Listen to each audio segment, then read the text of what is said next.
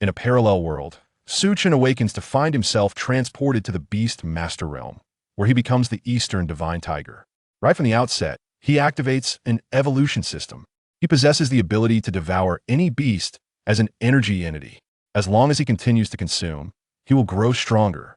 While contemplating the most regal posture to rule the world, he is unexpectedly bonded through a contract. What an adorable little creature. Xiao Ningxue's contracted beast is so kawaii. Such a useless contracted beast. Her talent is utterly squandered. The Human Empress, Xiao Ningxue, realizes that she has been reborn. Everything around her feels remarkably real. The human race has not yet perished. As she steps onto the awakening platform, she vows to save humanity with her imperial presence in this life. Why is my contracted beast a goofy little white cat? How am I supposed to save humanity? He even claims I am his litter box attendant. He proclaims himself the Eastern Divine Tiger, destined to be invincible in the universe. Faced with the ridicule of the crowd, Xiao Ningxue resolves to prove herself. When Su Chen takes action, the onlookers prepare to mock. What on earth is this? Chapter 1. The Empress's Rebirth. SSS level talent. In Su City, at Su Chen High School, countless students gaze upon the awakening platform. Today marks the day when they have the chance to leap over the Dragon Gate. Every student at this stage in their second year of high school has the opportunity to awaken their potential and talent. This holds monumental significance for them. If one possesses extraordinary talent, they might even receive early admission to prestigious universities. Once admitted to institutions like 985 or 211, they would become the center of attention, embarking on the pinnacle of their lives. No qualifications. D-level talent. Thunder. D-level talent. Eating speed boost. D-level talent. Sweeping speed boost. As the reviewing teacher reads these talents aloud, a wave of exasperation washes over them. Ha ha! No way, someone actually awakened a sweeping speed boost talent. Isn't this great? We can leave the cleaning to him in class. What is eating speed boost? The ultimate foodie. Unbelievable. That top student with excellent grades in class 1 turns out to have no qualifications. I'm a bit apprehensive. As long as there is some talent, it's acceptable. A D level is fine. I don't have high demands. I just hope it's not some bizarre talent like sweeping speed boost. The principal, with a furrowed brow, listens to the murmurs below while glancing at the list in his hands. Aside from feeling speechless, his primary concern is for the future. Currently, with the invasion of myriad races, various factions are eyeing the human race on Blue Star with predatory intent. It can be said that they're watching closely. Blue Star's current safety is reliant on the countless sacrifices of the human ancestors who ventured into the battlefield of myriad races, shedding their blood to secure temporary peace. Today is the moment the people of Jojo have been eagerly anticipating for talent awakening. The highest talent achieved so far barely reaches sea level. If this news were to spread, the people of Jojo would be disheartened, and the principal's position would be in jeopardy. Next, Wang Meng. Wang Meng appears somewhat flustered. Today is the day that will determine whether he can turn his fortunes around. The awakening stone suddenly emits a brilliant white light. Hey, A-level talent. Classmate, do take a look at what you have awakened. Fire. Flames. The reviewing teacher wore an expression of utter astonishment. This is an A-grade talent. Moreover, it is flames. Although this talent is quite common, it remains an A-grade nonetheless. Should one exert effort in the days to come, who knows, one might become a leader in their own right. The principal's brow eased as well. With an A-grade, there is no doubt that fulfilling obligations will pose no problem. Wang Ming gazed incredulously at the awakening stone before him. An A-grade talent. And flames at that? Am I destined for greatness? Just wait, those who once looked down upon me. I am indeed the favored child of destiny. Prepare to be proven wrong. 30 years in the East and 30 years in the West. Do not underestimate the youth in poverty. Wang Ming heard a continuous murmur of discussions arising from below. Without a doubt, they were speculating about me. One could only describe it as a cacophony. Heavens, is that the school beauty? She is simply too stunning. Goodness, her legs are longer than my very life. This is a goddess-level figure from Su City High School. It feels as if no words can adequately describe her beauty. If only I could date her, I would gladly awaken a D-grade talent. Do not think awakening a D-grade talent is so easy. Moreover, do not presume you could court my goddess. Wang Ming was taken aback. What? Were they not discussing me? In the place where the gazes of the crowd converged, a girl of unparalleled beauty emerged. Xiao Ningxue, universally recognized as the school beauty of Sioux City High School. Her countenance was so enchanting that it was simply unforgettable.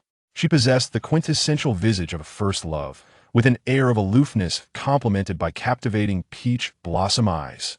No male student at Sioux City High School could remain indifferent to her charm. Upon seeing Xiao Ningxue, Wang Ming, who had been prepared to enter the state of sycophant, suddenly regained his composure. I now possess an A-grade talent. My future is boundless. Xiao Ningxue, await the day you regret your past actions. By then, even if you beseech me, I might reluctantly acquiesce. Wang Ming remained immersed in his delightful fantasies. A fleeting moment of confusion flickered in Xiao Ningxue's eyes. The surrounding voices felt so familiar. Classmates, the reviewing teacher, the principal. It was as if she had returned to the moment of her own first awakening. Indeed, she had succumbed once more. Yet the voices around her grew increasingly vivid. Next, Xiao Ningxue. Wow, it's my goddess. What talent will she awaken? It should also be an A. Impossible. If that little waste Wang Ming has an A, my goddess is surely, undoubtedly, a legendary S. What a sycophant. Do not think that because Xiao Ningxue excels in theoretical classes, practical classes, elemental studies, and mastery courses, that she will awaken a high talent. Indeed, talent is not necessarily linked to theoretical prowess. Look at the previous class. None of them possessed any talent. The students from the previous class were left bewildered. Hey, I no longer have any talent. Must they continue to target me? Indeed, she consistently ranks first in every subject. It is undeniably impressive. What are you barking about? A flicker of shock crossed her eyes. Once, as the Empress of humanity on the battlefield against myriad races, she fought 3 elite foes simultaneously with her imperial strength. One individual, able to hold her own against 3 equally ranked adversaries, even gaining the upper hand, yet ultimately fell victim to a combined assault by the 3 elites. She met her demise. But what is the current situation? Xiao Ningxue, it is your turn. The reviewing teacher appeared displeased. Why must her presence always cause such commotion? Daily, what pretense is this? Does she believe that merely being beautiful and excelling in theoretical studies renders her formidable? I suspect she is simply too afraid to awaken, deliberately putting on airs. The reviewing teacher is notoriously sour. Hearing the voice, Xiao Ningxue looked up at the reviewing teacher, who was momentarily taken aback. Even though he frequently encountered Xiao Ningxue, at this moment, he found her beauty to be akin to that of a celestial being, her aura. Xiao Ningxue took a moment to collect her thoughts. Since she had been reborn into her student years, this time, she would undoubtedly save humanity with a commanding presence. She must resist the myriad races and, moreover, uncover the truth behind that event. Who truly betrayed humanity? Why had the war, originally set to commence a century later, been hastened to merely 10 years hence? Xiao Ningxue strode confidently toward the reviewing platform. The surrounding students were mesmerized by the grace of the school beauty's gait. How could she walk with such elegance? Xiao Ningxue inhaled deeply, gently placing her hand upon the awakening stone. This time, could it possibly be the snow fox once more? In her previous life, Xiao Ningxue, as the Empress of humanity, possessed a talent that was legendary. It was, without a doubt, one of the rarest existences among talents. The contract was with a millennium-old snow fox endowed with ice attributes, which had astonished universities nationwide. Everyone clamored to take her as a student. At that time, she was brimming with confidence, but gradually, she realized the significance of the beast-taming bloodline. Will it be the snow fox again this time? I hope for an even more formidable existence. With a flicker of intent, Xiao Ningxue willed the awakening stone, which suddenly erupted with a resplendent golden glow. Wow, a golden legend. Ahem, I seem to have wandered into the wrong scene. The students, the reviewing teacher, and the principal all gazed in astonishment at the awakening stone. The principal was the first to recover. His breath quickened, scarcely able to believe what he beheld. This is the legendary SSS talent. Xiao Ningxue. Chapter 2. SSS Level Beastmaster. The Evolution System. With the principal's exclamation of astonishment, the evaluation teacher finally came to his senses. It was not that he lacked professional competence. After teaching for so many years, he had never encountered such a scene. Grasping at straws, he exclaimed to his peers, "Tell me this isn't real. This is the campus belle of Sioux City. Even her talent is legendary, an SSS rank. How is one to live in a world where someone excels in every aspect, academic prowess, stunning beauty, and such monstrous talent? Truly, they were right. The gap between individuals is greater than that between humans and dogs. This is the fabled talent. Even awakening a common fire element would be an achievement. As he finished speaking, he felt a piercing gaze upon him. Turning to look, he realized it belonged to Wang Ming, who possessed an A-level talent. At this moment, Wang Ming felt quite embarrassed. Thankfully, he had kept his grandiose thoughts to himself. This was an SSS level. It outshone him by millions of streets. The principal gazed at Xiao Ningxue with sheer elation. A legendary talent indeed. It was known that the last S-level talent at Sioux City High School could be traced back over a decade. That individual had since become a paragon among human warriors. Now, an SSS talent had appeared. What principal would not be thrilled by such news? Classmate, please awaken your talent ability, he said, his tone laced with eagerness. Oh, over here. The evaluation teacher was equally astonished, exclaiming, goodness.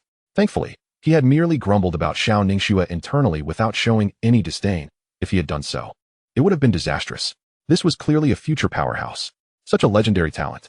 If it had been the Xiao Ningxue of her first awakening, she would have smiled rarely, and the students below would have erupted in screams. However, at this moment, her heart had already transformed into that of the Empress of humanity. Xiao Ningxue, an SSS talent, was no surprise to her. Yet, she felt a twinge of anxiety. A flash of white light illuminated the space, and the evaluation teacher, recognizing the moment, carefully rubbed his eyes. Who on earth could believe this? A beastmaster. As the teacher's words echoed, the principal and students were all astounded. A beastmaster. For the students, that was a talent profession only seen in textbooks. They had heard rumors. At the same level, a beastmaster is invincible. This was no jest. After all, at the same tier, a beastmaster's physical prowess and reflexes far surpassed those of humans. My goodness, how fitting for the goddess Xiao. A beastmaster. It seems Sioux City had scarcely witnessed such talent. Of course, such individuals were exceptional. A beastmaster. Hadn't they heard that among peers, a beastmaster was invincible? Mother, is this truly the goddess Xiao? An SSS talent combined with being a beastmaster. Such talent was extraordinary. Classmate Xiao, you may now enter the beastmaster space and form a contract with a beast, the principal said, his tone exceedingly flattering. Naturally, it was evident that she would become a superpower in the future. It was paramount to establish a good rapport now. What else could one do but seize the moment? Xiao Ningxue's anxiety intensified. Which beast would it be this time? A snow fox, perhaps? Suddenly, mysterious patterns adorned her surroundings. What on earth is this? What language is this? I cannot comprehend it. Not just you. I am at a loss as well, overwhelmed by the intricacies. This is the beastmaster entering the beastmaster space to form a contract. Do you understand? I wish I could record this and share it online. The spectacle is rather magnificent. Xiao Ningxue ignored all the surrounding voices. For her, this was effortless. She silently recited the incantation for the contract. Furthermore, she added her own elements to the traditional incantation. Little did she know, this caught the attention of a certain being. Oh, intriguing. She is aware of the existence of divine bloodlines. Does she not fear summoning a servant bloodline? In the dark void, a smirk graced the corner of a mouth. Xiao Ningxue was in the process of summoning a beast with divine bloodline. For most, being a beastmaster was a position of immense power. Among peers, a beastmaster was indeed invincible.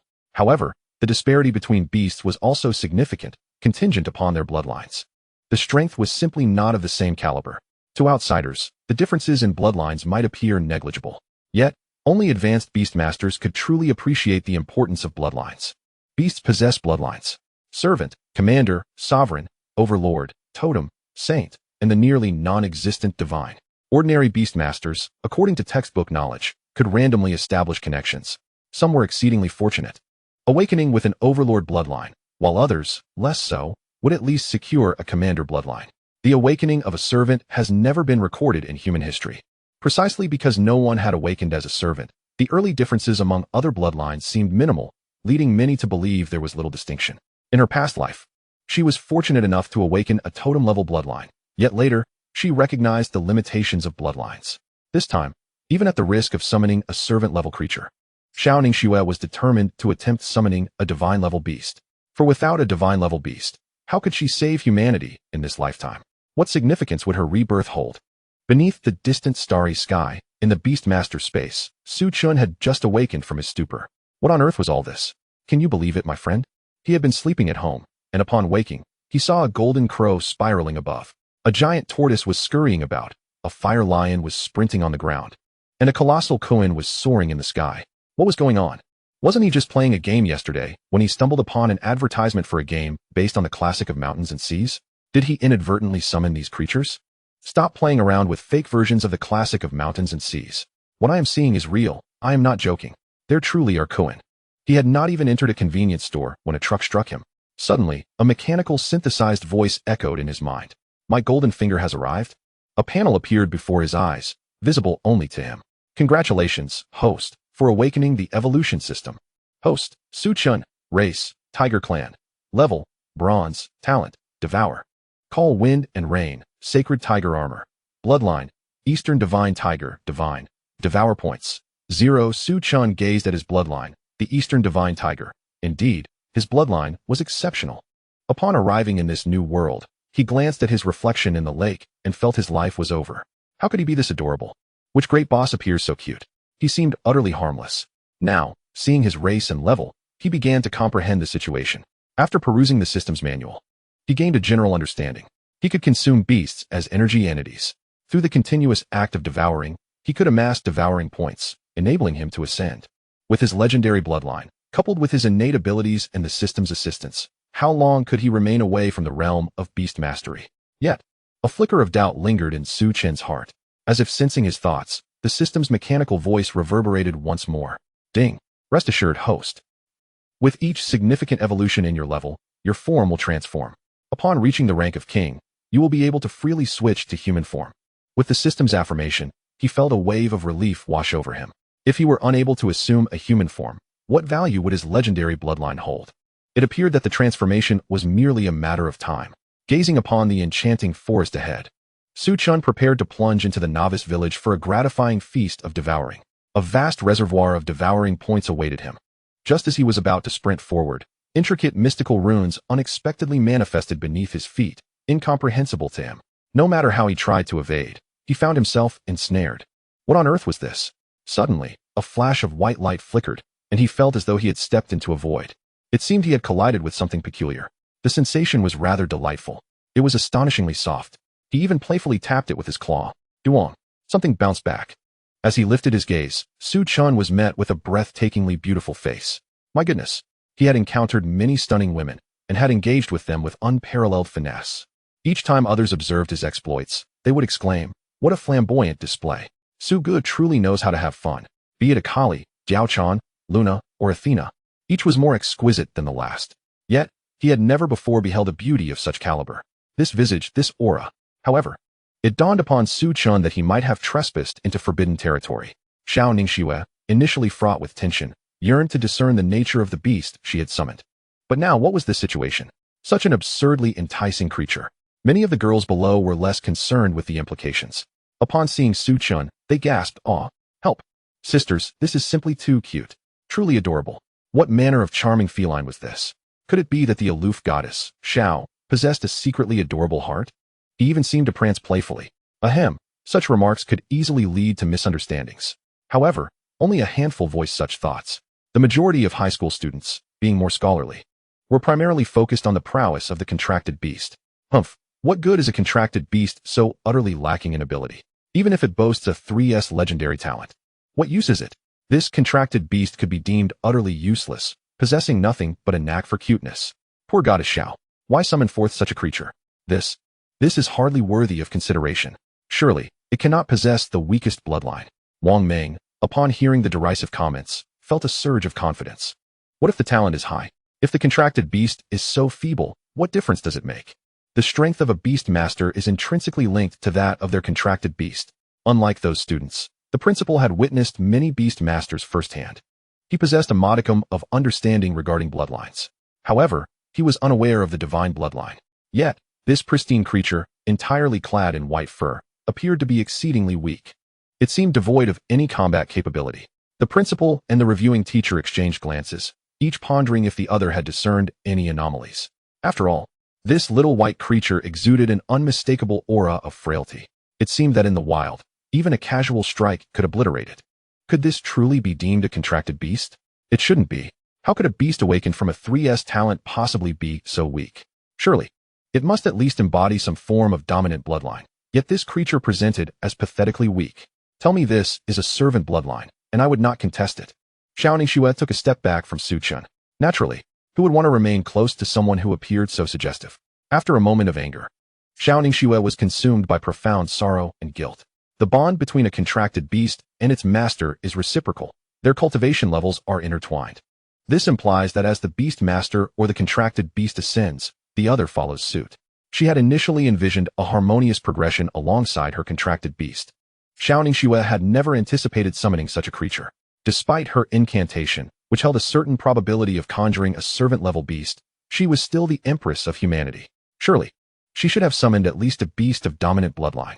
Gazing at this adorable little feline, she sensed an unbreakable connection between them.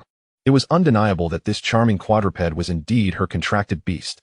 How could such a contracted beast hope to save humanity? Surely not. The revered school beauty had not spoken for so long. Could this truly be her contracted beast? It shouldn't be. How could such a weak talent awaken? I too feel this is no different from the little white cat I observed in the pet store.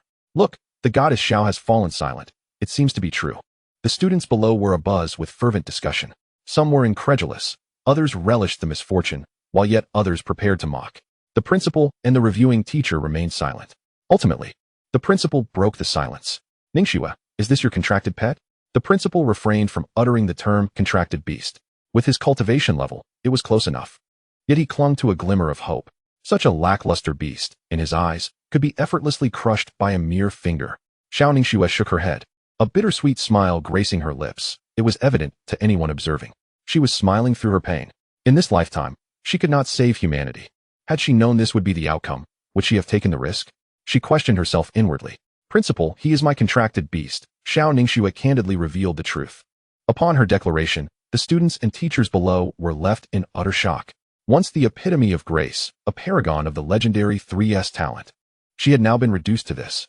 Su Chen, surveying the surrounding crowd, found himself at a loss for words. He had been in the midst of a sprint towards the enchanting forest, the novice village beckoning him.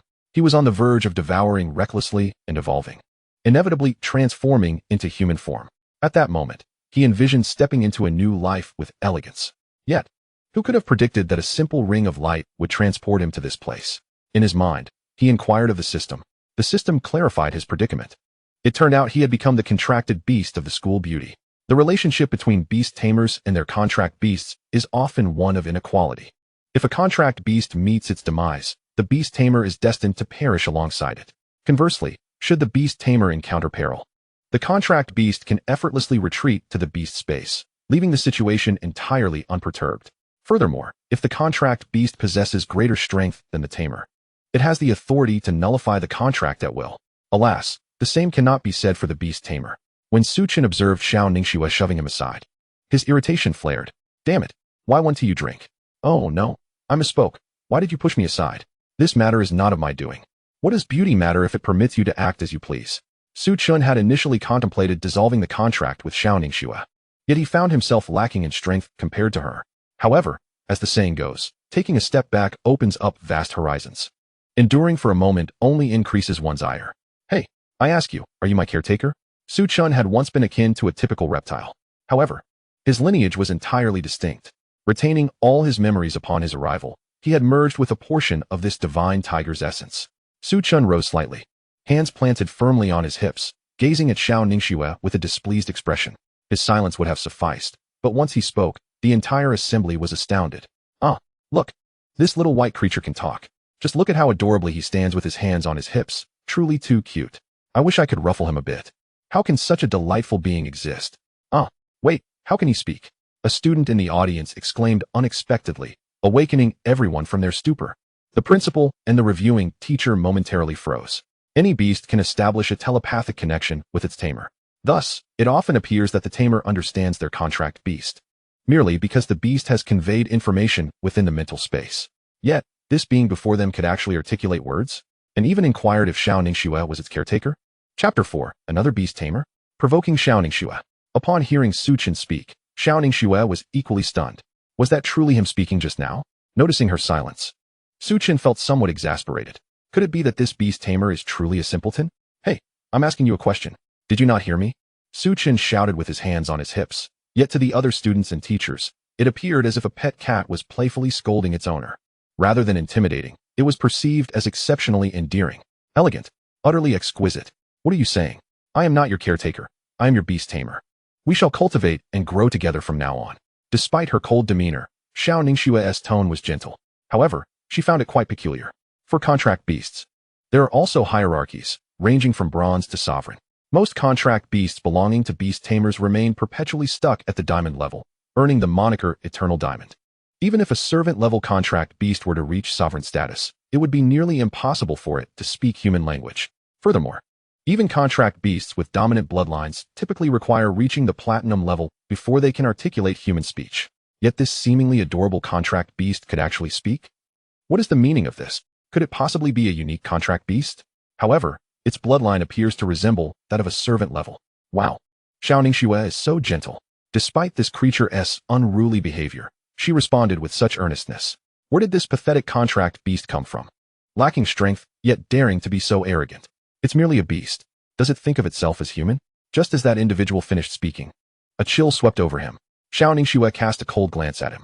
For a beast tamer, regardless of how weak their contract beast may be, it is unacceptable for others to insult it. Su Chen noticed this minor detail and felt a warmth blossom within him. This caretaker is doing well. You are doing splendidly. I am the divine tiger, destined to be invincible throughout the universe.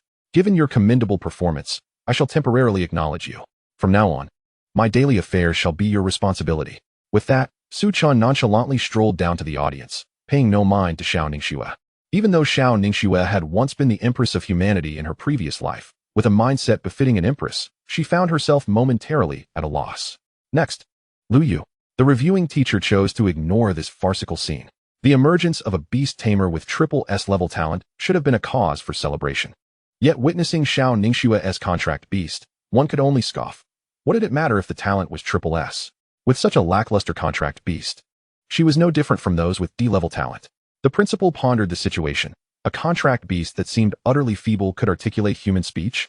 He had encountered several formidable beast tamers, yet few of their contract beasts could speak. For them, a speaking contract beast seemed a remarkable phenomenon. But what is this? Even a pathetic creature like this can do it? Could it be a disparity in talent?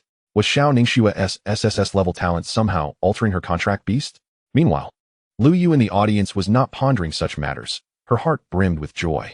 She had originally been the belle of Su City High School. Yet upon Xiao Ningxue's arrival, her admirers had all flocked to Xiao Ningxue, and they seemed to revel in it. In terms of grades, beauty, and figure, she was no match for Xiao Ningxue. Yet to maintain her image, she was forced to associate with those high-quality males, merely to avoid losing face. Now, seeing Xiao Ningxue in this state, her heart soared.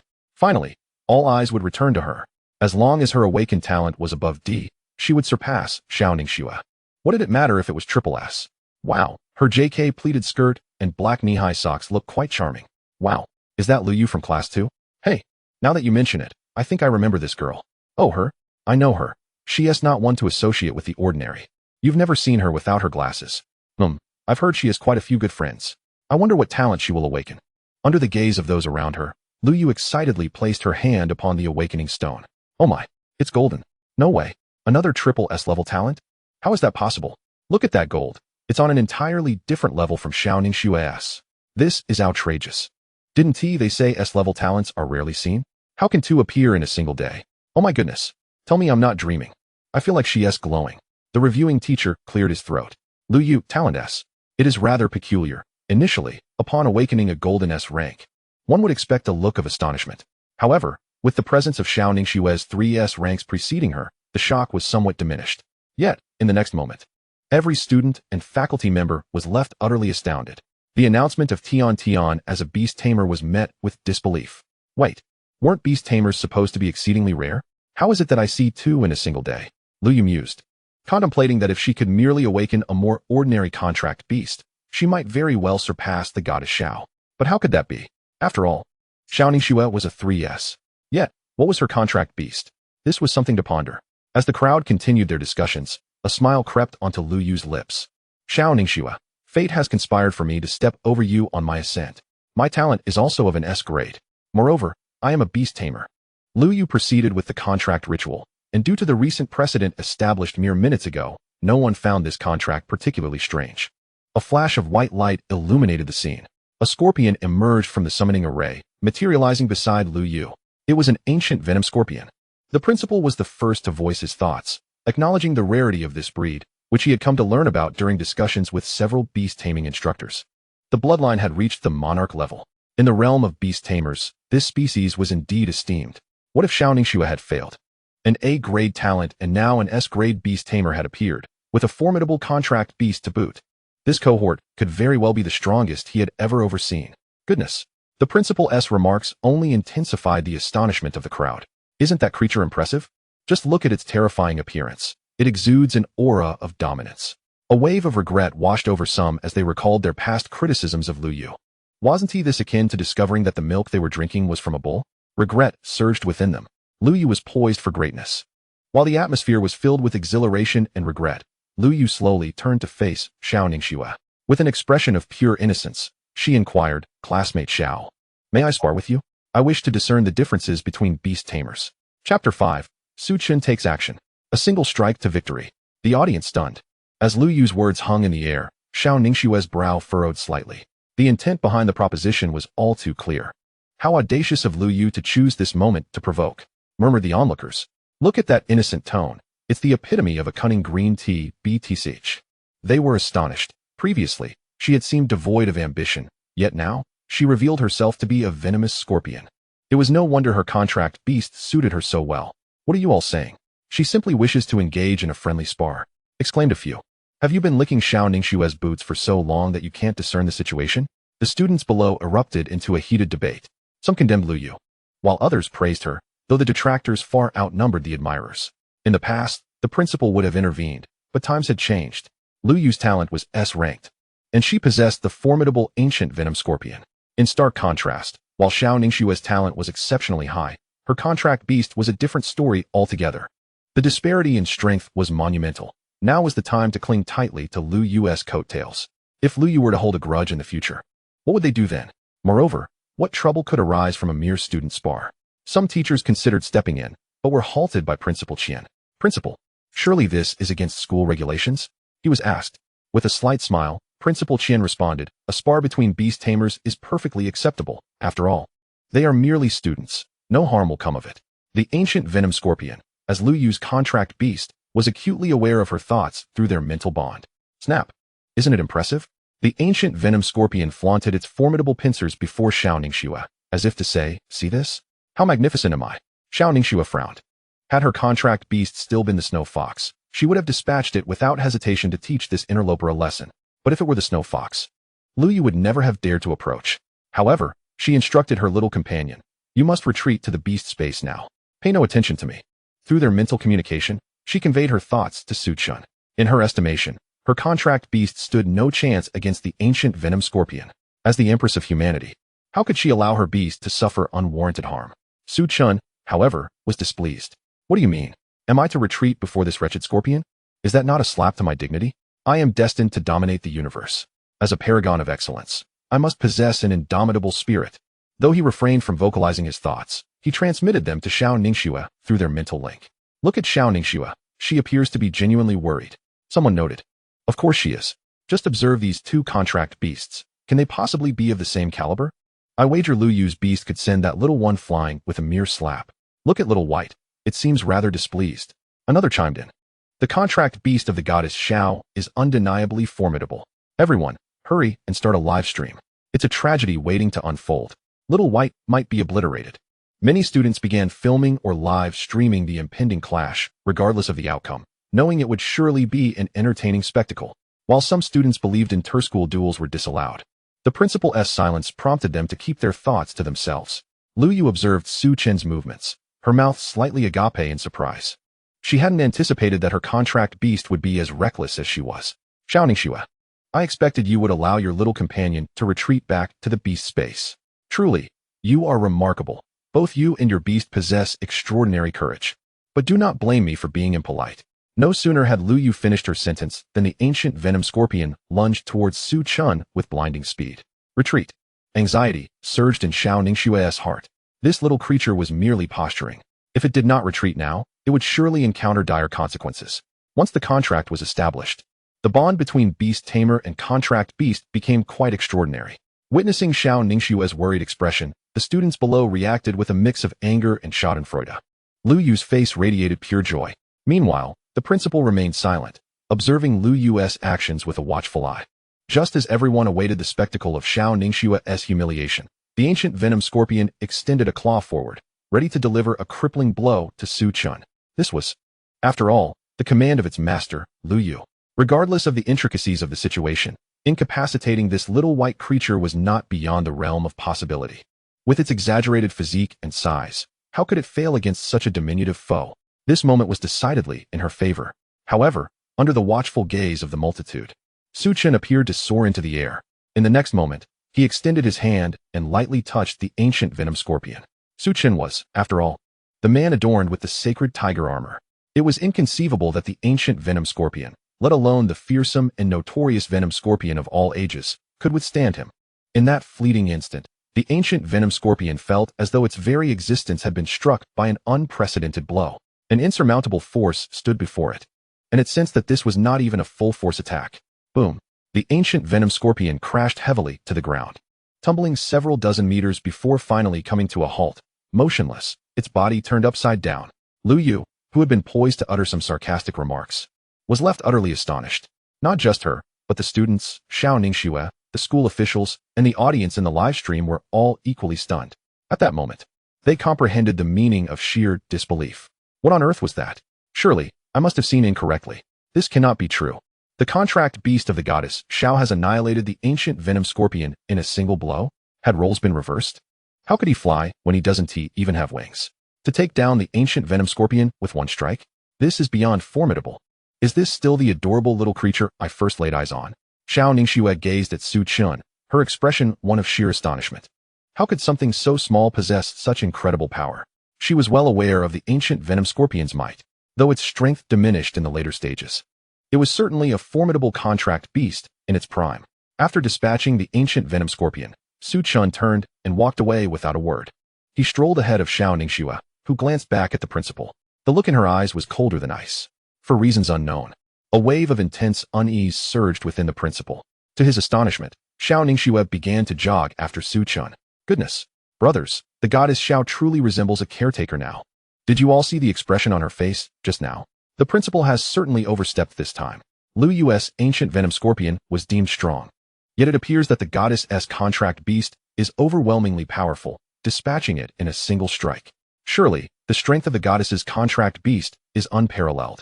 While Lu Yu's beast is merely a facade, intimidating in appearance but lacking true prowess. Indeed, when I first heard the principal speak so highly of the ancient venom scorpion, I assumed it to be truly formidable. Exactly. It seems that the ancient venom scorpion was merely for show. What a bunch of sour grapes. If it's so powerful, why don't you step up and fight? The students were engaged in an animated discussion, but due to some students broadcasting live, the video of Su Chen obliterating the ancient venom scorpion was rapidly circulating online. This scene was utterly breathtaking. The angles and quality of the footage were subpar, yet it merely showcased Su Chen defeating the ancient venom scorpion with a single move, and even so, the viewership skyrocketed. I can't believe it. What kind of pet is this, so extraordinarily powerful? Eitani Sakura, what pet? This is clearly a contract beast. Happy-go-lucky, I don't understand. All I know is that this seemingly powerless contract beast annihilated its opponent in a single blow. At Shuemu University, a girl clad in attire reminiscent of a cosplayer lay on her bed, her small feet clad in white socks swaying back and forth, occasionally curling her toes as if captivated by something unseen. To the unacquainted, she might appear to be an aimless wanderer. However, among the students of Shuemu University, she was well known. Su Lele, the youngest SSS-level beastmaster at Shuemu University. Her exceptional talent had led the principal to take her as a disciple, sparking fervent discussions throughout the entire institution. She had initially intended to merely scroll through videos online, but upon encountering Su Chen's video, her surprise was palpable as she marveled at his adorable visage. Truly, he was irresistibly cute. Yet, when she witnessed Su Chen ascend into the air and effortlessly dispatch the ancient venom scorpion, a sense of foreboding washed over her. This level of strength was beyond that of a typical contract beast. I must show this to my teacher. As someone well-versed in beast mastery, she felt a twinge of uncertainty upon observing Su Chen. Her instincts told her that this contract beast was of great significance. On a massive wooden table, A tea set lay before an elderly man who quietly sipped his tea. Little did anyone know that this elder was the principal of Shuemu University, one of the last remaining human dignitaries. Teacher, Li Jindao felt quite displeased. Today's students were becoming increasingly impatient. Su Lei burst through the door. Teacher, you must see this. Lei, while you are my student, I have told you countless times. Young people must not be overly impetuous. They need to cultivate a sense of composure. Li Jindao began, but Su Lei was nearly in a panic, fearing her teacher would embark on yet another lengthy lecture. Teacher, just watch this. Without waiting for Li Jindao to finish, she hurriedly handed him her tablet, swiping the video to the beginning before pressing play. Li Jindao, bewildered, wondered what was happening. Was this girl merely a starstruck fan? How audacious of her. If she were just an ordinary student of Shuemu University, Li Jindao would surely have reprimanded her, reminding her of the importance of propriety. Yet, as this student was Su Lei, he bore with her antics. As the video commenced, a snow-white little tiger appeared on the screen. To the untrained eye, one might easily mistake it for a small white cat. But who was Li Jindao? A figure of esteemed rank, he possessed profound knowledge of beast types. A single glance caused his demeanor to shift, and he became serious. A contract beast of the tiger clan. Then, as the little white tiger took flight, Li Jindao's pupils dilated in astonishment, as if sensing something extraordinary. Immediately thereafter, he witnessed the little white tiger vanquish the ancient venom scorpion in a single blow. The word shock was written across his face.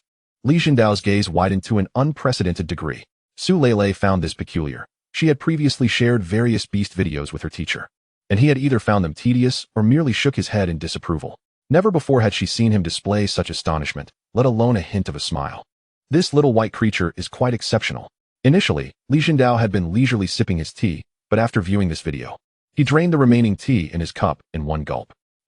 Clouds riding on dragons, winds channeling through tigers. This little tiger is no ordinary beast. Lei, where did you come across this little tiger? Su Lei, momentarily dazed, was perplexed by his reference to dragons and tigers. She hesitated before replying. I think I saw it online, perhaps. Oh, yes, it seems to be from Sioux City High School. Su Lei suddenly recalled the enthusiastic comments beneath the video, mentioning that this was the contract beast of their school's belle. Li Jindao frowned slightly. Sioux City? That's quite far. Su Lei anticipated some momentous revelation, but little did she expect that he would find it rather distant. Lei, hold on tight. Li Jun, without uttering a word, seized Su Lei's hand and, in a flash, they soared through the skies, traversing thousands of miles in a single stride. Such is the prowess of a revered one. In the realm of cultivation, one ascends from warrior to master, to the ranks of the sealed, then the kings, and finally to the revered. Beyond that lies the pinnacle of humanity, the royal level. It is rumored that there exists but a solitary royal among the human race, to traverse vast distances in an instant. That is the measure of a revered one's capability.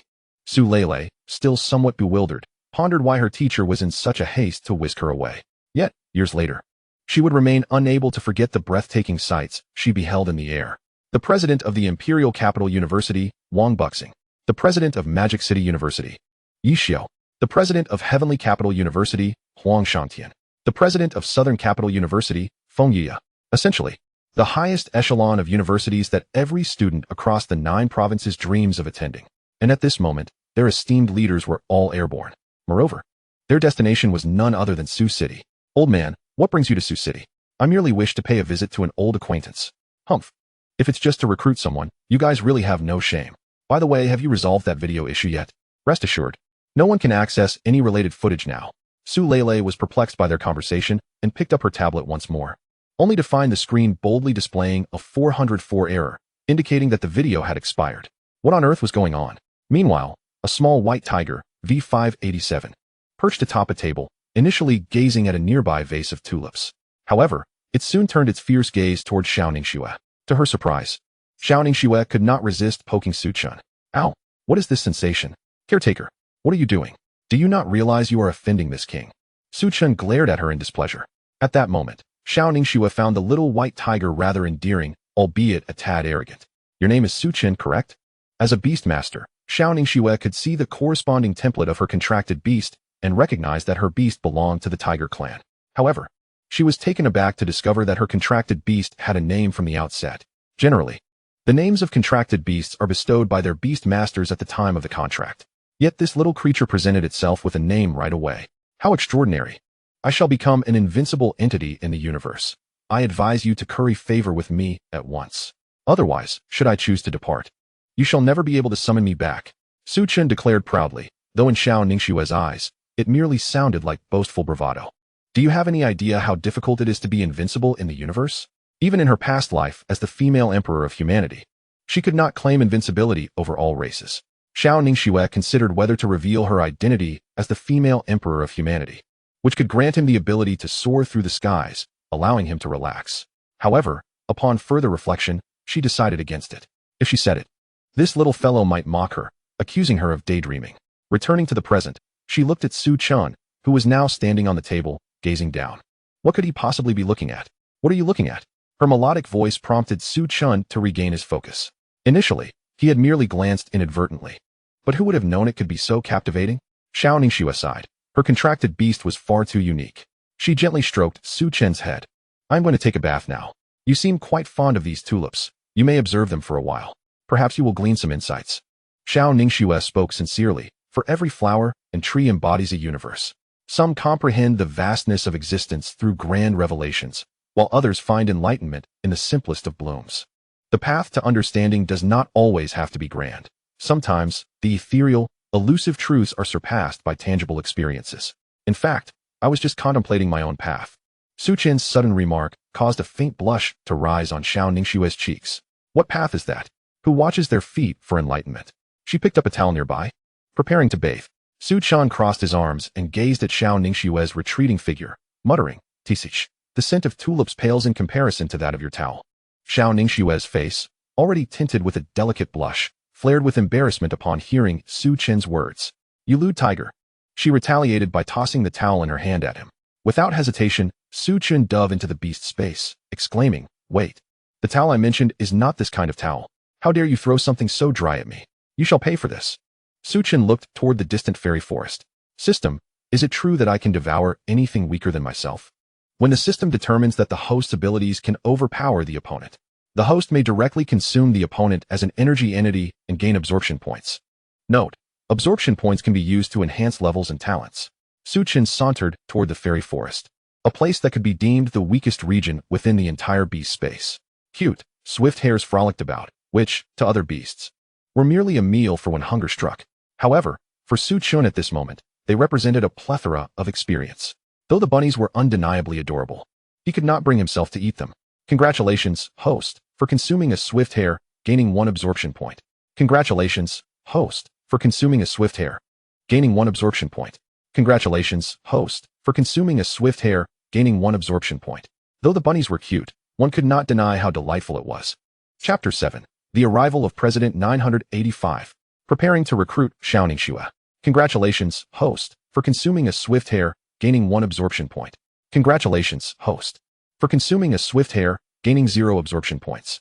Congratulations, host, for consuming a swift hare, gaining 0 absorption points. Su Chen had been voraciously consuming swift hares. This was excellent. Though they were called swift hares, compared to his own speed, they were practically immobile. It was akin to Sun Tzu pursuing Guan Yu, an effortless endeavor. But what was happening now? Why were the absorption points at 0?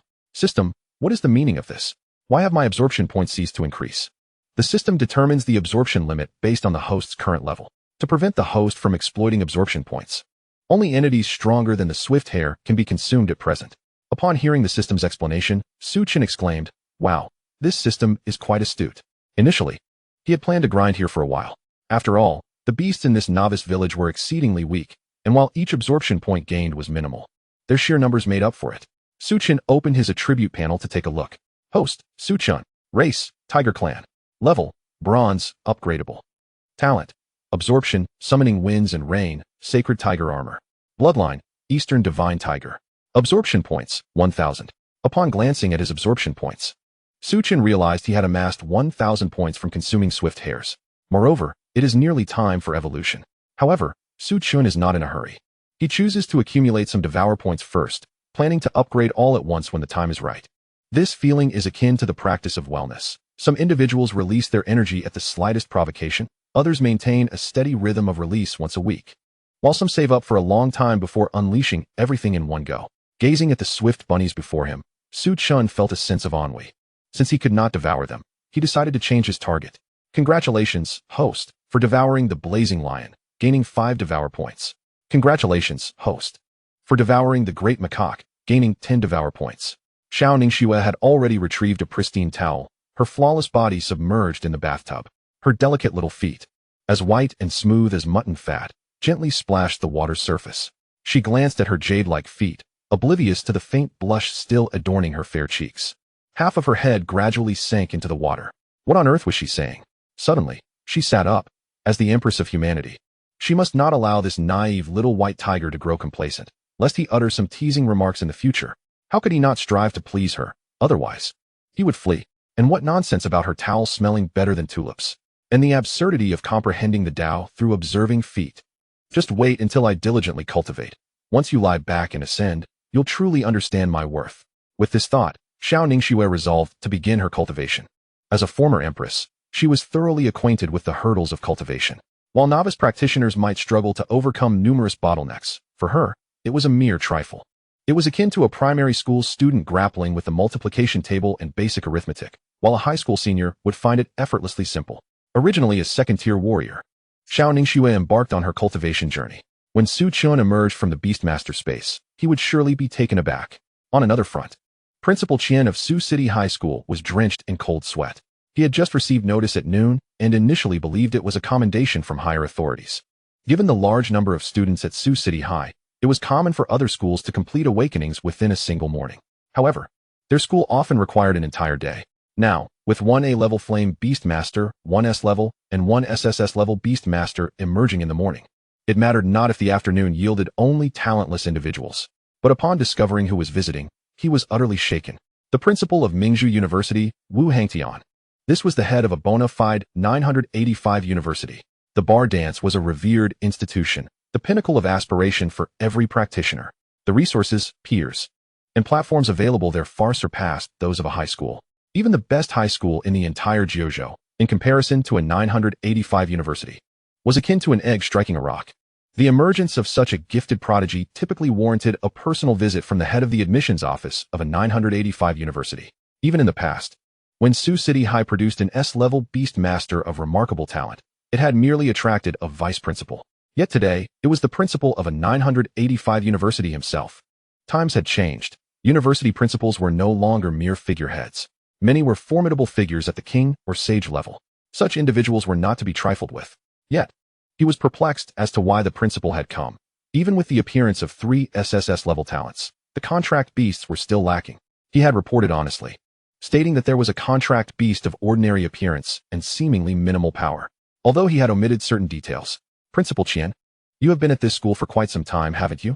Wu Hongtian's expression was devoid of emotion, as if he were merely engaging in casual conversation. Indeed, during my tenure here, I have nurtured many exceptional students. Yet, in my eyes, every student is equal. There have been instances in the past where teachers discriminated against students. Without hesitation, I dismissed such a teacher. To me, every student is like my own child. Tell me, how could one not care for their own children? For instance, just yesterday, under my strict governance of school rules, we produced another beastmaster, and 2 at that. Before Principal Qian could finish, Wu Hangtian interjected, enough. I am aware of the contributions you have made, Principal Qian. I will personally observe the awakening scene this afternoon. With that, Wu Hangtian returned to sipping his tea. Principal Qian felt beads of sweat forming on his forehead. Rest assured, I will prepare thoroughly for this afternoon. At this moment, Principal Qian was filled with regret. In the past, to decisively outshine other schools in the morning, he had placed the most promising students, those most likely to awaken high talents, in the morning, while the afternoon slots were reserved for those he had little hope for. Achieving a C grade would have been a stroke of luck for him. But today, a principal was coming, and he had stated that he would personally observe the awakening scene. If the results were a bunch of duds, it would be disastrous. Wu Hangtian took a gentle sip from his cup. His purpose for being there was straightforward, to recruit the SSS-level Beast Master to their university. Not for any other reason, but because the school insisted on it. Otherwise, Wu Hangtian could not help but feel a chill run down his spine at the thought of the higher authority involved. If he failed to handle this well, he would be in serious trouble. Why not simply approach Xiao Ningxue directly? Not for any reason other than to fulfill formality. Who would dare compete with him? Even if the King of Heaven himself came, Xiao Ningxue would still choose to attend their university. Chapter 8. Su Chen's Upgrade. Principal Wu Hangtian presents the sword manual. A gust of air swirled around Xiao Ningxue. The water splashed slightly as she assessed her physical condition. fifth-tier warrior.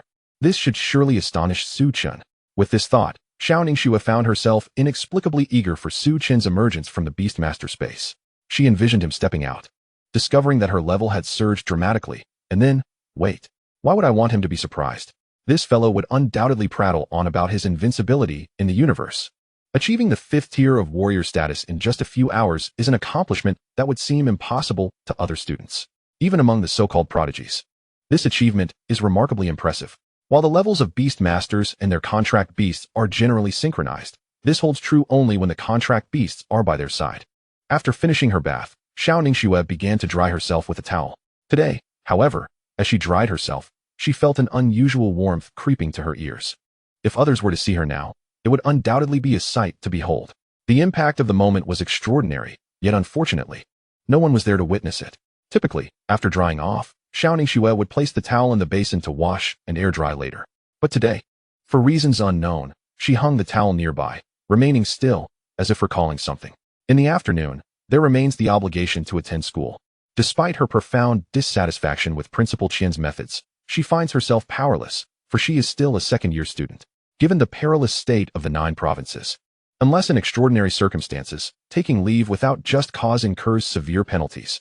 The rationale is simple. The elders of the human race are charging to the front lines, striving to ensure the temporary safety of Blue Star.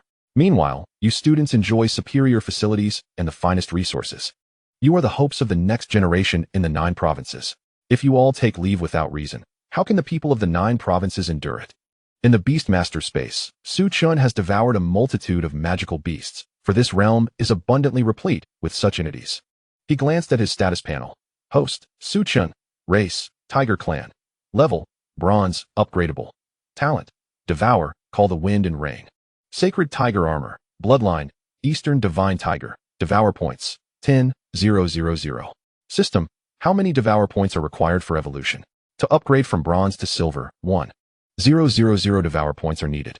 Subsequent upgrades will require 10-fold increases in Devour points. Note, as the host possesses the divine bloodline of the Eastern Divine Tiger and is currently at the Bronze stage, outsiders perceive it as a servant bloodline. Each major upgrade will result in a visible evolution of the host's bloodline in the eyes of others. Note, at the Bronze stage, outsiders view it as a servant bloodline, but the host's strength remains unweakened. Su Chen pondered, stroking his chin.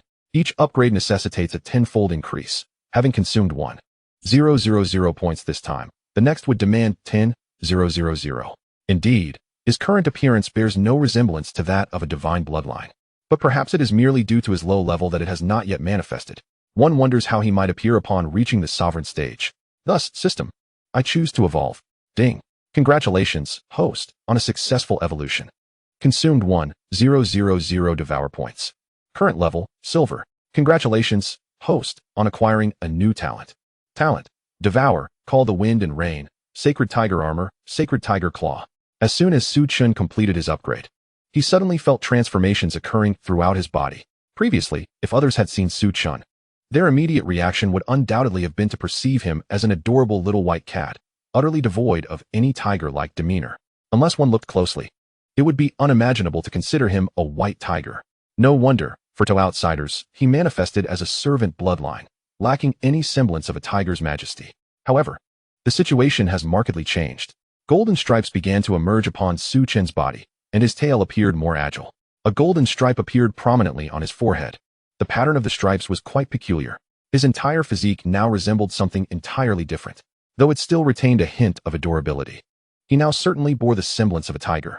In the afternoon, at Su City High School, Principal Qian, wishing to demonstrate the distinctiveness of Wu Hang Tian, deliberately brought a genuine beastmaster leather chair from home. Such a figure is rare to encounter in a lifetime. How could one afford to miss this opportunity? He even took the time to explain that the chair was crafted from the hide of a crocodile magical beast of noble bloodline. And Wu Hang Tian applied a modicum of strength to test its resilience. Indeed, its hardness is genuine, perhaps due to the presence of a principal from a 985 university. The usual clamor of discussions was conspicuously absent that afternoon. Even a B-grade talent swordsman emerged, much to the principal's delight. Yet, Wu Hang Tian did not closely observe the awakening scene. He was focused on other matters. At his level, a mere flicker of power allowed him to sense the whereabouts of Xiao Ningxue on the playground. Throughout the event, His primary attention remained fixated on the girl in the video, whose contract beast was that white tiger. In her previous life, as the Empress of the human race, Xiao Ningxue was acutely aware of Wu Hangtian's scrutiny. Had it been anyone else, she would have certainly acted, but when it came to this principal, she was well aware of his unwavering loyalty to the human race and his cherished affection for his late wife. Were it not for this principle in her past life, she might not have ascended to her position as Empress so swiftly. Throughout the proceedings, Wu Hangtian's gaze was predominantly on Xiao Ningxue, though he occasionally spared a glance at the students. Was he unfamiliar with the school's dynamics? The most exceptional students were all scheduled for the morning, leaving the afternoon slots for those deemed unlikely to awaken any high-grade talents. However, with the emergence of a B-grade talent, particularly a swordsman, this would undoubtedly have significant implications for Su City in the future. The might of a swordsman surpasses that of flames and thunder. A formidable swordsman can indeed stand against 1,000 troops.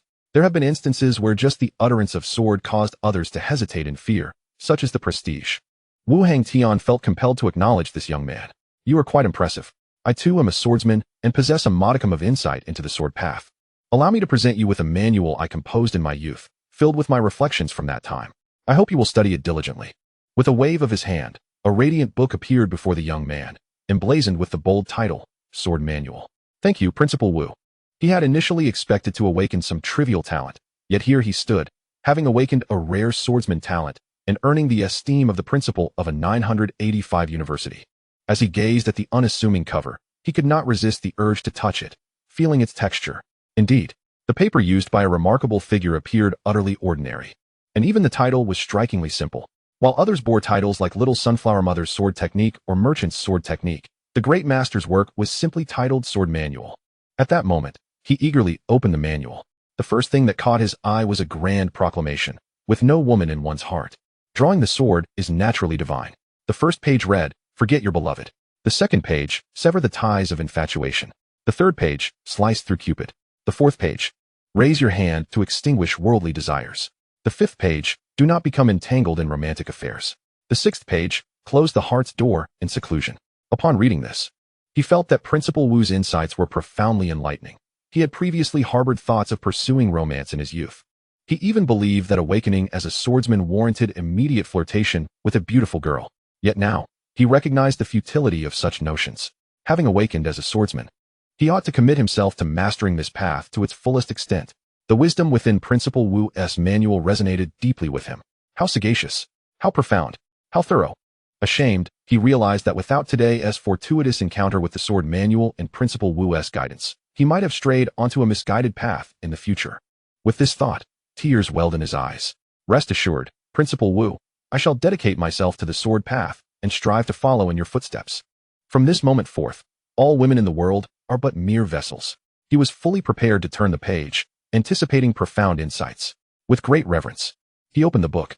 Chapter 9, The Competition Among Universities. Xiao Ningxue ascends to the 5th tier. As he gazed at the content on the 7th page, his facial expression contorted into one of sheer anguish, far worse than if he had bitten into a sour olive. Even the expressions of the elder from years past paled in comparison to his current torment. My blood surged with excitement, eager to discover what lay on the next side. Convinced it must be a profound swordsmanship doctrine. You dare suggest this? It was akin to being home alone tonight, pondering whether to indulge, only to find out that crazy Thursday was upon me. He continued to flip through the pages, only to discover that the remainder were blank. What sort of sword manual is this? A mere 7 pages? Can you believe it? What was even written? Wu Hangtian noticed the young man's expression, feeling a twinge of surprise. This was unexpected. His sword manual, though inscrutable, was filled with the mysteries of swordsmanship. Surely, there was something for him to grasp. Yet how could it render a young lad in such distress? Indeed, the understanding of swordsmanship at the B level was still vastly inadequate. With that thought, Wu Hangtian couldn't help but shake his head slightly, but as he observed the young man's page-turning actions, a sudden realization struck him. Oh no, he had taken the wrong manual. Under the gaze of many, Wu Hangtian raised his hand and retrieved the young man's book. The students were left dumbfounded. What was happening? Could it be that the president of a prestigious 985 university was retracting his words? It was merely a sword manual. Was the president truly so petty? They had initially believed that the president of a 985 university would be magnanimous, but now it seemed he was less generous than the moneyed principal. The students began to murmur, and Wu Hangtian cleared his throat twice, passing down another manual. Ahem, The previous one was intended for more advanced sword practitioners. As a novice in swordsmanship, it is only natural that you could not comprehend it. There is no need to feel disheartened. I should have been more attentive. This one is tailored for someone just beginning their journey in swordsmanship. Delve into its mysteries, and as for the previous manual, forget about it. Otherwise, it may disturb your heart of the path and hinder your future study of the sword. Wu Hangtian certainly would not divulge that it was a manual he had resolutely penned during a quarrel with his wife. While others might pen diaries, who was Wu Hangtian? As a formidable swordsman, his diary was aptly named Sword Manual. Who could have imagined a diary being titled thus? It was all about maintaining that prestige.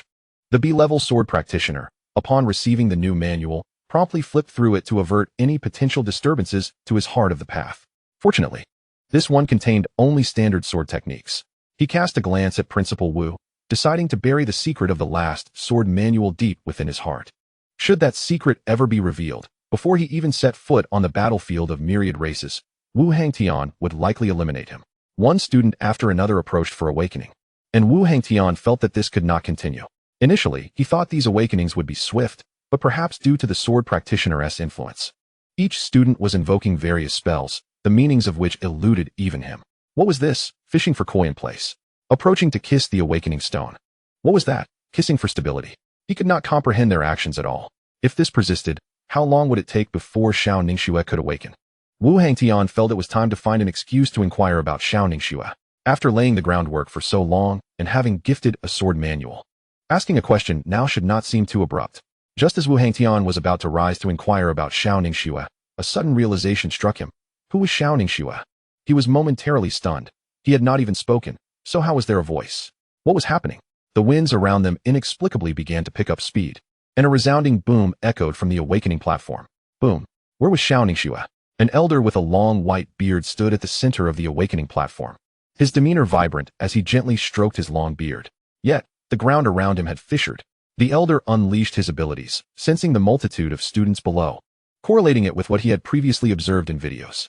He raised his hand, and Xiao Ningxue felt a powerful yet warm force enveloping her. In the next moment, she found herself atop the awakening platform. That elder must not be a villain, right? Why is he seizing our goddess Xiao? No way. I must go protect my goddess. You can forget it. Just look at that old man and the cracked earth surrounding him, at the very least. He must be a grandmaster. Not just any grandmaster. We barely have a handful in Su City. This elder appears extraordinary. What has happened to our goddess Xiao? While the students below were still murmuring, Huang Shangtian wore a broad smile. Greetings, classmate Xiao. Welcome to our Tiandu University. I am Huang Shangtian, the president. From now on, you shall be a part of Tiandu University. Ha ha ha. We shall proceed to complete your enrollment shortly. As Huang Shangtian laughed heartily and prepared to lead Xiao Ningxue away, an elder interjected, Huang, is it truly wise to snatch students like this?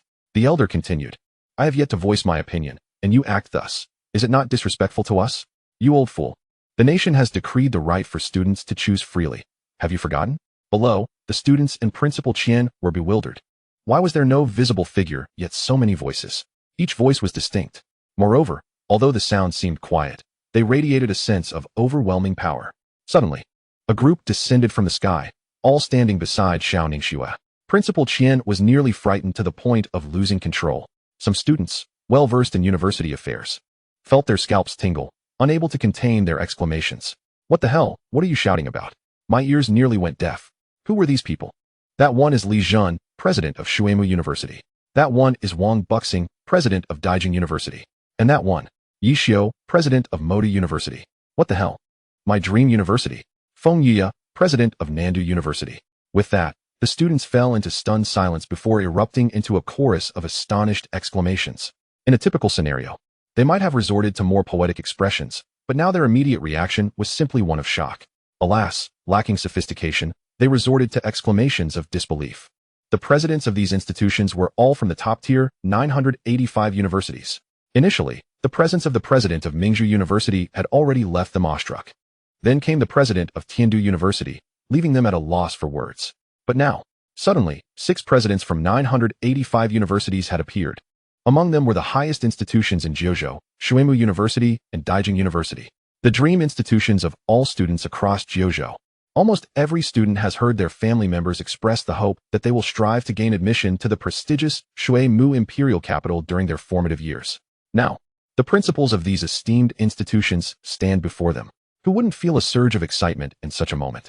Huang Shangtian felt a twinge of embarrassment at the enthusiastic remarks from those around him. I merely inquired. If she does not wish to, I shall certainly respect her decision. Are you questioning my integrity? As Huang Shangtian finished speaking, Li Zhendao cast a glance at Xiao Ningxue, his eyes betraying a look of astonishment.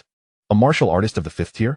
With that, the principals began to employ their abilities to test the situation, leaving Su Lele nearby equally astonished.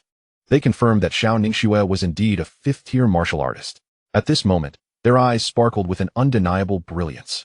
Initially, their primary interest had been in Xiao Ningxue's contract beast, which was extraordinarily unique. However, they could not help but regard Xiao Ningxue with newfound respect. Prior to their arrival, they had reviewed the reports submitted by Su City High School, where Xiao Ningxue had been merely a 2nd tier martial artist. Yet, astonishingly, she had ascended to the 5th tier in just a few short hours. What kind of prowess is this? The ranks of martial artists are not without their barriers. Goodness gracious, did you hear what those principals said? The goddess Xiao is now a 5th tier martial artist. What? A 5th tier martial artist? I have heard that many first-year college students are only 4th tier martial artists. This disparity is simply outrageous. Chapter 10. Are you out of your mind? Is this what you call a rookie? Li Zhendao and the others were equally taken aback by Xiao Ningxue's 5th tier status. While they had witnessed such talent before, like Su Lele, who had broken through to the 5th tier in just a few hours after becoming a beastmaster, Su Lele had benefited from Li Zhendao's guidance along with additional resources. However, in Su City, there were no figures of his esteemed caliber, let alone abundant resources. Achieving a breakthrough to the 5th tier in such circumstances is no small feat. If she were to have access to ample resources, her future would be boundless. Xiao, would you be interested in attending Shuemu University? Li Zhendao smiled gently, his tone casual, as if he merely wished for Xiao Ningxue to enroll at Shuemu. As his words fell, it was as though a meteor had plunged into a lake, creating ripples that surged forth. Goodness, did you hear that? The principal of Shuemu University wants the goddess Xiao to study there. No way. Shuemu University, the pinnacle of higher learning in the 9 provinces. I am truly envious. Truly, the goddess Xiao's exceptional talent has drawn the attention of even the principal of a 985 university. Oldly, your behavior is rather unseemly. Shuemu University is indeed commendable, but when it comes to beast mastery, it seems we, at the imperial capital university, stand at the forefront, don't you think? Wang Buxing interjected sarcastically. Although other universities are formidable, they pale in comparison to Shuemu University and the imperial capital university in terms of reputation. Observing this, they plan to launch a counterattack. Xiao, do not be swayed by the fame of Shuemu University and imperial capital university. Consider how many resources you would receive there. Would they allocate all their resources to support you? Yi Xiao, speak with sincerity. Should you choose to attend our Magic City Academy, I will directly allocate 30% of our resources to you. Upon hearing this, not only were the principals stunned, but the students below were also left agape. Goodness, 30% of the resources from a top-tier academy. To my knowledge, many students at Magic City University scramble for resources, and securing even 1% is a remarkable achievement. Indeed, I have heard that even the student council president can only obtain 5% of the resources in a year. How fortunate is the goddess Xiao? This cannot be, though. While an SSS-level beastmaster is formidable, the strength of the goddess Xiao's beast does not seem particularly impressive. Does it? Originally, a student intended to argue that Xiao Ningxue's contract beast was not strong, but recalling how it had effortlessly dispatched an ancient venom scorpion, he found himself lacking the courage to voice that sentiment. The principals, upon hearing Yi Xiao's proclamation, were momentarily at a loss. After all, 30% of resources is no trifling matter. While Magic City University has not produced particularly outstanding students in recent years, their circumstances differ. If Xiao Ningxue were to arrive and claim a substantial share of resources, the existing students would undoubtedly express their dissatisfaction, for they believed Xiao Ningxue had yet to reach that level. Wu Hangtian felt an overwhelming sense of regret. Had he known, he would have sought out Xiao Ningxue from the very beginning instead of waiting for a legitimate reason. Look at these old geezers. They immediately asked who Xiao Ningxue was. Shuemu and the imperial capital were the first to express interest, and Wu Hangtian was not overly anxious, for he held a trump card. He possessed 10% of the school's resources and had initially planned to use this as leverage over the others. But who could have anticipated that Yi Xiao would boldly offer 30% of resources? Will your students not have grievances? Wu Hangtian was now in a state of panic, for it had been clearly stated that Mingzhu University intended to recruit Xiao Ningxue. If he failed to secure her, he could hardly imagine the consequences he would face. He was strong, but faced with that individual, he felt utterly powerless. Just as the competition among the universities reached a stalemate, Xiao, why not summon your contract beast? To be frank, I came here to see your contract beast. If it is indeed as I imagine, I swear to take you as my sole disciple for life. As the other principals were about to speak, Feng Yuya abruptly interrupted. Old Li, you already have a student. There is no need for another. Old Wang, there are plenty of talents in the imperial capital. That is sufficient. Old Yi, I am only taking this one disciple. Can you not grant me this favor? Feng Yuya was the eldest among the principals present, and once he made this declaration, the other principals found themselves without grounds for rebuttal. Goodness, did you hear that? Thank heavens my ears are functioning well enough to catch that. No way, a sole disciple for life. The goddess Xiao is destined for greatness. Goodness, have you noticed? The video of the goddess Xiao's contract beast has been deleted. It cannot be found online. No way, the principals must be here because of the goddess Xiao's contract beast. Now I feel reassured. No wonder Principal Feng said that. Perhaps when the goddess Xiao's contract beast appears, it will leave them disappointed. Indeed, it merely dispatched an ancient venom scorpion in a second. Surely the prodigies of those universities could accomplish the same. What are you all clamoring about? Acting as if you could take on an ancient venom scorpion? Upon hearing Feng Yuya's remarks, Xiao Ningxue nodded. As she prepared to summon her beast, she sensed something unusual about Su Chen.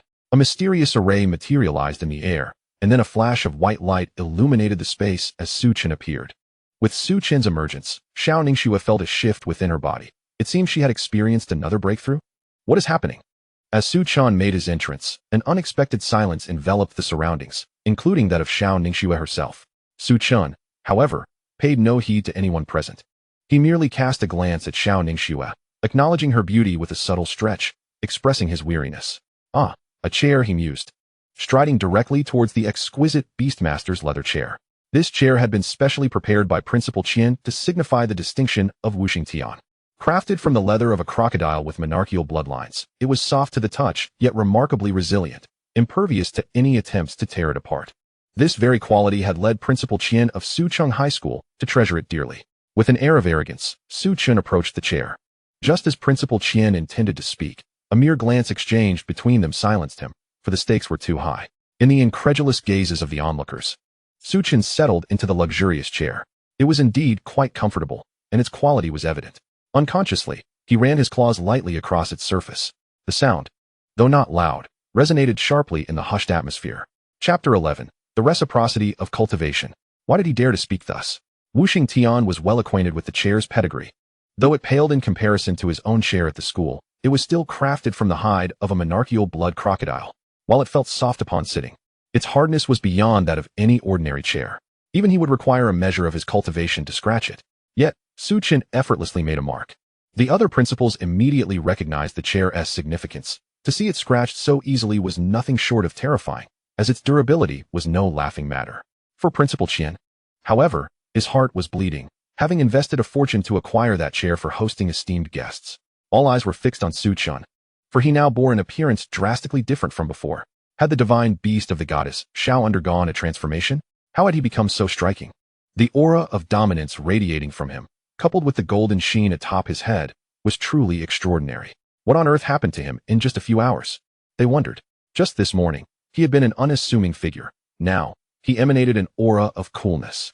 Initially, they thought his effortless defeat of the ancient venomous scorpion was mere happenstance. Now, it seemed unreasonable for him not to achieve such feats. Encountering him online, they would exclaim boldly, but in person, they would retreat in awe. That chair, presumably belonging to Principal Qian, had been clawed open, and one could only imagine the principal's anguish. Wait, do you not know? That chair was painstakingly saved for by Principal Qian, a crocodile leather masterpiece. Upon hearing this, the crowd's mouths gaped in exaggerated disbelief. I've seen that chair in department stores. There's only one of its kind in the entire building. I've sat on it, and while it's quite comfortable, it's impervious to damage by knife or claw. How could the divine beast of the goddess Xiao have torn it apart so easily? The astonishment surrounding Su Chen's transformed visage and that effortless scratch was palpable. It was only upon hearing the student's discourse that Su Chen grasped the chair's formidable nature. Is it truly that resilient? A light scratch could break it? Huang Shangtian, witnessing Su Chen's current state, was brimming with excitement. What nonsense about pride and reputation. I want that divine beast at Tiandu University. As Huang Shangtian prepared to forcibly recruit Xiao Ningxue, he turned towards her and was taken aback. What the? A master? Xiao Ningxue summoned Su Chen, having anticipated his reaction. After all, she had just advanced from 2nd to 5th stage warrior in mere hours. By summoning Su Chen, she would elevate him to her level, effectively allowing him to level up without effort. Yet, upon summoning him, she was astounded by her own transformation. 5th stage warrior, 6th stage warrior, half-step master, master. She had been in the midst of breakthroughs, only pausing upon reaching the master level. What did this signify? It indicated that Su Chen had reciprocated her cultivation. Huang Shantian was the first to notice her newfound prowess. The other principals and students turned their attention to Xiao Ningxue. The students failed to perceive any difference. But the principals were wide-eyed, their expressions akin to bells, struck by the realization. Master cultivation. The legendary reciprocity of cultivation. To ascend from 2nd to 5th stage warrior in just a few hours was already astonishing. They needed no further contemplation. Xiao Ningxue's divine beast would undoubtedly experience a similar upgrade. But now, witnessing the spectacle, it was evident that her divine beast had bestowed upon her the power of reciprocity. And not merely an increment, but a direct leap to master. Could it be? Master cultivation? This surpasses even the most gifted prodigies. They exclaimed. The transition from 9th stage warrior to half-step master is a substantial threshold, but from half-step to master, that is an insurmountable chasm. Master cultivation. I desire it too. They lamented. Is it true that the goddess Xiao achieved master status without lifting a finger? Why? Are you all fools? Has it not been written that a divine beast and its beastmaster are of the same rank? This indicates that the goddess Xiao was elevated by her divine beast's cultivation. How enviable. I too wish for such a magnificent and exceptional divine beast, murmured Li Jun, quietly patting Su Lele beside him. There are greater heights beyond the horizon. Seated upon the chair, Su Chen regarded Xiao Ningxue. Master, who are these elderly gentlemen? He could sense the formidable auras emanating from the elders beside Xiao Ningxue, keeping him on high alert. The brows of the elders twitched involuntarily, not due to the term old men, but rather at the title master. Was it customary for a divine beast to refer to its master in such a manner? If an ordinary person dared to call them old men, they would likely face a collective reprimand. Yet, this individual called them old men without eliciting any ire. Of course, we wish to extend an invitation to you to study at our institution. The elders spoke in unison, their tone markedly different from before. Initially, there had been a hint of arrogance in their demeanor, but upon witnessing Xiao Ningxue's 5th stage warrior status, their tone had softened considerably, akin to that of elders addressing the younger generation. Now, however, their demeanor was overtly conciliatory. The contract beast of the goddess Xiao is named Su Chen. What a melodious name. My goodness, folks, who understands this? Today has truly been an eye-opener, as Su Chen audaciously conversed with the president of a prestigious 985 university. Why did Su Chen refrain from refuting when the goddess Xiao mentioned the pooper scooper? Furthermore, why did the presidents remain unresponsive? Are they truly unperturbed? Just listen to the tone in which these presidents speak. I have never witnessed so many university presidents vying for one student, and their demeanor is so amiable. What do you think? A master-level beast tamer. And just look at Su Chen's current appearance. He is undeniably handsome. Indeed, Su Chen's attractiveness now rivals that of the esteemed readers. How could he not be dashing? Upon hearing Xiao Ningxue's remark, Su Chen carefully scrutinized the university presidents. The previously combative atmosphere had now relaxed. However, it appears these presidents wished to recruit Xiao Ningxue to their institutions. Would that not be an opportunity to strike a deal? Su Chen nodded. Yes, I understand. You wish for the pooper scooper to attend your school, correct? Please, extol your virtues. He gestured towards Li Zhenda. You start. At this declaration, the jaws of everyone present nearly dropped. In that moment, they seemed to grasp the meaning of sheer astonishment. Chapter 12. The presidents are on the verge of combat. Su Chen's decision. My goodness, brothers, am I hearing this correctly? Did Su Chen just speak to the president of Shuemu University in such a manner? Normally, others wishing to enter such elite 985 universities must first undergo rigorous assessments, followed by interviews with the presidents. During these interviews, students typically highlight their own merits. Is it possible, dear friends, that the roles have been reversed? In my entire life, I have never heard of someone compelling these university presidents to proclaim their own strengths. The pivotal point is that these presidents seem genuinely inclined to do so. I am utterly flabbergasted. The students below were left in awe by Su Chen's audacity. Never have they witnessed such a display. Xiao Ningxue was also taken aback by Su Chen's actions. In her past life, although she was formidable, these presidents merely extended invitations. Yet now, they are directly compelled to declare their advantages. Li Zhenda was momentarily stunned. In his many years of guiding students, he had never encountered anyone bold enough to speak in such a fashion. However, upon closer inspection of Su Chen, particularly the golden mark upon his head. He found even he could not discern the intricate patterns upon it. Just as Li Jindao was about to speak, Huang Shangtian interjected, his excitement palpable as he addressed Su Chen. Dear student, I am Huang Shangtian, the president of Tiandu University. Should you choose to enroll in our institution, I shall personally mentor you. A scholarship of 100,000 annually. If you come to Tiandu University, I will immediately deposit 1 million into your account. Seeing the situation deteriorating, Yi Xiao, the president of Moda University, quickly intervened, pushing Huang Shangtian aside. Dear student, I am Yi Xiao, president of Moda University. I trust you are aware of our institution's prestige. We may not have many offerings, but we certainly possess ample financial resources. Should you choose Moda University, I will allocate 50% of our resources to you. As Yi Xiao uttered these words, he felt his heart bleed. My goodness, 50% of Moda University's resources. Even a mediocre student could thrive in such conditions. Why have I not received such treatment? I am genuinely envious and resentful. The several presidents turned their gaze towards Su Chen, launching a barrage of enticing offers. Come to my university, and you may set your own terms. Join us, where we have the most abundant resources among all universities. Whatever you desire, we can provide. Those other institutions have no prospects. I am the beacon of hope for your future. As the presidents began their frenzied competition, Feng Yiya, president of Nandu University, could no longer remain passive. What on earth are you all doing? Have you even considered Su Chen's wishes? What does he truly desire? Upon noticing Xiao Ningxue, he added, she is like my own granddaughter. She will undoubtedly choose Nandu University. At his words, everyone stared at him in bewilderment. When did President Feng have a granddaughter? Wasn't he without heirs? This is utterly shameless. The presidents were now in a fierce competition for Su Chen, as if on the brink of a brawl. My goodness. Is this the allure of Su Chen? Just look at the intensity of these presidents. It's as if they're prepared for combat. Is it truly so exaggerated that one individual can incite such frenzy among university presidents? The students below were abuzz with discussions, their eyes brimming with envy and admiration. They had never witnessed such an aggressive recruitment effort, with each president presenting a plethora of enticing conditions.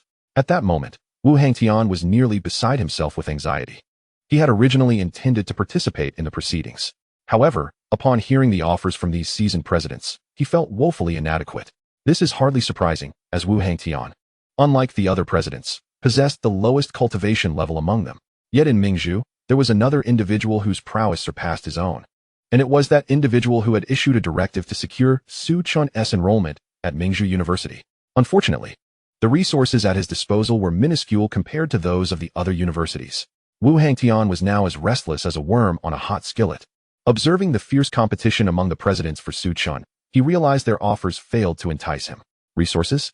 Did he truly need those? Wouldn't he devouring a few beasts in the beast-taming space be far more gratifying than these resources? Moreover, witnessing the eagerness of these presidents to recruit the pooper-scooper as their student, wouldn't that lead to a rather constrained lifestyle? Who could endure a life of constant training? Su Chen was not fond of such a scenario, and that was precisely why he had remained silent. To others, these were impeccable conditions. However, to him, they were inadequate. Just as tensions reached a boiling point, Wu Hangtian shouted, "Stop! Su Chen, these universities are not worthy of your attendance." In a moment of desperation, he blurted out. All eyes turned to him, their expressions akin to that of incredulity. Certainly, Mingzhu University is formidable. However, in the eyes of students, Mingzhu pales in comparison to Modu in terms of resources and falls short of Shumu in the imperial capital in terms of prestige. Is this truly the rationale you provide for asserting these universities are unworthy of Su Chen? To the university presidents, Wu Hangtian was never regarded as a rival. After all, his trump cards were wholly inadequate when compared to theirs. Mingzhu University has been declining year after year. Were it not for a certain individual, its annual ranking would surely plummet further.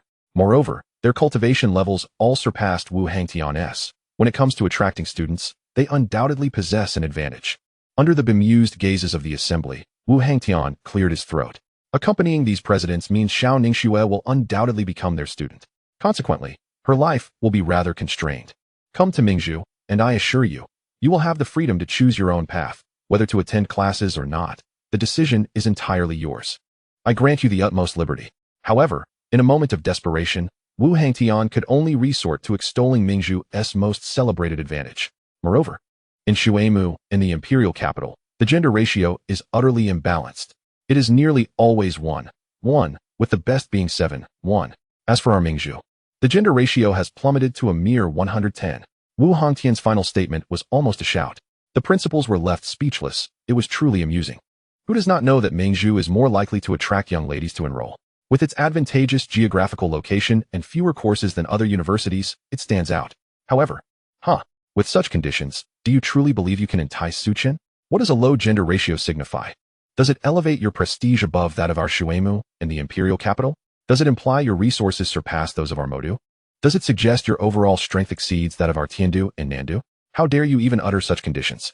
If this were to succeed, it would defy the very principles of fairness. The principals could not suppress their laughter. Just as they were preparing to console Wu Hangtian with a little mockery, Su Chen decisively declared, "I have decided to attend Mingzhu." He nodded towards Wu Hangtian, instructing, "You may proceed with the necessary formalities." The principals were left in stunned silence. Not only the principals, but even Wu Hangtian himself and the surrounding onlookers were rendered speechless. What? Are you telling me that simply because of Mingzhu University's low gender ratio, he has emerged victorious? Is this truly a legitimate form of triumph? At this moment, their discomfort was akin to swallowing a fly. Xiao Ningxue nodded in agreement with Su Chen's words. Deep down, she yearned to attend Mingzhu. In her previous life, she studied at Mingzhu, and she understood that while Mingzhu may seem weaker compared to these other institutions, it is backed by a formidable presence. Chapter 13. Is this Mingzhu? It is clearly a matriarchal realm. What? Su Chen has actually resolved to attend Mingzhu? Is it really just because there are more girls at Mingzhu? I can almost see the principals from Shuemu and the imperial capital on the verge of tears, after laying out so many conditions. They have ultimately lost Su Chen to Mingzhu. Look at them. They are pleading for him to choose their university, and here I am. Woe is me. Perhaps I should just give up entirely. You think you can give up? Given your level, whether you try or not makes no difference, does it? It is hard to fathom how a mouth that can utter such frigid words could exist. Wu Hangtian was overjoyed. He never anticipated that Su Chen would indeed choose Mingzhu. Thank goodness for his quick thinking. Had another institution snatched him away, he would have been in dire straits. At that moment, Wu Hangtian seemed almost fearful that Su Chen might change his mind. "Xiao classmate, let us proceed to sign the contract," he suggested. The other principals wore expressions devoid of emotion, yet inwardly, they were nearly grinding their teeth in frustration. Who could have imagined that the victor would be Mingzhu? They would have accepted it if any other school had won, but Mingzhu, it was simply intolerable. A few principals exchanged relieved smiles. Perhaps this was destiny. If we were to judge solely on beast-tamers, the individual supporting Mingzhu is indeed the strongest in the current era. It seems that this time, our Modu has once again lost hope for the upcoming beast-taming competition. Yi Xiu gazed skyward, sighed, and remarked, "Ah, Lele, it seems you have gained yet another rival." Li Jintao smiled at Su Lele. At this moment, a long-lost competitive spirit flickered in Su Lele's eyes. Li Jintao noticed this. Although they had not managed to recruit Xiao Ningxue during their visit to Su City, they had succeeded in reigniting Su Lele's ambition. It was not entirely without merit. As he began to look forward to the impending beast-taming competition, anticipating the opportunity to witness the true prowess of the white tiger, the principals from various universities found little purpose in remaining in Su City. After all, their primary objective was to recruit Xiao Ningxue. With that goal unattained, they had no choice but to return. Observing these esteemed figures, Principal Qian contemplated forming alliances. However, the dignitaries merely cast him a cold glance before departing. He had not anticipated that immediately after handling Xiao Ningxue's transition to Mingzhu, he would receive a certain document. Upon touching the document, his heart raced with excitement. In just one morning, they had produced an A-rank and 2 S-rank beast tamers. In the afternoon, they even produced a B-rank sword cultivator. And Xiao Ningxue had been directly recruited by Mingzhu University. Surely this would elevate his status significantly. Yet, when he opened the document, he collapsed onto the ground. It clearly stated that he had witnessed students fighting and not only failed to intervene, but had also obstructed other teachers. Consequently, the higher-ups decided to revoke his position as principal of Su City High School. Mingzhu is not far from Su City. Otherwise, Wu Hangtian would not have been the first to arrive in Su City. At their level, they had no need for airplanes. Ridiculous. Their steps were swift, and they could cover distances far exceeding those of an airplane within an hour. Typically, a journey that would take 2 hours for most was completed in just one. Xiao Ningxue and Su Chen had no further matters to attend to. After completing the formalities, they departed alongside Wu Hangtian. Not only she, but across the nation. Anyone with a high awakening talent would typically sign with a prestigious school and begin attending immediately. Before long, Wu Hangtian led Su Chen and Xiao Ningxue to Mingzhu. Upon arrival, Su Chen felt nothing out of the ordinary. Just look at that grand entrance, so vast and pristine. Cough, cough. He had initially misjudged. Now he truly felt that coming to Mingzhu was the right choice.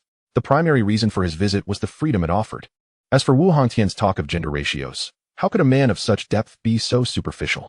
However, upon arriving at this place, he could hardly believe his eyes. It was not merely a gender ratio of 110. It felt more like a realm governed by women, as he scarcely spotted a single male figure. Wu Hongtian, observing Su Chen's reaction, refrained from commenting, for his main purpose was to recruit him. That esteemed individual had explicitly stated that Su Chen must be secured. Xiao Ningxue, witnessing this scene, bit her lip. The moment a contract beast forms a bond with its master, an unspoken connection arises between them. Though it is felt more acutely by the beast tamer. Female beast tamers often develop a sisterly bond with their female contract beasts, while male beast tamers typically share a father-son dynamic with their male contract beasts. At this moment, as she observed Su Chen's demeanor, an unfamiliar feeling surged within her, one that had never arisen in her previous life. Look again. If you gaze any longer, you might as well go off with them, Xiao Ningxue remarked playfully, her tone imbued with a newfound charm and cuteness. Su Chen stared blankly at Xiao Ningxue. Is there such a good fortune? He had not intended to provoke her, but upon speaking, he inadvertently infuriated her, prompting her to raise her hand as if to strike him. Wow, look at that majestic tiger. So handsome and adorable. Oh my. It even has golden stripes on its head. It looks truly formidable. Look at its fur. I bet it feels incredibly soft. Look, isn't that Principal Wu? Has he gone to recruit high school students again? A group of girls gathered, observing Wu Hongtian, and spoke naturally. Their remarks immediately drew the gaze of countless Mingzhu girls towards Su Chen.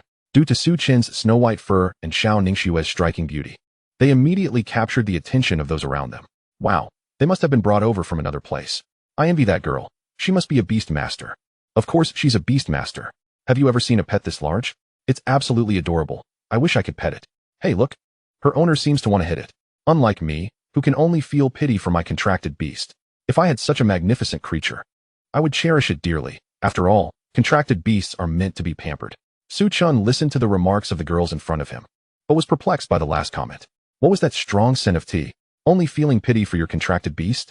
Indeed, the girls from Mingzhu are quite extraordinary. Wu Hongtian surveyed the surrounding girls, his expression exuding authority. Don't you have classes to attend? Why are you all gathered here? Is this how university students should behave? Setting aside all else, Wu Hongtian commanded respect among these students. Upon his words, the crowd dispersed.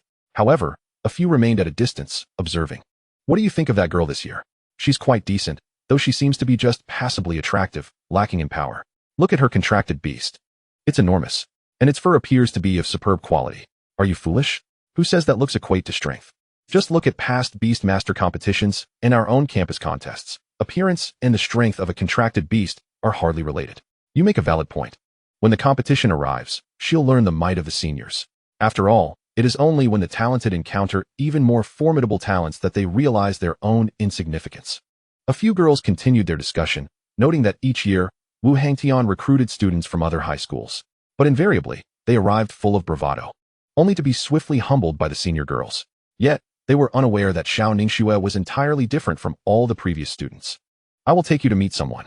With that, Wu Hongtian led Su Chen and Xiao Ningxue into the principal's office, which was simply adorned. The only elements that denoted it as a principal's office were the chair and a bookshelf nearly overflowing with tomes. He did not take his seat, but instead approached the bookshelf, methodically pressing down on several books among the thousands. Suddenly, the bookcase swung open. Come in with me. Su Chen, witnessing this scene, could not help but internally scoff. What on earth was this? It felt like a clandestine operation, akin to something from a television drama. Was there some secret he was about to be told? As they proceeded further, the trio encountered a graceful woman turned away from them, gently stroking a charming little turtle. Su Yan, I've brought Xiao Ningxue. I will step outside. Su Chen observed Wu Hongtian swallow hard, a few beads of sweat glistening on his forehead. Could she truly be a significant figure? As the door slowly closed, the woman turned to face Su Chen and the others. Her long, purplish-brown hair was elegantly styled, exuding poise and refinement, and her gaze, which met Su Chen's, sparkled like stars. She wore red-soled high heels. Don't ask why they were red. Su Chen watched as Su Yan delicately petted the turtle's head, her right leg crossed over her left, playfully adjusting her shoe with her foot. Madam Su, are you aware that this appearance is quite alluring? She was undoubtedly a formidable presence. Su Chen blurted out, and Xiao Ningxue was taken aback. Su Yan's gaze remained soft as she looked at Su Chen, her right hand gently supporting her cheek, exuding a captivating charm. The aura she emanated was not the youthful coolness of Xiao Ningxue, but rather the mature, well-rounded grace of a woman in her prime. In other words, she was thoroughly ripe. Xiao Ningxue's curiosity about Su Chen grew. At the levels of respect and royalty, concealing one's aura was effortless. Unlike realms below respect, where one's cultivation could not be hidden no matter the effort, royalty surpassed respect, embodying a return to simplicity. At the respect level, there remained a sense of superiority over other cultivators. In contrast, royals could mask their presence, blending nearly indistinguishably with ordinary people. Yet, Su Chen could discern Su Yan's strength at a glance. Feeling the weight of both the caretaker and the mature woman's scrutiny, he felt a tad embarrassed. His current level was still silver, and while he couldn't see through Su Yan's cultivation, he certainly recognized the significance of her attire, much like that of a psychiatrist. Adorned with a white coat, golden-rimmed glasses, and red-soled black heels. And she was even wearing black stockings. With such an ensemble, how could she not be a powerhouse? Yet that was not the most crucial detail. When Su Yan turned, Su Chen distinctly noticed a small black ring on her right thigh. Many might not know what it was, but Su Chen was all too familiar. He named the black ring on her leg the Phoenix Ring.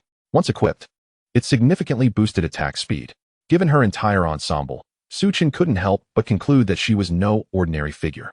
Little one, how did you perceive that? Su Yan's voice carried the unique gentleness of a mature woman, sending shivers down Su Chen's spine. Old Wu, I see now why you stepped out. You must be a vigilant gatekeeper of virtue. Under Su Yan's gaze, Su Chen felt a hint of embarrassment. This woman was undoubtedly more formidable than he was. A fact he could confidently assert. The opulent decor surrounding them, and Wu Hongtian's demeanor towards her spoke volumes. He couldn't possibly divulge the internal analysis he had just conducted. If he did, this woman would surely not let him off lightly. While he couldn't directly discern Su Yan's cultivation, observing her behavior with the turtle and knowing Wu Hongtian had brought them here, he surmised that Su Yan was also a beastmaster. And that turtle was most likely her contracted beast. Although he couldn't perceive her cultivation, recognizing a turtle was hardly a challenge. System. Ding. What does the host require? Analyze the turtle in front of you. Analyzing. Analysis complete. Name, Xuanwu. Species, turtle clan.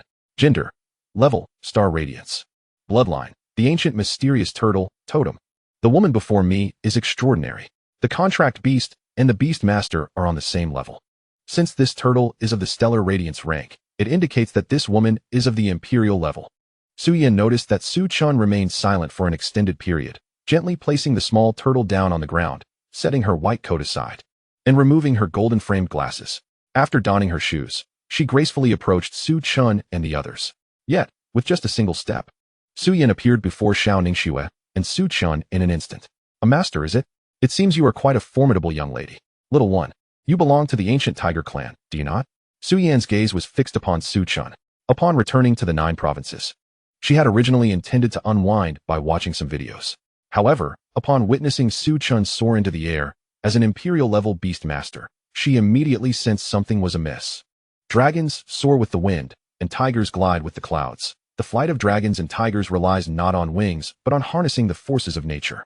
Moreover, unless one possesses a particularly special and powerful bloodline, even after cultivating for a millennium, flight remains unattainable. Additionally, the contract beast, freshly summoned from the beast space, could articulate words upon its first utterance. Even her Xuanwu could only speak once it reached the silver level. This clearly indicated that the bloodline of this small white tiger surpassed even that of her own contract beast. Realizing this, she promptly instructed Wu Hongtian to bring Xiao Ningxue over. Other institutions capable of recognizing the extraordinary bloodline of this small white tiger were simply too far from Su City. In contrast, Mingzhu was the nearest school. Had Su Yan known that Wu Hongtian nearly botched this task, she would have been furious. Hearing Su Yan's words, Xiao Ningxue cast a curious glance. Initially, she suspected Su Chen might be a servant-level contract beast. Yet, just a few hours later, Su Chen was able to provide her with cultivation feedback. This clearly illustrated Su Chen's exceptional nature. However, Xiao Ningxue found Su Chen's strength somewhat perplexing. It was evident that he was not a mere servant, yet his bloodline exhibited characteristics typical of one. After reaching silver, his bloodline seemed to manifest as a leader. Now, with Su Yan's revelation, she felt a sense of shock. The ancient tiger clan, a bloodline of the saint level. Such a caliber of bloodline was something Xiao Ningxue had encountered only a handful of times and did not deeply understand. Both Su Yan and Xiao Ningxue looked at Su Chen, seemingly awaiting his definitive response. However, upon hearing Su Yan's words, Su Chen's lips curled into a disdainful smirk. The ancient tiger clan. What an absurdity. Chapter 15. Divine Bloodline. Heaven bless Huaxia. The bloodline within Su Chen is of the highest order among the tiger clan. The Eastern Divine Tiger. As the possessor of the supreme bloodline, Su Chen regarded the bloodlines of other tiger clans with utter contempt. Even in the presence of an imperial-level powerhouse, he would not yield easily. Mentioning the ancient tiger clan in front of Su Chen was akin to telling a high school student that they were merely an elementary school pupil. Is that not a blatant insult? Su Yen, as an imperial-level beastmaster, possessed unparalleled understanding of contract beasts. One could say that in the current 9 provinces, no one comprehended contract beasts better than she did. Yet, she could not fathom why she detected an air of disdain in Su Chen's tone. The aura conveyed through his words was unmistakable. If a mere ordinary bloodline tiger were to utter such words, there would be an underlying sense of insecurity, resulting in a tone that felt insincere.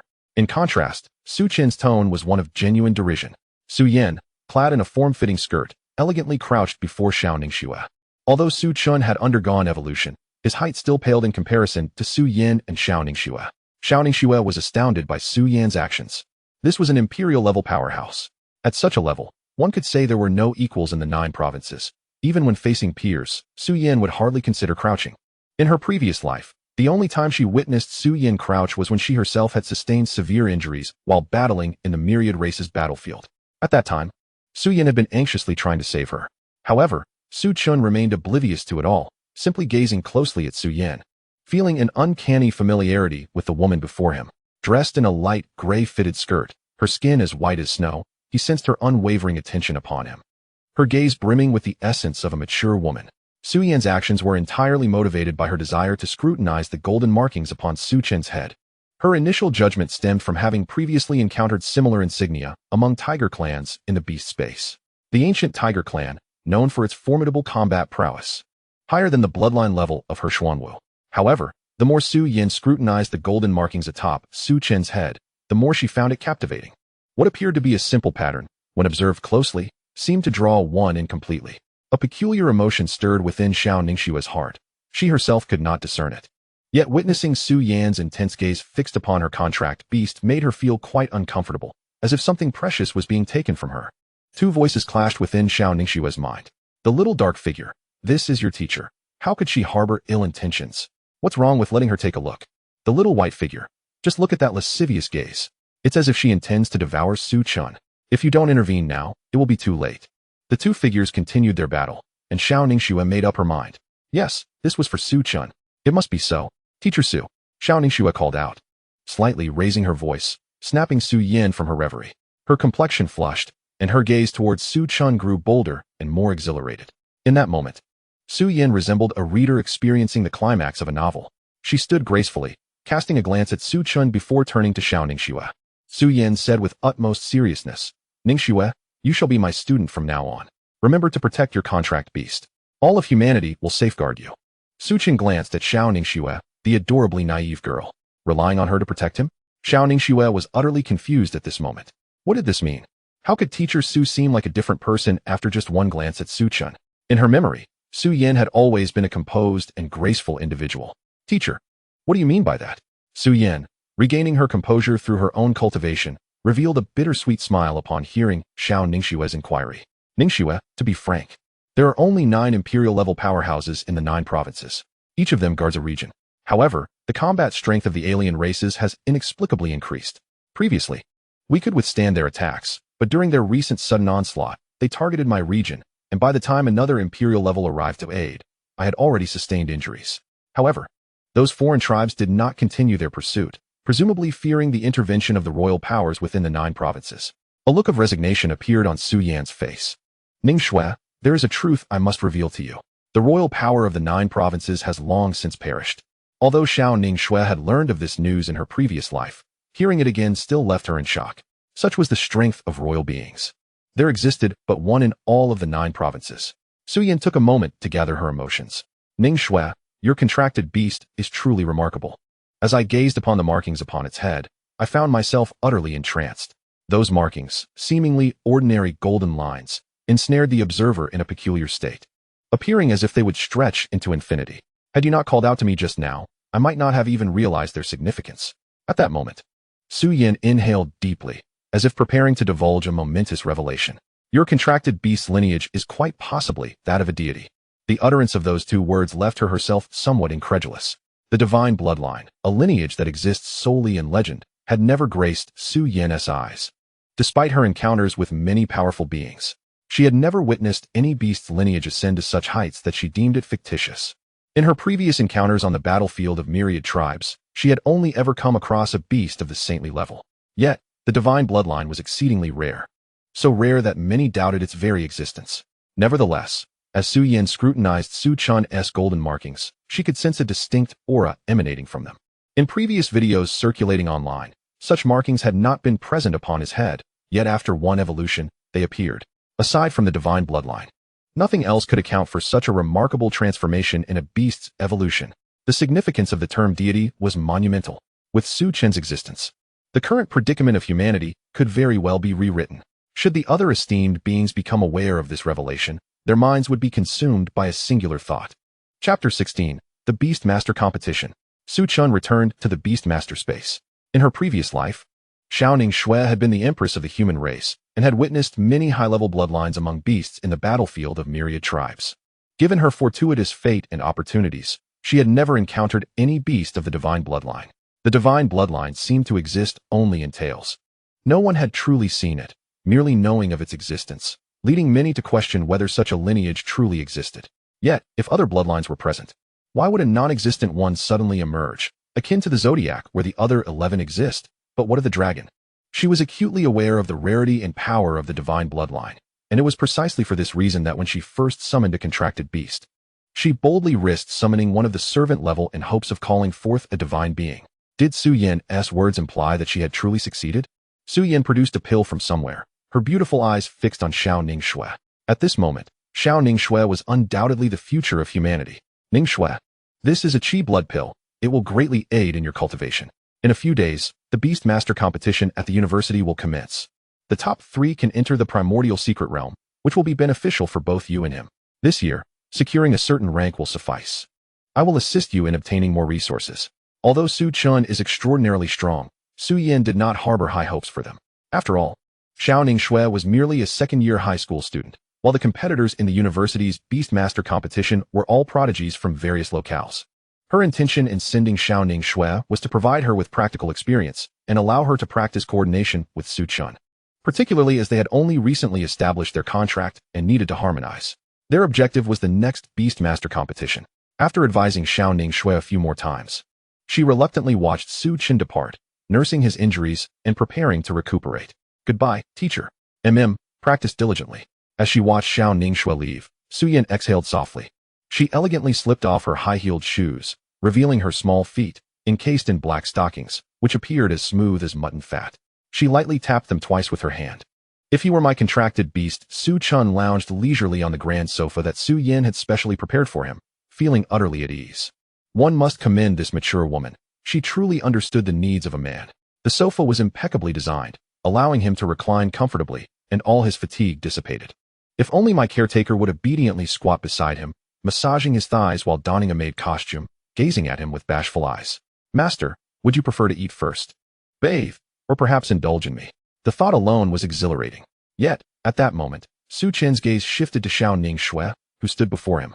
Resembling a celestial being, her arms crossed, and her expression solemn. What could she possibly want? Su Chen, observing Su Chen's current nonchalance, Xiao Ningxue felt it necessary to disclose her true identity to him. Having experienced a breakthrough in such a short span and receiving a cultivation boon, the extent of Su Chen's strength was evident. Coupled with his extraordinary bloodline, although he seemed somewhat lackadaisical now, she felt compelled to speak up. I can no longer pretend. It's time to lay my cards on the table. The National College Beastmaster competition. She was vividly aware of all that had transpired in her previous life. In her last life, Su Yen had indeed gifted Xiao Ningxue a Qi blood pill, and she had devoted herself to closed-door cultivation in hopes of achieving a commendable result in the competition. Yet, she had encountered too many prodigies. And it was not her fault. At that time, she had merely been a second-year high school student, faced with opponents who had cultivated for 2 or 3 years longer. Xiao Ningxue's achievement of 10th place had astonished all the powerful figures present. The following year, she had decisively claimed first place with overwhelming dominance. However, in this life, she could not afford to wait another year. The 9 provinces were under constant scrutiny from other tribes. There was no time for her to cultivate for another year. Achieving a top 3 ranking was imperative for her to enter the primordial secret realm, a veritable paradise for beastmasters. Yet now, Su Chen appeared utterly dismissive. He might genuinely be unaware of the significance of the primordial secret realm, nor the perilous state humanity found itself in. Xiao Ningxue took a deep breath, ready to reveal her true identity to Su Chen. But upon witnessing his relaxed demeanor, she couldn't help but feel a twinge of irritation. Are you still thinking about that woman? If you are, then go find her. She herself was unsure why Su Chen's indifference sparked such anger within her. Seeing her reaction, Su Chen couldn't help but smile. As the most affectionate man in the beastmaster space, he had encountered countless women, and her demeanor was unmistakably that of a jealous woman. Reflecting on the things his caretaker had done for him, he acknowledged that she had indeed treated him well. With that in mind, he would begrudgingly assist his caretaker in securing a first-place finish in the upcoming beastmaster competition. Xiao Ningxue, at this moment, pouted adorably, her charm undeniable. Su Chen, disregarding all else, leapt from the sofa with the ferocity of a tiger. Just as he was about to comfort Xiao Ningxue in a playful manner, she, in a fit of pique, pushed him away. Though her effort was gentle, it was sufficient to prevent him from boldly scaling new heights. Your scent is rather unpleasant. Please do not come so close, she stated, a hint of guilt tinging her words. Yet, as the empress of the human race, what was a little white lie? Su Chen, adorned with the distinct fragrance of Su Yan's perfume, recognized that he could not indulge her whims. As the Eastern divine tiger, should he bow down to a mere caretaker? He turned on his heel, intending to stride out. Seeing this, Xiao Ningxue felt a surge of panic. How long had it been since she felt such emotions? Where do you think you are going? I am your beastmaster. You cannot seek her out. As Su Chen heard the increasing urgency in her voice, he slowly turned back. In the next moment, he found himself reclining amidst warmth and softness, inhaling the unique fragrance that enveloped Xiao Ningxue as she tenderly massaged him. In that instant, she forgot her initial intention of revealing her identity to him. Caretaker, I must return to the beast space to cultivate. Remain here and rest well. When I return, I shall ensure you secure first place in that ridiculous competition. No sooner had Su Chen finished speaking than he vanished from sight. Hey, why are you leaving so hastily? I am the empress of the human race. Do you truly think I need your assistance to claim first place? Xiao Ningxue glanced around the empty room, a sense of unease creeping in. The beast space was fraught with danger. She must prioritize her safety. Once she grew powerful enough, she would undoubtedly reclaim her rightful place. Prepare to be nourished by my burgeoning prowess. At that moment, a blissful smile illuminated Xiao Ningxue's face, a sight that would surely terrify any onlooker. This was the ice queen of their dreams. Meanwhile, in the beast space, congratulations, host, for devouring the jumping tiger. 30 devouring points earned. Congratulations, host, for devouring Mickey Mouse. 30 devouring points earned. Su Chen gazed at the meager devouring points with dissatisfaction. While the beast space was abundant in creatures, most were far too weak. He merely needed to approach and consume them. Initially, the devouring points were plentiful, but considering the vast quantity he required, these were vastly insufficient. Transforming into a humanoid form seemed an eternity away. As Su Chen lamented, a resounding roar echoed from afar. Roar. Chapter 17. In the mix, it's all about influence and background. Upon hearing the distant commotion, Su Chen's heart surged with exhilaration. At that moment, he sensed the presence of formidable beings nearby. Such entities meant only one thing: devouring, devouring, and more devouring. Finally, he had stumbled upon something worthwhile. With the swiftness of a released arrow, he raced toward the source of the noise. In the distance lay an open expanse, surrounded by dense forest. This clearing had once been a part of the woodland. The cause of the transformation was the presence of 3 beasts. One was a humanoid beast adorned with a mask, upon which hung the head of a robust bison. He was one of the 3 great powers of the fairy forest. The second was a creature entirely blue, born within the fairy forest, possessing a natural affinity for lightning, thunder serpent. The last, the fairy wolf king, bore ferocious claws and commanded legions of followers. Thunder serpent, old wolf. Today we shall determine who reigns supreme. This fairy forest can no longer sustain our numbers. The bison warrior wiped a trickle of blood from the corner of his mouth, having just suffered an injury. The fairy forest was renowned for its bounteous resources. Regrettably, those resources were of the lowest quality. Their respective races had never been numerous, barely sufficient for their needs. However, as their kin multiplied, the resources of the fairy forest dwindled, compelling them to gather here for a decisive confrontation. This battle would determine not only victory or defeat, but life or death. Bison warrior, you constantly hide behind your mask. Rest assured, I shall preserve it well. And old wolf, do not worry. I shall take excellent care of your kin, ensuring they become my loyal mounts. Thunder Serpent crackled with electric energy, its arrogance palpable. The Fairy Wolf King, unfazed by their banter, wasted no time and struck first. The trio converged, raising clouds of dust around them. Yet, beneath a great tree, a hulking gorilla sat upon a grand chair, a diminutive gorilla bound before him, surrounded by a throng of his own kind, numbering in the hundreds. Gur, gur, gur. I am a ranger of the fairy forest. I advise you to release me at once. The gorilla, big strong, chuckled heartily, rising slowly to his feet, giving the small gorilla a light pat. Ah, a little rascal. Sign the contract quickly, join our ranks, or you will meet the same fate as all these unfortunate souls around you. He gestured to the unconscious figures littering the ground. All victims of his might. Since forming a contract with the humans, Big Strong had learned much. Once a lone wanderer, he now understood the significance of power. Thus, he began to assemble a team, albeit with stringent criteria. In the fairy forest, most beasts were mere wild creatures, lacking any refinement. To join his team, one had to be at least a spirit beast, demonstrating intelligence and the ability to communicate meaningfully, with all the surrounding beasts incapacitated, lacking any sentience. It took Big Strong considerable time to find a spirit beast. And so, the scene unfolded. Just after sealing the contract, a small gorilla dashed to Big Strong's side. Gur, gur, gur. Big brother, those three over there are fighting. Upon hearing this, Big Strong delivered a sharp reprimand to the little gorilla. How many times must I say it? In times of crisis, do not panic. Our black gorilla team values composure and dignity. And do not call me Big Brother. Refer to me as boss. Furthermore, can we refrain from saying gur? It diminishes our stature. Our black gorilla team cannot be like this. Do you understand? After his proclamation, the gathered beasts echoed in agreement.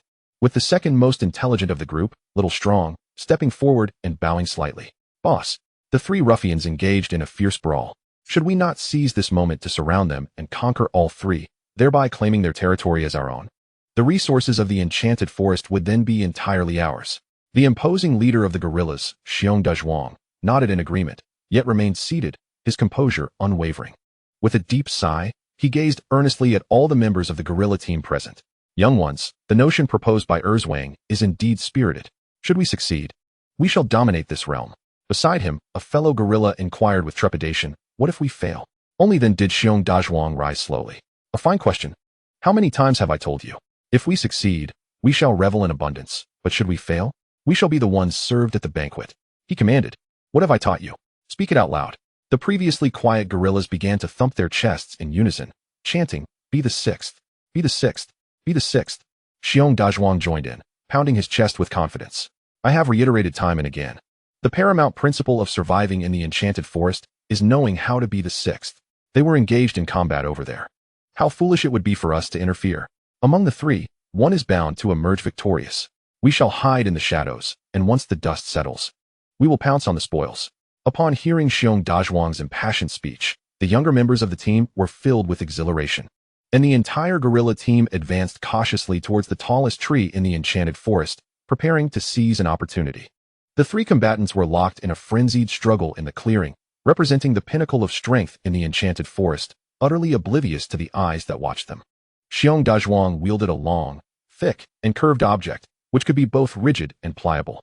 Indeed, it was a banana. He was not a picky eater, relishing both ripe and unripe varieties. Atop the tallest tree, hundreds of gorillas held similar dark objects, which they had procured from their beastmaster. What was it called? A telescope, perhaps?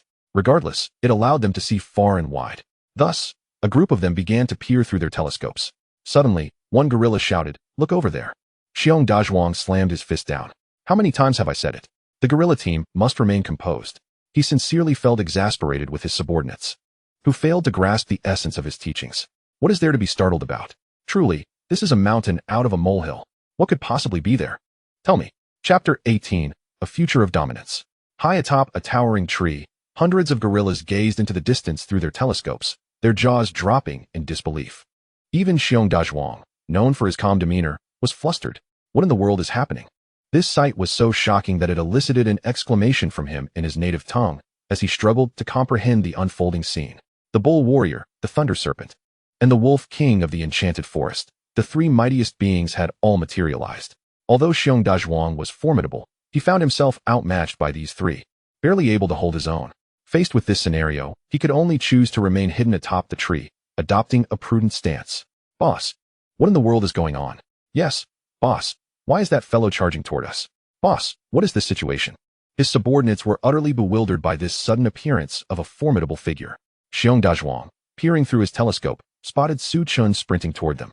Was this fellow unafraid of death? The other beastmasters, upon learning of his approach, fled in panic. The area surrounding them was devoid of any other beastmasters. But what was this fellow thinking? He was charging straight at them. Boss, that man charging toward us belongs to the Tiger clan. Indeed, boss. Look at his flowing white hair. He is rather dashing. Xiong Dazhuang had to concede that if he were to rank beauty, this fellow could very well claim the top spot, albeit by a narrow margin. But even if he were from the Tiger clan, he shouldn't be so audacious. What age are we living in? In the realm of beastmasters, does one still cling to the notion of personal strength? Times have changed. We now speak of power and influence.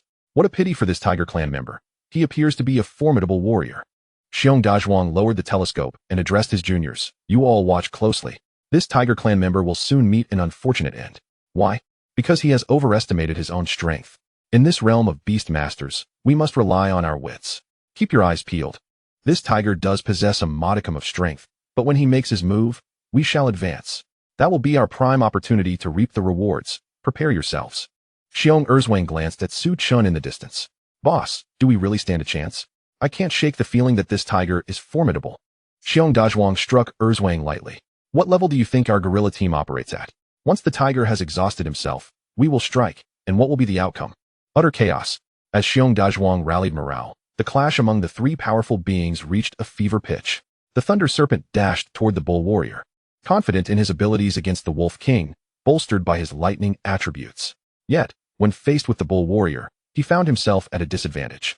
The Bull Warrior was simply too resilient, his thick skin and robust physique rendering the Thunder Serpent's electric prowess ineffective. The Wolf King swiped at the Bull Warrior, nearly grazing his mask. The Bull Warrior would never remove his mask. In that moment, the Bull Warrior's eyes glowed a fierce red, rendering the Thunder Serpent and Wolf King momentarily speechless. Is he unleashing his rage? Once already tough and high damage, the Bull Warrior's muscles bulged, transforming him into an imposing figure. The description of a copper wall and iron bastion fell woefully short. The Wolf King attempted to claw at him, only to snag a few stray hairs. At this juncture, Su Chen felt the adrenaline coursing through his veins, invigorated by the sounds of battle resonating from afar. Having wandered through the enchanted forest for a while, he was certain that the distant commotion heralded the arrival of a dominant figure on this continent. Since his upgrade, Su Chen had not experienced a single battle. He was eager to immerse himself in the thrill of combat. As the sounds drew nearer, his excitement intensified. Meanwhile, within a room, a woman of unparalleled beauty stirred from her meditative slumber. She had spent this time in seclusion, cultivating her skills, and relying on insights gleaned from her previous life. She had effortlessly transcended what others deemed the insurmountable challenges of the master stage. At this moment, her cultivation had reached the pinnacle of the grandmaster level. In a place like Sioux City, such prowess was certainly noteworthy. Even among the ranks of universities, she would be regarded as an extraordinary talent.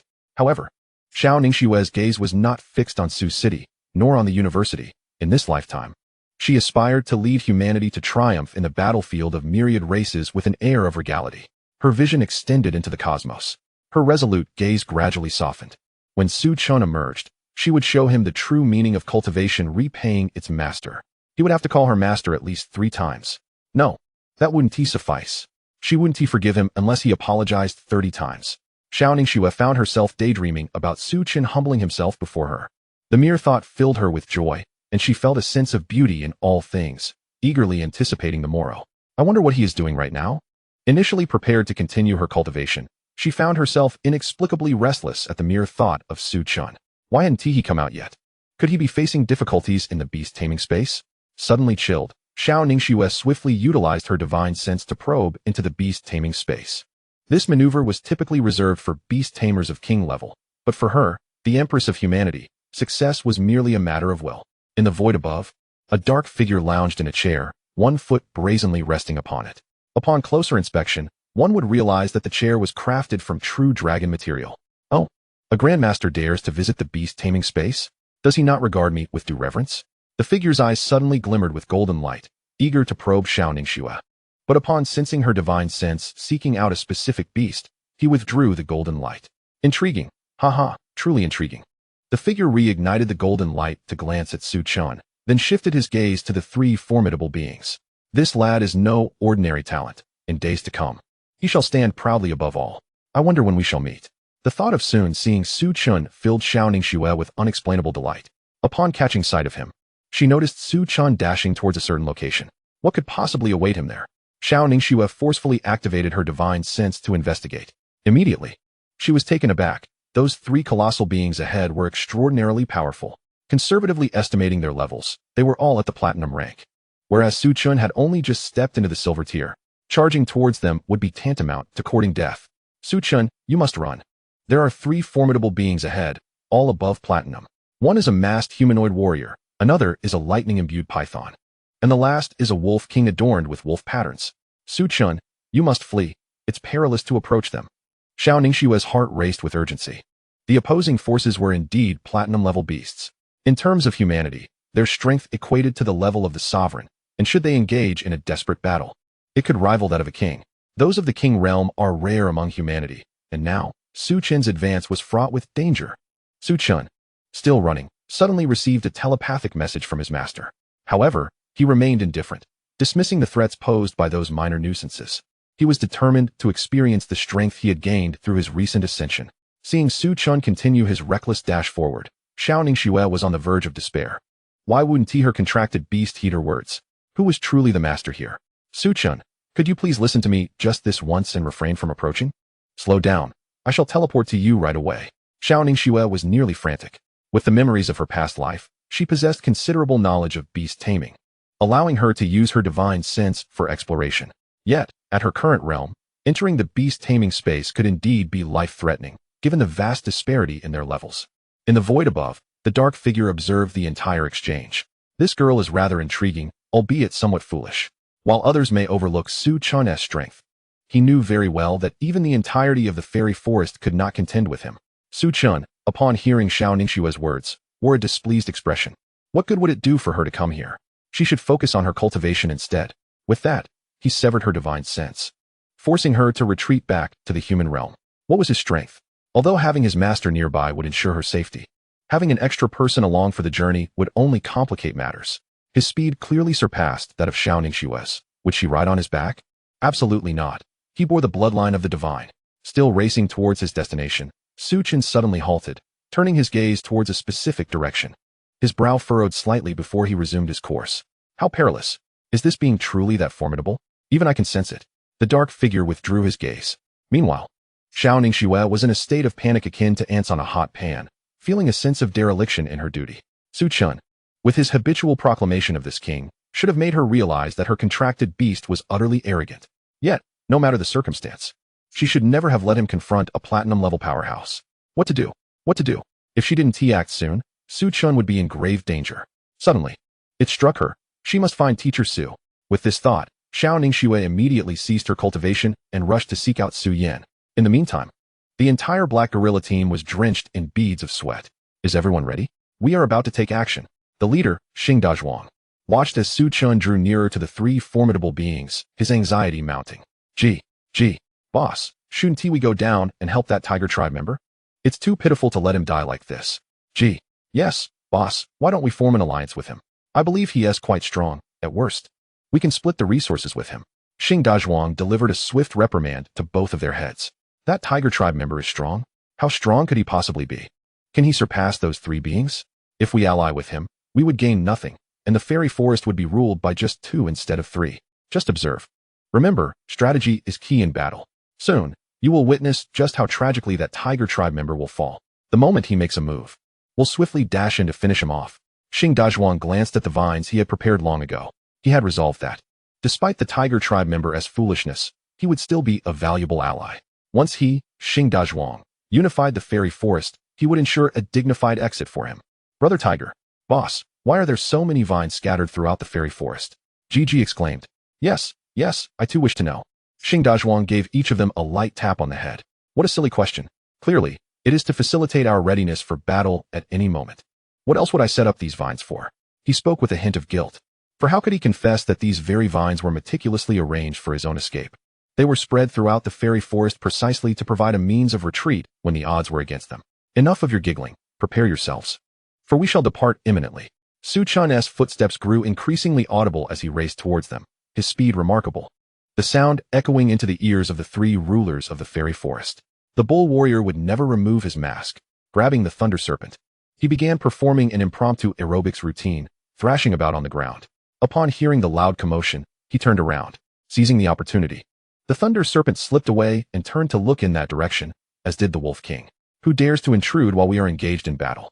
The Wolf King roared towards Su Chen's approach, unwilling to waste time on a mere child. It would be beneath him. A simple roar should suffice to scare the intruder away, yet Su Chen drew ever nearer, and the three beastmasters finally discerned his visage. A Tiger Clan member? The thunder serpent was the first to react, instinctively wanting to flee. However, upon closer inspection of Su Chen's physique, the bull warrior thumped his chest. Huh, I thought it was someone formidable. Does he truly believe the Tiger Clan reigns as the kings of the forest? I shall show him why the flowers bloom so brilliantly. Chapter 20. Su Chen strikes. An instantaneous defeat for all. The three colossal figures glanced at him, bewildered by the sudden appearance of a member of the Tiger Clan in the fairy forest. The Wolf King, although puzzled, dismissed such thoughts. For Su Chen's stature was clearly incomparable to theirs. Let him learn that the fairy forest is not a place for just anyone to tread. The thunder serpent's tail struck the ground with a flourish, a sinister grin plastered on its face as it observed the approaching Su Chen. Xing Dazhuang cast a glance at the sky and then at his subordinates trailing behind him. Listen well, my younglings, as we glide down these vines. You may witness a rather brutal spectacle. Yet remember, in our beastmaster realm, what is the game we play? Survival of the fittest, where the strong prevail. Our black gorilla team holds hearts of valor. You must never forget this tiger brother. He is the one who united our black gorilla team within the fairy forest. As Xing Dazhuang proclaimed, he raised his hands and pounded his chest, eager for the accolades he would receive upon returning to his master. 3 platinum-level warriors, in human terms, would be equivalent to nobility. Undoubtedly, his master would commend him. Charge! Gigi shouted. Over 100 gorillas seized a vine and soared towards the central area. The sky was partially obscured by their presence, casting shadows wherever they roamed, creating an ominous atmosphere primarily due to their dark appearances. With solemn expressions, the multitude of gorillas collectively acknowledged, Tiger brother, we thank you. However, in the next moment, as Xing Dazhuang tugged on the vine, he exclaimed in shock, oh no. The vine snapped abruptly, sending the entire throng of gorillas tumbling forward in a chaotic heap. The sight was utterly astonishing. The seemingly feeble Tiger Clan member charged towards the 3 beastmasters, and it was known that each of them was a platinum-level powerhouse. In the realm of beastmasters, there exists a saying, platinum warriors are fearfully formidable. They had expected the bull warrior to obliterate the tiger with a single swipe, yet the anticipated scene did not unfold. Instead, Su Chen leaped forward and landed a decisive blow upon the bull warrior, who stood at the forefront. With a body previously brimming with strength, he collapsed to the ground, causing the earth to crack beneath him. The bull warrior's mask ignited due to the friction, and as he relied on the accelerated flow of blood to enhance his power, a single strike from Su Chen rendered him drenched in his own blood, unconscious and immobile. Upon witnessing this, one could only imagine the bewilderment of Xing Dazhuang. Yet, it was far from over. Su Chen regarded the fallen bull warrior, smacking his lips in disbelief. So weak, unable to withstand a single blow. The thunder serpent, witnessing the scene, was filled with trepidation. Damn it, I intended to flee from the start. But that fool bull warrior stood there like a statue. I thought he could hold his ground, yet what transpired? One hit, and he was finished. I could never inflict harm upon the bull warrior, but this Tiger Clan member merely stepped on him and reduced him to this state. Having experienced Su Chen's speed, he realized escape was futile now. Thus, he resolved to fight back with all his might. Tiger Clan, you have forced my hand. Originally, he intended to save this move for later, but since the tiger dared to strike first, he would not hold back. The elements around the thunder serpent coalesced, lifting his form as lightning flickered in his eyes and thunder rumbled around him. Had the thunder serpent assumed human form, he would have appeared akin to a deity unleashing a grand attack. His eyes now crackled with electricity, the surrounding lightning potent enough to obliterate swathes of forest. Watch closely. This is the ultimate move I had reserved for them. The thunder serpent beamed with excitement, as the previously lifeless electrical elements surged with newfound vitality. As they prepared to attack, they beheld the Tiger Clan before them. What in the world? The electrical spirits recoiled, and the powerful lightning surged back towards the thunder serpent. What is this? The thunder serpent was struck by the lightning, becoming charred and collapsing to the ground, twitching sporadically. At that moment, Su Chen locked eyes with the Wolf King, who found himself inexplicably breathless. What is happening? My lord, let us discuss this calmly. We of the Wolf Clan, before the Wolf King could finish speaking, Su Chen immediately lunged forward with his claws aimed at him. Damn it, no negotiations, is it? Observing Su Chen's claws, the Wolf King felt a surge of amusement. After countless battles, his own claws had been honed to perfection. How could they possibly be compared to those of an ordinary Tiger Clan member? The Wolf King extended his claws to collide with Su Chen's. Boom. The Wolf King was knocked to the ground, glancing at his own paw, utterly ruined. Even more terrifying was the fact that his claws were shattered. Shattered. At that precise moment, the entire chimpanzee team had just completed their glide, all of them kneeling before Su Chen. In that instant, Chimpanzee Boss felt an overwhelming urge to urinate. Hundreds of chimpanzees, witnessing the scene before them, were taken aback. Yet Chimpanzee Second was the first to rise and glance at Su Chen. Boss, weren't you supposed to have me observe this Tiger Clan closely? What do you think? Should we take him down now? The chimpanzee team, WW. The fallen three beasts. Hey, boss, why is there water on the ground? Chimpanzee Boss immediately stood up and delivered a punch to the head of the second. The other chimpanzees, witnessing this, also stood up, albeit with trembling legs. This tiger had utterly crushed the Platinum Trio. What were they thinking of fighting back? The chimpanzee team organized themselves in formation, with Chimpanzee Boss at the forefront, prepared to take a bold step. He had seen this tactic in the human world before. There was no other option. Observing their leader's demeanor, the chimpanzee team understood what was about to unfold. United, they raised their right feet, extended their right hands, and slammed them to the ground, shouting, "Retreat! Retreat! Retreat!" Chapter 21. This moment reverberated through the ages. Chimpanzee Boss was uncertain if this tactic would prove effective, yet he harbored hope. Previously, he had seen his master watch a video where someone invoked this very tactic, and he had specifically inquired about it. His master had mentioned something about invoking a spell. Regardless, upon hearing the term spell, the esteemed leader of the chimpanzee team, commanding hundreds of subordinates, had diligently practiced this maneuver in preparation for unforeseen circumstances. As a newly minted platinum-level powerhouse, he had always aspired to become the foremost figure in the beastmaster space. Yet, today, upon encountering this tiger brother, he found the strength to be quite absurd. There was no way he could escape. Fighting? This tiger brother had effortlessly dispatched all three platinum pinnacle powerhouses. And here he was, merely a rookie. Charging in would be tantamount to suicide. Had he known, he would never have accepted the sixth position. Being the sixth had led him astray. At that moment, Su Chen refrained from making a move, as he had already analyzed Chimpanzee Boss upon his landing through the system. Name, Chimpanzee Boss. Race, Chimpanzee Clan. Gender. Level, Early Platinum. Bloodline, Ancient Chimpanzee, Dominant Pinnacle, close to Totem. In the realm of the Fairy Forest. This level and bloodline could be deemed top tier, even standing out in the beastmaster space. The reason Chimpanzee Boss and his team approached and knelt before Su Chen was also due to the partial release of his bloodline suppression. After all, he belonged to the Tiger Clan. Millennia ago, in the beastmaster space, they were an invincible race, the kings of the entire domain, even among peers of the same bloodline. Other beasts would be cowed by the Tiger Clan. Moreover, Su Chen's true bloodline was that of a deity. Observing the cluster of chimpanzees rising and retreating, Su Chen dismissed them, turning his attention to the three colossal beasts lying on the ground. Roar! Su Chen activated his innate talent, the Holy Tiger Claw, unleashing an invisible tiger claw from the sky upon the fallen beasts. The entire chimpanzee team witnessed the once ailing three platinum pinnacle beasts now spewing blood, feeling utterly bewildered. How could their retreat spell be so vastly inferior in damage? Were they invoking it incorrectly? Su Chen mused. Realizing the potency of his Holy Tiger Claw was indeed formidable, capable of incapacitating these three beasts. If other beasts were to learn of this, they would likely be paralyzed with fear. Presently, Su Chen was merely at a silver level, yet he had just annihilated three platinum pinnacles. A single Holy Tiger Claw had obliterated them entirely, and he merely regarded it as satisfactory? My lord, times have changed. Roar. Upon hearing this sound, beads of sweat began to cascade down Chimpanzee Boss's body, as did the rest of the chimpanzee team's formidable members, all of whom were now drenched in perspiration. A few chimpanzees even collapsed. Throughout the fairy forest, every beast who heard this roar inexplicably felt their hearts racing, as if they were experiencing an all too familiar sensation long forgotten. Some weaker beasts even fainted, and some, upon hearing the roar, succumbed entirely. Their fear stemmed from an intrinsic dread. In that moment, they seemed to relive the terror etched into their DNA from millennia ago. With this roar, the beasts of the fairy forest understood that a new master had arrived. This tiger's roar resonated through the heavens, bridging the past and present.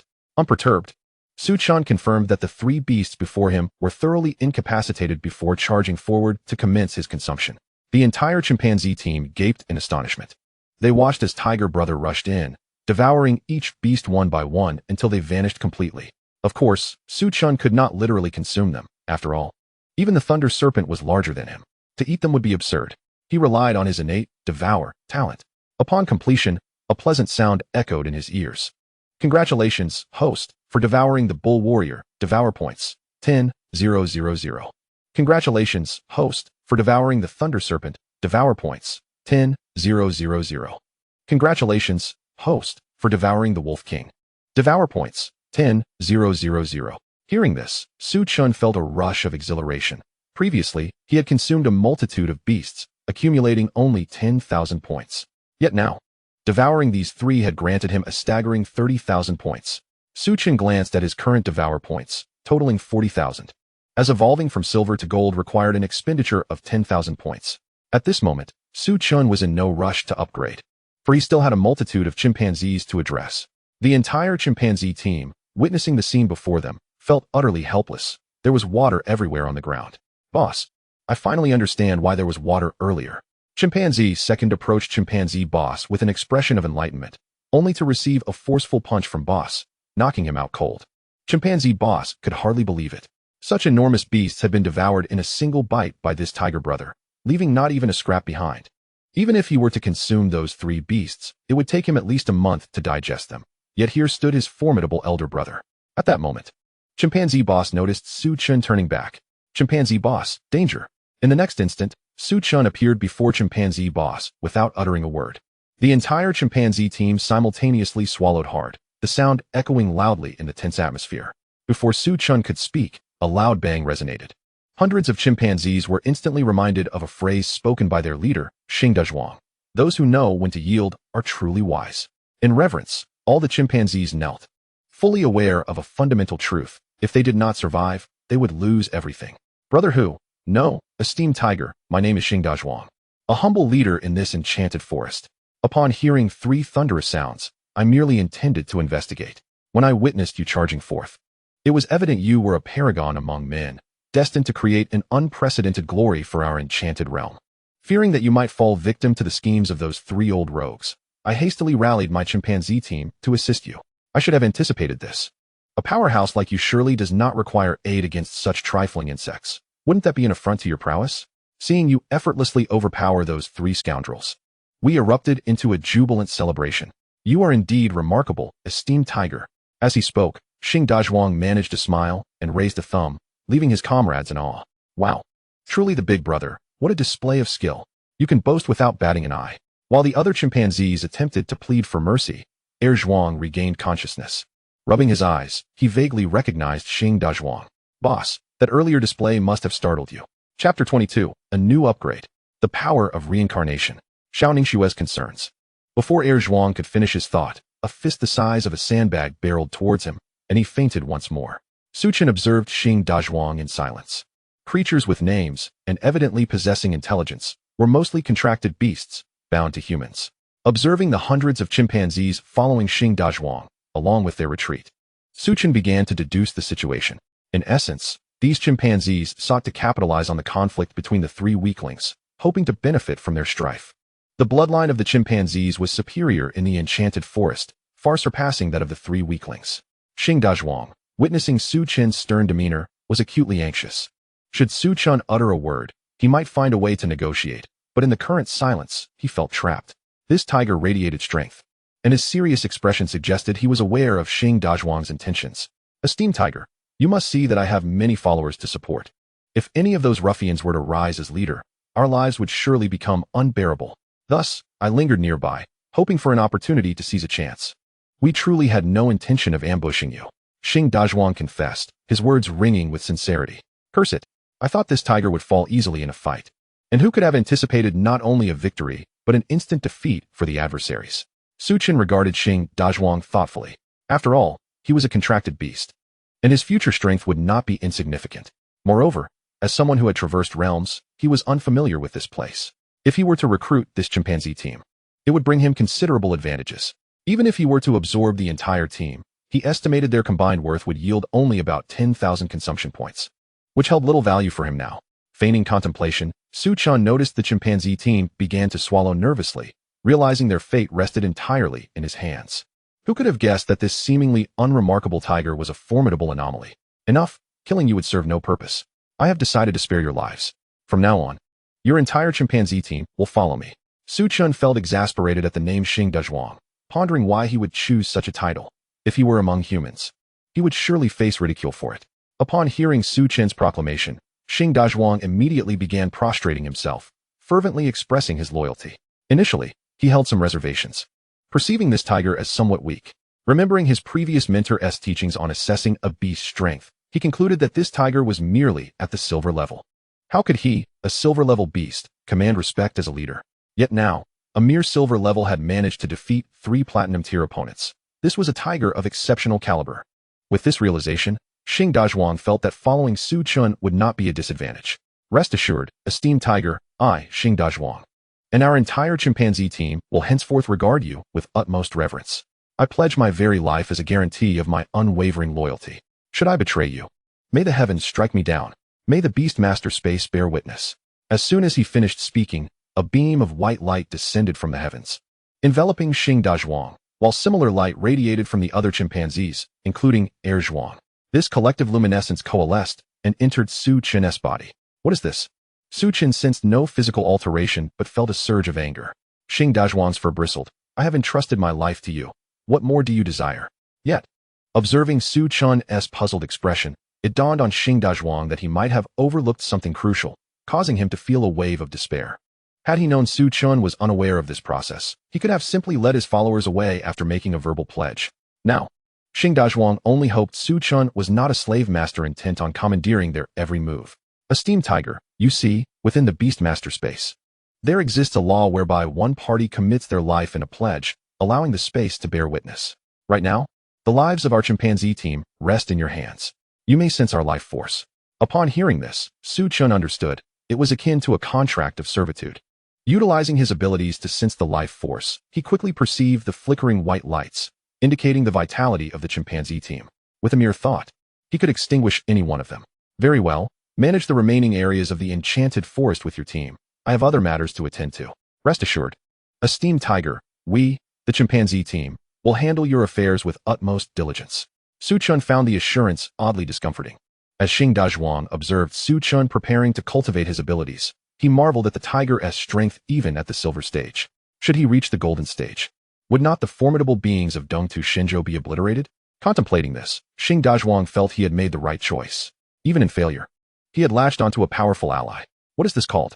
The unintended flower blooms, while the unintentional willow flourishes. With that, Xing Dazhuang summoned Zhuang and led the chimpanzee team to govern the enchanted forest. While the resources here might be of little use to the esteemed tiger, they were invaluable to them. Su Chen gazed at his devouring points and promptly summoned the system. System upgrade. Immediately, he felt as though every cell in his body had been fortified, as if an infinite reservoir of power surged within him. His overall appearance did not undergo significant transformation. However, the golden patterns adorning his skin became even more resplendent, and an additional circle of golden markings appeared atop his head. Host, Su Chen. Race, Tiger Clan. Level, Gold. Talents, Devour, Summon Wind and Rain. Holy Tiger Armor, Holy Tiger Claws, Holy Tiger Might, Cycle of Reincarnation. Bloodline, Eastern Divine Tiger. Devouring Points, 30,000. Observing the newly acquired talents, Su Chen opened the detailed panel. Devour, you can consume beasts that are up to 100 times weaker than yourself, gaining devouring points in the process. Summon Wind and Rain. You can control the elements of wind, cloud, thunder, and water, altering their arrangement with a mere thought. And these elements possess an innate fear and affinity towards you. Holy Tiger Armor. Your physical form is comparable to that of the ancient sacred body, with a corporeal strength that can sweep across the seas. Holy Tiger Claws. You can instantly annihilate any beast of level equal to or lower than your own, and you are not inferior to any martial technique of the same level. Holy Tiger Might. Beasts of a lower level than yours will faint from sheer terror, while those of a higher level will also be affected. The extent of influence depends on the disparity in strength between the host and the opponent. Cycle of Reincarnation. Possesses the essence of the undying Eastern Emperor's armed might, enabling the manipulation of the cycle of all things with a mere gesture. Satisfied with his current talents, Su Chen noted the addition of 2 new abilities following his upgrade. Meanwhile, Xiao Ningxue arrived at Su Yan's side to discuss Su Chen's condition. What? 3 Platinum Pinnacles. Chapter 23. With a gesture, the winds and clouds stir, instantly unveiling the world. Xiao Ningxue's eyes glistened with unshed tears as she contemplated re-entering the beastmaster space with her spiritual awareness. But she had previously been severed from it by Su Chen. Now, no matter how she tried, she found herself unable to gain entry. After all, those were 3 formidable beasts at the Platinum Pinnacle. Su Yan, who had been recuperating in her room, sensed the presence of a Grand Master nearby, albeit a chaotic one. Initially, she assumed it was an assassin sent by an alien race attempting to ambush her. However, what could a mere Grand Master do to her? Yet, when she realized it was Xiao Ningxue, she was taken aback. How much time had passed? Xiao Ningxue had progressed from Master to the threshold of Grand Master in such a short span. It had taken her months to achieve this leap. Though the difference between Grand Master and Master was merely a word, the disparity in true strength was monumental. One Grand Master could rival 100 Masters. It was an age-old adage. The might of a Grand Master was truly formidable. However, upon hearing Xiao Ningxue recount Su Chen's predicament, Su Yan's initial shock transformed into concern. While she speculated that Su Chen might possess a divine bloodline, his current level was merely silver. Opposing him were 3 beings at the pinnacle of platinum. They were likely the rulers of the fairy forest engaged in a duel, and encountering Su Chen, the instigator, would undoubtedly prompt them to unite against him. Su Yan furrowed her brow slightly, gently patting Xiao Ningxue's back to offer comfort. Ningxue, do you sense anything unusual within your body? Listening to Su Yan, Xiao Ningxue examined herself, finding no difference from before. Though the souls of contracted beasts and beastmasters are not born together, if something were to happen to him, her soul would suffer grievous harm. The absence of any current affliction indicated that Su Chen was likely safe. Moreover, let us not forget, he is of the divine bloodline of the Tiger clan. Escaping from 3 pinnacle platinum beasts should not be overly taxing. Su Yan reassured her gently. Teacher, is there any way to save him? Xiao Ningxue implored anxiously, for Su Chen was her contracted beast, though he often referred to her as his caretaker. He had always protected her, tied together by the bonds of their contract. The thought of losing Su Chen was unbearable. Su Yan felt helpless, yet clung to a sliver of hope, nodding gently. Let us find a solution. Su Yan reached out through her mental space to consult her contracted beast, Xuanwu. Su Chen, it is difficult. Against 1 or 2 pinnacle platinum foes, he may have a chance to escape, but against 3, especially 3 from the fairy forest, the odds are grim. Is there truly no way? If he were in the Eastern Divine Continent, I could summon the undying Eastern Emperor clan for assistance. But as you know, I am gravely injured, and my current location is far from the fairy forest. Nonetheless, he is of the divine bloodline of the Tiger clan. We must have faith in him. At this point, there appears to be no other option. The divine bloodline may conceal a hidden power we are unaware of. Su Yan comforted Xiao Ningxue, silently praying for Su Chen, urging her to trust in him, for he bore the divine bloodline. Meanwhile, in the beastmaster space, Su Chen found himself in an expansive area, rendered nearly desolate by the previous conflict among the 3 weaklings. He sensed the peculiar power of the cycle of reincarnation he had just grasped. Cycle of reincarnation indeed. He surveyed the barren land around him, noticing that the aftermath of the earlier struggle had left it devoid of life. Let me see what I can do. Su Chen raised one hand slightly before bringing it down swiftly. Reincarnation. The once barren ground began to sprout new life at a visibly rapid pace, transforming from desolation to a flourishing landscape in an instant. Suddenly, a flash of white light flickered in Su Chen's eyes. The once verdant forest was now shrouded in darkness. From the void emerged a shadow, clad in despair-inducing black armor, slowly advancing towards Su Chen. What has occurred will occur again. What has been done will be done once more. Before Su Chen could discern the shadow's features, the surrounding void transformed into a tapestry of stars. He glanced to the right, spotting a cerulean sphere, Jiuzhou. Before Jiuzhou, he beheld a graceful woman, flanked by 3 alien beings. As Su Chen strained to use his spiritual awareness, the woman's visage became increasingly clear, capable of making one forget oneself at a mere glance. When he finally recognized her, he exclaimed, "Caregiver." Xiao Ningxue charged towards the 3 alien sovereigns, her resolve unwavering, though she found herself utterly alone. Just as one of the aliens lunged at her with a knife, Su Chen roared, "Stop!" Yet, he found that no sound emerged. Boom. The alien attacking Xiao Ningxue disintegrated in an instant. The other 2 followed suit, and a golden-armored gorilla wielding the 9 dragons' 10-turned staff appeared. Its golden armor radiated a golden tiger's aura. Casting a glance at Xiao Ningxue before unleashing a furious roar towards Jiuzhou. Suddenly, Jiuzhou erupted with numerous white lights. Hundreds of silver-armored gorillas, imbued with golden tiger's breath and brandishing an array of rare staffs, materialized behind the golden-armored gorilla. They stood in impeccably ordered ranks, roaring in unison towards the direction that the 9 provinces faced. That gorilla, so familiar. Su Chen once again beheld the sight of tens of thousands of alien races before the gorillas. Some were golden phoenixes, others cloud eagles, a myriad of alien beings. With a black dragon at the forefront. General Gorilla, why not join us? I still have the influence to protect you. Is it not preferable to bask in glory and wealth alongside us? General Gorilla, there are so many of us, you cannot defend the 9 provinces. It is not too late to be afraid. The golden-armored gorilla gazed at the myriad of alien races. What fear have the subjects of a king for mere lords? Hundreds of gorillas assumed battle stances, outnumbered by the tens of thousands of alien combatants. Though the ages may stretch endlessly, and the realms may be vast. Beneath the 7 gods, who dares to challenge my might? 100 gorillas charged forward, the leader roaring, kill. In the distance, a colossal spike hurtled towards the 9 provinces, its size dwarfing the very land. Su Chen watched as the spike drew nearer to the gorillas, on the verge of impact. Bang! The surroundings morphed back into a grassy expanse, yet to Su Chen's eyes, the grass slowly lost its vitality. It began to wither gradually, and within mere seconds, it would all perish. The 7 gods, the 9 provinces, the alien races. Su Chen recalled the earlier scene, smiled, and gazed skyward, then raised his hand once more. This time with much greater elevation. These entities wished to instill fear in this king. Rebirth. In this moment, Su Chen raised his hand, and the wind stirred. As the heavens and earth opened, bang, the surrounding withered grass instantaneously flourished, surpassing its previous vitality. Su Chen beheld this verdant splendor and looked skyward. Roar!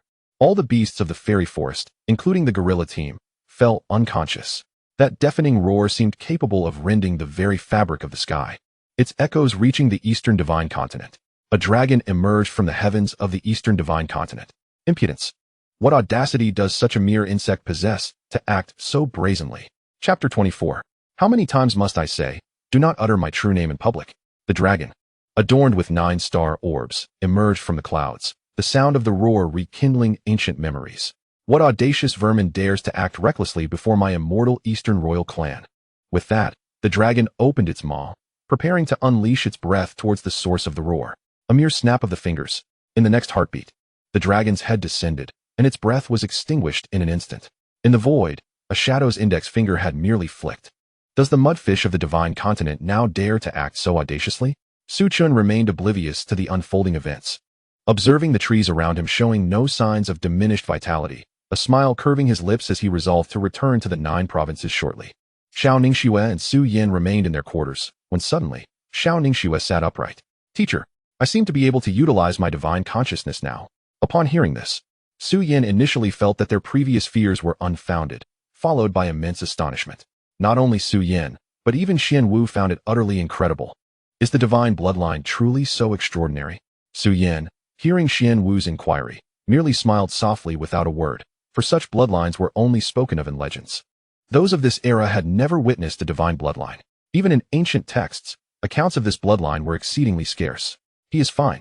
You all should prepare well for the upcoming beastmaster competition. I eagerly anticipate your performance. As Su Yin spoke, she raised her right arm and let it fall, making a gesture of encouragement. For reasons unknown, this mature woman's actions carried a captivating charm. As she walked, Xiao Ningxue probed the beastmaster space with her divine consciousness, observing Su Chen sprawled languidly on a grassy patch. Whether it was her illusion or not, the grass appeared more vibrant and alive than any she had ever encountered, as if what was once merely living grass had now gained a spirit. Humph! Why did you sever your divine consciousness? This cannot happen again. This time was sheer luck. After all, they are 3-peak platinum beings. If anything were to happen to you, I would not assist. Observing Su Chen in this verdant haven, Xiao Ningxue felt reassured. Certain he had successfully evaded the grasp of those 3-peak platinum beings. It was known that the battleground they had fought upon was a desolate wasteland. Now, this place was teeming with life. Truly, her contracted beast had a knack for selecting exquisite lounging spots. Su Chen had originally planned to rest well, for the fairy forest no longer held anything worth devouring. It was known that ascending from gold to platinum required a staggering 100,000 points of consumption. Yet, aside from the mighty gorilla Zhuang, the fairy forest was populated with mere ordinary beastmasters, offering little in terms of consumption points. Just as he was enjoying being pampered by his maid, donned in a JK uniform, he heard the maid's voice. Luck? What are you thinking about, mate? Su Chen found Xiao Ningxue's words peculiar. What was there to be lucky about? He had escaped from 3 peak platinum beings. Was that not fortunate enough? But fear not. In my eyes, once our Su Chen ascends to platinum, he will surely send them fleeing in terror. The 3 beastmasters thought, if a mere silver can do this, what will happen when he reaches platinum? He might simply vanish from existence. Xiao Ningxue believed that her words would undoubtedly delight Su Chen, perhaps even leading him to feel that she was truly supportive of him. However, the scene Xiao Ningxue had envisioned did not materialize. Instead, she was met with a look of disdain from Su Chen. 3 useless fools. This king has already slain them. Upon hearing Su Chen's declaration, Xiao Ningxue felt helpless. Her contracted beast truly reveled in posturing, always referring to himself as this king, while calling her maid. Yet, with the beastmaster competition approaching, it was prudent to placate Su Chen for the time being. Here you are, in such lush grass, while the battleground of those 3 beastmasters was a barren wasteland. Xiao Ningxue opted not to expose Su Chen's fib, preparing to surprise him when he emerged. Now that she had reached the grandmaster level, Su Chen would undoubtedly regard her with newfound respect. Perhaps he would willingly call her master in the future. In the fairy forest, Gorilla Zhuang was the first to awaken. He felt his body, reassured that no one had intentionally harmed him. Damn, just moments ago, I was boasting with my black gorilla team, and suddenly I collapsed. What can I say? It felt as if I had been madly using my hands to produce thick liquid. Indeed, it was as if he had been incessantly writing with a black pen for an extended period. As time passed, members of the black gorilla team awakened one by one. Gorilla Zhuang pondered. It was time to seek out his master for some new knowledge, for his prior wisdom seemed entirely depleted, leaving him somewhat inept in guiding his subordinates. Let us get to it. A woman clad in a black bunny girl outfit was being kissed by a man in a suit. Senior, this is not appropriate, is it? The woman cast a flirtatious glance at Sun Xiantian, saying. Sun Xiantian admonished with utmost seriousness. How many times must I reiterate? We are individuals of the new era. We cannot continue to include such terms. If others were to hear this, what would they think of me? Erase those 2 words at once. The bunny girl junior chuckled. Oh, come on, senior. I was merely jesting. What are you talking about? I meant to remove the term senior. Oofed. You're so annoying. You're truly wicked. Just as Sun Xiantian was preparing to have his junior employ the right-hand rule and the coin rule to tackle some mathematical problems, the door was flung open with a loud bang. A seemingly naive-looking gorilla burst through, apparently lacking control over its strength, causing the door to splinter. Kita, teach me something new. I've exhausted all that I have learned. The junior, startled by the imposing gorilla, pushed past Sun Xiantian. What is this creature? Why does it call you Kita? The gorilla, Xiao Zhuang, appeared equally perplexed, wondering if it was strange for its master to be called Sun Kitten. However, it was then that it heard its master's voice echoing in its ears. How many times must I say it? Do not utter my real name in public. The trend now is to use stage names. Do you not understand? My stage name is Sun Xiantian. Upon hearing this, Xiao Zhuang felt enlightened, having acquired yet another nugget of knowledge. Sun Xuantian's face twitched. He was on the brink of participating in the beastmaster contest and had intended to engage in a serious discussion about studies with his junior. But this incident had derailed his plans completely. He cleared his throat. Junior, it is like this. I should have mentioned it earlier. During the summer break in high school, I had little to occupy my time and took on a summer job. The junior's expression shifted to one of alarm. What relevance did his summer job hold? Haha. It's like this, Junior. I was in need of funds, and given the troubles in Zalia, I decided to tackle the issue personally. You see, this gorilla is my field reporter from that time. Chapter 25. The dream is brief. Sun Xiantian gazed helplessly at the sky. Tonight's starry expanse felt particularly desolate. A small, red handprint resembling that of a monkey adorned his left cheek, faintly echoing the anger of its owner. In that moment, Sun Xiantian felt an overwhelming urge to weep. Damn it. He had thought the junior was from the mathematics department. Who could have known that she was actually a practitioner of physical cultivation? That slap had nearly rendered him numb. Kita, do you have anything new to teach me? Xiao Zhuang sprawled on the soft bed, propping its feet up. The room was equipped with a double bed. When Sun Xiantian had stayed there, he had discreetly slipped an extra 200 yuan to the attendant to claim that only one room was available. But he was utterly deceived, thinking he had secured a single room, only to find himself faced with a double occupancy. He had meticulously devised a plan, only for it to be thwarted by this fool, Xiao Zhuang.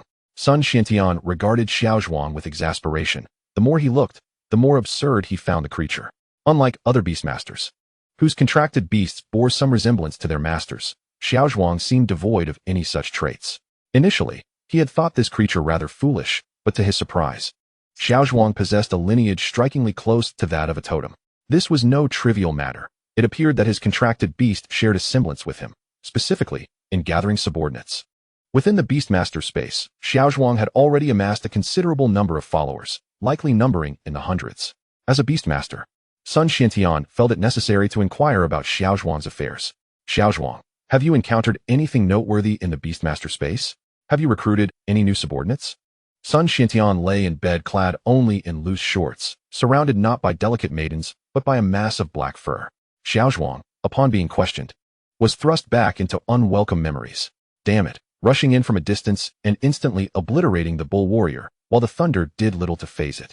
And that wolf king, its claws were shattered. Especially that last blow, it was rather ferocious, instantly devouring 3 peak platinum tier warriors. Nothing much, Xiao Zhuang replied, leaving Sun Xiantian speechless. Could you not embellish your lies just a tad? With that anxious expression, could it be that something even more formidable lurked in the fairy forest? As far as he knew, the most formidable entities there were merely 3 peak platinum tier beings, and although Xiao Zhuang could not best them, he had an entire guerrilla team backing him up. There was no way that fleeing would pose a problem. Seeing Xiao Zhuang's reluctance to divulge anything, Sun Xiantian resolved to send him back. The beastmaster contest was imminent. Xiao Zhuang had not trained in ages, frequently attending classes in Zhuzhou instead. He had even concocted some specialized terminology, claiming he wanted to establish a team culture, and now he sought to learn more. Xiao Zhuang, aren't you returning to train? We can't afford to be bloodied by others in the beastmaster contest. At the very least, we are regarded as prodigies. Xiao Zhuang looked at Sun Xiantian with a hint of apprehension, reluctant to return empty-handed without having learned anything. He began to devise a clever plan. I got it. I'll summon Erzwang, and you can teach him. Then he can relay the information to me. Before Sun Xiantian could respond, Xiao Zhuang vanished back into the beastmaster space, leaving Xiantian in a state of exasperation. What had he invited upon himself? All he had desired was a peaceful night's sleep. Especially as the representative beastmaster of the imperial capital university, his prowess was indisputable. Competing in the beastmaster contest and securing a top 3 finish should be a walk in the park for him, but he had not anticipated that just as Xiao Zhuang departed, Erzwang would arrive. Erzwang had only visited Zhuzhou once before when Sun Xiantian had summoned the entire guerrilla team to train some devastating techniques. And that instance had nearly driven him mad. Sun Xiantian lay quietly, and as Erzwang emerged, he squinted at Kita. What is this creature? Kita, what are you wearing? When Erzwang had first emerged, he had seen Kita adorned in attire, and at the time, he had been curious. Kita had merely explained that it was something humans wore, called clothing. But now, what was this white triangular object? Sun Xiantian felt a wave of frustration wash over him. How many times had he pleaded for him not to call him Kita? All right, Kita, what is this? Sun Xiantian was too weary to engage with Erzwang. Yet it was evident that Erzwang was determined to get to the bottom of things. Well, some wear it to prevent exposure. But for us boys, it's, how should I put it? To prevent addiction. Upon hearing these 3 words, Erzwang found them rather sophisticated. Prevent addiction sounded impressive. And he could boast about it later. By the way, how is your master doing in the beastmaster space? Has he recruited any new subordinates or found a sister-in-law for you? Strangely, despite Sun Xiantian's reputation as a heartbreaker, Xiao Zhuang appeared as naive as a child. Master, no. I mean Erzwang, he hasn't done much. He just, well, relieved himself. Upon hearing Erzwang's words, Sun Xiantian nearly burst into laughter. But then he realized what had been said. Erzwang, what is going on? What is going on? Is it really possible for De Zhuang, with such a personality, to voluntarily acknowledge someone as his elder brother? No, the second brother didn't acknowledge him directly. So how did he do it? We were utterly defeated. After a long pause, Sun Xiantian found himself lying alone on the bed, feeling a sense of emptiness. At this moment, he should have been accompanied by soft, fragrant warmth. The slap he had just received had left him feeling somewhat peckish. Zhuang, do you have anything to eat? I do. Upon hearing this, Sun Xuantian's eyes sparkled with hope. He was indeed rather hungry. Although Zhuang may not be the sharpest tool in the shed, he could still prove useful at times. However, as he gazed upon the lump of pancake in Zhuang's hand with a peculiar odor, he felt a wave of nausea. What is this? Cow dung pancake. Well, it seems Zhuang really does have a few screws loose. Under Sun Xuantian's direct gaze, Zhuang shook his head in resignation. This cow dung pancake was akin to a wife cake that contained no wife. Just as he finished speaking, Sun Xiantian snatched the cow dung pancake and took a big bite. I told you, Zhuang is useful in critical moments. Isn't stinky tofu fragrant when you eat it? And bridge rice noodles don't actually have a bridge in them. It's merely a name. Sun Xiantian looked at Zhuang with satisfaction, only for Zhuang to slowly add, there's no pancake in the cow dung pancake either. Uffed. After a bout of retching, Sun Xiantian lay exhausted on the bed. Damn it. Zhuang has ruined everything. From now on, anyone who speaks while panting will be silenced. He remarked that something he had just eaten tasted off. With nothing to eat, he decided to sleep to conserve energy. The two of them stared up at the ceiling, unable to fall asleep. Zhuang, can you sleep? I can't. How about we count sheep? The second brother said it helps with sleep. All right. How about we each count one? I'll go first. 1 sheep, 2 sheep, 3 sheep. As Sun Xiantian counted sheep, he contemplated the upcoming beastmaster competition, where he would officially compete against the prodigies from other universities for the first time. So far, the only known opponents with some strength seemed to be Su Lele from Shuemu University and Li Ergu from Moda University. However, he heard that Mingzhu had recently recruited a student, but he wasn't worried, as the contract beast was reportedly only at the silver level. Even the weakest in the black gorilla team was at the silver level. How could they possibly lose? Thinking of this, he felt as if he were about to soar. If he won the championship, wouldn't that be delightful? Lost in such thoughts, his eyelids gradually drooped. 666 sheep. Zhuang gazed at the ceiling, contemplating buying himself a pair of those stylish trousers, feeling they might be a cool anti-addiction measure. After waiting a while without any response, he turned to glance at Sun Xiantian.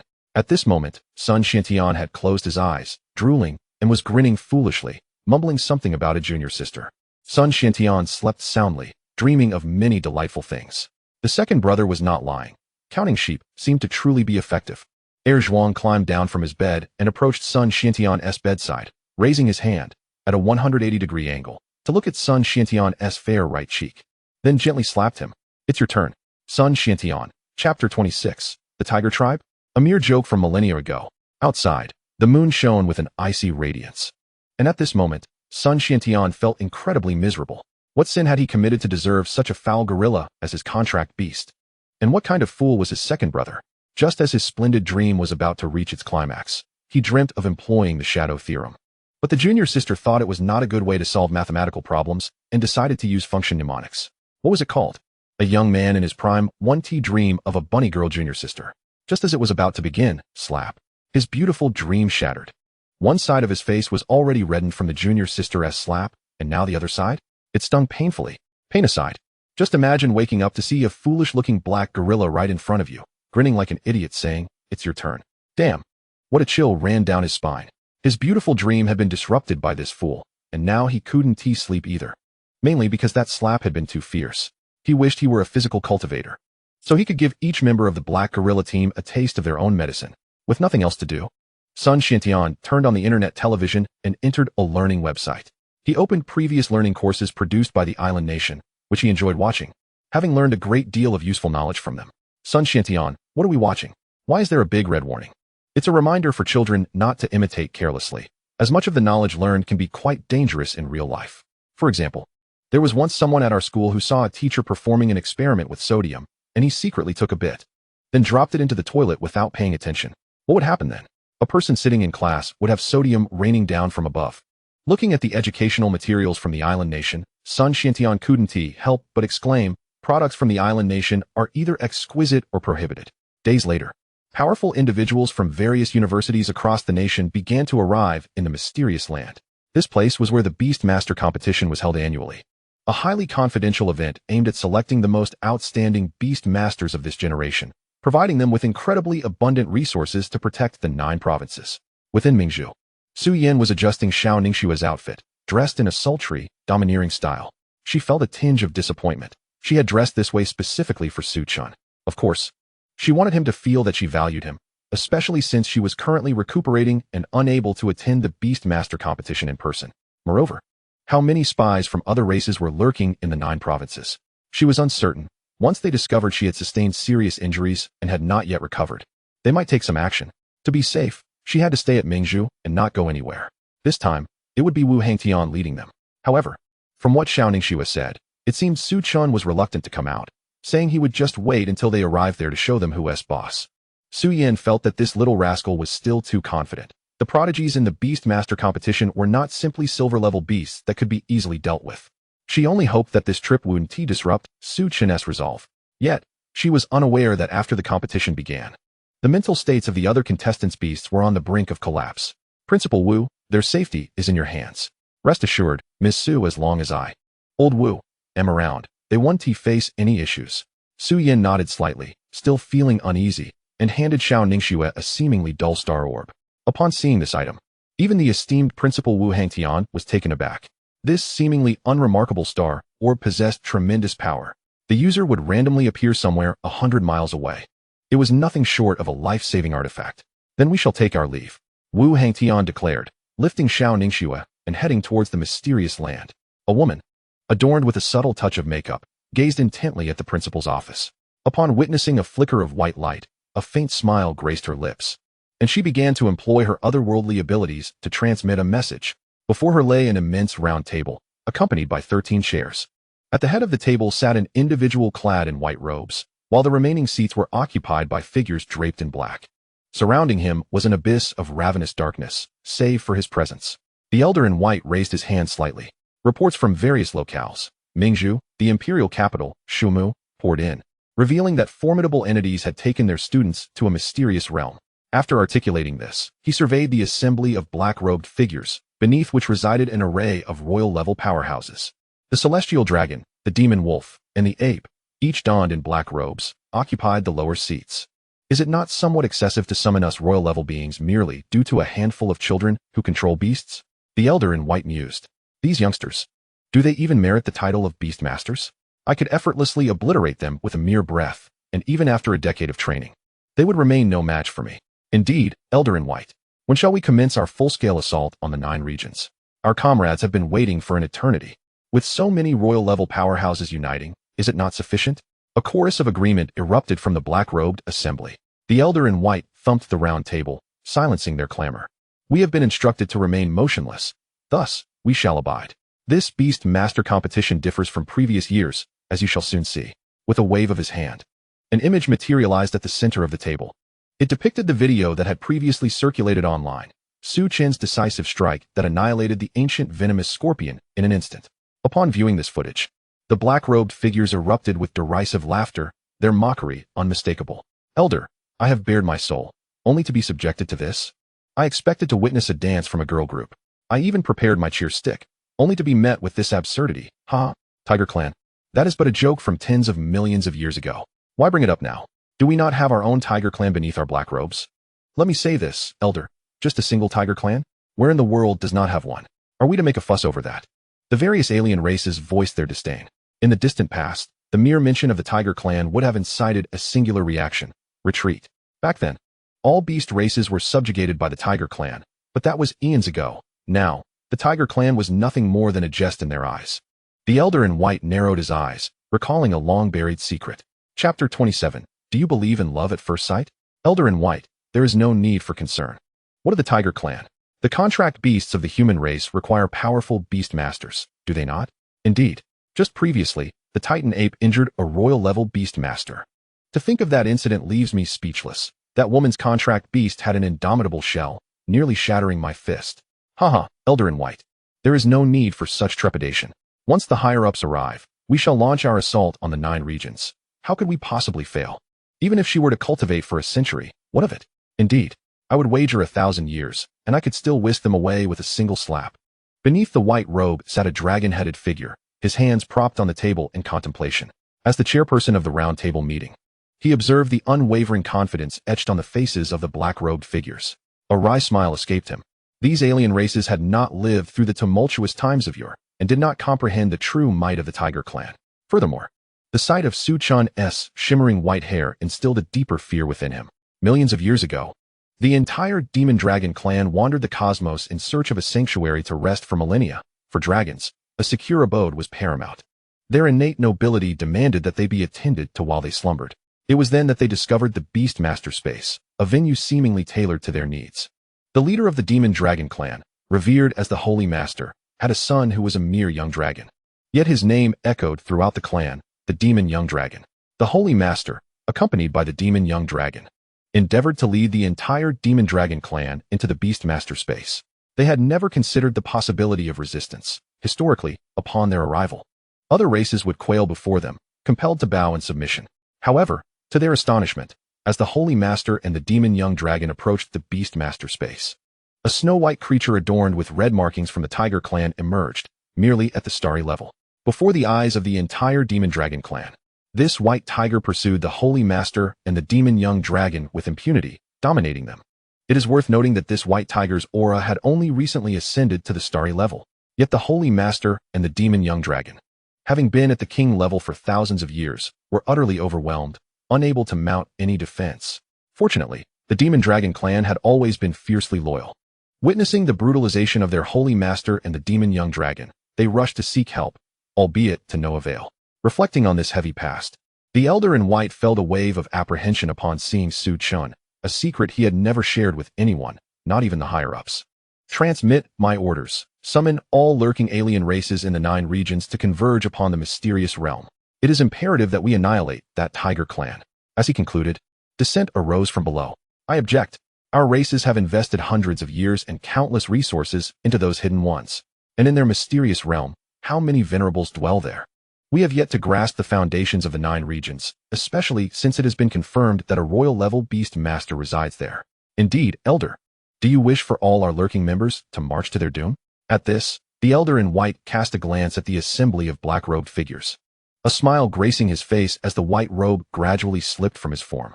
With fiery red eyes and a body towering 100 meters. The once jovial atmosphere of the round table meeting was now suffused with his overwhelming presence. He surveyed the black-robed assembly. It seems you have forgotten why I wear white robes. Is there any further dissent? Placing his dragon claw upon the round table, the once indestructible surface was instantaneously reduced to ashes by flames. The Titan ape rose, roaring in fury. A true man must steadfastly embrace his convictions. Transmit my orders. All hidden members of the Titan ape clan shall set forth to the mysterious realm. I stand with Brother Titan. Transmit my orders. All hidden members of the 9 heavens mysterious bird shall embark for the mysterious realm. The remaining black robes echoed with fervor, to the mysterious realm.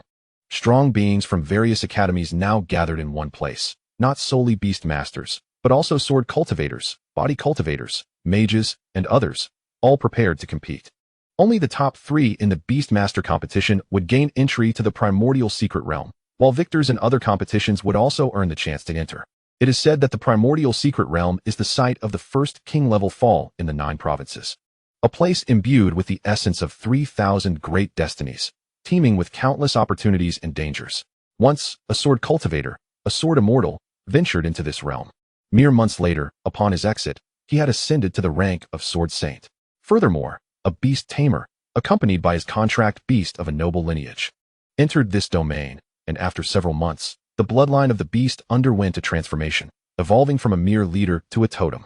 The primordial secret realm is a hallowed ground, a dream destination for all aspiring cultivators. Ningxue, there is no need to be overly anxious about the upcoming beast-taming competition. Your prowess alongside Su Chen guarantees you a place within the top 10. The primordial secret realm shall await our next visit. Wu Hangtian said with a cheerful smile, wishing to prevent Xiao Ningxue from doubting herself due to a temporary setback. In previous years, he still believed she had the strength to compete. Why? Consider, how long has Xiao Ningxue been in Mingzhu? She has transformed from a mere master to a grand master, a feat that left even this old man astonished for quite some time. Such exceptional talent and cultivation would have been deemed monstrous in past beast-taming competitions. Yet this year, Wu Hangtian acknowledged, is the most formidable he has ever witnessed. It seems as if it is fate. This cohort has produced an abundance of prodigies. At Imperial Capital University, Shuemu University, and Moda University, each institution has unveiled an extraordinary talent of a new epoch. Had Xiao Ningxue been of the same age as them, Wu Hangtian had no doubt she would prevail. However, there is no what if. Presently, Xiao Ningxue, in terms of both cultivation and combat experience, cannot be compared to these prodigies. Achieving a top 10 position is already an outstanding accomplishment. By the next competition, he vows to return with his head held high. This time, however, Xiao Ningxue clenched her fists. She cannot afford to wait for the next cohort as she did in her past life. This time, she must enter the primordial secret realm and uncover the truth within, one that could astound the world. On another note, Sun Xiantian exclaimed, "Wow, that girl is stunning." He gazed in astonishment at a woman in the distance wielding a long sword, captivated by her elegance. "Teacher, do you believe in love at first sight?" Wang Buxing reminisced about his glorious past, a time when he was quite the dandy, renowned for his romantic escapades.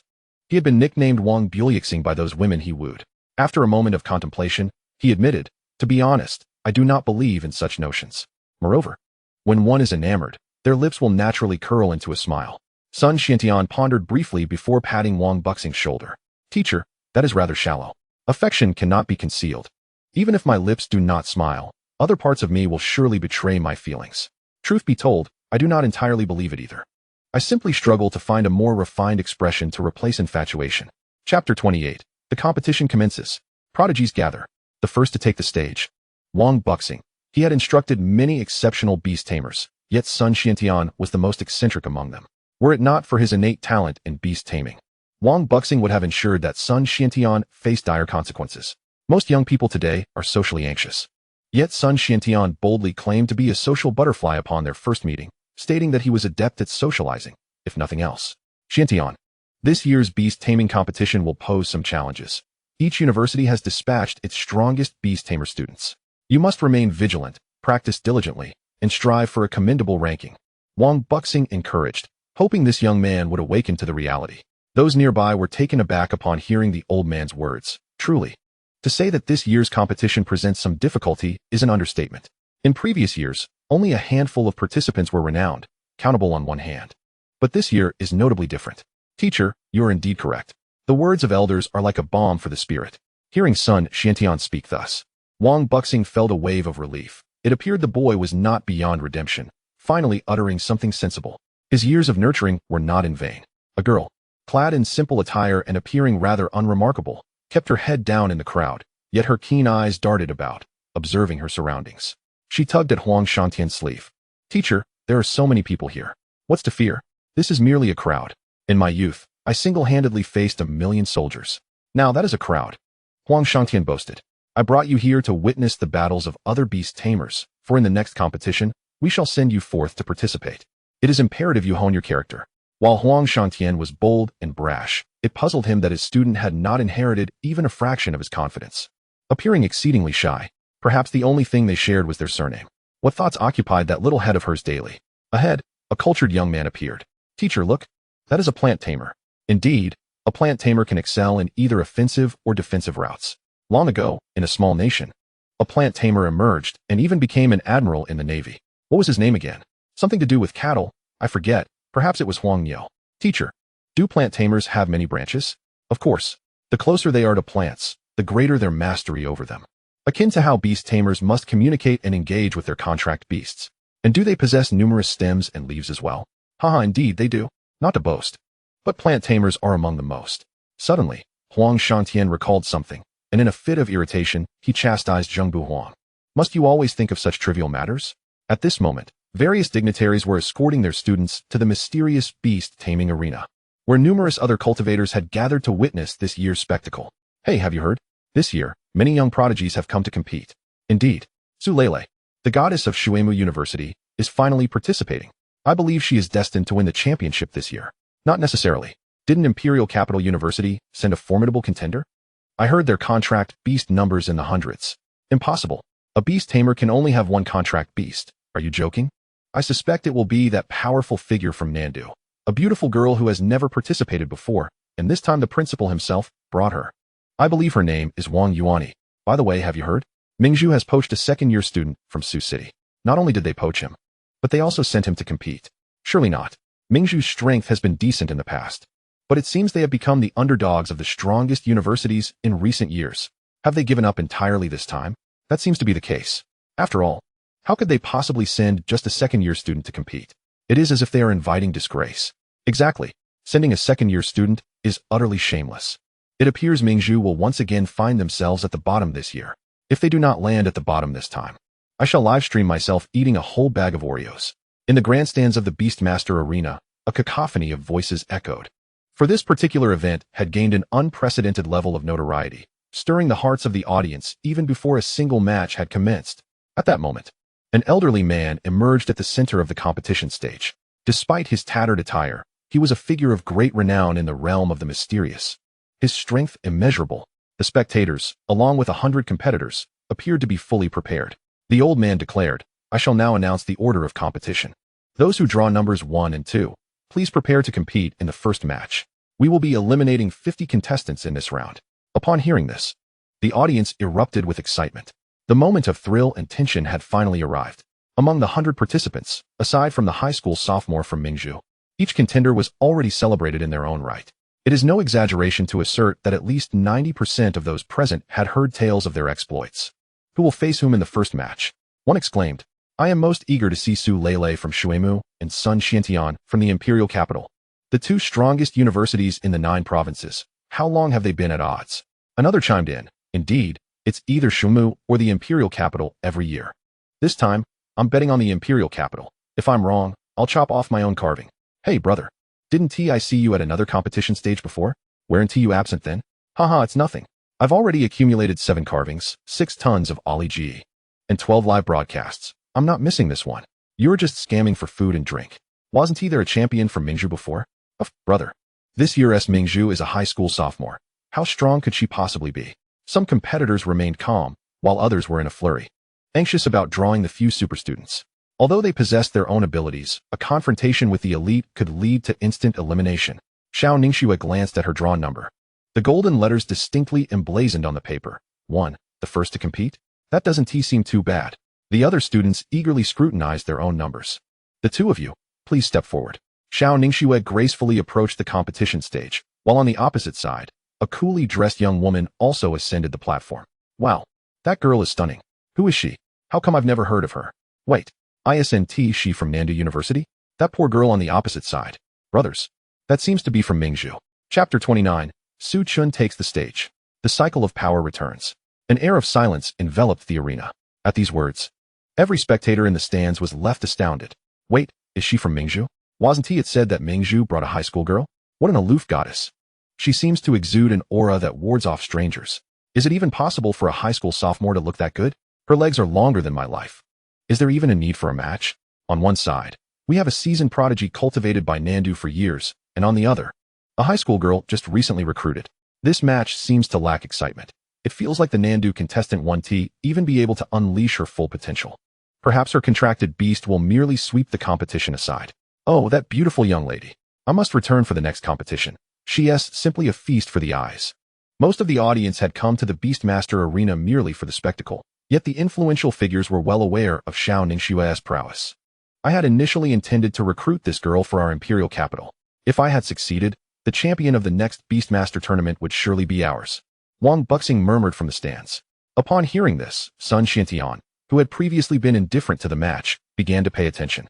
Well, if our imperial capital can't even recruit a Mingzhu student, how formidable is Wuxing Tian now? Wang Buxing's expression darkened. He could accept criticisms about his abilities or his ruthlessness, but to be told he was incapable struck a nerve. Isn't it universally known that men despise being labeled as not good enough? Even among men, that is unacceptable. You should observe closely. That girl's contracted beast is exceptionally powerful. He couldn't very well admit that he couldn't outmatch Mingzhu. Revealing such a truth would be utterly humiliating. Li Zhendao felt a surge of excitement upon seeing Xiao Ningxue take the stage.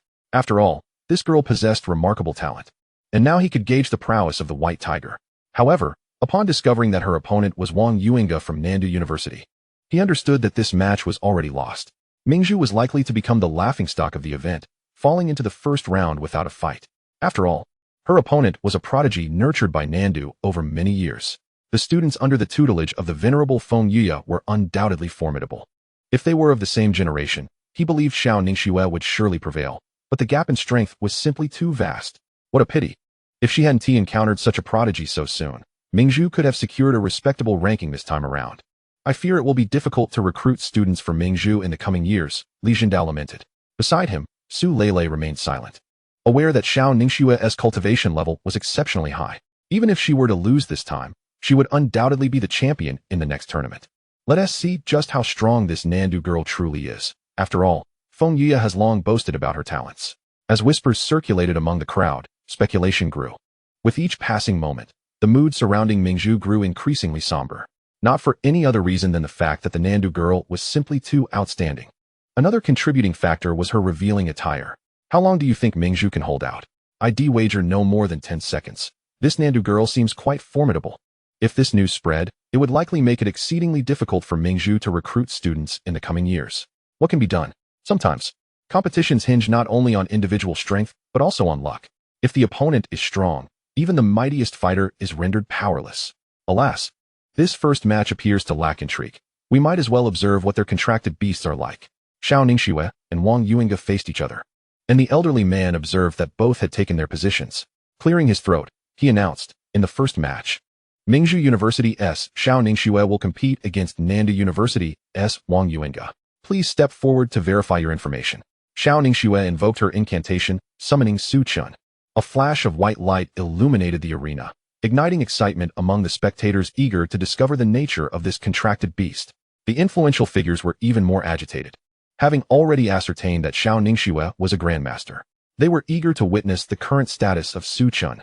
As Su Chen responded to Xiao Ningxue's call, preparing to make his entrance into the 9 provinces, a fleeting image of a figure clad in black armor flashed in his mind, but only for an instant.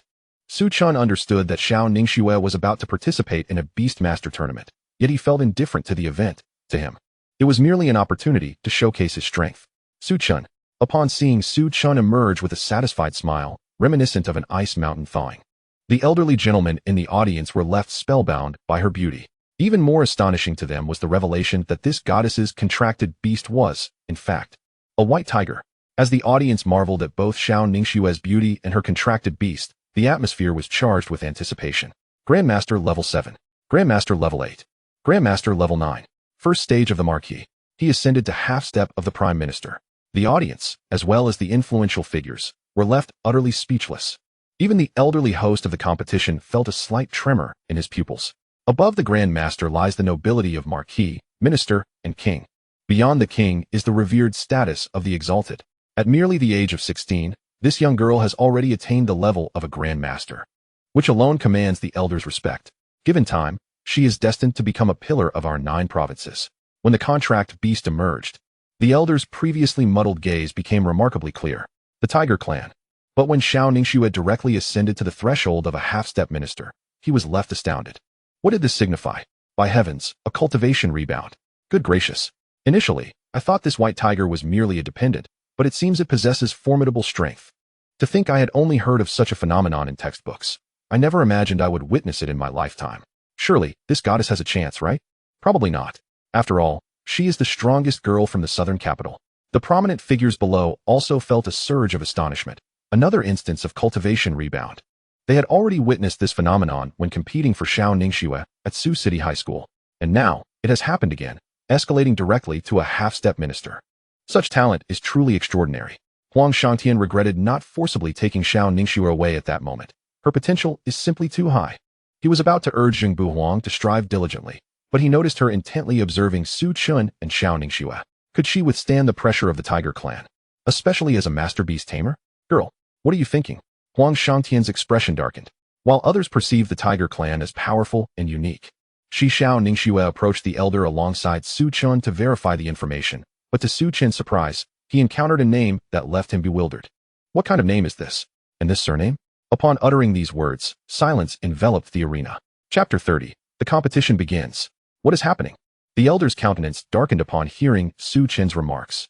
Every year, the verification of information for the Beast Tamer competition is personally inscribed by him. At his age, his handwriting tends to be rather flamboyant. The result of such flamboyance is that the spacing between the characters is quite generous. Initially shocked, Xiao Ningxue felt her cheeks flush as Su Chen spoke. In her previous life as the Empress, her cultivation ability was formidable and her speed remarkable. She had anticipated allowing Su Chen to experience the phenomenon of cultivation rebound upon his emergence from the beast space. Yet, who could have foreseen that upon his arrival, she herself would experience the rebound? This left Xiao Ningxue feeling too shy to admit her identity as a human empress, revealing it would likely invite ridicule from Su Chen. Yet, when Su Chen revealed the name, it embarrassed her further, uttering such words in front of an audience. Wang Yuinga was infuriated. It was the first time in her life that someone dared to speak such words in her presence. Goodness, brothers, this Mingzhu's contract beast is quite impressive. Ha! I can hardly contain my laughter. Wang Yuinga, how could your first reaction be to say what nonsense? I wonder about the psychological trauma inflicted on the southern capital. What nonsense? I'm pulling your leg. It seems that the ladies from the southern capital are about to unleash their fury. Poor Mingzhu, this battle should have ended swiftly. But now it seems that the southern capital girl will take her time humiliating Mingzhu. How tragic. Huang Shangtian could not suppress his laughter at Su Chen's words. It was not his fault, as upon reflection, the name did seem somewhat reasonable. If anyone were to blame, It would be the elder for writing so large. Bu Huang. Let me tell you, Huang Shangtian was about to speak when he noticed Zheng Bu Huang with her head bowed, her cheeks flushed, occasionally glancing at Su Chen and then at Xiao Ningxue. This is so difficult. Is this what the Tiger clan is like? Observing Zheng Bu Huang's shy yet excited demeanor, he chose to abandon his thoughts.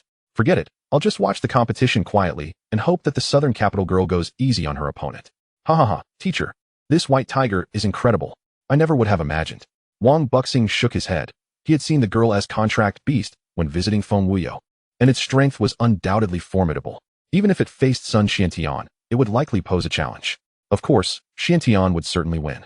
Alas, Mingzhu is in for a rough time. One must understand that the people of the southern capital are particularly prideful, and Xiao Ningxue as contract beast has undoubtedly offended them gravely. Wang Yuinga's fury had reached its peak. Many onlookers were mocking her, and she could not bear it. After years of remaining in the shadows, she aimed to establish her name at this moment. Yet, a mere contract beast dared to show such disrespect? What of cultivation rebound? It is merely a half-step marquis. A worthless being. She could take on 10 of them single-handedly. Wang Yuinga waved her hand, summoning a sphere of flames that transformed into a bird-like shape, vibrant with crimson flames. Upon its emergence, it let out a piercing cry towards the sky. Su Chen's system immediately began analyzing the firebird. Name: Crimson. Race: Phoenix Clan. Gender: level: Platinum Peak. Bloodline: Fiery Phoenix, close to Totem. What on earth is this? Is it a phoenix? Are you all fools? If it were a phoenix, wouldn't that imply a bloodline of the Holy Lord? That would eliminate all competition.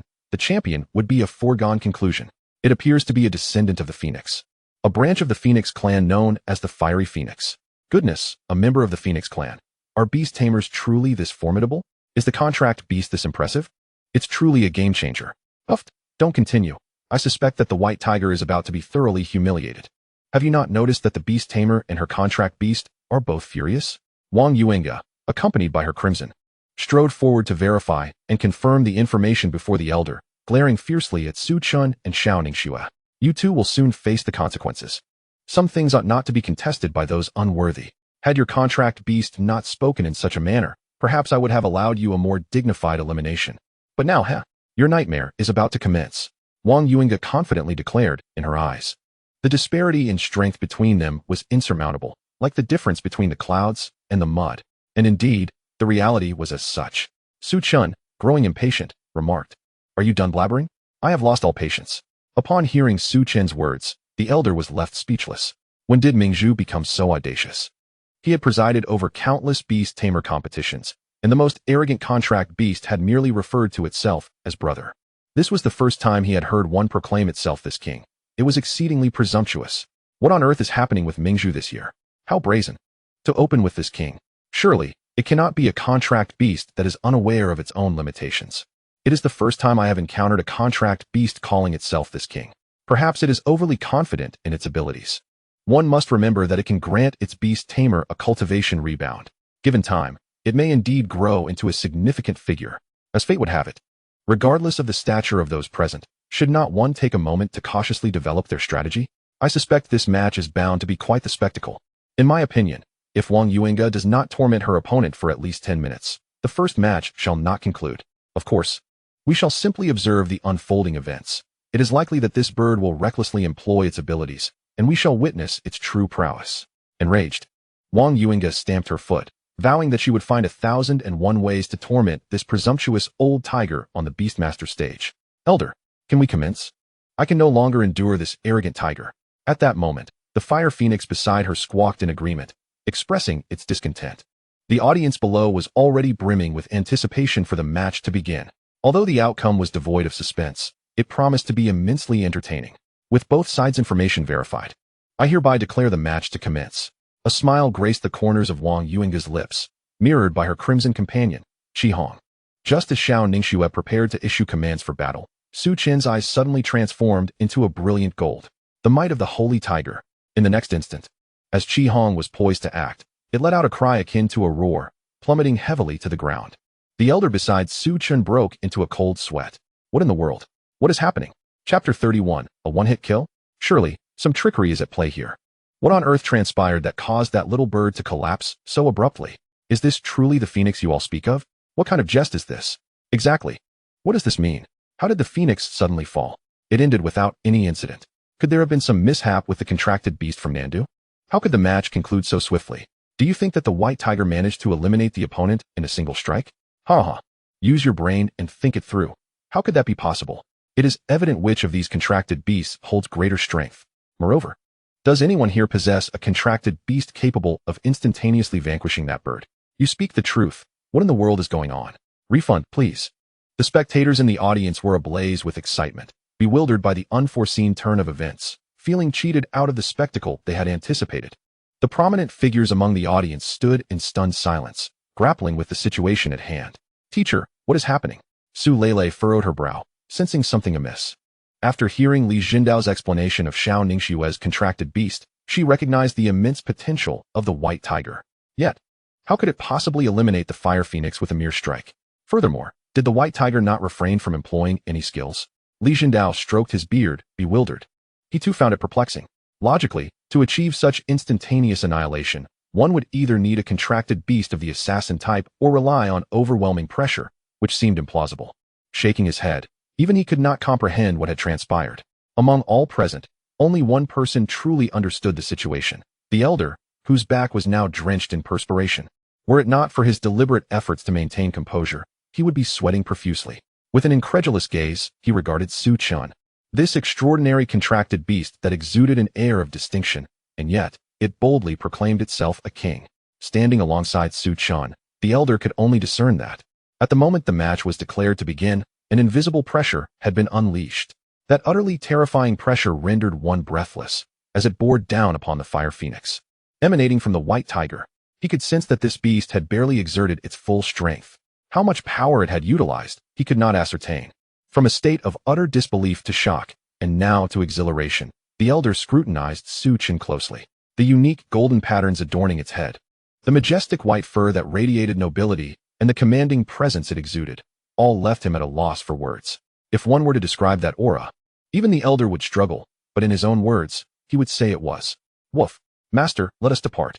Su Chen remarked casually before striding toward the designated resting area for competitors. Xiao Ningxue, momentarily dazed, glanced at the bewildered Wang Yuinga and then at Su Chen, who was making his way to the resting room. What transpired? How did it conclude so abruptly? Yet, watching Su Chen approach the resting area, she pouted, wishing he would slow down and wait for her. Although internally she wished to express this, the actions of the esteemed schoolflower were decidedly earnest. What on earth is going on? Who is truly the contracted beast here? Why do I find this white tiger so strikingly handsome? Exuding an aura of sheer coolness as it effortlessly dispatched its opponent and walked away. What are you barking about? How could one possibly achieve a one-hit kill? Surely, some unforeseen circumstance must have occurred, yet it dares to call its master pooper scooper. This is the first time I have witnessed a contracted beast speaking so defiantly to its master, and the master does not even flinch. Why does the goddess prefer to heed a white tiger's words rather than grant me a favorable glance? Because he is a tiger, a white tiger, while you are merely a dog, and a pathetic one at that. The crowd engaged in fervent discussions. What have you done to my contracted beast? Wang Yuinga rushed over after Qi Hong collapsed, her eyes wide with indignation as she beheld her companion, seemingly unconscious yet unharmed. At this moment, her fury was palpable. These two must have orchestrated something while she was not watching. She demanded an explanation. Principal Feng furrowed his brow, finding the situation equally perplexing. Nothing had transpired on the field, yet the contracted beast had fallen so suddenly. Moreover, it bore no injuries, appearing merely fainted, as if overcome by fear. The elder stood in the center, speaking with an undeniable authority. The victor of this match is Xiao Ningxue from Mingzhu University. Upon hearing the elder's proclamation, Wang Yuinga could no longer contain herself. She pointed an accusatory finger at the elder, exclaiming, "You old man, are you in cahoots with them? My contracted beast is in this state, and you dare to suggest they did not employ any trickery?" As soon as Wang Yuinga finished speaking, she noticed the elder turning his gaze toward her. His eyes resembled a bottomless abyss, instilling within her an inexplicable and overwhelming fear. At that moment, the arena fell into a profound silence. Countless influential figures swallowed hard, fixating their gazes upon the elder, astonished that someone dared to accuse him. Did Feng Yuan not inform that girl of the consequences? In a flash, a figure darted forward. "Elder, my student did not mean any offense. I implore your forgiveness," Feng Yuya said with a slight smile, gesturing an apology before leading Wang Yuingo away. "I can't believe the elder has declared it so. The victor of the first match is indeed Mingzhu. Who was it that confidently asserted that Nandu would win without a doubt? I seem to recall someone wagering on the outcome. Who was deceiving us while refusing to take responsibility? Did someone not claim that Nandu would torment Mingzhu for a good 10 minutes? As the competition commenced, I had my support light stick ready, eagerly anticipating a clash between two goddess-like figures. Who could have predicted that it would all conclude within a mere second? Damn, I barely had 3 seconds to process it. Are you truly a master of swift victories? How on earth did you achieve that? It can't be mere coincidence that something fortuitous occurred. It appears that the goddess from Mingzhu possesses extraordinary luck. How enviable it is to encounter such serendipity in a competition. The elder once again raised his hand, assigning numbers to the remaining contestants, signaling the approach of the next match. Soon, the competitors were determined. Su Lele from Xuemu University and an unknown prodigy. As Su Lele and the prodigy stood upon the arena, Sun Xiantian rose to his feet, for he and Su Lele had been fierce rivals since childhood. Who else would she disgust if not him? Wow. Sister, you are stunning. Your brother will silently support you from behind, cheering for you. Love you, Goddess Lele. Su Lele found his words bizarre. Why was this rascal being so amiable today, even cheering for her? But upon reflecting on Sun Xuantian's words, her charming face flushed crimson. Came Tian, you scoundrel. The audience was taken aback by Su Lele's exclamation. Came Tian, who is that? Furthermore, why did this beautiful lady suddenly lose her composure? Li Zhendao was equally puzzled. Contemplating Sun Xuantian's earlier remark, his expression darkened. Wang Dian, explain yourself. Wang Buxing was dumbfounded. What was happening? How could a single remark from Sun Xiantian cause Su Lele to falter so completely? However, as he recalled Sun Xuantian's words, he realized that if this fellow devoted even a fraction of his heart to beast mastery, the championship of the Beastmaster tournament would undoubtedly be his. Yet, when Wang Buxing heard Li Zhendao call him Wang Dian, he could no longer contain himself. Before his cultivation, his eyes had been uneven, one larger than the other. However, as his cultivation level rose, his physique became more balanced. Unless one looked closely, the difference in his eyes was hardly noticeable, a secret known to very few. With Li Zhendao being one of them. What's the deal with Wang Dian? No way. Why did this guy's single utterance cause Su Goddess to break down? Brother, read that sentence again carefully, and you'll understand why. I'm a bit perplexed. Can anyone enlighten me on who Came Tian is? I'm not aware of such a figure in this competition. Don't mention it. I'm equally clueless about Came Tian. Logically, aside from that not-so-famous contestant from Mingzhu, I should recognize everyone else. Isnt that man seated beside Principal Wang Buxing? Isnt the contestant from the imperial capital named Sun Xiantian? Oh no. Could it be that Sun Xiantian is Came Tian? Now that you mention it, that does seem plausible. Every year, Xuemu and the imperial capital engage in fierce rivalry. And this year, the clash has begun even before the competition officially starts. Indeed, the annual banter and confrontations between Xuemu and the imperial capital are quite a spectacle. Sun Xiantian, wearing a frown, had initially intended to provoke Su Lele but was taken aback when this fellow revealed his true name. Just wait, when we meet again, you'll see what happens. In this match, without a doubt, Su Lele won effortlessly. Her contract beast astonished everyone. The Storm Mermaid, a legitimate totemic bloodline. The awakening of a mermaid as a beastmaster is a rarity in the annals of JoJo's history. Wow, this mermaid is truly breathtaking. She possesses an air of aloof elegance. Now that we have a mermaid, is there a beastmaster among us with a merman as their contract beast? That can't be the same. I haven't even seen a mermaid with my own eyes. I've encountered plenty of mermen though. The disparity between the talents of beastmasters is astounding. I thought the individual opposing Su Goddess was quite renowned. Yet they couldn't last even 3 minutes before it was all over. What does this mean?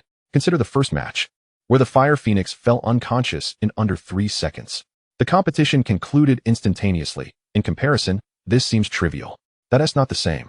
Something must have gone awry in the southern capital. I can't quite articulate it, but surely you don't believe that the tiger could have effortlessly eliminated the opponent?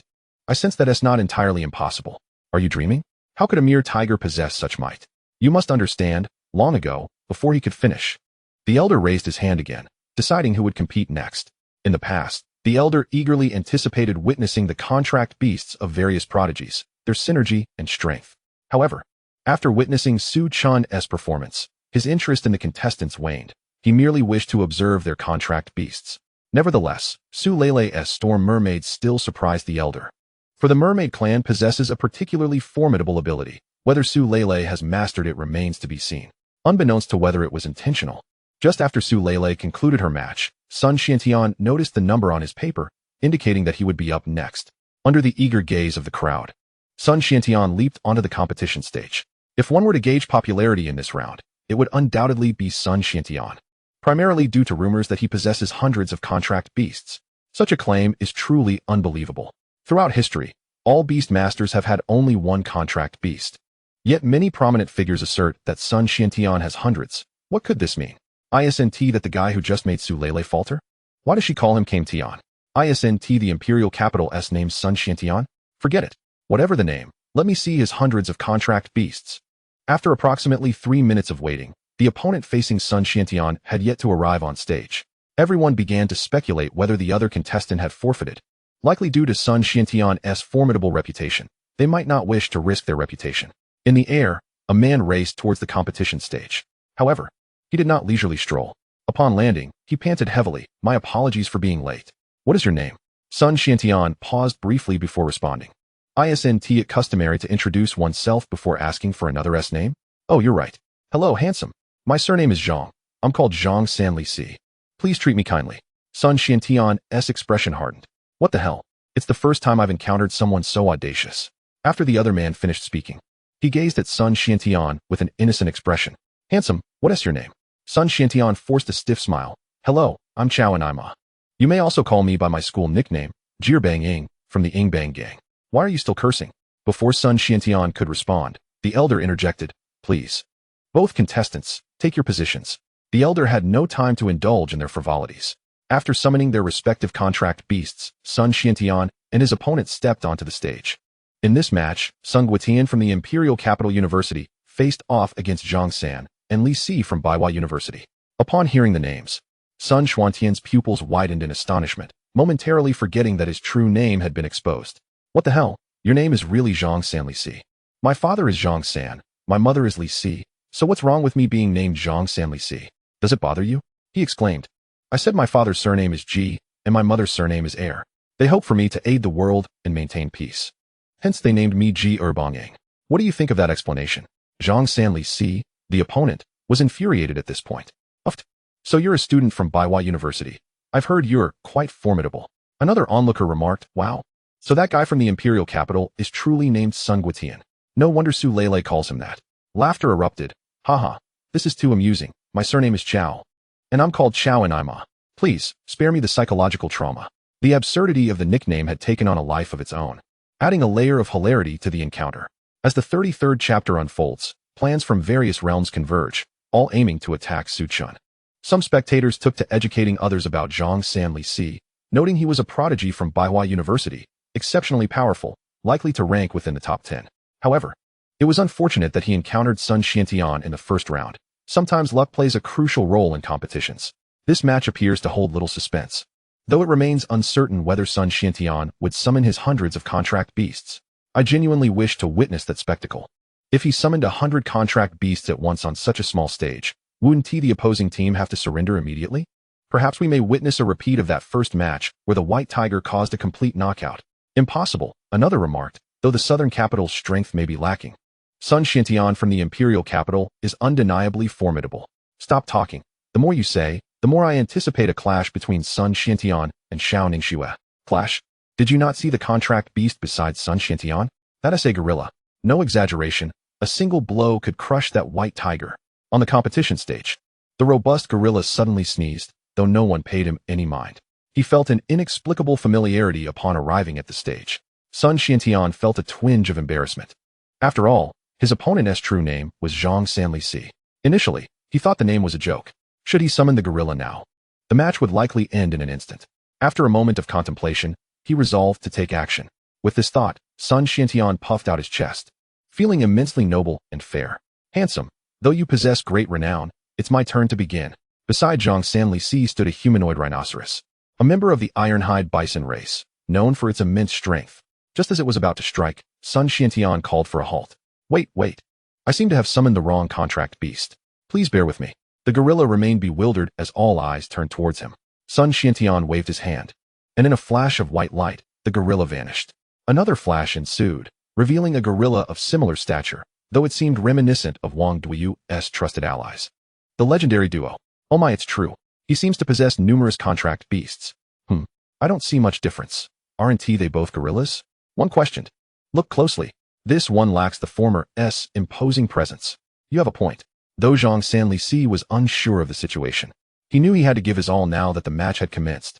As the second gorilla emerged from the beast space, it was greeted by a scent it recognized. Gutian, I think I smell the boss. Ah yes, it would be strange if I didn't. We are about to engage in battle. The second gorilla assumed that Sun Xiantian was aware of the tiger's existence and didn't dwell on it further. Turning its attention to the iron-hide bison. Gutian, look, why does that creature have that pointy thing on its head? Is it trying to reach for the sun? This remark ignited Zhang Sanli's fury, while the iron-hide bison could hardly endure such humiliation. First, he bore a mock name. And now Sun Xiantian had the audacity to switch contract beasts in front of him, as if to ridicule him. What does this mean?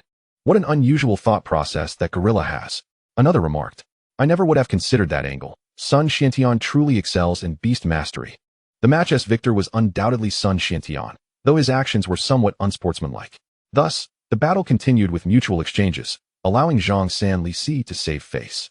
After the victory, Sun Xiantian even generously offered some supplements for contract beasts to the iron-hide bison, everything he had on hand, including 7 flavor Romania pills and ginseng. Meanwhile, the beast mastery competition raged on.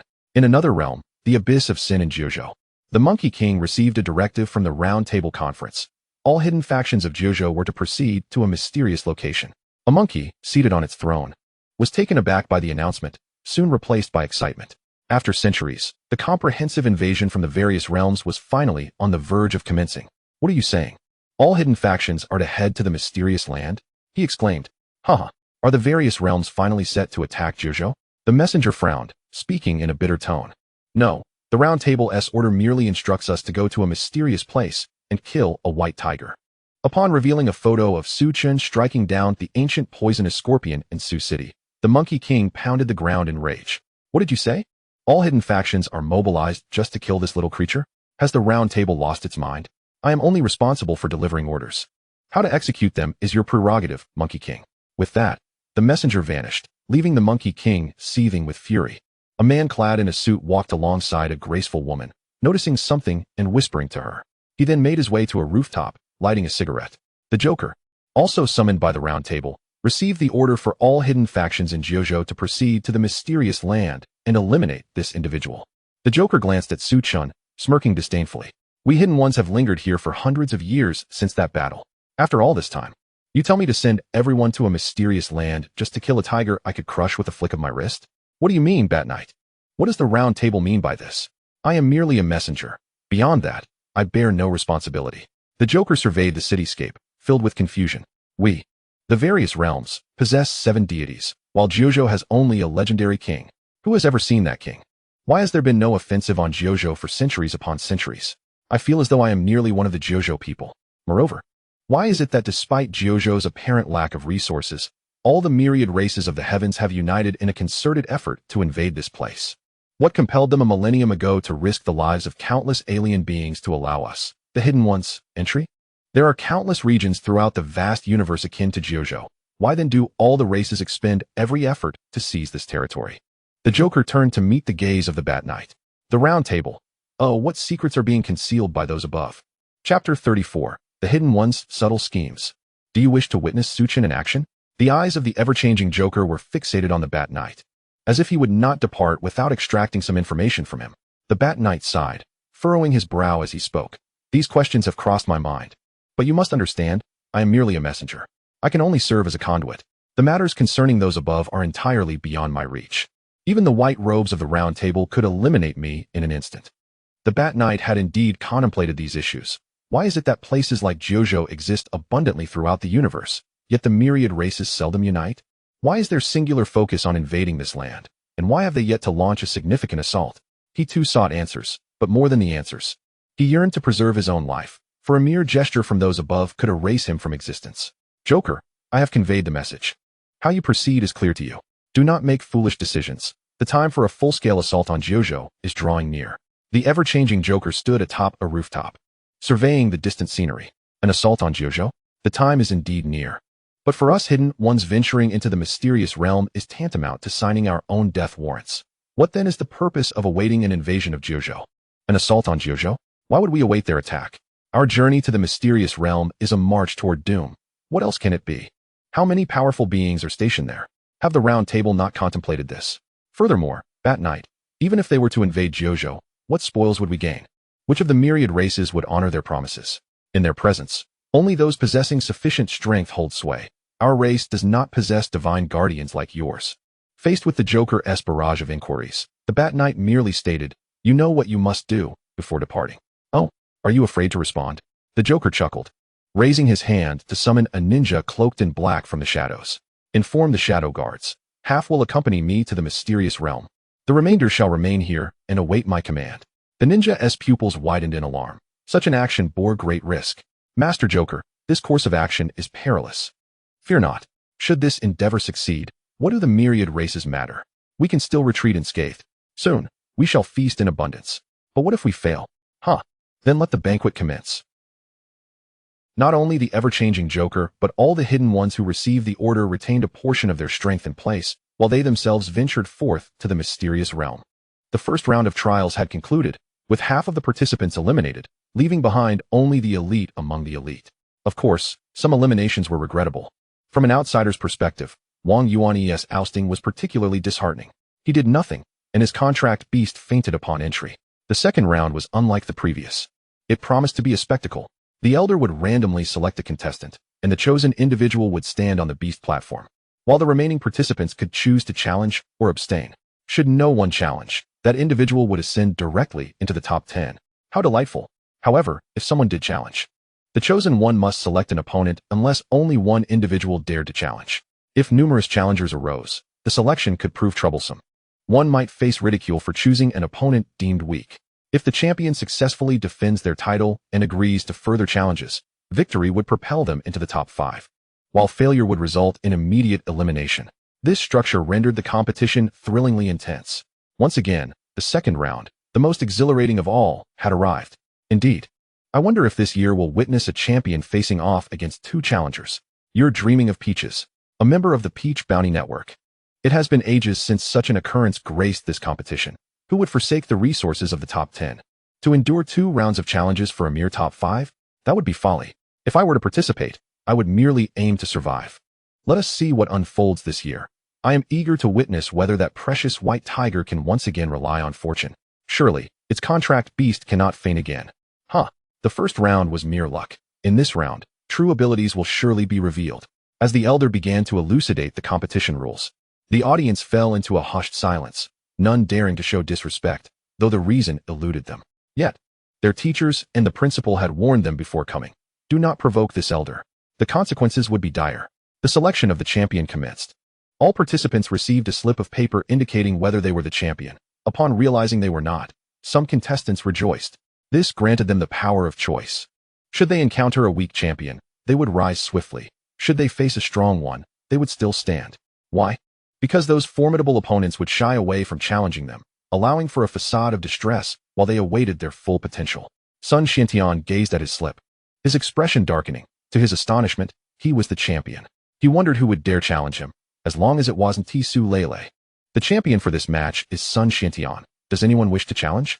Sun Xiantian scanned the other contestants, his primary desire being a duel with the esteemed Xiao Ningxue from Mingzhu University. No, more accurately, he wished for his mighty gorilla to face that white tiger. To outsiders, the tiger tribe appeared unremarkable, yet Sun Xiantian sensed its extraordinary nature. Moreover, all the heads of the universities had ventured to Su City to recruit that white tiger. He sought to extract information from Wang Buxing, but the latter refused to divulge anything. Regardless, Sun Xiantian believed that while Xiao Ningxue's white tiger was formidable, his black gorilla team would undoubtedly prevail. After all, he possessed over 100 contract beasts. A mere white tiger could not possibly defeat his black gorilla team. Alas, I wonder who will take action. Whoever challenges him must be a fool. Only Su Lele would dare. Surely not. Both the imperial capital and Shuamu maintain a sense of propriety. There's no need for them to engage in battle now. The real showdown will likely occur at the end. I yearn to see that white tiger in action. It seems the audience has never witnessed its prowess. Chapter 35, Becoming the Champion. Zheng Buhuang's confusion. The elderly man cast his gaze over the competitors on the stage, narrowing his eyes as he scrutinized Su Lele from Shuemu University.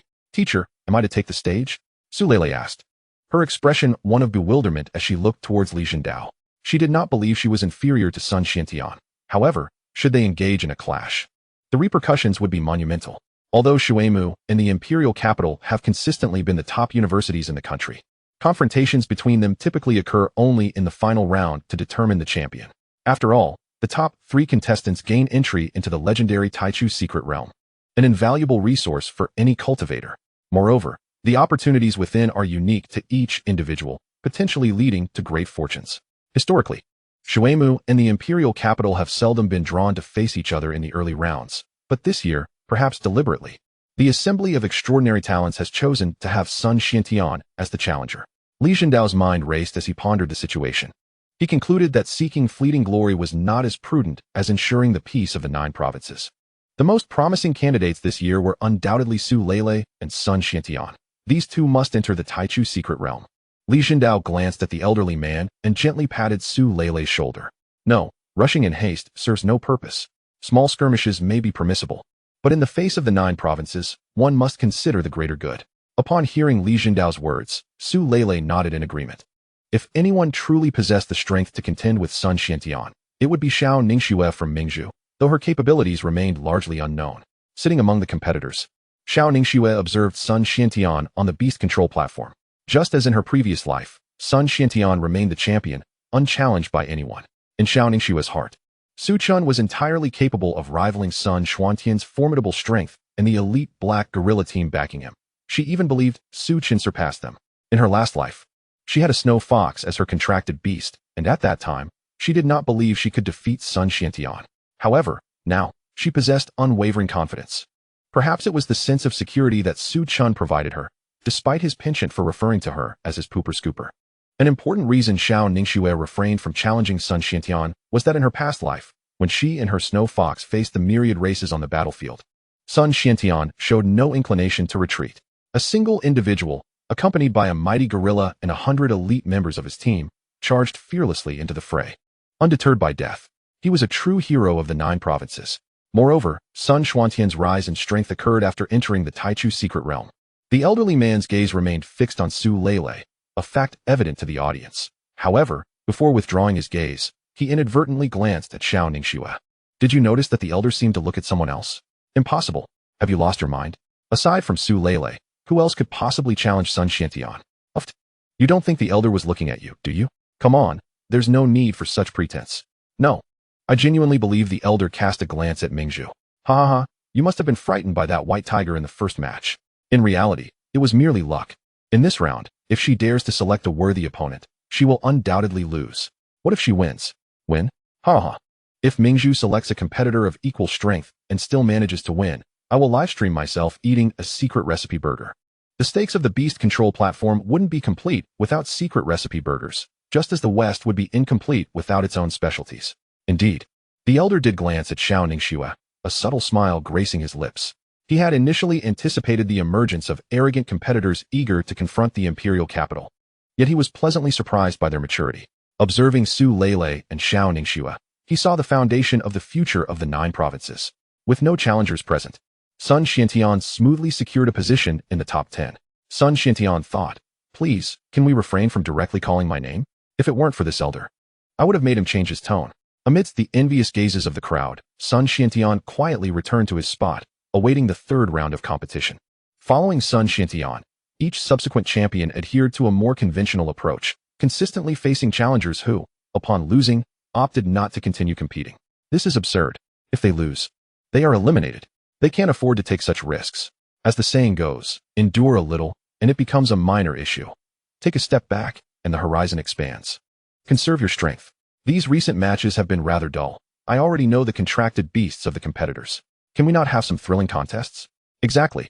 These matches lack excitement. After watching the first match of Sun Xiantian and Su Lele, it feels like the skill levels of these competitors are rather lackluster. What can be done? This sort of thing relies on luck. If only we could witness that white tiger once more. It truly is stunning. Come on. Didn't you see that when each competitor was called to the stage, Mingzhu didn't even stand up? In my opinion, they are well aware of their own capabilities and know there is no need to humiliate themselves. No sooner had he finished speaking than the elder noticed a lady gracefully rising from her seat, her beauty reminiscent of a celestial being emerging from a painting, exuding an aura of serene elegance with every movement.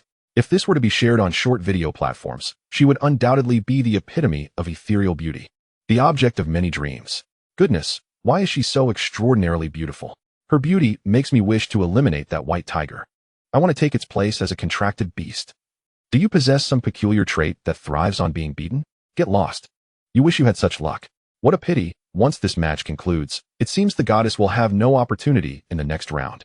Why don't you hope that her opponent's contracted beast suddenly faints? How could there be such a coincidence? After the elder concluded his remarks, he turned to Xiao Ningxue. Almost all the competitors, save for Su Lele, had stood up. Their intentions were clear. They aimed to advance. And the weakest opponent among them was Xiao Ningxue. This time, Xiao Ningxue chose a relatively strong prodigy. Oh no, goddess, don't. Choose someone else. This one is quite formidable. Do you think the goddess is unaware of who is strong? Should I quickly educate her to boost my favorability? As if you are worthy. If anyone should be boosting favorability, it should be me. Standing on the competition stage, Xiao Ningxue and Su Chen caught the attention of a certain audience member, who pondered aloud. Teacher, do you think they have endured great hardships to reach this point? Zheng Buhuang asked innocently, and Huang Shangtian nodded. Consider this. From Su Chang to their current position, they must have invested countless efforts. It must have been arduous. You should learn from them. Zheng Buhuang nodded thoughtfully. Teacher, I've heard that cultivation is quite tough. Do you think they might indulge in imported sweets to alleviate their struggles?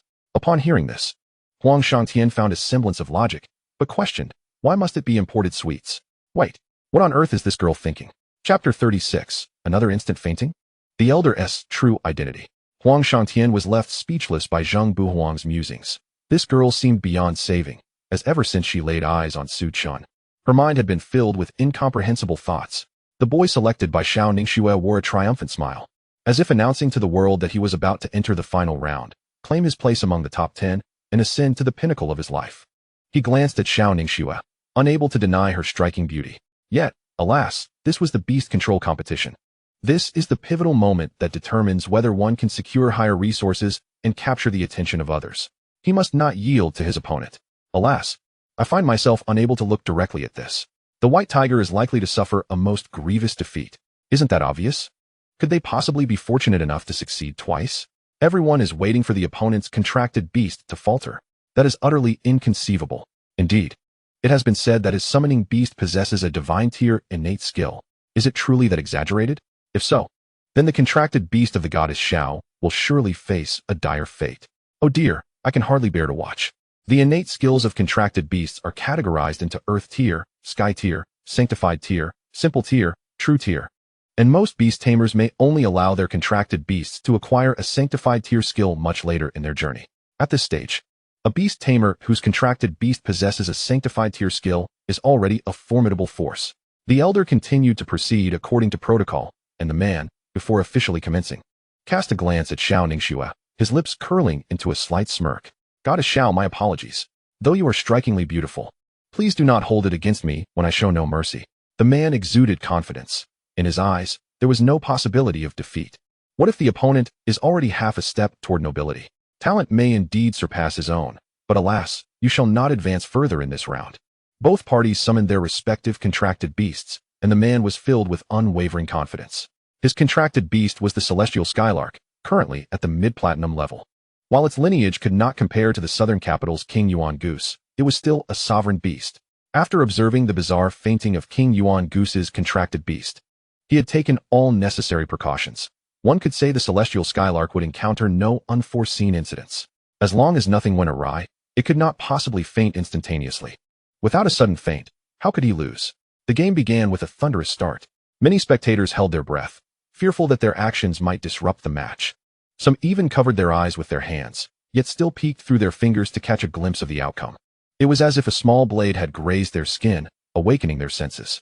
Su Chen glanced at the celestial skylark, in his eyes. It was neither a powerful contracted beast nor a prodigy with a sanctified tier innate skill. If this were in the beast-taming space, the opponent would merely be a string of merciless numbers. It was uncertain how many devouring points this contracted beast could be worth. 1,000.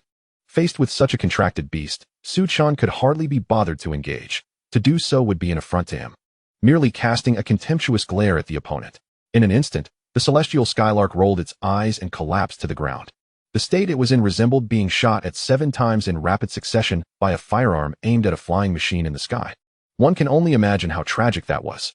However, the type of firearm remains unknown, as it varies from person to person. Some may wield a shotgun, others a machine gun, a rifle, or a handgun, and even the shooting style differs. Some are single shots, while others are sprays. The Celestial Skylark's sudden fainting clearly indicated a spray-type attack. Once the Celestial Skylark fainted, the Elder promptly declared Xiao Ningxue the victor. Her bright, intelligent eyes locked onto Su Chen, eager to understand what had transpired. How could the match conclude before the opponent even made a move? Witnessing his contracted beast collapse, the man's mouth fell agape, utterly bewildered by the turn of events. He had seen his Celestial Skylark just take flight, poised to attack, only to find it plummeting to the ground in an instant. It felt akin to entering a space only to find it already concluded. How could he possibly come to terms with this? However, unlike King Yuan Goose, who was completely oblivious, he had some understanding of this elder. He would question the fairness of the results with any other esteemed figure or university president present, but he had no doubts about this elder. Yet, he still yearned to know what had happened, how it had ended so abruptly. What on earth is going on? How could this situation arise again? Right now? It feels like going to a cow and discovering it to be a bull instead. It appears that there is more to this man than meets the eye. This is truly baffling. Has the goddess Xiao activated some hidden ability? How could the match end in an instant? Is this yet another occurrence? Goodness. Surely. I Haven T just witnessed a staged match. Everyone was left in a state of bewilderment, unable to believe this situation had unfolded once more, even in the second round. They had not seen Su Chen make a single move.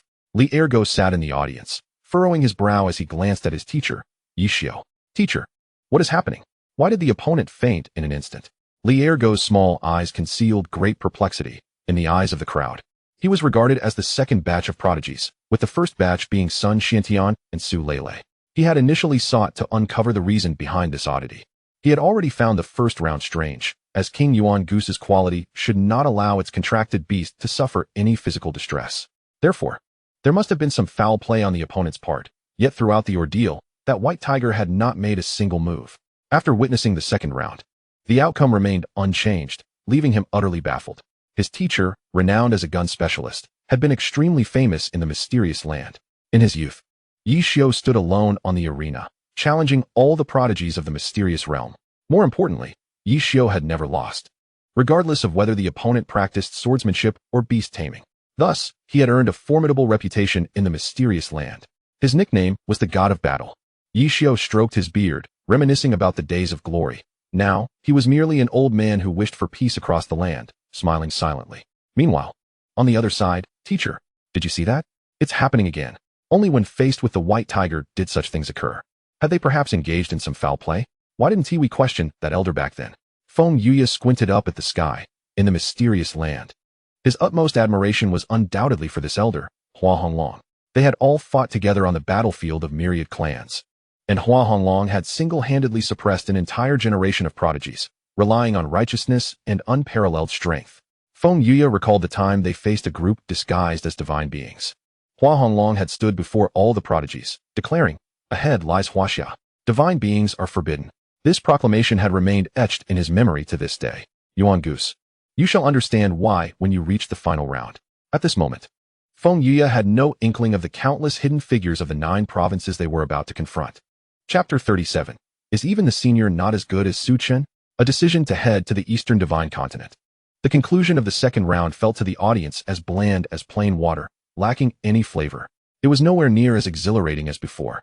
In previous years, the second round had showcased several prodigies in action, their fierce clashes being what the audience loved to witness. Yet this year, it seemed the prodigies had shed their restlessness. The second round is truly lackluster. In previous years, one could witness renowned universities clashing fiercely, yet this time, it seems remarkably tranquil, as if each participant has suddenly matured. It's obvious, after all, this is the primordial secret realm. They only need to endure a little while longer to secure a spot among the top 10. It's worth noting that even the resources of the 10th place far surpass those provided by any university. Speaking of which, I wonder if the next segment will bring about such a scenario. What scenario? Can someone enlighten us? Goodness, what are you thinking? That scenario only arises when an overwhelming prodigy emerges. That would directly determine the first place. In every beastmaster competition, there are 3 rounds. The first round eliminates half of the contestants, often hinging on luck. If prodigies meet each other, it becomes quite the spectacle. The second round typically showcases renowned university prodigies who, unable to stand each other, engage in a fierce contest of pride. By the third round, it is standard PK. Though there exists an exceptional circumstance, when a certain beastmaster is exceedingly confident and chooses to challenge all. If successful, they ascend to first place. But the last occurrence of this was ages ago, even predating some of the esteemed elders present. After all, one must possess the strength to suppress all others to dare attempt such a feat. The elder cast a glance over the remaining contestants eligible for the third round, his gaze lingering on Su Lele, Sun Xiantian, and Xiao Ningxue for a moment. Naturally, he spent the most time observing Xiao Ningxue. The elder sensed that the white tiger was no ordinary creature. He could distinctly feel that Su Chen possessed only golden-level strength. Yet, this strength could swiftly annihilate Wang Yuanga's Platinum Peak Beast and that prodigy's Platinum Beast, showcasing the magnitude of his overwhelming presence. He had previously witnessed the beastmasters from the 9 provinces, whose beasts only exuded pressure at the starry level. However, many beastmasters, throughout their lifetimes, could only reach the diamond level, thus earning it the illustrious moniker of Eternal Diamond. Upon reaching Diamond, one enters eternity, without encountering significant opportunities. They may never cross the threshold into the starry realm. Even the formidable beings from various races on the battlefield only emanated their unique pressure upon attaining the pinnacle of Diamond. Yet, Xiao Ningxue's white tiger, merely at the golden level, wielded such formidable pressure, perhaps its lineage traced back to the legendary Holy Sovereign.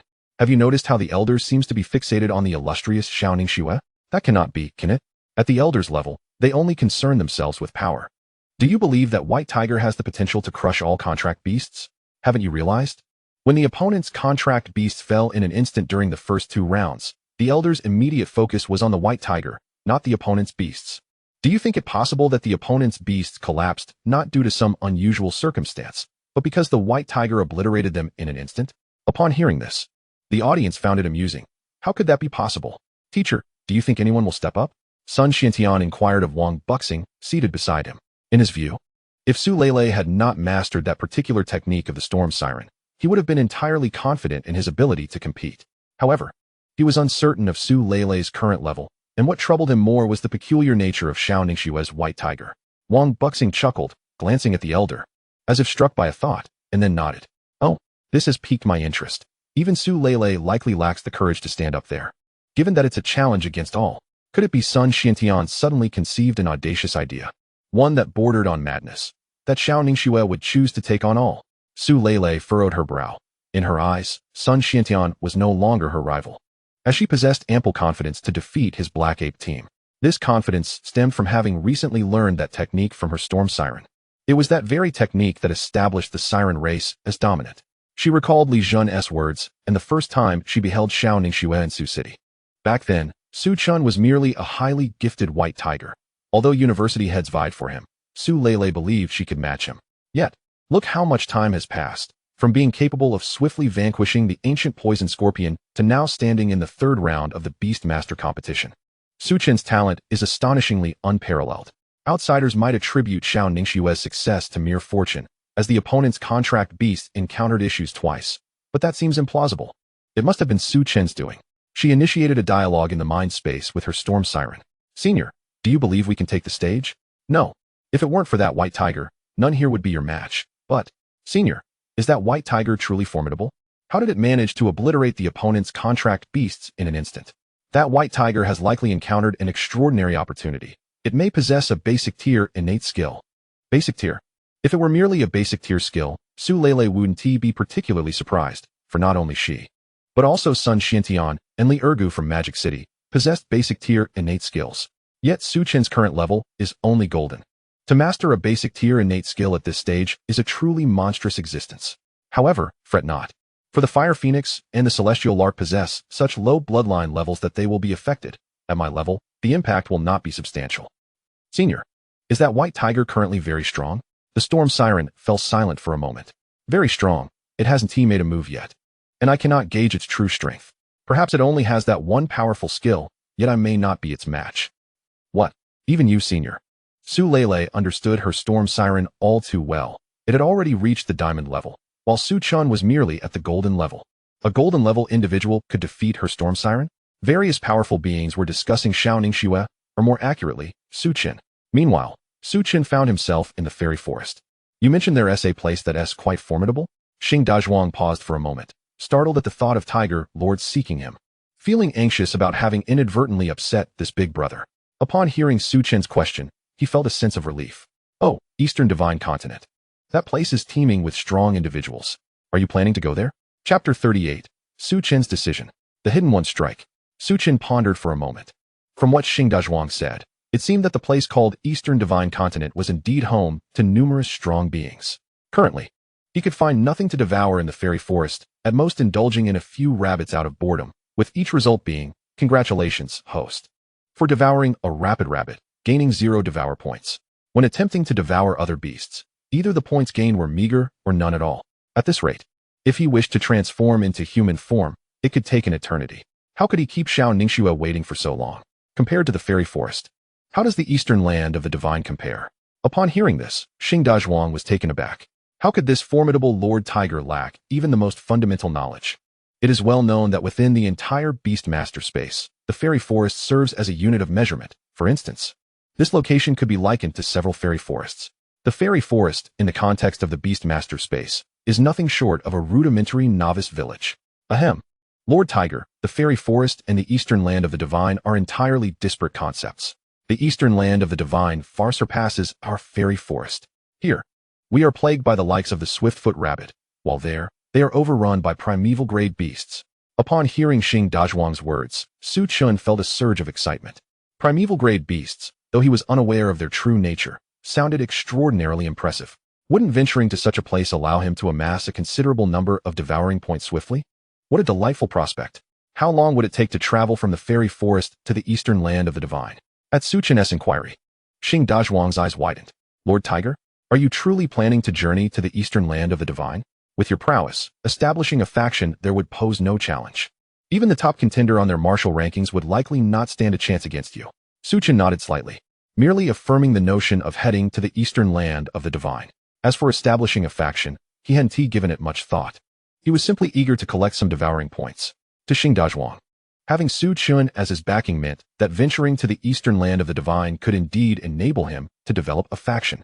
His ancestors hailed from the eastern land of the divine, but due to his own weakness and the relatively modest strength of the local guerrilla tribe, he had no choice but to leave for the fairy forest in pursuit of strength. Fortunately, he had forged a contract with a human. Originally, he had planned to return to the eastern land of the divine in a few years' time, boasting the prowess of a king, to confront those who had sought to annul their engagement, declaring, Nalan, you were mistaken. However, with Su Chen's assistance, his return would undoubtedly stir the entire clan. The thought of this brought him immense joy. Lord Tiger, are you intending to set out for the eastern land of the divine now? If so, I can guide you. The mere anticipation of what awaited him in the eastern land of the divine made his blood surge with excitement, completely overshadowing the fact that he was supposed to be competing with Sun Xiantian. Yet, little did Xing Dazhuang realize that what awaited him in the eastern land of the divine would be an entirely different outcome. No, I still have matters to attend to. I shall proceed to that place later. Upon hearing Su Chen's words, Xing Dazhuang, recognizing the hint, refrained from pressing further and discreetly stepped away, suddenly recalling that he still had a competition to participate in. At this moment, Su Chen found the thought of joining the so-called beastmaster competition utterly tedious. It was nothing but a waste of time. He even felt disinclined to lift a finger. A mere release of his imposing aura would suffice to incapacitate his opponents. Yet he found the continual case bothersome. Winning was undoubtedly within reach, but it consumed far too much time. If he could devote that time to reaching the eastern land of the divine, he could already be voraciously devouring. Once he had accumulated enough devouring points to assume human form, wouldn't that be splendid? Engaging with those inferior contract beasts, where a single move would suffice for a swift defeat, left him with nothing to gain. With this thought, Su Chen entered his mental space. Master, is there a way to swiftly conclude the competition? Just as he pondered whether he should take to the stage, Xiao Ningxue heard Su Chen's voice. There is indeed a method. If you choose to challenge all participants and emerge victorious, the ranking of the defeated will be determined by the order in which they fall. However, if you fail the challenge, your qualification will be revoked, which carries significant risk. At first, Xiao Ningxue could gauge Su Chen's strength, but ever since he entered the beastmaster space, she found him utterly inscrutable. He had instantaneously annihilated Wang Yuinga as contract beast upon his arrival. In her previous life, it had taken her great effort to overcome it. Yet, she noticed the concern in Hua Honglong's gaze. He seemed very invested in Su Chen. And upon considering the possibility that Su Chen possessed a divine bloodline, everything began to make sense.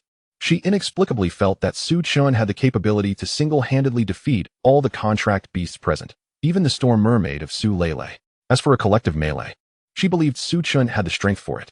Nevertheless, to enter the primordial secret realm, it would be prudent to exercise caution. However, upon hearing Xiao Ningxue's suggestion, Su Chen, who had been reclining, suddenly sprang to his feet. Is there such a fortunate opportunity? If it were a standard one-on-one, Su Chen would likely need to wait some time before heading to the eastern land of the divine. But if Xiao Ningxue's words held true, he could simply unleash the might of the holy tiger and obliterate the entire arena. How straightforward. If other beastmasters were to discover Su Chen's thoughts, they would likely be driven to despair as they sought to evade each prodigious talent, while he was intent on swiftly annihilating everyone to save time. Master, let us choose this option. I find it far more exhilarating. Xiao Ningxue, at this moment, began to question whether she had misheard. What could possibly be more entertaining? Did Su Chen truly perceive this as merely a delightful pastime? Upon hearing Su Chen's declaration, she refrained from inquiring further about his intentions. She held unwavering confidence in him. Hua Honglong stood on the competition stage, observing the contestants below. He spoke in a resonant voice. Is there any contestant willing to challenge all? As he concluded, the audience exchanged glances, pondering whether Su Lele or Sun Xiantian would step forward. Amidst the mutual scrutiny, someone suddenly shouted, prompting everyone to turn towards the source of the sound. They beheld Xiao Ningxue striding confidently towards the competition stage. The audience was momentarily stunned. Many contestants were equally taken aback. Sun Xiantian and Su Lele exchanged furrowed brows. In the distance, a man clad in a black tailcoat waved his hand, causing a rose to materialize in his grasp. Clown, it has been centuries since we last met. You remain as flamboyant as ever. The shape-shifting clown ignored the Titan Ape King. Standing behind him were legions of hidden beings from the 9 provinces. There were majestic lions, colossal scorpions, and dwarves. Not to mention, there were also Kunkin adorning suspenders. After all, having spent centuries in the 9 provinces, wearing clothing was quite normal. The clown surveyed the mysterious realm, his expression gradually morphing into one of madness.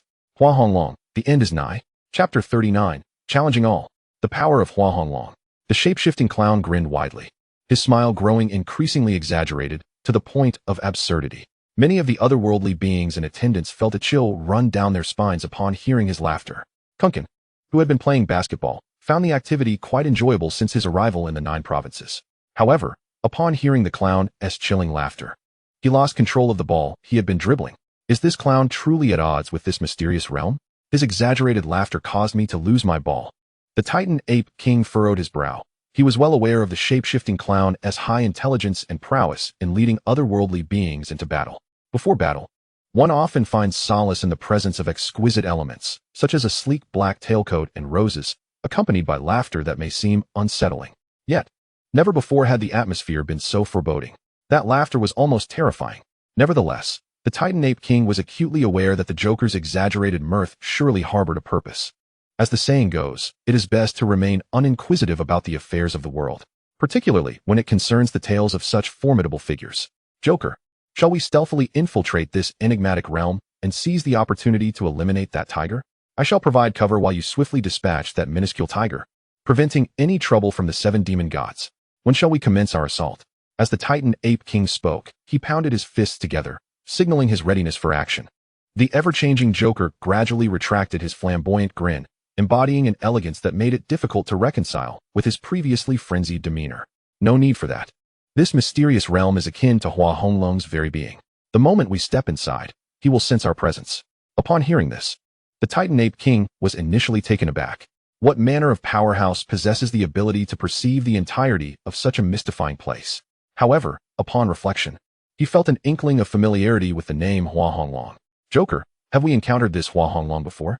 The Titan Ape King was convinced he had heard of this individual, yet it struck him as peculiar. One would typically remember such a notable figure, even after a century. It was impossible to feel only a vague sense of recognition, akin to recalling a lesson from a teacher, but distinctly remembering having not paid attention. The Joker's lips curled into a crooked smile. Have you heard the saying? In the realm of the 9 provinces, foreign races are forbidden. These words were spoken by Hua Honglong.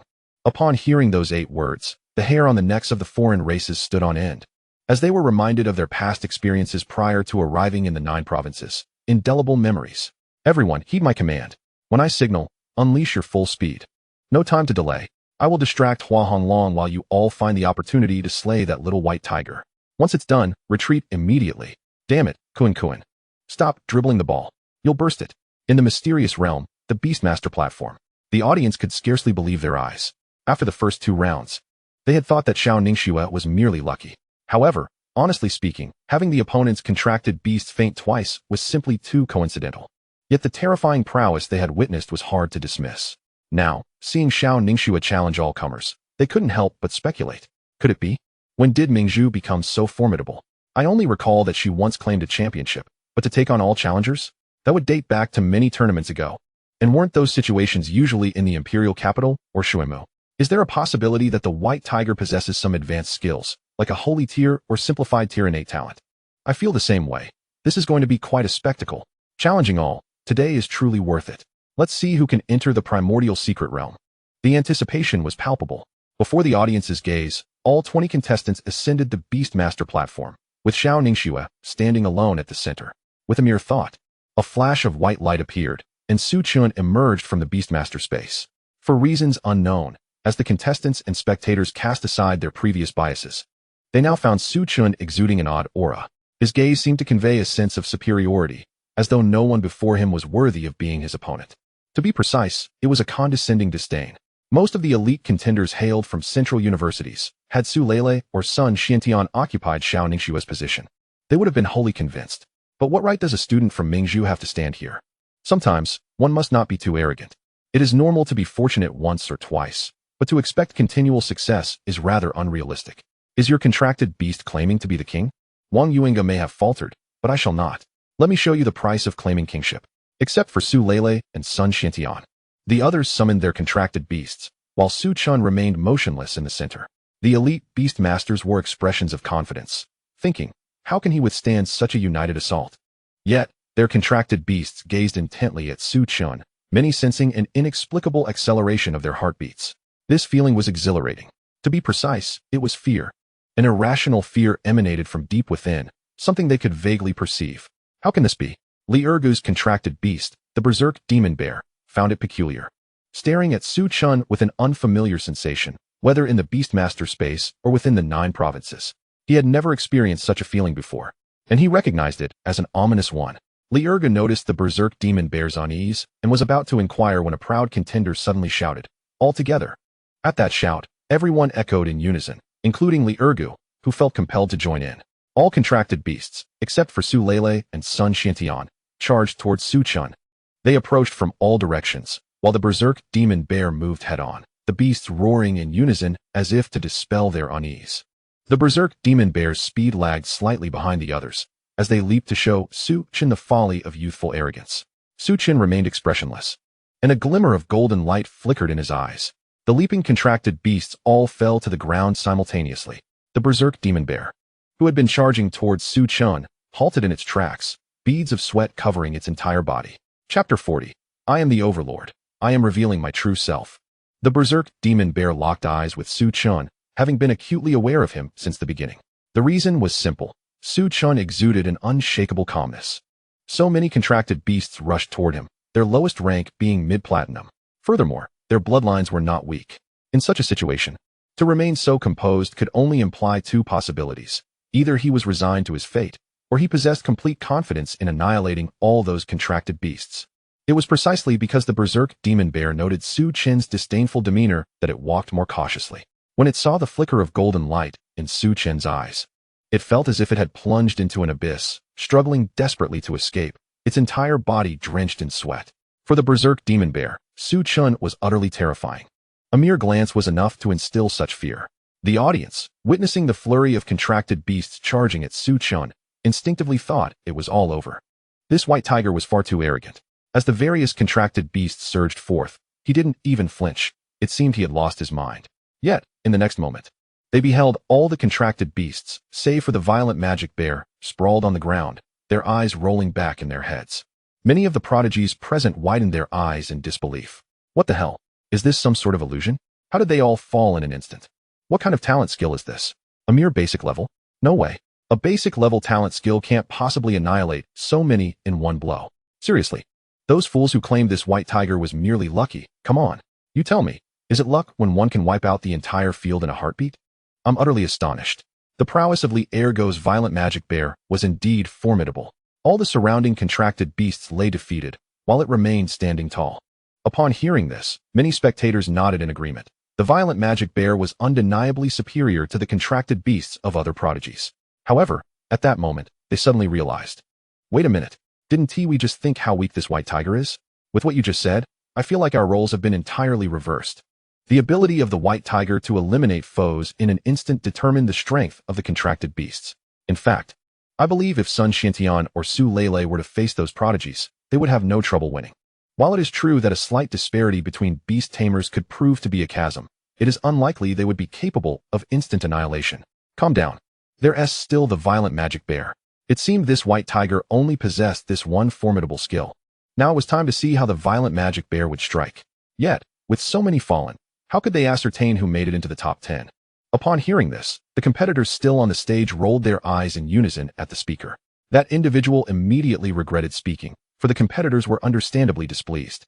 Damn it. We haven't even finished competing, and it feels like this white tiger has already secured victory. The stature of the violent magic bear dwarfed that of Su Chen, but its thick fur concealed its sweat. Not only the other spectators, but even Li Ergo could not discern any sign of perspiration, maintaining their distance from Su Chen. The violent magic bear silently observed him, and after a couple of glances, it began to retreat 2 steps. At a certain distance, it abruptly transitioned from a standing posture to a crawling sprint, charging directly towards Li Ergo. Li Ergo was taken aback, thinking, what? Is it really going to fight me? Let me return to the beast space. The violent magic bear roared at Li Ergo, and in a flash of white light, it vanished from sight. What on earth? Doesn't that white tiger only have that one move? How did it come back? Li Ergo felt a surge of frustration, with so many onlookers. The fact that he retreated after merely being glanced at by the white tiger was a blow to his pride. The violent magic bear itself was uncertain whether the white tiger had any other tricks up its sleeve. If not, this would be a significant loss of face and an opportunity for glory. If there were more abilities, then it would be a tremendous gain. It felt an inexplicable premonition. I have a strange feeling. He can eliminate me in an instant. Hua Honglong casually waved his hand, prompting all the prodigies and Li Ergo to vacate the competition stage. The primary reason was to protect them. For Su Lele's Storm Mermaid was highly likely to unleash that particular move. Sun Xiantian undoubtedly possessed the ability to defend himself, but the safety of the other prodigies was less certain. Wang Yuenga, witnessing this scene, could hardly believe his eyes. How can this be? Isn't that just an ordinary white tiger? It shouldn't be this powerful, and it seems like it hasn't been contracted with Xiao Ningxue for long. Wang Yuenga glanced at Feng Yuya, who appeared calm and composed as if everything was unfolding according to his expectations. She bit her silver teeth, though no one could discern what thoughts were racing through her mind. Sun Xiantian observed the entire process, a smile creeping onto his lips. Overcoming those so-called prodigies, in his view, was nothing to boast about. To outsiders, they were esteemed beast tamers, but to him and Su Lele, they were merely individuals with a smattering of beast-taming skills. The true mastery of beast-taming lay with Sun Xiantian.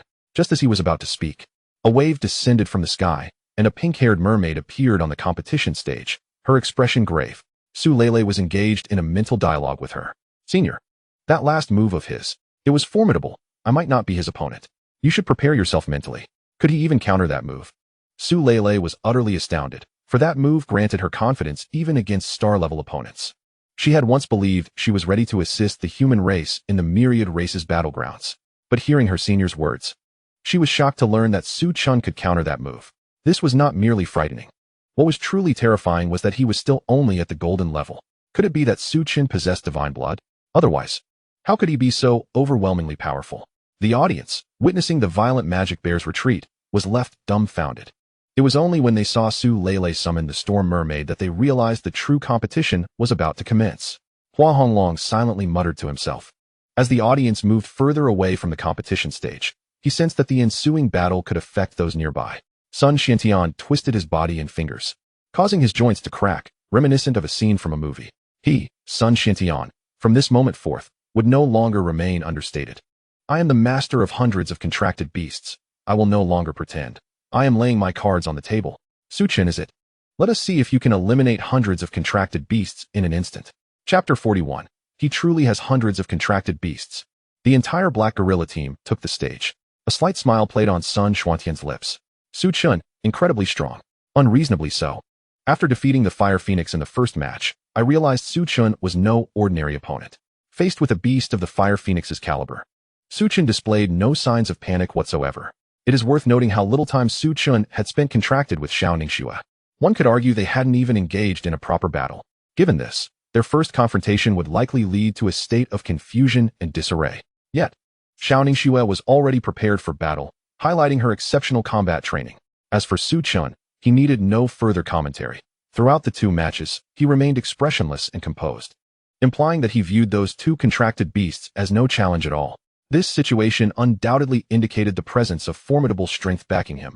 Otherwise, how could he exude such confidence?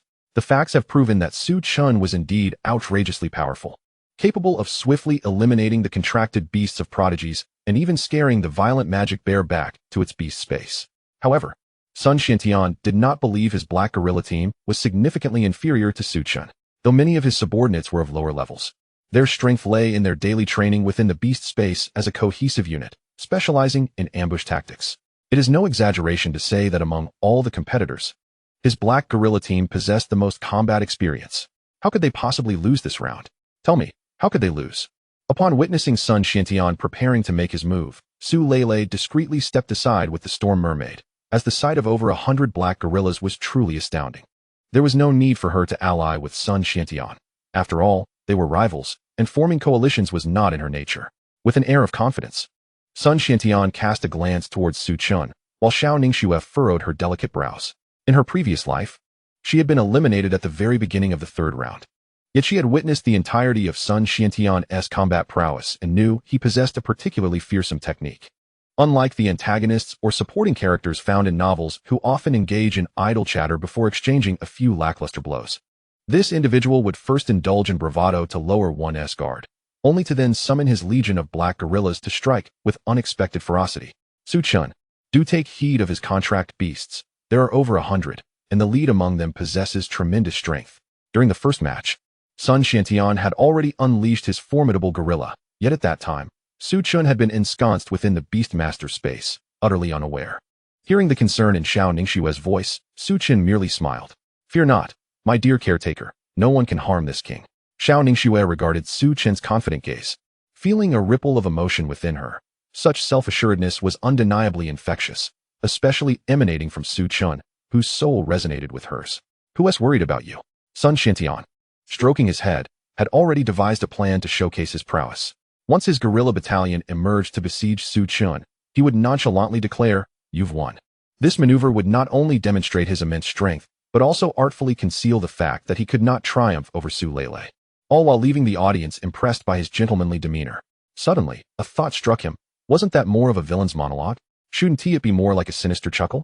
Could it be that Sun Xiantian truly possesses 100 contract beasts? If so, what chance do we stand? Did you not see the sheer power of the one he released earlier? It could shatter the ground with a single punch. Could the white tiger withstand such an onslaught? One black gorilla was already overwhelming. How could it possibly endure the combined might of hundreds? Oh, I truly believe the white tiger would fare well in a one-on-one situation. Given its remarkable strength, wouldn't you want to witness the magnificent sight of 100 contract beasts appearing at once? Little white tiger, do you desire to be besieged by 100 black gorillas? The audience buzzed with speculation as Sun Xiantian produced a golden capsule from seemingly nowhere, smiling as he prepared to unleash its contents. Come forth. With a forceful toss, the golden capsule struck the ground, eliciting a series of resonant thuds. Many in the audience held their breath, puzzled by this peculiar summoning method. They had anticipated the grand appearance of numerous contract beasts, and as Su Chen observed the capsule, he sensed no aura emanating from it. The sky grew strangely dim, prompting an onlooker to gaze upward, exclaiming, "What in the world is that?"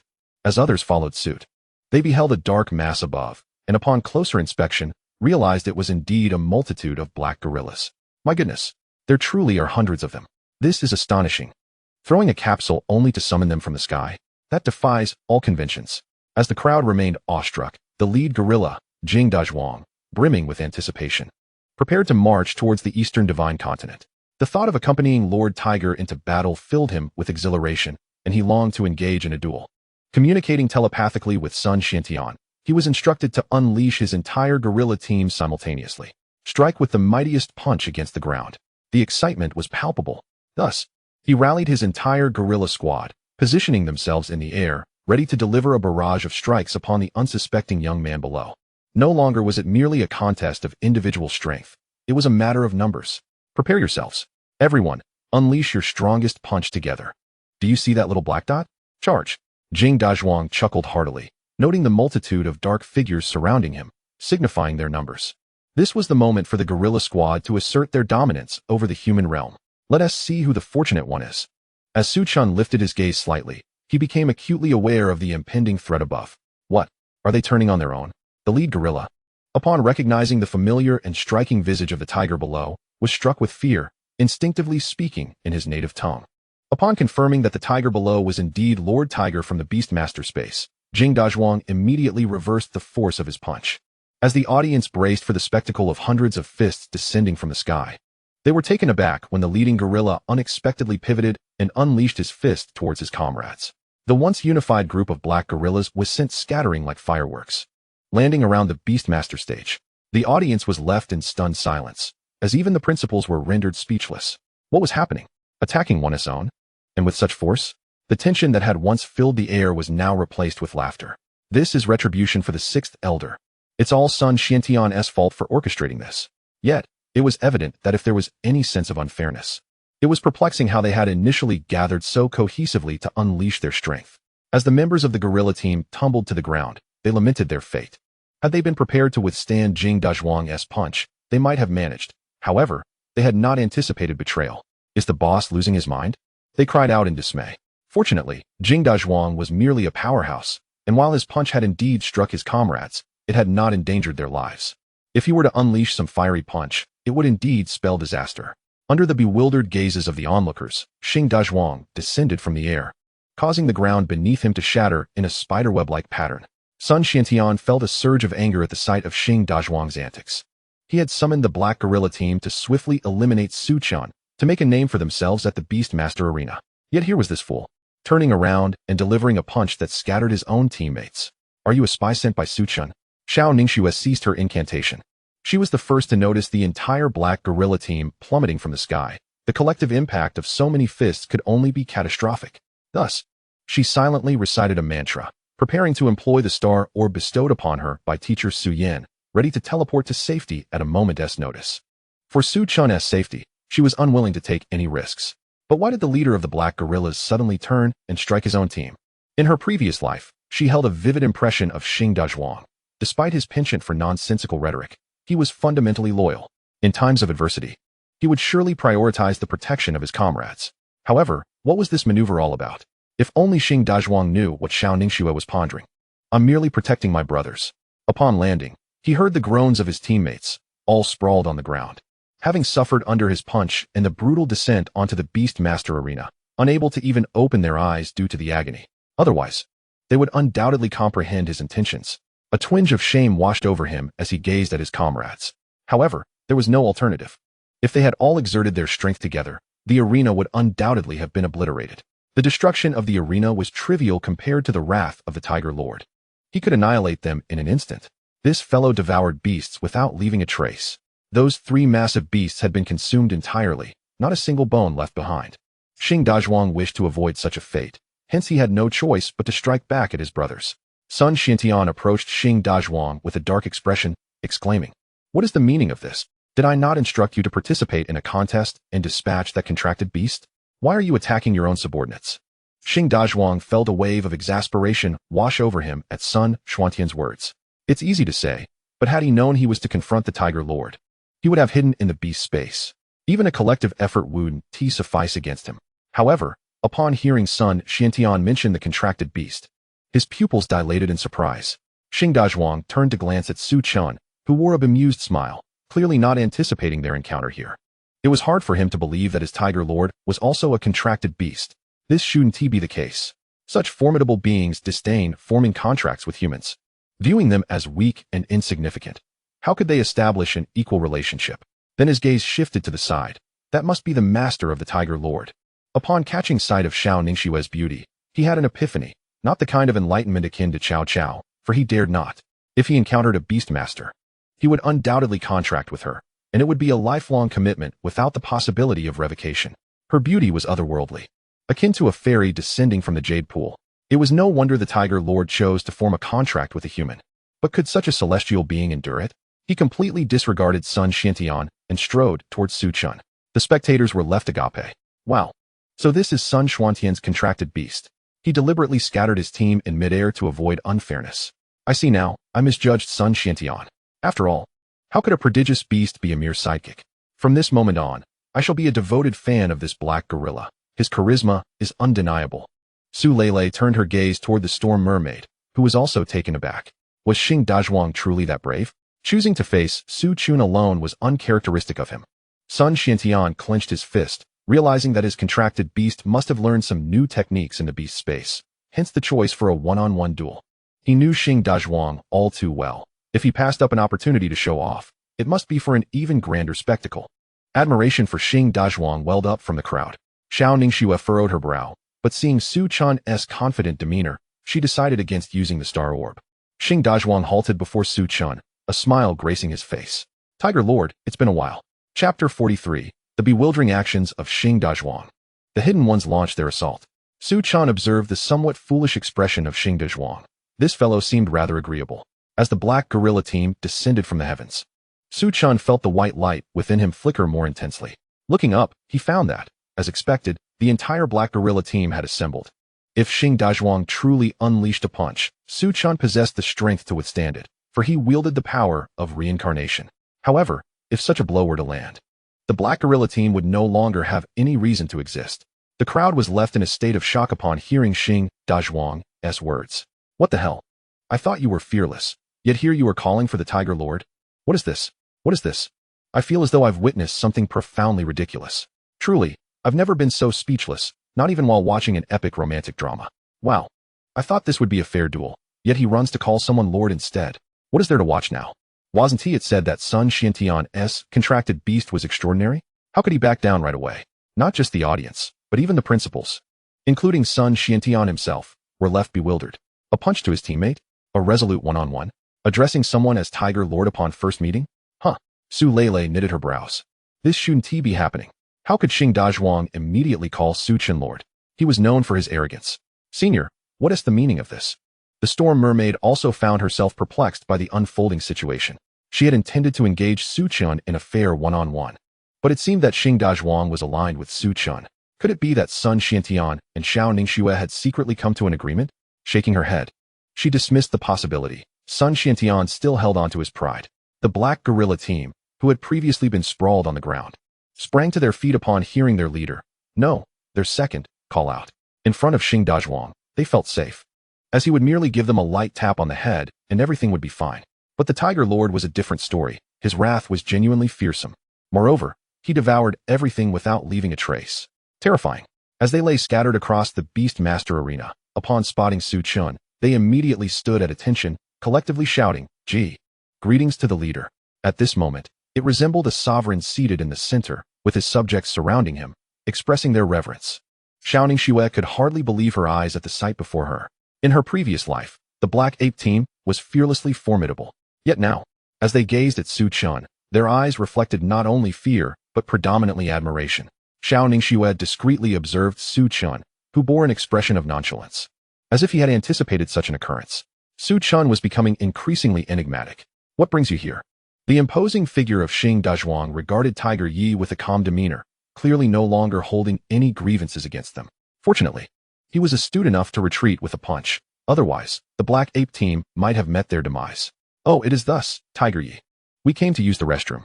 Upon his statement, all the Black Apes nodded vigorously, then collectively strode towards Sun Xiantian. Sun Xiantian was left in a state of shock, exclaiming internally, "Who is truly your beastmaster?" A narrative would scarcely dare to depict such a scenario. Su Lele, wearing a bemused expression, could not help but interject. The restroom is over there. The assembly of Black Apes hastened towards Sun Xiantian, and upon hearing the familiar yet melodious voice, they turned in unison to look at Su Lele. Goodness, it's this woman again. Her punches never land. How tiresome. After glancing at Su Lele, they redirected their gaze towards Xiao Ningxue. Damn it, sister-in-law is truly a celestial being. Upon hearing Su Lele's indication of the restroom, Xing Dazhuang's expression turned sour as he retorted. Koetian said, "Good fortune should not flow to others." This remark drew the attention of the crowd towards Sun Xiantian, rendering him a bit of a clown in this instance. Xiantian was taken aback. Damn, that's what I say when I want to skip out on the bill. It seemed he had only learned the negative aspects. However, upon receiving Xing Dazhuang's mental communication, he promptly cast a spell to send the entire Black Ape team back. As they returned, they even turned around to bow to Su Chen. This left everyone utterly perplexed. Is there anyone who can explain this? I stand at a height of 1 meter 80. Who are you addressing? I often struggle to communicate with you due to my lack of transformation. Over 100 contracted beasts, each possessing immense strength, came here merely to bow to the white tiger and depart? Wow, this white tiger is truly formidable. It feels as though he could take them all on single-handedly. Defeating the previous challengers indeed requires prowess. Sun Xuantian's companions, while bewildered, found Su Leilei's situation rather challenging. Onlookers merely enjoyed the spectacle, yet the principals were acutely aware of the gravity of the situation. The unwavering respect the Black Ape team held for Su Chen was extraordinary. Even Hua Honglong, who had witnessed countless grand events on the battlefield of myriad races, was unable to decipher this operation, though he sensed that something significant had transpired between Su Chen and the Black Ape team. Could it be they had encountered one another within the Beastmaster's realm? The Black Ape team. Indeed, we met, but it would have been better had we not. Hua Honglong narrowed his eyes at Su Leilei, the prodigy of Shuamu University, who remained composed throughout, unfazed even by Sun Xuantian's blunders. Meanwhile, the Storm Mermaid beside her found the Black Ape team's behavior absurd, indicating they likely possessed that ultimate technique. The merfolk had mastered the supreme fatal maneuver that could secure their standing within the Beastmaster's realm. Su Chen, be cautious shortly. Should anything feel amiss, inform me at once. That mermaid can disturb the mind, Xiao Ningxue said earnestly, recalling the ultimate move of the Storm Mermaid, the Song of the Sea Witch. Once unleashed, it could confuse the opponent's psyche, ensnaring them in bizarre illusions. Legend has it that a Storm Mermaid once joined forces with an assassin to annihilate an entire clan. Her smiling demeanor remained unbroken, never retaliating. Upon hearing Xiao Ningxue's warning, Su Chen remained unconcerned. Disturb the mind? Perhaps don a JK outfit before speaking. Outside the mysterious land, the shape-shifting clown cracked his knuckles. Is everyone assembled? Several alien dignitaries nodded in response, and the shape-shifting clown smiled subtly. Excellent. Heaven has perished. The myriad realms shall rise. The year of Jiuzhou. Prosperity for all. All clans of the heavens, advance. Chapter 44. The Trident emerges. Su Chen's discontent. Charge. The various clans surged forward, exuberant, evidently unaware of the true purpose of their expedition into the mysterious realm. Had they known they were to slay a white tiger, they would likely have faltered in their enthusiasm. The shape-shifting clown, observing their excitement, smirked, then waved his right hand across his face. His visage transformed into that of the legendary Lord of Thunder. Harnessing the power of thunder, he soared into the air, bellowing, "Thunder Lord, aid me. All of you. To maximum speed. Charge." A colossal clap of thunder crashed down upon the mysterious land, prompting the clans to charge in unison. Boom. Who among you is attempting to transcend? What thunder is this? It's astonishingly loud. Wasn't the weather fine? Why has it suddenly turned stormy? Hua Honglong furrowed his brow. An alien incursion. And in vast numbers. The powerful individuals present exchanged glances with Hua Honglong, sensing that something was amiss. The mysterious realm had never before witnessed such a commotion. As they observed Hua Honglong's furrowed brow, they silently shifted into combat readiness. To the untrained eye, they appeared as before, calmly watching the younger generation's performance. But in truth, they were poised for battle at a moment's notice. On the Beastmaster's platform, Xiao Ningxue frowned. She recognized that lightning. It was the lightning of the Thunder Lord. But how could the Thunder Lord appear in Jiuzhou? Su Leilei and the others also noticed the unusual lightning, yet seeing that the esteemed powerhouses present remained unmoved, she chose to focus on the competition. Su Chen had never truly regarded the mermaid. To clarify, he had never truly looked at any competitor's contracted beast. Each encounter resulted in a swift defeat, rendering them indistinguishable. When Su Chen finally turned his gaze towards the mermaid, he noted, "Name, Baiyu. Race, mermaid. Gender. Level, diamond. Bloodline, storm mermaid, totemic variant. Talented skills, Song of the Sea Witch, LV2, Mermaid's Tears, LV3, Onslaught of Fish, LV3. Note, the order of talent skills indicates their strength, while the level denotes mastery, with the highest being LV6. As Su Chen examined the array of the Storm Mermaid's talent skills, he found most incomprehensible. What did Onslaught of Fish even mean? Quite formidable. The Storm Mermaid locked eyes with Su Chen and declared, "You are strong. I shall unleash my full power now." Raising her right hand above her head, She murmured an ancient incantation, and soon her entire being was enveloped by water. As the sea recedes from all sides, the storm mermaid wields a trident in her hands. Goodness, that appears to be a royal weapon. What a lofty status this mermaid must possess for a contract beast to bear such a regal artifact. That is the trident of the Sea King. Legends say it was the weapon used by the Sea King in his conquests of the ocean, renowned for its astonishing might. To witness it alive today is extraordinary. Previously, I had only glimpsed it in texts. The Sea King? Who just called my name? For heaven's sake. Is this trident truly legitimate? Do not jest. Such a caliber of royal weapon is exceedingly rare even in the 9 provinces. The white tiger is in for it. With a single thrust, it could strip him of his fur. In the 9 provinces, aside from physical cultivators, most practitioners possess a treasured item. These items are naturally categorized by rank: soul weapons, sect artifacts, noble weapons, royal artifacts, and the legendary divine artifacts wielded by human emperors. The chasm between these artifacts is immense. A royal weapon, when clashed head-on, could obliterate a noble weapon. Thus, when everyone beheld the storm mermaid grasping a royal artifact, their astonishment was palpable. Subsequently, they felt an overwhelming sympathy for Su Chen. The storm mermaid possesses a weapon, yet he has naught but his claws. Alas, those claws are of little use. If they were to clash with the trident of the Sea King, he might very well lose them. Observing Su Lele summon the trident of the Sea King right from the start, Xiao Ningxue felt an immense sense of dread. She hadn't anticipated Su Lele to unleash such a formidable move at once, revealing just how much she valued Su Chen. Su Chen noticed Xiao Ningxue's apprehension and gently caressed her slender waist, the sensation igniting a blush upon her cheeks. Goodness, the feel of it. Ahem. There's no need for concern. It's merely a broken fork, after all.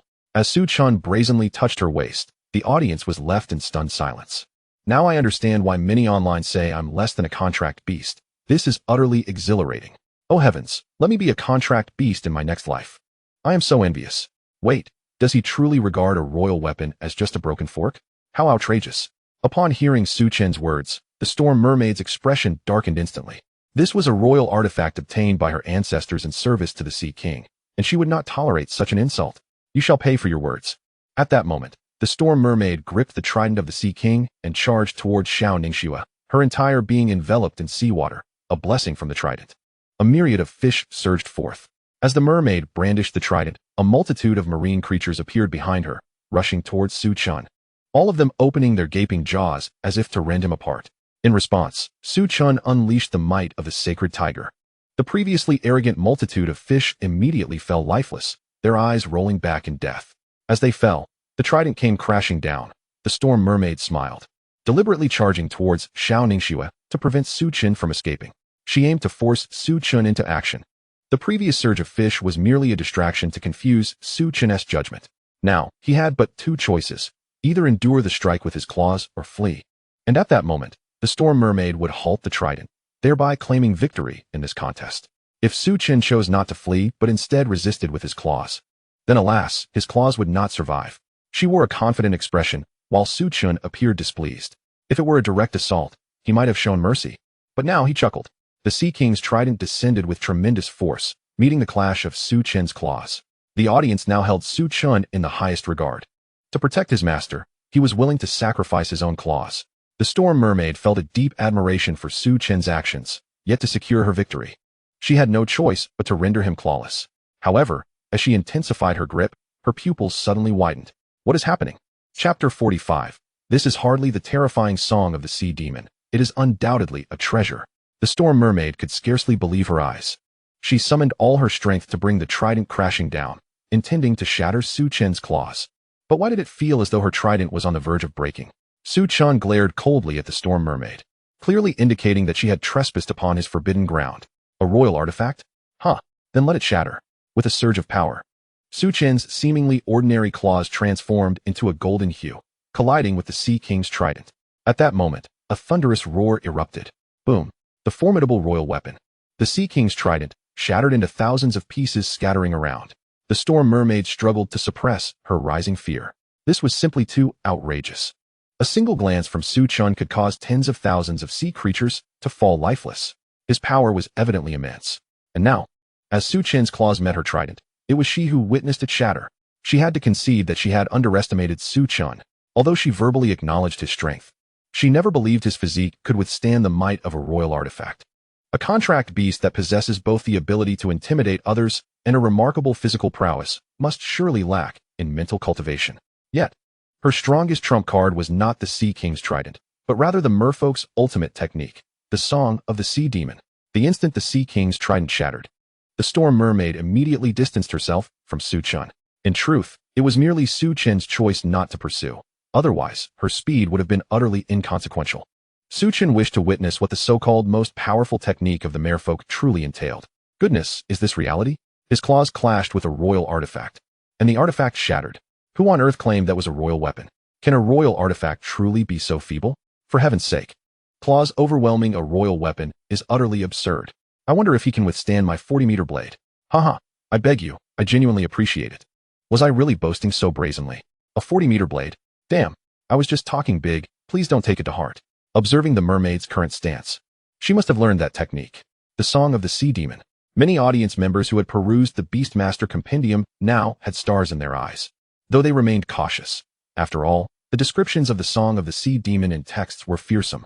It was said to lull one into sweet dreams, wherein anything one wished for would come to pass, a technique feared even by many at the esteemed level. However, even if Su Chen were to fail this trial, Hua Honglong would undoubtedly ensure his entry into the primordial secret realm. His capabilities warranted it. Moreover, given Su Chen's youth, his cultivation talent and abilities had already reached such an astonishing level. Should he continue to grow, he would undoubtedly become one of the most formidable figures in the 9 provinces. However, at this moment, he still had a bit of a mess to clean up. The obstacles laid in the mysterious land were on the verge of being shattered by those alien races. Upon the Beastmaster platform, the Storm Mermaid revealed a playful smile. This was to be her final strike. Su Chen, your chances are dwindling. A contracted beast must cultivate both innate skills. She considered the pressure a form of innate skill and physical prowess, inevitably lagging behind in terms of mental state. Moreover, Su Chen was merely of golden rank, while she was a diamond rank. Thus, this shall be the end of it. To continue would be rather impolite. The Storm Mermaid spoke these words in a peculiar tone, then leaped into the air, opening her mouth towards Su Chen. Waves of intangible notes spread throughout the vicinity. Meanwhile, Hua Honglong silently cast spells to sever the propagation of these notes, ensuring that the innocent would not be harmed. The notes invisibly infiltrated Xiao Ningxue's mind. But who was she? A human empress. In her previous life, she bore the weight of the entire human race upon her shoulders. How could the mere song of a sea demon possibly affect her? Hua Honglong observed this and felt immense satisfaction with the Beastmaster. Such composure at a young age assured that Su Chen, as her contracted beast, would pose no issues. She watched as Su Chen stood still, unable to resist the urge to communicate through their mental link. Yet at this moment, as the Song of the Sea Demon approached, Su Chen was curious to see whether the legend held any truth. Of course, he was not thinking of himself, merely wishing to validate the legend. What ill intent could Su Chen possibly harbor? When the notes entered his mind, the surrounding Beastmaster platform transformed into a vast leather sofa. On the coffee table was a mirror, and when Su Chen glanced into it, he beheld a visage so handsome it could make Wu Yinzu feel inferior. Was this not his human form? Subsequently, he heard a voice, melodious and sweet, akin to heavenly music, yet tinged with a hint of shyness and reproach. Is this all right? Su Chen turned to see a girl clad in a sky blue JK pleated skirt, her legs adorned in black stockings, and donning a phoenix ring, appearing bashfully before him. A small cat headband perched atop her head. Noticing Su Chen's silence, she grew anxious, then seemingly recalled something, her delicate face flushing with a rosy hue. Is this all right? Meow? As she uttered the final word, she extended her hand in a small cat-like gesture. With a slight mental push, Su Chen transformed her attire into a white-collared bodycon dress, showcasing various combinations. Ah, the Song of the Sea Demon, terrifying indeed. What a splendid experience. Just as Su Chen prepared to explore further, he heard a familiar voice, now imbued with a measure of calmness. Su Chen, do not be deceived by the illusions of the Sea Demon's song. Su Chen, can you hear me? At this moment, Su Chen recognized the voice and turned to see Xiao Ningxue, clad in an older sister's attire. Deception? This was clearly temptation. He vowed that once he transformed into his human form, he would. Su Chen was about to ignore Xiao Ningxue's voice, intent on further validating the legend of the Sea Demon's song, when he suddenly realized something. The cycle. The illusion before him abruptly morphed into a spider web and shattered, revealing a trident. 3 minutes earlier. Indeed, his cultivation of the mental state was still insufficient. The Storm Mermaid chuckled. What did it matter if her innate skills were formidable? What of her physical prowess? As long as her mental state was not strong enough, She could not contend with the merfolk. With a wave of her hand, the waves gathered the scattered fragments, and a single tear fell from her eye, merging into the waves. Before the incredulous gazes of the crowd, the Sea King's trident restored itself. This was the second strongest skill boasted by her Storm Mermaid clan, the Mermaid's Tears, possessing extraordinary restorative abilities, yet capable of mending only weaponry. She seized the restored Sea King's trident and charged towards Su Chen. This time, she would triumph. Just as the trident was about to strike Su Chen, bang! Chapter 46. The trident shatters once more. The astonishment of the crowd was palpable. Su Chen wore an expression of displeasure. Damn it, after so much effort to resist Xiao Ningxue's voice and prepare for something exhilarating, you had to go and shatter my beautiful dream with a trident. At this moment, the Storm Mermaid, wielding the trident, was sent flying backward by Su Chen's claw, landing awkwardly several dozen meters away. The Storm Mermaid, clutching the trident, was drenched in cold sweat. How could this be possible? She had just expended all her strength to wield the trident, aiming to conclude the battle decisively. Su Chen was a physical cultivator. In a direct confrontation, she was certainly no match for him. Yet, he had merely swatted her aside casually, and her full-force strike was instantly dismantled, sending both her and the trident retreating several meters. What kind of immense power was required to achieve such a feat? Even the mightily renowned Xiong Dazhuang could only manage to push himself back a few meters with a charged attack, but he had accomplished this with a mere casual gesture. The joy on Xiao Ningxue's face was unmistakable. One must understand that falling into the Song of the Sea Demon typically resulted in one of two outcomes. Either one became utterly ensnared, and if the mermaid did not dispel it, they would remain trapped in their imagined realm forever. Or, one was powerful enough that the Song of the Sea Demon had no effect whatsoever. Only those with a sufficiently strong mental state could achieve this. However, there was a third possibility. One could become ensnared within the Song of the Sea Demon, yet upon hearing the call of the most important person, could break free from the illusion. Initially, Su Chen had been within the illusion, but upon her calling through the mental link, he had managed to timely escape the Song of the Sea Demon, illustrating her significance in his heart. Contemplating this, even the aloof Empress could not help but smile slightly. The spectators were left in utter shock. They had never before heard of someone emerging unscathed from the Song of the Sea Demon. The various school heads were filled with regret at having allowed that old fool Wu Xingtian to take Su Chen away. This white tiger was astonishingly powerful. Hua Honglong was delighted. One must know, those who emerged from the Song of the Sea Demon undoubtedly possessed an extraordinarily strong mental state. While most individuals who entered would be consumed by desires for power, wealth, and lust, yet, Su Chen's ability to escape indicated he was not a man of lecherous inclinations. To him, those women were merely obstacles impeding his progress. Su Chen thought, can I claim that I was forced out? Su Chen was unwilling to squander any more time. In an instant, he appeared before the Storm Mermaid, raising his right hand high before bringing it down with tremendous speed. The Storm Mermaid desperately used her trident to block. Yet Su Chen's strength was overwhelming, causing the trident to vibrate violently upon impact. The tremors reverberated through her grip, nearly causing her to lose hold of the weapon. She was forced back significantly, her gaze fixed on Su Chen, the wrath of the Sea King. Countless waves erupted from the trident. These waves infused with her cultivation were not merely AoE damage. They were terrifying. The waves morphed into a shark and charged towards Su Chen. As it approached, it opened its massive jaws wide. As the moment arrived, a glimmer of golden light flashed in Su Chen's eyes, and with the activation of calling the wind and rain, the water element became exceedingly attuned to him, liberating itself from the control of the trident. The shark, akin to the skill of Lan, entered the beast-taming platform, then leapt up towards the Storm Mermaid, jaws agape, poised to descend. The mermaid vigorously swung the trident, cleaving the shark asunder. What on earth was happening? Before she could comprehend the situation, Su Chen was upon her, raising his claws to strike. The Storm Mermaid immediately retreated, but Su Chen's speed was simply too swift. She had no time to react.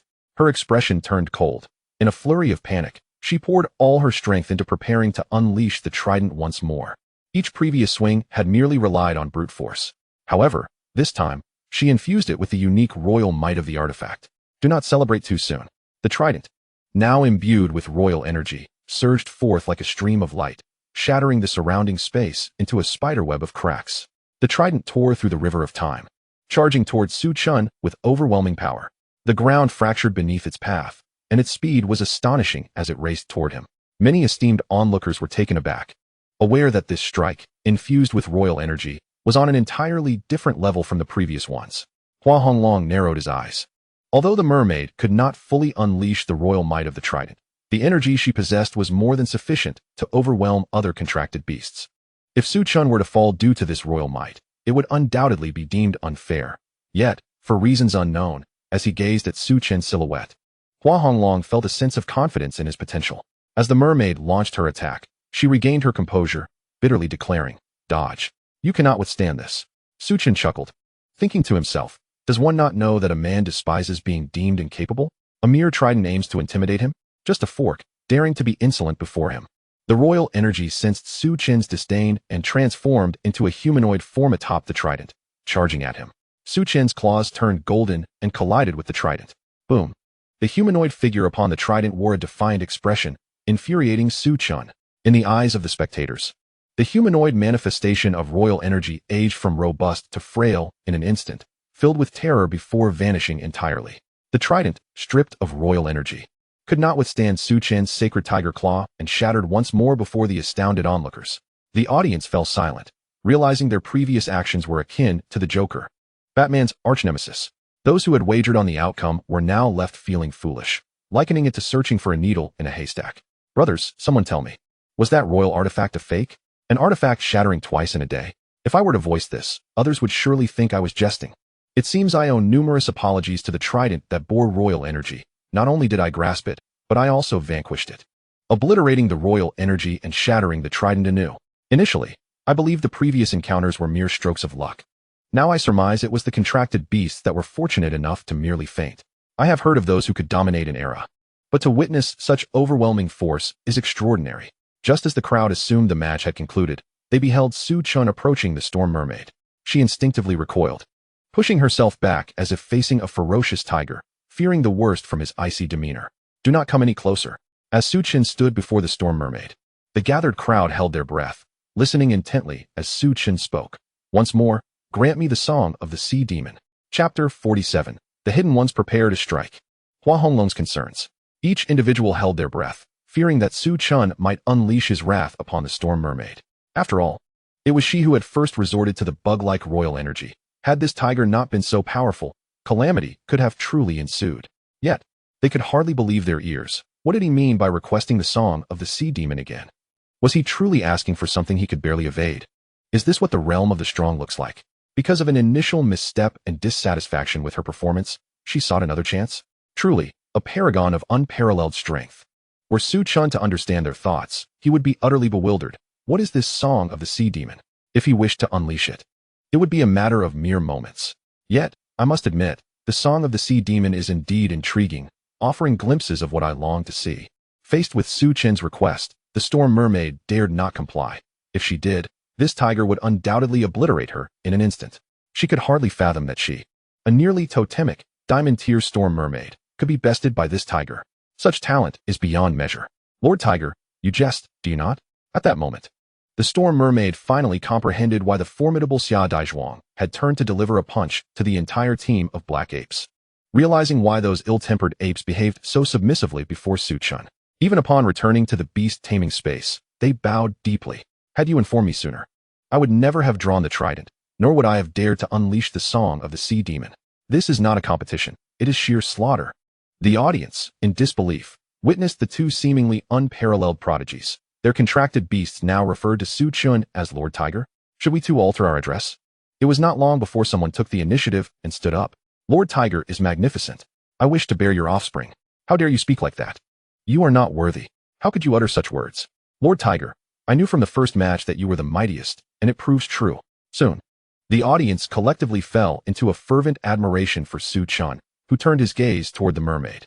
What is the matter? I merely wish to hear the song of the sea demon. Why are you all so agitated? And you, mermaid, why do you tremble? Just as the crowd prepared to celebrate, a thunderous clap reverberated through the air. Hua Honglong suddenly soared into the sky, followed by many of the esteemed figures. Quickly, activate the primordial secret realm and disperse the crowd. Upon hearing this, the distinguished individuals nodded in unison, their trust in Hua Honglong's decision unwavering. As they had all fought alongside him on the battlefield of myriad races, Hua Honglong cast a kind glance toward Xiao Ningxue, his voice imbued with the warmth of an elder. You are exceptional. Enter the primordial secret realm and allow him to flourish. The 9 provinces shall safeguard you.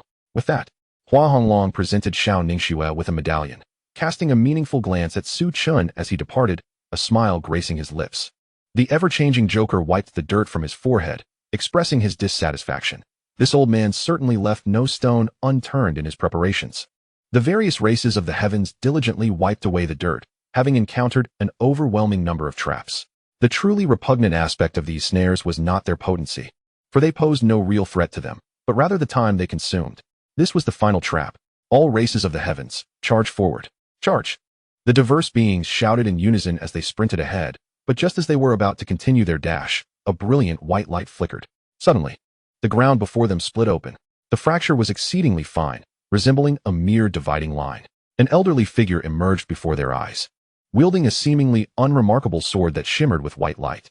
The shape-shifting clown clapped his hands and chuckled awkwardly. The ocean remains untasted, yet the sword's aura resonates through the autumn. The might of this sword's aura was indeed formidable. It was no wonder that Hua Honglong was lauded as the foremost sword beneath the sovereign. Upon hearing this name, the crowd's hair stood on end. This was the man who had once declared a prohibition against the other races within the 9 provinces. One of the alien beings gazed at the line cleaved by the sword's aura. What would happen if they crossed it? Hua Honglong stood poised in the air, his sword resting lightly at his back as he spoke softly. You may attempt to cross. Who are you all? What brings you to this mysterious realm?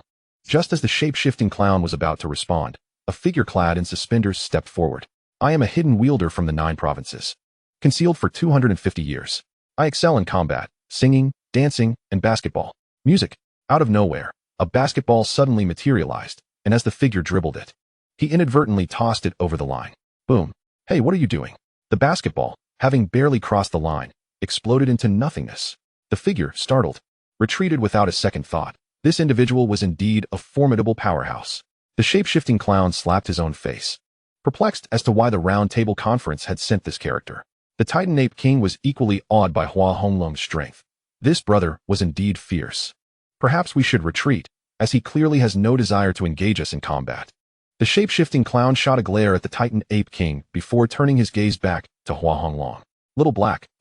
Hua Honglong, the one who harbors the deepest animosity towards the races of the heavens, now stands here, cleaving the earth to prevent our passage while allowing us rogues to escape. This is hardly the conduct expected of a guardian of the 9 provinces. The shape-shifting clown danced frantically near the line, arms outstretched as he smirked at Hua Honglong. You must understand, we hidden ones have committed numerous misdeeds. If we are not eradicated now, it will be exceedingly difficult to cleanse the rot later. Does the foremost sword beneath the sovereign truly fear us, mere scoundrels? Ha! Or perhaps you are protecting something. The primordial secret realm is about to open, isn't it? Hua Honglong furrowed his brow, as the shape-shifting clown had seen through his thoughts. Under normal circumstances, if so many hidden ones appeared before him, he would show no mercy and eliminate them all. However, given the sheer number of them, it would be a daunting task for him alone to halt every one of them. Many hidden ones would surely slip through the cracks. Moreover, the only reason so many hidden ones would dare to mobilize was not for the primordial secret realm, as they had not attacked in years and would not choose this moment to do so. It must be to hunt down a certain existence, and that existence could only be Su Chen. Chapter 48. Little Black, do you want to eat some oil cakes? The shape-shifting clown observed the frowning Hua Honglong with ridicule. Feeling no affection whatsoever for this individual, Hua Honglong, sword in hand, gazed coldly at the hidden ones before him and spoke in a deep tone. If you do not flee now, you will remain here. None among the gathered races of the heavens doubted Hua Honglong's words. He indeed possessed the strength to back them up. The crowd turned their eyes to the shape-shifting clown, while Kuan, for safety's sake, unleashed a skill to summon his beloved Kuan. At that moment, the shape-shifting clown erupted into a maniacal laugh, the sound chilling to the bone. Ha ha, stay here? I am all too familiar with that phrase. You uttered it to me hundreds of years ago. So, the strong of the 9 provinces are indeed forgetful. The eyes of the shape-shifting clown widened in disbelief as he stared fixedly at Hua Honglong, who remained perplexed by the clown's demeanor. He had no recollection of ever conversing with this shape-shifting clown hundreds of years prior. Just as Hua Honglong's confusion deepened, the shape-shifting clown was enveloped in a swirl of dark light, his visage morphing repeatedly until it closely resembled his original appearance. When the final visage settled upon his face, Hua Honglong calmly remarked, "Ah, it is the masquerading deity. I have not encountered one in ages." As he spoke these words, his gaze was sharp as a blade, laced with an unspoken fury. Hearing Hua Honglong calmly utter those 3 words, The shape-shifting clown's displeasure was vividly etched across his features. Haha. I never expected you to state those words so nonchalantly. You must understand, due to your actions, we masquerading deities have suffered immensely. If not for your interference, how could the masquerading deities have fallen to such a state? I would never have come to this wretched 9 provinces. Aside from the 7 deities, the strongest among the myriad races were the masquerading deities to which the shape-shifting clown belonged. Their abilities were uniquely powerful. If they imitated skillfully, they could harness a portion of the powers of the one they impersonated, though only a fraction. And even their ancestors could only attain up to 80% of that power in extreme circumstances. As the foremost race beneath the deities, the 7 of them had been unable to intervene directly, thus delegating part of their forces to the masquerading deities to venture into the 9 provinces. However, at that time, the leader of the masquerading deities was severely injured and still recovering, and none regarded the 9 provinces as anything more than another weak planet. Yet little did they know. As the masquerading deities approached the 9 provinces, a man wielding a long sword appeared before them with hundreds of followers. It was this man who declared, "Within the borders of the 9 provinces, the other races are forbidden." The majority of the elite from the masquerading deities were slain by his hand, with only a few, including the shape-shifting clown, managing to escape. From that moment on, the masquerading deities became targets for the races of the heavens. And even the shape-shifting clown was compelled to become a hidden one within the 9 provinces. The mere recollection of these past events ignited an immense fury within the shape-shifting clown. They were the exalted masquerading deities. All races, save for the deities, should bow beneath their feet. Yet it was this despicable human who, taking advantage of their leader's grievous injury, had obliterated the foundation of the masquerading deities, relegating them from their lofty position to one now scorned by all. At this moment, the shape-shifting clown's visage began to shift once more. Harnessing the power of thunder as he slowly ascended, bolts of lightning cascading around him. All races of the heavens charged towards the primordial secret realm. Those who dare to flee shall perish. The thunder shall obliterate all. Everyone onward. A flash of lightning illuminated the sky as the shape-shifting clown transformed into the embodiment of thunder, crossing the line drawn by Hua Honglong, who held his famed sword. Hung Xiao, and surged forward. Boom. The clash of thunder and sword reverberated through the heavens, and upon witnessing this, the diverse alien races were suddenly emboldened. Damn it. After witnessing his pretense, I thought he was formidable indeed. Indeed, this sword cultivator can only engage in one-on-one combat. They could recklessly charge ahead. Onward. Kuan, clad in suspenders, dashed forward at great speed, fearing that the shape-shifting clown might falter, inviting the old man's wrath upon himself. Boom. A thunderclap struck beside Kuan, startling him so much that he transformed, his once humanoid form morphing into that of a chicken. Countless alien beings surged forward, only to witness many of their comrades collapsing en masse moments later. It was sword energy. Hua Honglong, wielding his longsword, suppressed the shape-shifting clown while simultaneously unleashing sword energy to annihilate the advancing foes. What mastery of the sword must one possess to achieve such prowess? Observing Kuan in his avian form, the Titan Ape King could only shake his head in disbelief. Chicken brother, you truly are my kin. Transforming before the battle even begins. And what else with that center parting? Kuan shot a glare at the Titan Ape King. Little black, care for some oil cakes? Chicken brother disregarded the Titan Ape King and sprinted ahead, wholly unconcerned with the chaos unfolding behind him. The Titan Ape King glanced back at the shape-shifting clown, who was being relentlessly pressured by Hua Honglong, even as Hua Honglong had to split his focus to deal with other alien beings. If he unleashed his full power, wouldn't he be able to dispatch the shape-shifting clown in 3 strikes? Undoubtedly, the strongest here was the shape-shifting clown, with Hua Honglong outside. Many revered beings were inside, and to breach the encirclement of those venerable ones, the clown's involvement was imperative. At this moment, the Titan Ape King turned, rallying the myriad races to assist the shape-shifting clown. Roar! The Titan Ape King thumped his chest and bolted towards Hua Honglong. Thunder descended from the heavens. Darkness was born here. The shape-shifting clown unleashed his full force, summoning a bolt of lightning, which Hua Honglong countered with a sweeping strike that shattered the thunder. So, you wish to play? The Titan Ape King leaped high into the air, preparing to crush Hua Honglong with a powerful blow. Hua Honglong pivoted, delivering a strike. The sword energy racing through the air, shattering the wind, and striking the Titan Ape King. The Titan Ape King was knocked to the ground by that single blow. Hold this old man back. Let the clown enter. And so, the alien beings surged forth, pouncing on Hua Honglong, buying time for the shape-shifting clown. Witnessing this, the clown furrowed his brow. This disrupted his plans. Yet, the arrow was already on the bowstring, and he had no choice but to act. If he did not depart now, the alien beings would surely grow suspicious of him. Damn it!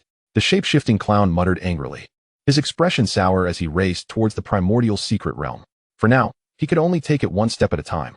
As he sped towards the primordial secret realm, he caught sight of a familiar figure. Chicken Brother.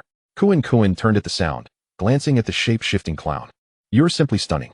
With that, he continued his dash towards the primordial secret realm. At this moment, the shape-shifting clown was unaware that an endless abyss awaited him. Chapter 49. Entering the Secret Realm. The Awakening of the Emperor. Hua Honglong's brow furrowed deeply. The strongest presence here was undoubtedly the shape-shifting clown. If other alien beings infiltrated, the revered ones present could likely stall them. However, should the shape-shifting clown gain entry, the variables would become too great. With a furious swing of his sword, 1,000 alien beings were obliterated by his sword energy. Holding his sword towards the heavens, he declared, "Come forth." In an instant, the sword transformed into thousands of blades, spreading out in all directions, while the Titan Ape King gritted his teeth, desperately holding back Hua Honglong. If they allowed Hua Honglong to escape, their plans would be doomed. All races of the heavens, swiftly assist me. With that command, the alien beings who had been rushing forward turned to aid the Titan Ape King. Hua Honglong frowned. He could only place his hopes on the revered ones now. Upon witnessing the thunder and the myriad revered beings' movements, the participating contestants realized that a significant event was unfolding. Those not entering the primordial secret realm were promptly evacuated by some revered ones. These young individuals were the future of the 9 provinces and must be protected. Sun Xiantian, with a cold gaze fixed on the source of the thunder, understood that an alien invasion was imminent. However, he was still not strong enough. Entering the primordial secret realm to enhance his abilities was his best option. With this thought, he glanced at Su Chen, reluctantly acknowledging that he indeed possessed the demeanor of a king. In the face of such circumstances, he remained composed. Moreover, defeating the tempestuous mermaid armed with a king's weapon at the golden level was no small feat, although Sun Xiantian found it hard to believe. He had to concede that Su Chen's bloodline must be that of a legendary sovereign. Only such a bloodline could achieve such heights. He had also learned a great deal from Xing Dezhuang. This fellow had single-handedly vanquished 3 peak platinum demon beasts. No wonder Xing Dezhuang feared Su Chen. As she gazed at the distant lightning, Xiao Ningxue remained icy and composed, deducing who had arrived. Yet, she hadn't anticipated the butterfly effect caused by her rebirth to be so profound. Her beautiful eyes softened as she looked at Su Chen with the divine bloodline. If she could enter the primordial secret realm and reach that place, it would allow Su Chen's strength to undergo a qualitative transformation. She was determined to secure that legendary treasure for him. Has the primordial secret realm for sword cultivators opened? It has. What about for plant cultivators? And body cultivators? Numerous powerful beings soared through the sky, exchanging information. All have opened, except for the primordial secret realm for beast tamers. All others are accessible. Ensure all children are escorted away. We must guarantee their safety. They are the future of our 9 provinces. After ensuring their safety, everyone was instructed to guard the beast-taming platform, ensuring the security of those 3 little ones.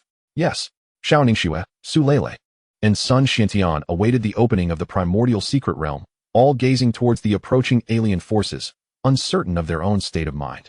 Children, stand firm here and merely observe. Regardless of what occurs, do not engage. I shall give my life to protect you. Those about to enter the primordial secret realm were warned that using their powers would disrupt the teleportation array. It is about to open. 1 minute remaining. Just as the words fell, thunderous footsteps echoed in their ears, led by a ninja whose face was concealed, rendering it impossible for others to discern his appearance. This figure was none other than the shape-shifting clown. In his hand, he held a peculiar chicken, its feathers styled in a center parting, causing Su Chen to nearly burst into laughter. Chicken Brother, I'm counting on you. Counting on me for what? I can't defeat these people. The shape-shifting clown had tied something to Chicken Brother's back, a cunning smile gracing his lips. All races of the heavens, hold these old ones back. Yes. The shape-shifting clown held Chicken Brother in one hand and a knife in the other, engaging fiercely with several revered beings, showcasing his true might. Yet, just as the primordial secret realm was on the verge of closing, he shouted, Chicken Brother, go. Still in a state of confusion, Chicken Brother was hurled towards Su Chen and the others by an overwhelming force. In midair, he exclaimed, Hey, what are you doing? The others were not fond of Kuin, and Sun Xiantian was preparing to punch the chicken away, but his Chicken Brother appeared before them. Bang! The original Chicken Brother transformed into the shape-shifting clown, wielding a knife and gazing intently at Su Chen. You need only to reach this point. Just as Su Chen was about to strike, a golden glow flickered beneath their feet, and in the next moment, they all vanished without a trace. The esteemed figures present wore expressions of profound concern. The shape-shifting jester. He has also entered the primordial secret realm. Within the realm, as many individuals entered, the dormant entities began to awaken, some revealing their fangs, others displaying sinister smiles, and some extending their tongues to lick their own hands. Until a burst of white light emerged. At the very center of the secret realm, a majestic statue trembled, and a shadow outside the door opened its eyes. Emperor, have you finally awakened? The previously audacious beings, who had shown their fangs, were now drenched in cold sweat upon hearing this voice.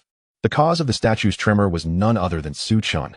Xiao Ningxue and Su Chen appeared before a grand door, encrusted with dust and deep green moss.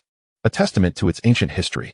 As they approached the door, it suddenly rejuvenated, swinging wide open as if to warmly welcome Xiao Ningxue and Su Chen.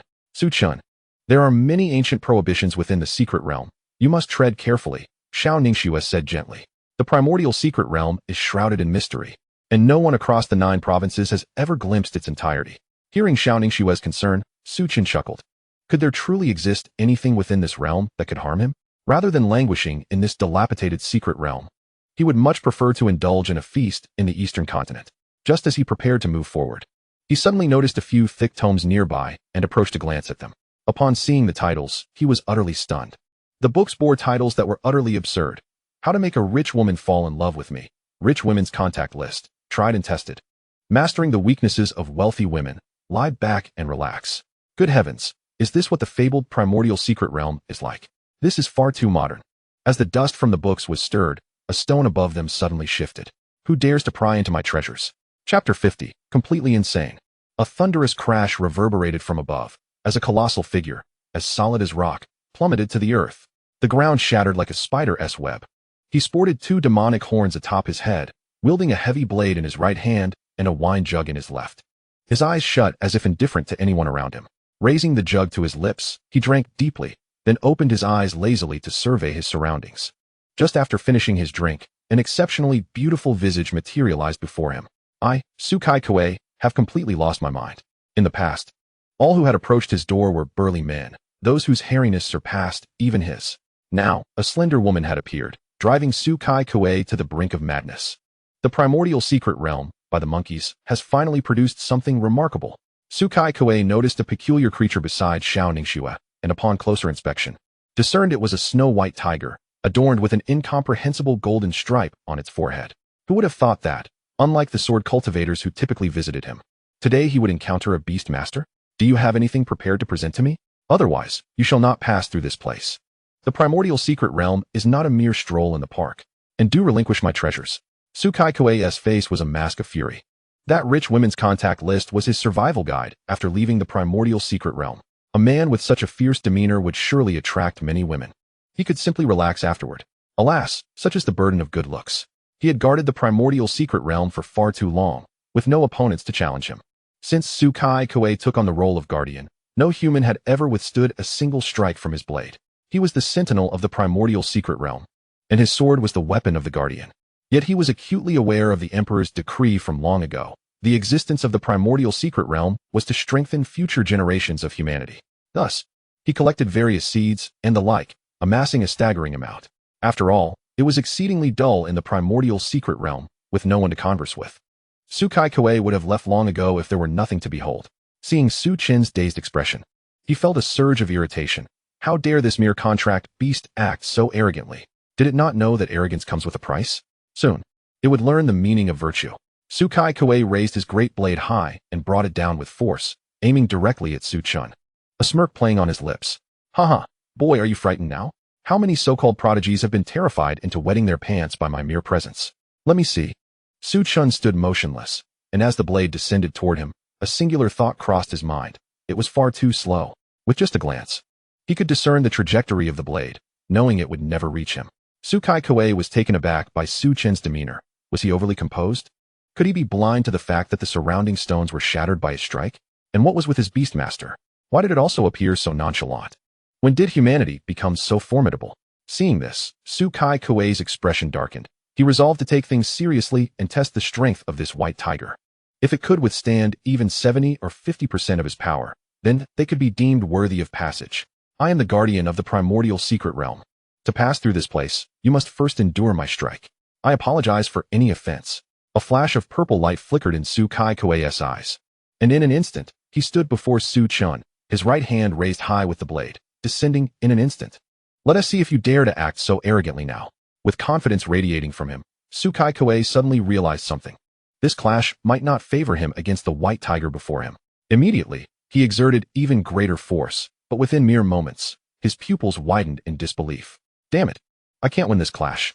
Well, don't blame me for being rude.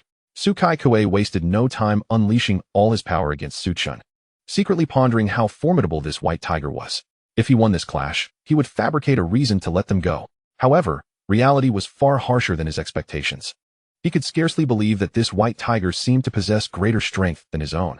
In the next moment, I'm the host. Please don't hit me. Brother, I didn't know you were this powerful. If you had mentioned it earlier, I would never have dared to act so arrogantly before you. Su Kuei now sat crouched on the ground, his great blade reduced to mere fragments beside him. Who could have imagined that this seemingly unremarkable white tiger possessed strength surpassing his own? Why be so low-key when you're so impressive? Is this a case of hiding one's true prowess? No, you are indeed a tiger. At this moment, Su Kuei was engulfed in profound vexation. Caught in a quandary over whether the adversaries he had previously encountered were exceedingly weak or if the two before him were simply too formidable. Has the human race progressed at such an astonishing pace? Previously, he had only met those who would crouch and plead, "I'm the broadcaster, please don't strike me."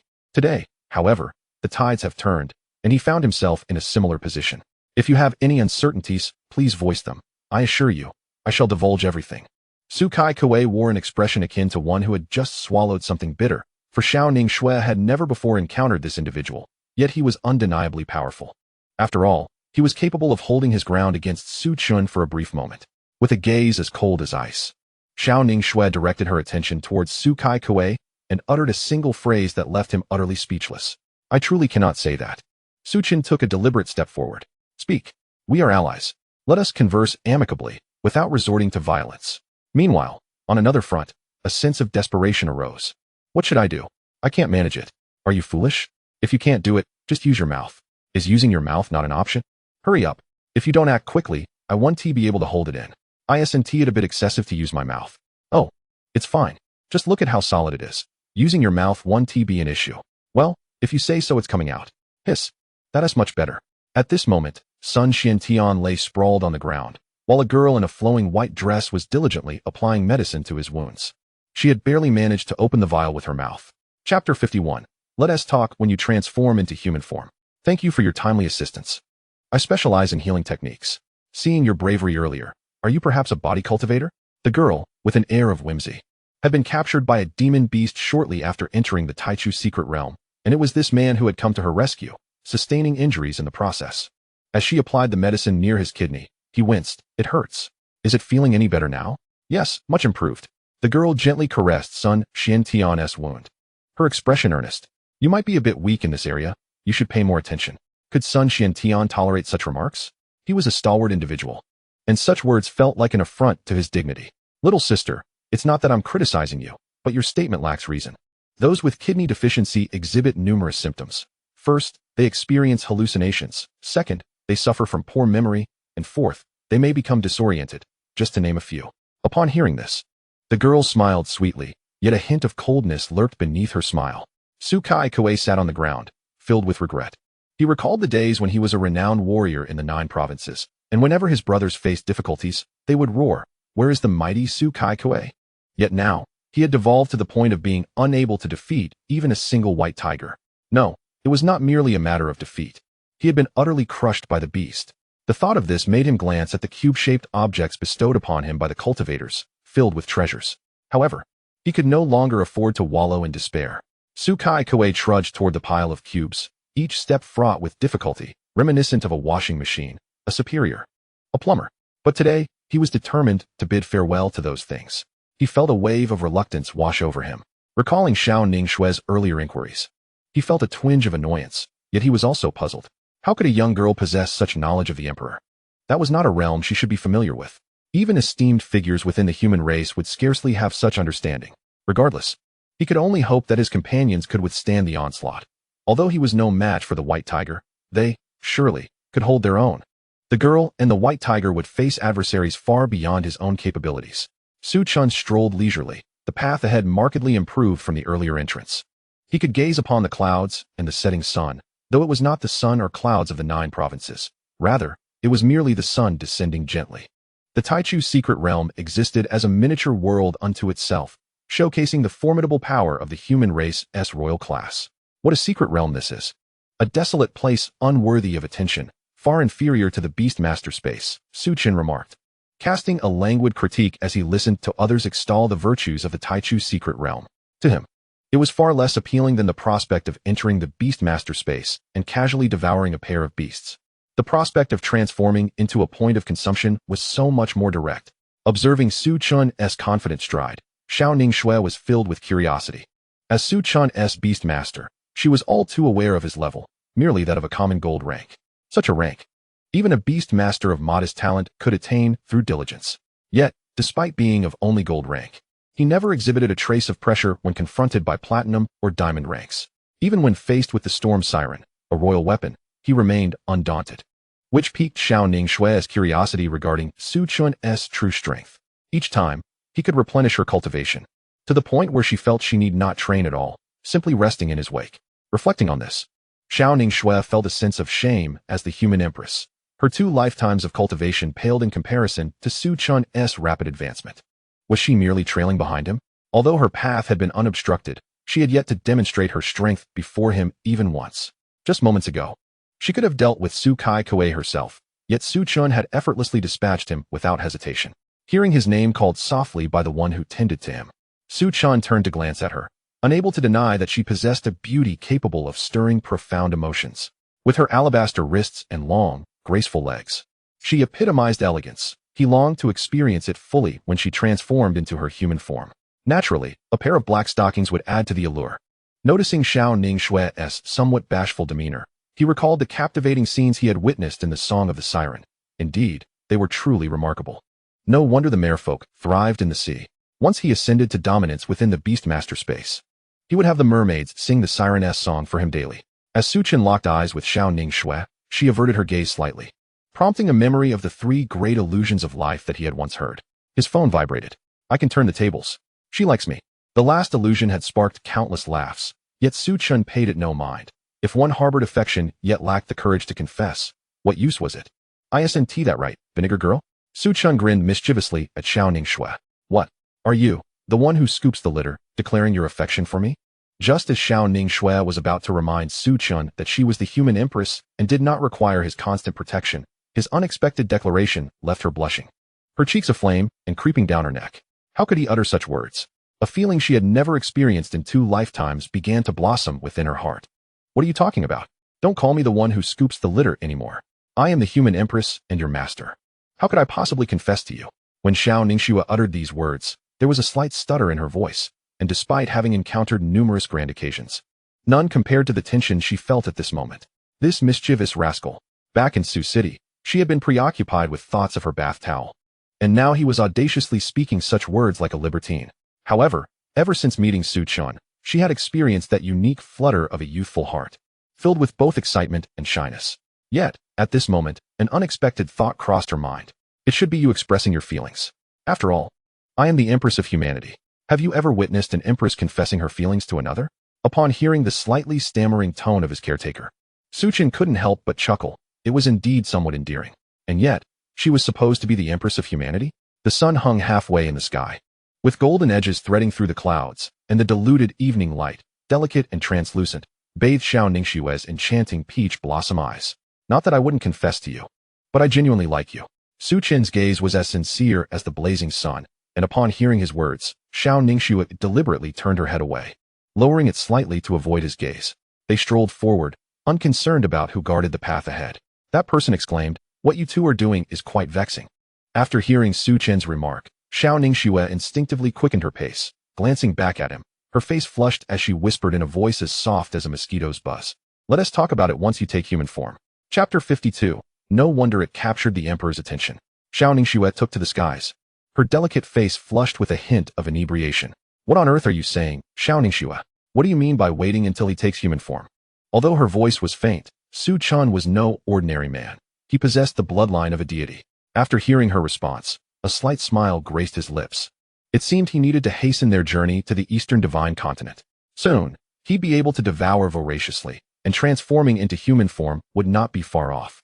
The beastmasters of the Eastern Divine Continent exclaimed, "Are you not polite?" They had not walked far when they came upon a pavilion, where a man sat, one hand clutching a scroll and the other holding a large wine jug. As Su Chen and Xiao Ningxue entered, it appeared he was entirely oblivious to their presence. Yun Shuan maintained a pose he deemed exceedingly charming, his eyes closed.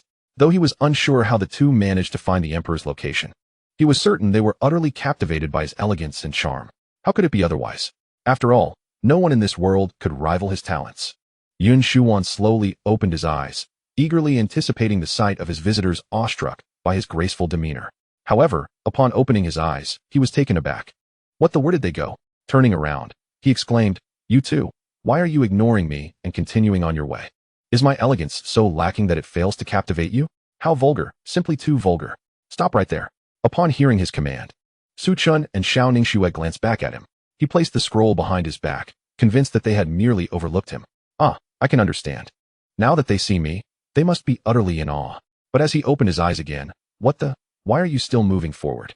Yun Shuan opened the book, and he stepped directly into its pages. In the next moment, a grand tome appeared before Su Chen, and the foolish man materialized in front of them. "Vulgar. You two are simply too uncouth.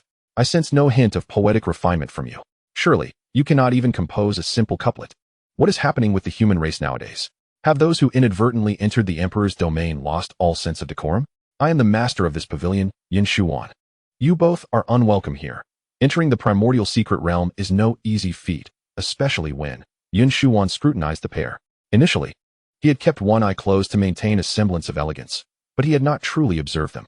Upon seeing Xiao Ningxue, he smacked his lips. "Your appearance alone reveals you to be a person of remarkable grace. I can sense the elegance radiating from you. Surely it is your companion who has misled you. Fear not, for with me, Yun Shuan, no one can harm you." His gaze then shifted to Su Chen. "Let me see, from whence do you hail?" A tiger clan member. A genuine white tiger. Yun Shuan was flabbergasted upon realizing Su Chen was a bona fide member of the tiger clan, and moreover, one of the purest bloodlines. He glanced at Xiao Ningxue beside him. "Ah, it is entirely normal for such an exquisite individual to be a beastmaster. And her beast companion, good heavens. It truly is a tiger clan member." He was no fool. In ancient times, the tiger clan had dominated the beastmaster realm. He had once faced off against a black tiger from the subclan, despite being two entire realms above it. Yet he had found himself at a disadvantage. To think he struggled against a mere subclan tiger, and now he faced an authentic member of the tiger clan. How could he not be astonished? Realizing Su Chen's true identity, Yun Shuan formulated a plan. I cannot confront him directly. I must outwit him. It was not that he believed he could not win. Rather, he deemed it unnecessary. Furthermore, a tiger of such caliber entering the emperor's domain must be fated by the heavens. Yun Shuan utilized his powers to gauge Su Chen's level. Golden tier, not yet overwhelmingly powerful. If he were of diamond tier, Yun Shuan would have retreated without a second thought. Yun Shuan stood with his hands clasped behind his back. It had been countless years since anyone had graced this place.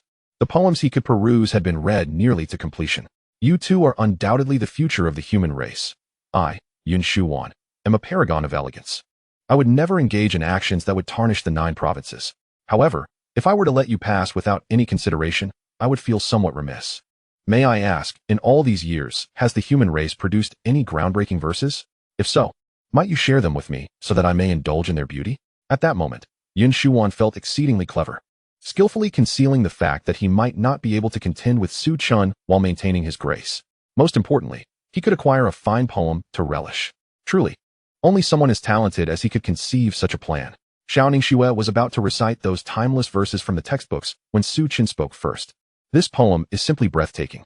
Most may struggle to grasp its true meaning, perhaps even spending a lifetime in pursuit of understanding. But seeing your passion for poetry, I shall share it with you. Upon hearing this, Yun Shuan was overwhelmed with excitement. It appears that the human race has once again produced a poem of breathtaking beauty. And judging by the words of the esteemed white tiger before me, one can only imagine its remarkable significance. Su Chen took a deep breath, as if poised to utter a timeless verse.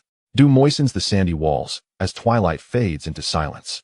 The scent of fallen blossoms remains unpermeated by the earth. while lush grass drowns the noses of grazing horses. Do savor it. This poem is steeped in profound resonance. Upon concluding his recitation, Su Chen continued onward with Xiao Ningxue. Yun Shuan did not impede their passage. After hearing the verses, he found them utterly enchanting. Upon finishing, a vivid tableau unfolded in his mind, dew dampening the walls. A place scarcely trodden at dawn and dusk, the earth unable to absorb even the fragrance of fallen petals. Over this terrain, verdant grass flourished, with the noses of horses submerged within. These 4 lines encapsulate the cyclical passage of day and night, as well as the eternal cycle of life. It is truly masterful. In particular, the line about dew moistening the sandy walls resonates deeply with him. Within a stone hall, a statue trembled slightly, as if imbued with life. Merely gazing upon this statue evoked a sense of sanctity. Standing before her, anything colored seemed a desecration. Her gaze turned towards Su Chen. What an intriguing little fellow he is. No wonder he has captured the attention of the emperor. Chapter 53, The Emperor's Test. I have donned this guise solely for Su Chen's sake. At the heart of the Taichu's secret realm stands an extraordinarily towering statue, radiating a palpable power that one can sense even from a distance. A shadow appeared beside the statue. As it quivered, he was the first to arrive. At this moment, he gazed upward at the statue of the emperor in silence, a secret whisper infiltrating his mind. Upon hearing it, his eyes widened in disbelief, as if he had encountered an inconceivable revelation. The emperor? Is he truly going to test him in such a manner? How could he possibly succeed in his current state? The shadow furrowed his brow, perceiving the emperor's intentions as somewhat of a challenge to Su Chen. Even the most orthodox of the Tiger clan could not pass such a trial. Another secret whisper echoed in his mind, and upon grasping the emperor's deeper meaning, the shadow nodded, as if awakening to a realization. Emperor, I comprehend your intent. I shall convey your message. If you do not reveal yourself soon, the Taichu's secret realm may indeed cease to exist. As he spoke, a hint of weariness crossed his features. How many among those who ventured into the Taichu's secret realm truly did so willingly? Initially, they came out of devotion to the emperor. Yet his prolonged absence had begun to unearth the rebellious sentiments of many, causing unrest. Just as he prepared to turn away, another secret whisper resonated in his mind, causing him to tremble in place. Emperor, I understand now. A tear escaped the corner of the shadow's eye, and in the next moment, his entire being underwent a transformation.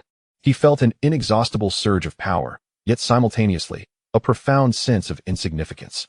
As the shadow prepared to depart, a sudden flash of golden light illuminated the hall, revealing a woman gracefully approaching the emperor with feline elegance. Clad in a light-colored short skirt, her skin was as white as snow, and her form was exquisite, particularly accentuated by the weapon she bore, proudly formidable, capable of crashing through obstacles with ease. Her long legs were daringly exposed, and the high heels she wore only heightened her allure. Upon seeing her, the shadow ignited with indignation. Do you still consider yourself worthy of your divine status? In such attire, what would others think if they laid eyes upon you? Are you intent on bringing shame upon the emperor's name? As the shadow's agitation grew, he could no longer suppress the pressure emanating from him, causing the ground beneath to crack. The woman merely smiled lightly, nonchalantly waving her hand, causing the terrifying pressure to vanish in an instant.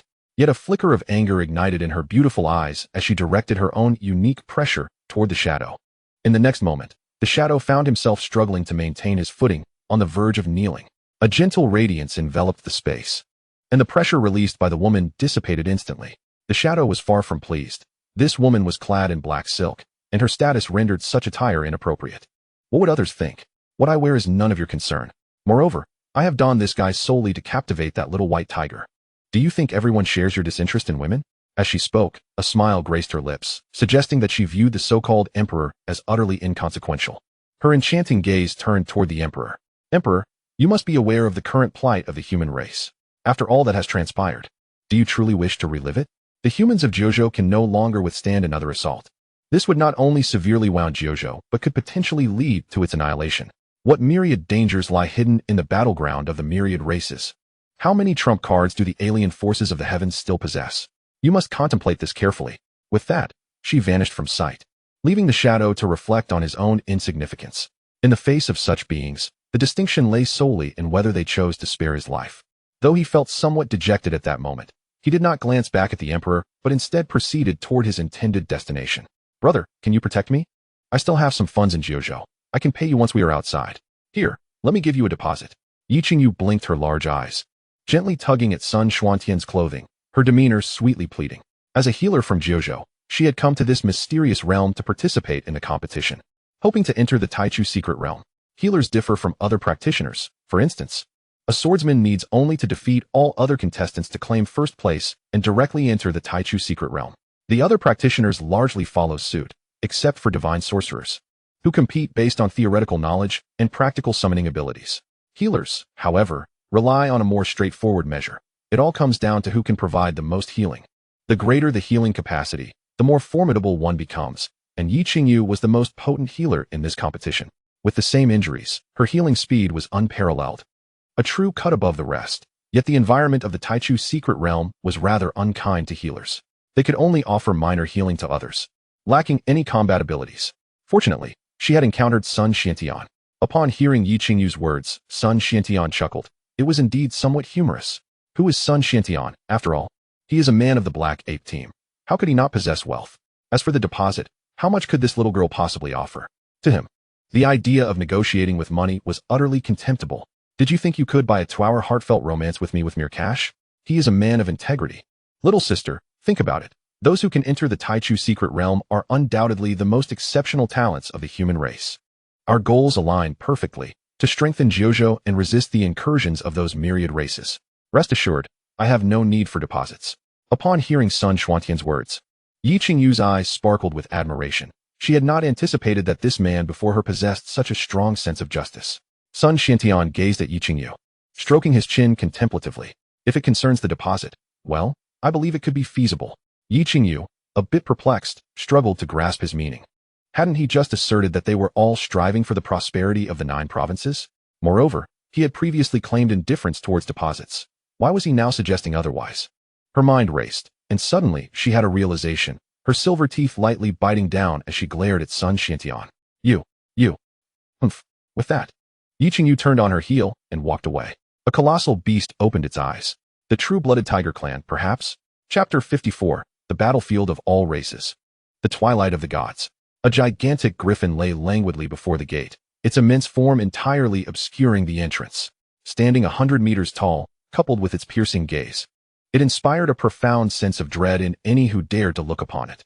Su Chen felt a thrill of excitement upon encountering this griffin. It was so grand and appeared rather haughty. Surely it must yield a substantial number of devouring points, right? At this moment, the royal griffin exuded an air of laziness, blissfully unaware that Su Chen contemplated devouring it for those very points. Upon noticing Su Chen, the griffin's demeanor shifted from languid to serious. It had survived for an unfathomable duration and was acutely aware of the tiger clan's might.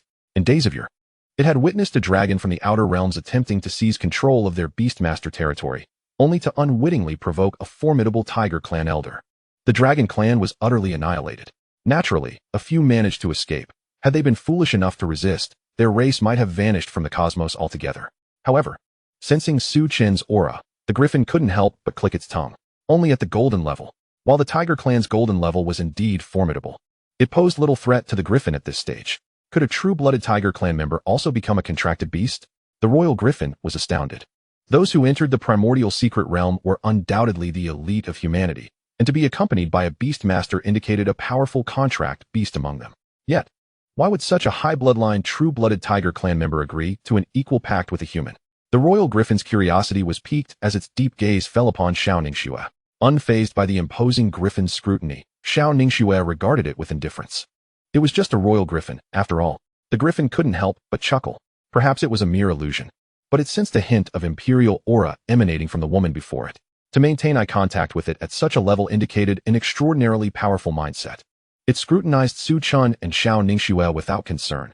In its eyes, they were hardly worthy of attention. However, it remained oblivious to the analysis being conducted for its host. Analysis in progress.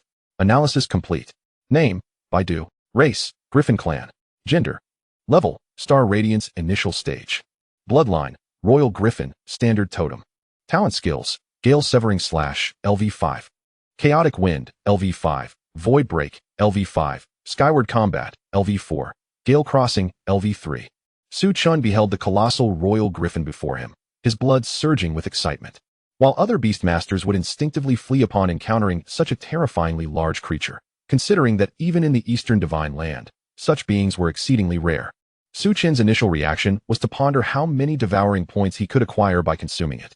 The other beastmasters thought to themselves, his actions make me seem utterly inferior. The royal griffin, feeling Su Chen's unwavering gaze upon it, found its heart racing inexplicably. Even it found this sensation perplexing. Despite the undeniable prowess of the true-blooded tiger clan, it was merely at the golden level. Why did Su Chen's gaze evoke a sense of impending consumption? Were all members of the tiger clan so fearsome? Originally lounging at the gate, the griffin flapped its wings, which had not moved for ages. The mere act stirred up clouds of dust, and its reason for doing so was simple. The tiger clan was indeed formidable, but if it could not prevail, it could always escape. After all, the speed of a star radiance beast was unparalleled. Have you two come in search of the emperor? Xiao Ningxue nodded lightly. The royal griffin's strength was formidable, capable of matching Xuanyuan's Xuanwu in a duel. It was surprising that even after such a long time, humanity still knew of the emperor's whereabouts. However, it asked, "Have you heard of my homeland?" As the royal griffin spoke, a hint of nostalgia flickered in its eyes. It held great admiration for the present 9 provinces. After all, this was the realm conquered single-handedly by the emperor, who unified a chaotic era through sheer force of will. The 9 provinces you now inhabit were once vast, but not as expansive as they are today. In those days, many territories existed, yet the emperor unified them all. I wonder if the languages of that time are still known. The royal griffin reminisced, recalling the essence of freedom. Presently, it had no desire to engage Su Chen and his companions in combat, although a shadow had approached it earlier, urging it to spar with a beast, insisting on restraint. It had initially assumed it was a high-caliber beast that had unwittingly arrived at this location. Goodness, is this creature truly of high caliber? It's practically maxed out. This is the purest bloodline of the tiger clan. What does purest imply, one might ask? Fortunately, shortly after the shadow departed, a more impressive figure appeared, instructing it to treat Su Chen well. Indeed, listening to that esteemed figure is undoubtedly wise. Xiao Ningxue observed the royal griffin, sensing its strength, yet noting its apparent reluctance to engage them. Esteemed one, may I inquire what language you refer to? Xiao Ningxue was well versed in this subject. The humanity of the 9 provinces often explored ancient ruins, frequently encountering inscriptions they could not comprehend. Numerous experts dedicated themselves to studying these languages, seeking to unveil the secrets hidden within those ruins. Many students in the 9 provinces were intrigued by these relics and pursued the study of such languages. I am white. The royal griffin smiled wryly, feeling that few in the present 9 provinces would recognize such knowledge. It felt a sense of despair, yet suddenly, Su Chen spoke up. I see your monsters, I see your pain. Tell me your problems, I'll chase them away. Upon hearing Su Chen's words, the royal griffin's eyes widened in astonishment. This is indeed the true-blooded tiger clan, truly deserving of their reputation. No wonder that figure from the past chose to follow the true-blooded tiger clan through thick and thin. At this moment, the royal griffin sowed a seed in his heart, which, after several years, would eventually sprout. In the battlefield of myriad races, the twilight of the gods. Chapter 55, Breaking the Barrier. Finally, Su Chen arrived. Upon hearing that familiar language, the royal griffin could not help but shed a few tears. It felt as though a wandering soul had finally found its home. Truly, it was a race that had once been followed by that esteemed individual. Your 2 lines evoke a sense of profound familiarity within me. They do not resemble a short poem or an article, but rather convey the essence of lyrics. The royal griffin was uncertain if his feelings were justified, but as those words resonated in his ears, a scene from long ago flashed in his mind. It depicted a man clad in full armor confronting a massive purple sweet potato from another realm. He snapped his fingers and ultimately saved the world. It was a film he had cherished in his youth, while others around him indulged in the likes of Tsang or Futian. Yet he found himself drawn to this unique narrative. May I inquire what you just mentioned? The royal griffin had become exceedingly humble, shedding the carelessness he once exhibited. He gazed at Su Chen, having made a resolute decision in his heart. Su Chen was momentarily taken aback, surprised that he recognized that reference. It was a song he had encountered while watching mashups on a streaming platform, undeniably catchy. Hearing it mentioned by the griffin brought it back to mind. And it seemed fitting, so he spoke it aloud. Ahem, that is called Monsters. The royal griffin nodded, as a thought crossed his mind. Looking at Su Chen and Xiao Ningxue, he revealed a smile laden with meaning. This was all destined. With a mere thought, the royal griffin conjured a scroll before him and gently placed it in Xiao Ningxue's hands. Should the need arise, destroy this scroll, no matter the time or my circumstances. I shall certainly come to meet you. Upon finishing, he displayed a liberated smile, unfurling his wings that spanned over 100 meters. The winds, empowered by their might, shall lift you toward the azure skies. The tempest raged. Beneath Su Chen and Xiao Ningxue, a colossal storm erupted. Everything in proximity was drawn into its vortex. Even the ground was shattered, resembling a spiderweb under the ferocious winds. I wish you good fortune. The royal griffin chuckled, and in the blink of an eye, the storm vanished. His affinity for the wind element allowed him to swiftly transport Su Chen and the others to their destined location. He gazed joyfully in the direction of the storm, well aware that the future would be stirred by Su Chen, igniting an even greater tempest. At that moment, a black hole materialized, and from it emerged a shadowy figure, the man from the Emperor's Hall. Are you opposing me, or merely demonstrating your power? His tone was laced with anger, clearly perplexed as to why the royal griffin would act thus. He fixed his gaze on the griffin, clearly ready to strike. Yet the griffin paid him no mind. Some matters are beyond your concern and not within your domain to interfere.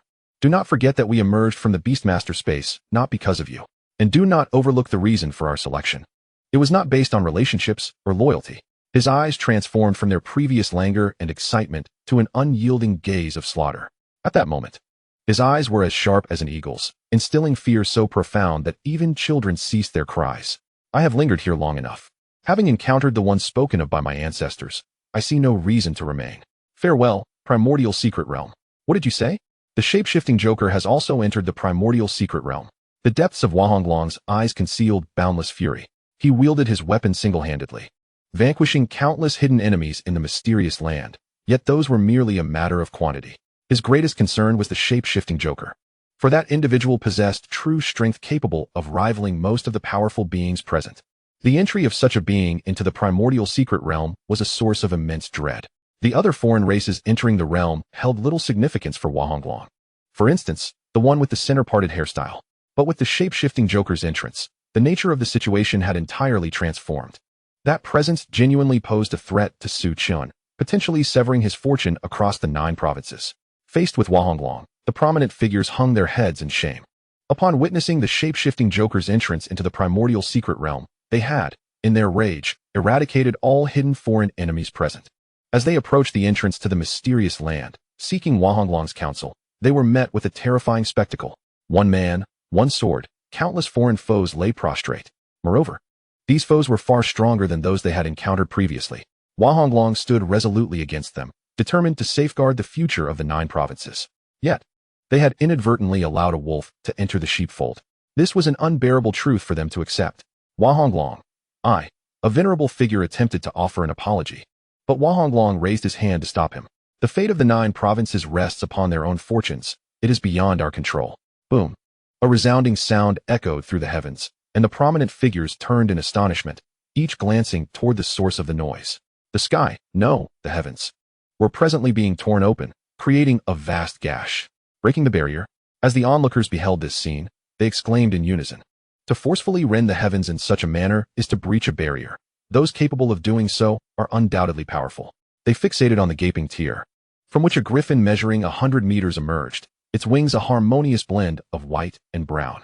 Casting a glance at Huanglong and the others, it turned and departed. Huanglong, shall we pursue this griffin? Its emergence signifies a breach of the primordial secret realm. It may know Su Chen's whereabouts. The royal griffin, Huanglong, shook his head. The griffin before them was of the stellar radiance tier, unrivaled among its peers. Such a statement was no mere jest. Since it emerged from the primordial secret realm, it was certainly not a threat to the 9 provinces. The departure of a being like it from the secret realm undoubtedly carried profound significance. To provoke such an entity would not bode well for the 9 provinces. Within the secret realm, Su Chen and Xiao Ningxue were swept into a palace by the tempest. The resplendent golden walls and the lavish decorations felt utterly incongruous within the timeless primordial secret realm, which in the eyes of the world should have housed decayed structures.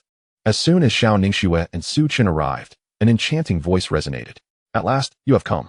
Chapter 56, Divine Clan? Await until you reach the strength of an emperor. The golden and resplendent surroundings transformed into an ethereal illusion, as a devilishly attractive woman appeared before Su Chen. She gazed lazily at Su Chen, completely disregarding Xiao Ningxue beside him. Every movement of hers seemed to captivate the very soul. The woman before him was clad in minimal attire, wielding a thick, sturdy scepter, and her face was partially obscured by a translucent veil. Once, a question was posed regarding when a woman is at her most beautiful, and a highly praised response suggested that it is the woman, partially veiled and just emerging from a bath, who captivates the heart most profoundly. The lady before Su Chen seemed to embody this sentiment perfectly. However, as Su Chen gazed at her veil, he felt an inexplicable sense of familiarity. She possessed an enchanting allure, contrasting sharply with Xiao Ningxue, who embodied an icy grace reminiscent of a goddess long etched in his memory. In stark contrast, this woman exuded an aura of seduction, skillfully captivating those around her.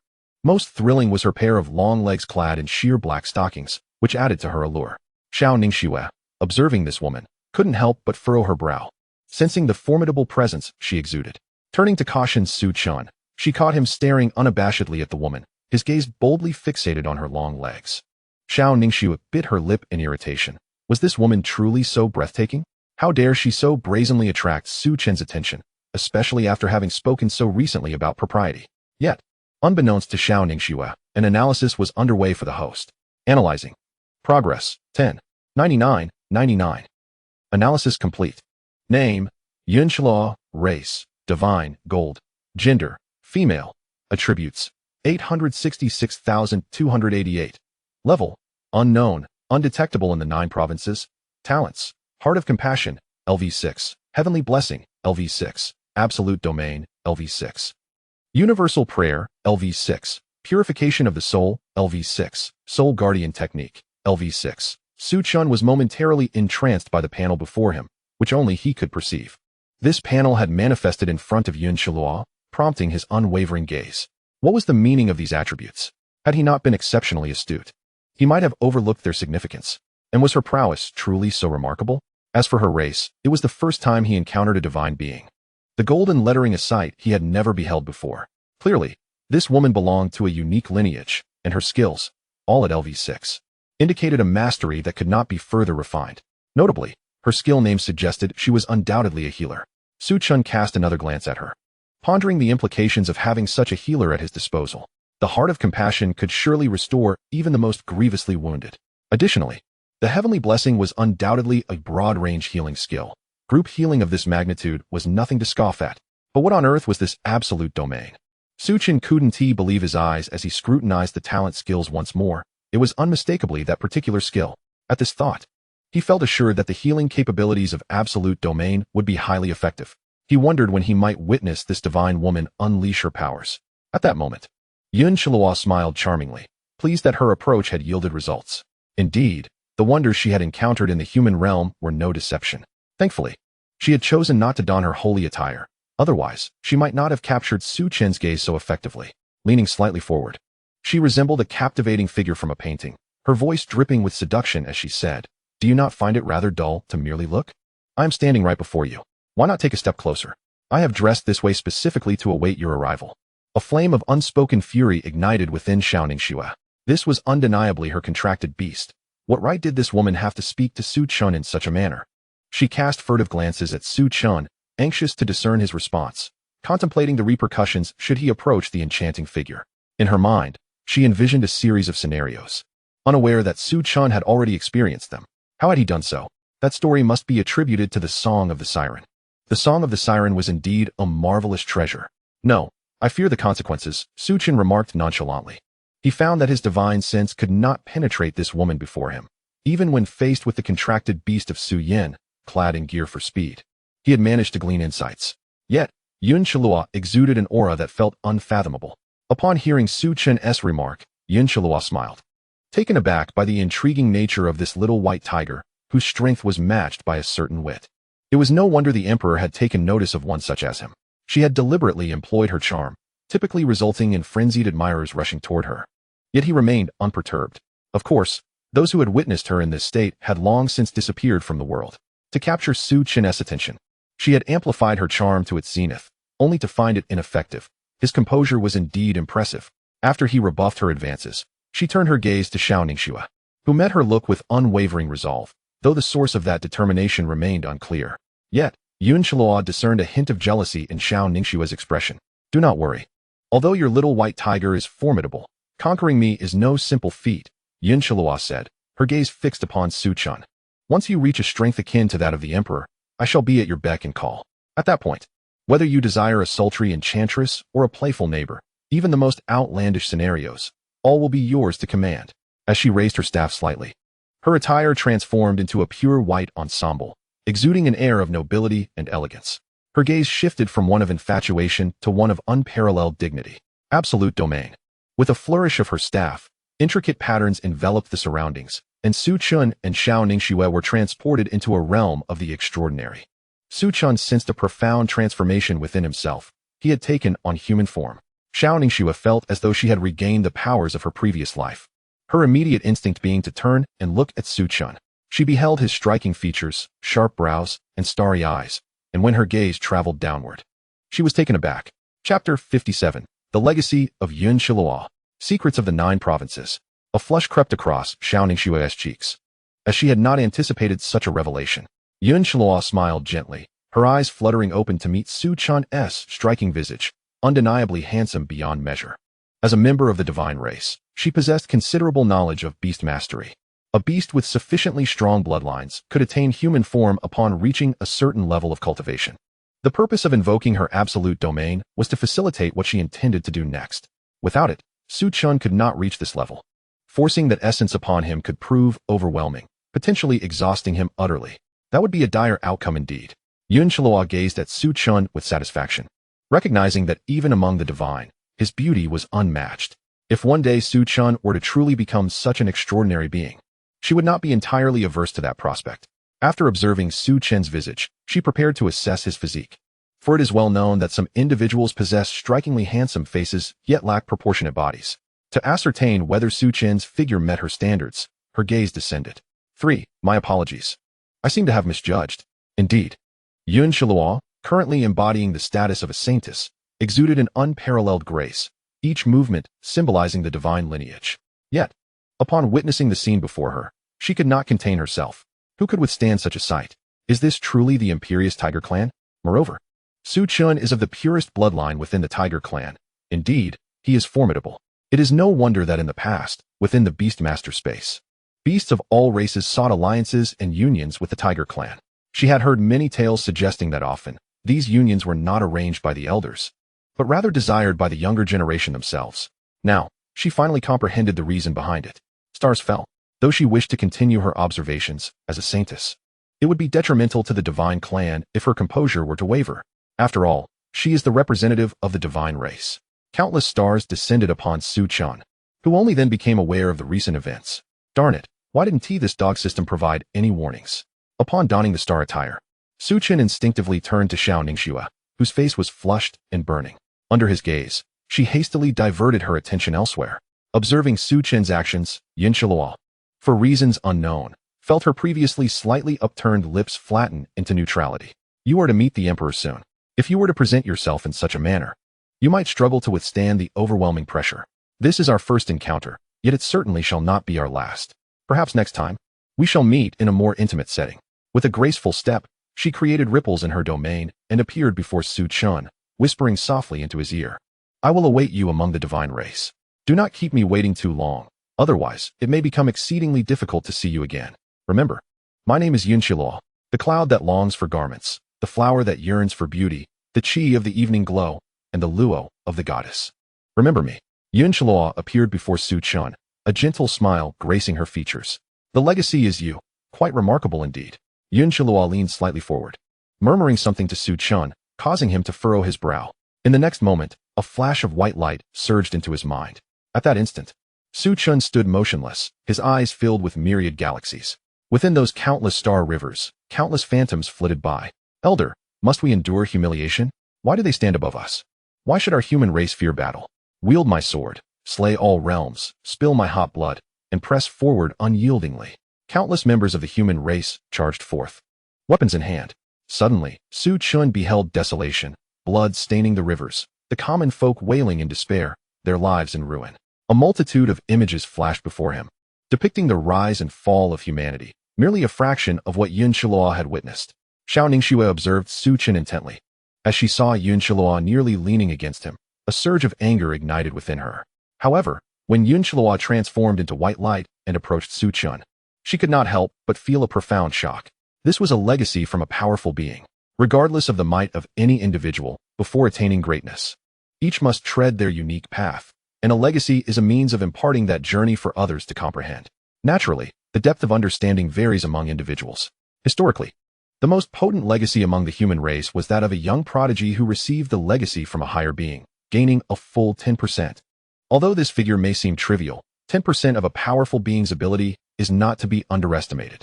Legacies are not uncommon. Many families select the most exceptional descendant for inheritance, or a master chooses a sole disciple for direct transmission. However, a legacy can only be bestowed once. Thus, a person has but a single opportunity in their lifetime to offer a legacy to another. This explains why family elders select only one heir, and a master can only have one closed-door disciple. Yet, astonishingly, this formidable woman unhesitatingly bestowed her singular legacy upon Su Chen. This revelation left Xiao Ningxue utterly astonished. Yunqiluo's absolute domain was specifically designed to enable Su Chen to reach the cultivation level necessary to accept her legacy, and in turn, Su Chen's cultivation enhanced Xiao Ningxue's significantly. At that moment, Su Chen was immersed in Yunqiluo's legacy, completely unaware of the external world, while Xiao Ningxue remained quietly by his side, guarding him. Boom. Oh. Now I truly understand why the ancient factions across the realms have formed alliances to invade this small 9 provinces. A rift appeared in the domain, and a man clad in an elegant black tailcoat slowly approached, his attire dusted with debris, his recent experiences a mystery to all. He leisurely brushed off the dust from his coat, then tilted his head to regard Xiao Ningxue. In a humble little primordial secret realm within the 9 provinces, the legendary divine race has emerged. How extraordinary indeed. However, that little white tiger of yours seems to have fallen unconscious in its human form. So I must sincerely apologize. His expression gradually twisted into a frenzied grin as he donned a mask. Chapter 58. 3 Respected Ones. Xiao Ningxue breaks the contract. The countenance of the shape-shifting jester morphed into countless variations, ultimately settling on that of the Lord of Thunder. What a splendid place. Allowing a mere girl to instantaneously attain the status of a respected one. Surely, that little white tiger has encountered a tremendous opportunity. But alas, you all shall perish here. The shape-shifting jester conjured winds at his feet, directing his attention solely towards Xiao Ningxue. In his eyes, this was her first foray into this realm, rendering it an entirely unknown territory. It was akin to a primary school student suddenly possessing the physique of a high schooler, yet unable to solve any of the problems presented. Presently, Xiao Ningxue appeared to him in precisely such a manner, devoid of the foundational experience.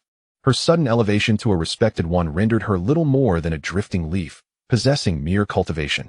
He wielded the power of thunder, transforming it into a colossal sword, and swung it directly at Xiao Ningxue, requiring no additional motions, for this individual was certainly not Hua Honglong. The shape-shifting jester's lips curled into a smile, confident that defeating her would require but a single strike. Bang! His thunderous greatsword was abruptly halted by an overwhelming force, and in the next moment, a stream of law surged forth towards the shape-shifting jester. Uffed. Caught off guard by this sudden blow, he spat forth a mouthful of blood. Blood stained his lips. Yet at this moment, he felt neither fear nor surprise. Instead, an exhilarating thrill coursed through him. He licked the corner of his mouth with his tongue, twisting his body to make every joint crackle. Who would have thought? Upon hearing the orders from the roundtable meeting, I initially believed it was merely that one little white tiger who was formidable. Unexpectedly, there exists such a formidable beastmaster, having just attained the revered realm. You have swiftly grasped the essence of power. Your talent is indeed so exceptional that it evokes a sense of inferiority within me. The chameleon joker uttered these words. Yet his countenance was steeped in mockery. In an instant, the air crackled with energy as his colossal, thunderous sword vanished, replaced by his hands, now crackling with potent bolts of lightning. In a flash, he unleashed his utmost speed, fully aware that facing a genius like Xiao Ningxue, a single moment of underestimation could prove disastrous. He had not forgotten the bitter lesson of his recent bloodshed. His expression was fervent as streaks of lightning erupted from his hands. Each strike met with resistance, and he could distinctly sense that his thunder was gaining the upper hand. If this continued, he could completely deplete Xiao Ningxue's energy, and a swift finishing blow would be all that was necessary. As his lightning continued to rain down, beads of sweat began to form upon his brow. He felt a twinge of disbelief at the unfolding events. How could this be possible? The chameleon joker's state of mind was disrupted. With each bolt of lightning he unleashed, it did not strike Xiao Ningxue. To be precise, she evaded every single one of his full-speed assaults. How could someone who had just entered the venerable level possess such prowess? The joker was taken aback. He could not accept that a newcomer to the revered realm could stand toe-to-toe with him. He had spent an immeasurable amount of time at this level and was intimately familiar with the capabilities of those in the revered realm. Moreover, as a member of the divine clan, he was renowned for his formidable attack power and unparalleled speed as the Lord of Thunder. Yet even in this state, he could not inflict even the slightest harm upon Xiao Ningxue. Distracted, the The chameleon Joker was suddenly struck by a monumental force of law. With a resounding thud, he was propelled over 100 meters away, crashing heavily against the edge of the absolute realm, which trembled as if on the verge of shattering. The Joker found himself crouched on the ground, his head bowed low, but unnoticed by anyone. A chilling smile crept upon his lips. He awaited Xiao Ningxue's pursuit. Moments later, sensing no imminent danger, he abruptly looked up to see Xiao Ningxue gazing back at him. Her voice was as frigid as the icy blossoms atop a mountain. Come forth. The chameleon Joker furrowed his brow tightly. It dawned on him that when the law first struck him, Xiao Ningxue chose not to press her advantage, but remained beside Su Chen. With each bolt of lightning he had unleashed, she had ensured that none would harm Su Chen, all while maintaining a position that allowed her to reach him in an instant. This realization sent a chill down his spine. It indicated that this girl before him could easily defeat him. Had it not been for her need to protect Su Chen, he might not have been able to withstand even a single blow. The human race is indeed filled with astonishing wonders. What have you experienced that even piques my curiosity? Alas, you cannot answer this question now, nor can your companions reveal themselves. How long must we wait? That white tiger is on the verge of awakening. The Joker rose to gaze at Xiao Ningxue, unsure to whom his words were directed. From the surrounding void emerged two figures. Wu Bujian, you are truly despicable, causing our divine clan to suffer so many blows. Wu Haojian, what are you barking about? You were the one standing by, watching our Joker suffer, and even laughed about it. What punishment do you deserve? The two men exchanged barbs upon their arrival, completely disregarding Xiao Ningxue and the chameleon Joker. In an instant, a force of law surged toward the quarreling duo. Boom. The area filled with thick smoke, and when it cleared, the two men, one wielding a large sword and the other a dagger, glared fiercely at Xiao Ningxue. She furrowed her brow. These two were formidable. They had effortlessly blocked one of her laws, indicating their cultivation had reached the pinnacle of the revered realm. Let the three of us join forces to trap this woman. Our time is running short. We both understand that. But given how beautiful she is, you better not kill her. We haven't seen a woman in ages. Xiao Ningxue looked at the two with profound disgust. In the blink of an eye, the three charged towards her. Prepare yourself. The two swords, one large and one small, descended. Xiao Ningxue swiftly turned to evade. The ground quaked as the sword struck, and in that moment of distraction, the chameleon Joker unleashed a bolt of lightning, aimed at Su Chen. Having just evaded, Xiao Ningxue caught sight of the lightning, and with all her might, she rushed to Su Chen's side. But she had no time left to defend against the lightning. The chameleon Joker's full-force strike was forcibly withstood by Xiao Ningxue. When it comes to trickery, you truly excel, Joker. Such a beautiful woman, yet you go all out. You truly lack the appreciation of delicate beauty. The chameleon Joker dismissed their words as mere background noise. It was time to end this. Once again, they repeated their previous actions, and Xiao Ningxue bore yet another bolt of lightning. Damn, she can really take a hit. Don't worry, this time I'll lead the charge. You two just need to deliver the final blow. Good idea. With that, the chameleon Joker launched a rapid assault. His lightning naturally met with Xiao Ningxue's defense, while the two men charged at her with their swords, cutting through the law she had unleashed without mercy. At that moment, Xiao Ningxue glanced at Su Chen. Biting her silver teeth, she had to sever the contract. Su Chen had only appeared in the 9 provinces because of her. Once the contract was dissolved, he would return to the beastmaster space in an instant, ensuring his safety. Xiao Ningxue closed her eyes, crystalline tears streaming down her cheeks as she prepared to dissolve the contract. Boom. Chapter 59. Su Chen takes action. The legendary golden pattern. What is happening? Wu Bujian and Wu Haojian exclaimed in unison, bewildered by the inexplicable force that seemed to obstruct their every effort. A sense of unfathomable depth enveloped them. No matter how hard they tried, their swords could not advance another step. What is going on? Wu Bujian was the first to react, looking forward. After all, a revered being struck multiple times by lightning could not possibly possess such tremendous strength to impede them at this moment. As Wu Bujian lifted his gaze, his pupils widened dramatically. How could this girl possess such immense power? Wu Haojian, too, felt a surge of astonishment, quickly raising his head. Before him stood a man with striking features, incredibly handsome. Yet what astonished him even more was that this individual could effortlessly block their combined full-force strike. It was known that even in the battlefield of myriad races, their combined might could give a formidable enemy a headache. If they unleashed their full power, even an alien powerhouse would have to retreat. Yet this individual before them showed no sign of effort, as if receiving their attack were as easy as drinking water. Dare you attempt to dissolve the contract without consulting this king? Such audacity. Upon hearing that familiar and warm voice, Xiao Ningxue instinctively opened her eyes and turned towards the source of the sound. She slightly raised her head, and the sharply defined, handsome profile of Su Chen came into view, overwhelmed by the sense of security conveyed by his voice and the sight of this familiar face. Tears unconsciously streamed down Xiao Ningxue's cheeks. She immediately rushed forward and embraced Su Chen tightly, as if fearing he might suddenly vanish. In her previous life, she had also been besieged by 3 formidable opponents, but at that time, no one had been by her side. Suddenly, Su Chen felt a softness against him. "Oh, what is this?" He paused, taken aback by the sound of Xiao Ningxue's muffled sobs. "What is the meaning of this?" This prince merely spoke casually. "Is it truly necessary to be so moved? All right. Do not cry. How can a human empress be so prone to tears?" With a look of affectionate indulgence, Su Chen gently patted Xiao Ningxue's head, feeling an inexplicable comfort in this gesture. At that moment, visions of the future flickered through his mind. If he were to press down lightly. Ahem. At this moment, Wu Haojian and Wu Bujian stared wide-eyed, as if their eyes were made of bronze bells. What is happening? In this man's eyes, are we two truly so insignificant? Regardless of the circumstances, we are peak-level revered beings. Why does he exhibit no sense of tension upon encountering us, and even dares to comfort others? Su Chen, still stroking Xiao Ningxue's head, cast a cold glance at the two. With a casual strike, Wu Bujian and Wu Haojian felt as if they had been struck by an invisible fist, instantly propelled 100 meters away. In the process, the ever-changing clown couldn't evade either, being knocked back alongside them, crashing against the edge of the domain.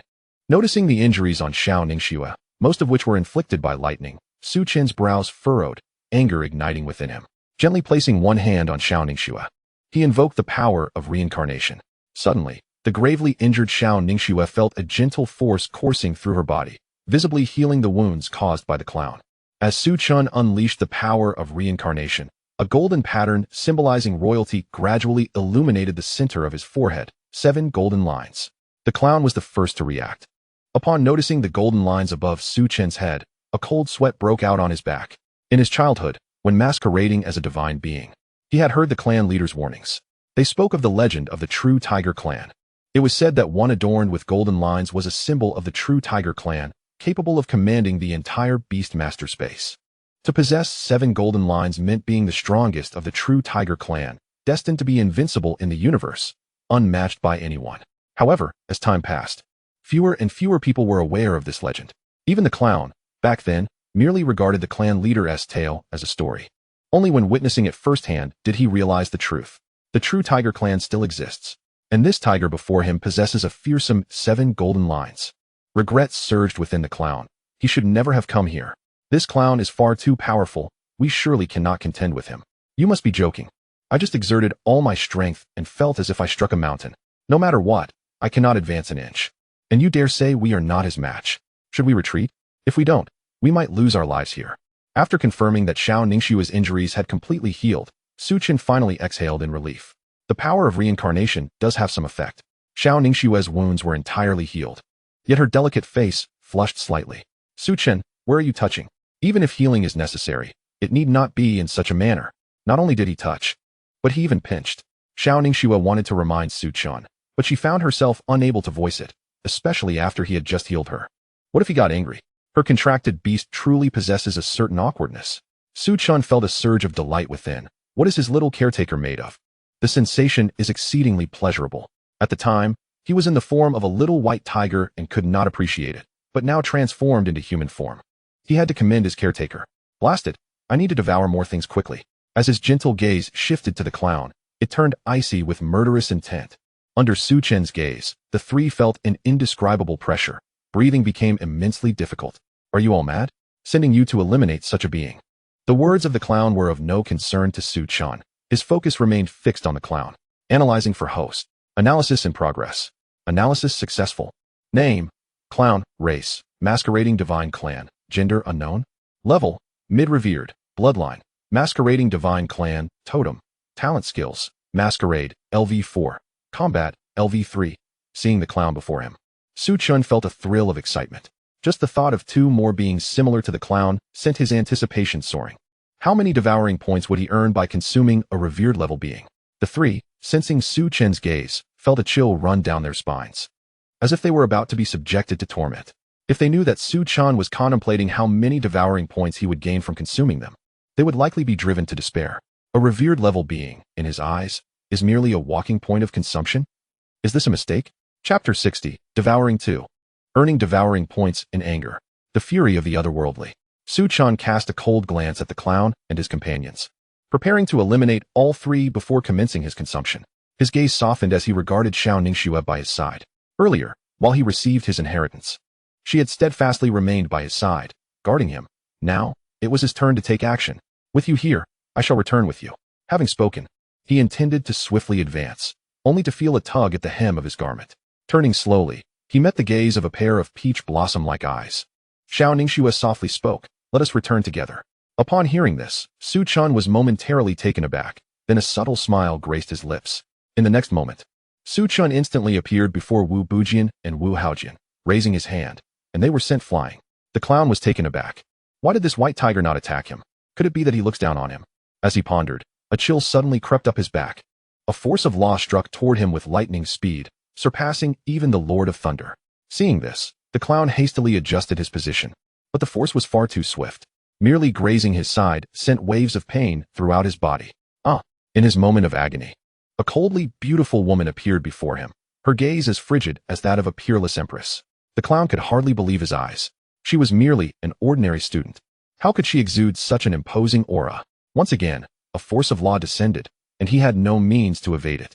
Gritting his teeth, he declared, "Lightning descends from the heavens." The shape-shifting jester thrust both hands forward, unleashing two formidable bolts of purple lightning towards Xiao Ningxue's law. However, this strike did not produce the thunderous sound he had envisioned, for the law directly obliterated the jester's two bolts of lightning, surging towards him with unrelenting force. Bang! The majestic law crashed heavily against the jester's form, making him feel as if his entire body was on the verge of shattering. Meanwhile, Wu Bujian and Wu Haojian gasped for breath, their gazes fixated on their weapons. One massive sword was now reduced to its hilt, while a small dagger remained merely a handle. They could scarcely believe the events that had just transpired. Each of their full-force strikes seemed utterly inconsequential against this foe. It appeared that every blow they landed was met with indifference, posing no threat whatsoever. They stared intently at Su Chen, fearful that he might eliminate them in an instant. Wu Bujian panted heavily. "What do you intend to do? Is there any point in just defending?" He held the hilt of his sword, summoning courage from an unknown source to utter these words. Upon hearing this, Su Chen smiled, his eyes suddenly shifting to a golden hue. At that moment, an overwhelming pressure seemed to descend upon Wu Bujian and Wu Haojian, causing them to kneel before Su Chen. "How dare you humiliate us like this?" Wu Haojian gritted his teeth, lifting his gaze in fury at Su Chen. He had never before endured such profound humiliation in his life. "You still have the strength to speak before this king?"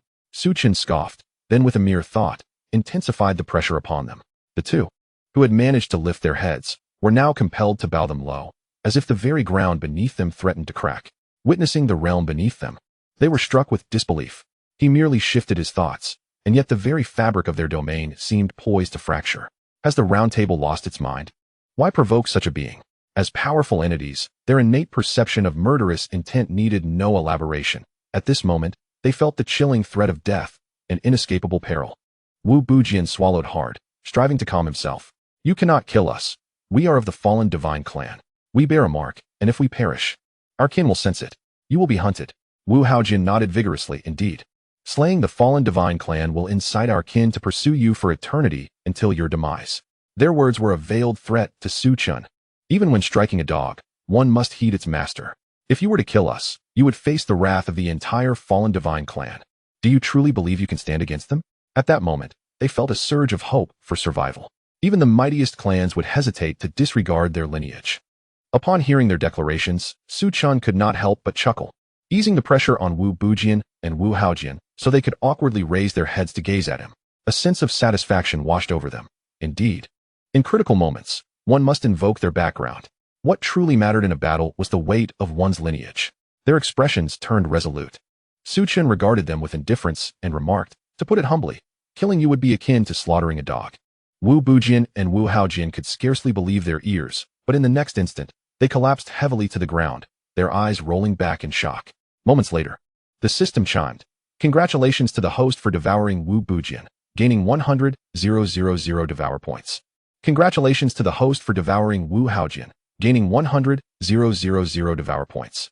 Su Chen's heart soared with exhilaration upon seeing the system's interface. 200,000 devour points. He had not anticipated that these two weaklings would be so valuable. If he devoured the shape-shifting jester next, he could potentially gain another 100,000 devour points. After Wu Bujian and Wu Haojian were consumed, in the vast expanse of the starry sky, a grand palace stirred as several elders opened their eyes with fury. Who dares to slay my fallen divine clan? They thundered. After sensing the disturbance, one elder growled, the 9 provinces? Huh, have they drawn the attention of the myriad clans, now provoking our wrath? Surely, the 9 provinces cannot withstand this fury. With a sudden impact, the shape-shifting jester was struck once more by Xiao Ningxue's law, spitting blood. Yet, what horrified him more was that he could no longer sense the presence of Wu Bujian and Wu Haojian. This signified their complete obliteration. Astonished, he quickly turned to see a striking visage before him. He has utterly annihilated the fallen divine clan. How dare he? Before he could fully comprehend, Su Chen materialized before him in an instant. With a casual strike, he nearly obliterated the jester. The shape-shifting jester collapsed to the ground, slowly retreating in terror as he gazed at Su Chen and Xiao Ningxue. Please, do not kill me. Chapter 61. Devouring the shape-shifting jester. A new evolution. The fear of death rooted deeply within his heart. Gazing at Su Chen, he was consumed by a singular thought. Helplessness. Xiao Ningxue merely made him feel overwhelmed. But he believed he could still flee to survive. Yet this humanoid white tiger before him exuded an unfathomable depth, akin to an immense ocean, concealing the true extent of its power. He was certain of one thing. If he even entertained the notion of fleeing, in the next instant, the world would be rid of the shape-shifting jester. Regret surged within him. Why had he ventured to this place? Had he heeded the Round Table's warnings? He might have preserved his life. Now, confronted with the specter of death, his only hope of survival lay in convincing his adversary of his value. As Su Chen prepared to collect this walking treasure of devour points, the jester suddenly exclaimed, "Aren't you curious why so many hidden ones have entered this mysterious realm? Do you not wish to know why the treacherous myriad clans have united to contend for the 9 provinces?" Upon hearing the jester's words, Xiao Ningxue gently tugged at Su Chen. In her previous life, she had not encountered such events. Back then, the hidden ones were systematically dismantled by the 9 provinces' enforcers over decades. Yet this time, those who had lurked in the shadows for years had all emerged. There must be a reason behind it. Realizing Su Chen's murderous intent had diminished, the jester hastily continued to showcase his worth. The hidden ones were not the pinnacle of strength within the 9 provinces. Years ago, the myriad clans had sent not only the hidden ones, but also the 7 demonic sons. Their combat prowess far surpassed his own. Did you not wish to know their current whereabouts? They posed a significant hidden threat to the 9 provinces. A cunning smile graced the jester's lips. He knew that the two before him held deep feelings for the 9 provinces. This was a common trait among the human race. He has cunningly exploited this very aspect. After all, in the 9 provinces, the 7 demon gods are lurking. Who wouldn't wish to ascertain their current whereabouts? Yet, he himself remains in the dark. However, if he wishes to survive, the only course of action is to divulge an increasing amount of information. This information serves as his bargaining chip for survival. Should the myriad races across the heavens discover his secrets, he would surely meet a dire fate. But this aligns closely with his own plans. He intends to rebel. He aims to see the divine clan rise once more, and to achieve this resurgence, he must first cling to life. Observing the hesitance in Su Chen and Xiao Ningxue's expressions, he couldn't help but chuckle inwardly. As long as there exists indecision, there remains hope for his survival. Once he endures, these two before him will face the consequences. The shape-shifting clown rejoiced within, yet maintained a facade of terror. A hallmark of the divine clan, no one could decipher their true emotions. Upon hearing the shape-shifting clown's remarks, before Xiao Ningxue could utter a word, Su Chen let out a cold snicker. "Do you take me for a fool?" With these words, the shape-shifting clown's heart raced with anxiety. Yet his visage feigned ignorance of the situation. "You think I triumph so easily over you solely due to my absolute domain? Once I depart from it, my cultivation will diminish, and at that point, even if you cannot confront me, escaping would not be beyond your means. Moreover, as merely a meager hidden observer, how could you possibly possess such extensive knowledge?" Upon hearing Su Chen unveil his true thoughts, genuine dread and panic manifested on his face. He perceived a fierce, killing intent emanating from Su Chen's eyes. Su Chen extended his hand, advancing slowly towards the shape-shifting clown. Each step drew him closer to death. The clown recoiled, desperately attempting to create distance while fixating his wide eyes on Su Chen. "Even if you slay me, what do you stand to gain? Though I may not know the whereabouts of the 7 demon gods, I am privy to certain information regarding the hidden observers. Do you truly believe that this outing comprises all the hidden observers?" Before Su Chen, however, it was as if he did not hear the clown's words at all. With a mere flicker of thought, The clown felt his life force rapidly depleting. He exerted all his cultivation in a futile attempt to slow this inexorable decline. But it was akin to a mantis trying to stop a chariot. What manner of power is this? What sorcery have you acquired? Do you not wish to uncover the truth behind the myriad races? Spare me, I implore you. Have mercy on me, ha. Do you truly believe that the 9 provinces can emerge victorious? The myriad races possess 7 deities, while your 9 provinces have not. They have already conspired with the fallen divine clan. An all-out assault on the 9 provinces is merely a matter of time. He sensed his inability to recover. His eyes fixated on Su Chen as if trying desperately to imprint his visage into memory. The legitimate tiger clan? Once you leave this absolute domain, you are nothing. If I perish, the myriad races will recognize your existence. They will dispatch even greater powers to thwart your growth. Within a decade, the myriad races will launch a full-scale attack. At that time, even you will be unable to prevent that storm. The 9 provinces are on the brink of annihilation. The shape-shifting clown succumbed to madness, and as Su Chen wielded the power of reincarnation, he was mercilessly obliterated before he could utter his final words. Congratulations to the host for devouring the shape-shifting clown. You have gained 100,000 Devour points. Upon seeing this system notification, Su Chen was overcome with elation. It was utterly exhilarating. He had not anticipated acquiring 300,000 Devour points so effortlessly in this location. However, what delighted him even more were the words spoken by Wu Bujian, Wu Haojian, and the shape-shifting clown. They spoke of the fallen divine clan coming to apprehend him, of the myriad races sending individuals to hunt him down. Were these not abundant sources of Devour points? Just from them alone, they were already worth 100,000 Devour points. What of those who would follow? Once he transformed into human form, he must repay them handsomely, perhaps even facilitate their swift departure. At this moment, Su Chen opened his status panel. Host, Su Chen. Race, Tiger Clan. Level, Gold, upgradable. Inherited skills, Devour, LV6. Call of the Wind and Rain, LV3. Divine Tiger Armor, LV3. Divine Tiger Claws, LV3. Divine Tiger Might, LV3. Reincarnation Power, LV3. Absolute Domain, LV3. Bloodline, Eastern Divine Tiger Deity. Devour Points, 330,000.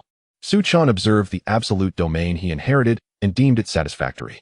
Yet, what thrilled him most was undoubtedly the 330,000 Devour Points. He could upgrade once more. Chapter 62, Su Chen Upgrades. New Skills Acquired. Xiao Ningxue's face turns red. In the void, a grand round table was occupied by 13 representatives from the myriad races. Their towering figures reached a height of 100 zhang. Any one of them could silence the cries of children with ease. Beneath the hood of a white-robed elder, a countenance of profound gloom was visible as he coldly gazed at a white lantern on the table. At this moment, the entire assembly held their breath, remaining utterly silent, fearful that any sound might disrupt the charged atmosphere. Suddenly, a once brilliant and blinding white lantern extinguished. This signified the fall of a formidable hidden observer. The shape-shifting clown and the Titan Ape King had both been eradicated. The tone of the white-robed elder was inscrutable, revealing neither joy nor anger. Yet none among the black-robed figures dared to utter a word. Initially, the extinguishing of the lantern representing the Titan Ape King was anticipated. After all, entering a mysterious realm without a single casualty would be unrealistic. Furthermore, they faced the individual known as the First Sword under the King, Hua Honglong. However, when the Titan Ape King was extinguished while the shape-shifting clown still persisted, the black-robed figures were left puzzled. It's merely an ordinary little white tiger. Why go to such lengths, even risking the Titan Ape King's demise? Yet, when the shape-shifting clown fell, the black-robed figures were taken aback. The strength of the shape-shifting clown was undeniably formidable, yet to be dispatched in an instant signified the presence of a true master. But this was the primal secret realm, a domain filled with inexperienced youths. How could such strength possibly exist? Elder, do you suppose the shape-shifting clown encountered some misfortune within the primal secret realm? After all, his tone now bore a hint of reverence, recognizing the vast disparity in power between himself and the white-robed elder. Yet, before he could finish, the white-robed elder removed his hood, revealing a dragon-headed visage before the onlookers, his eyes alight with a crimson glow. What makes you think he could have encountered anything within the primal secret realm that would seal his fate? Such an existence could not possibly exist there. He must have been slain by that white tiger. Upon hearing this, the black-robed figures exchanged bitter smiles, reluctant to challenge this assertion, though they struggled to believe it. The gap in strength was simply too great.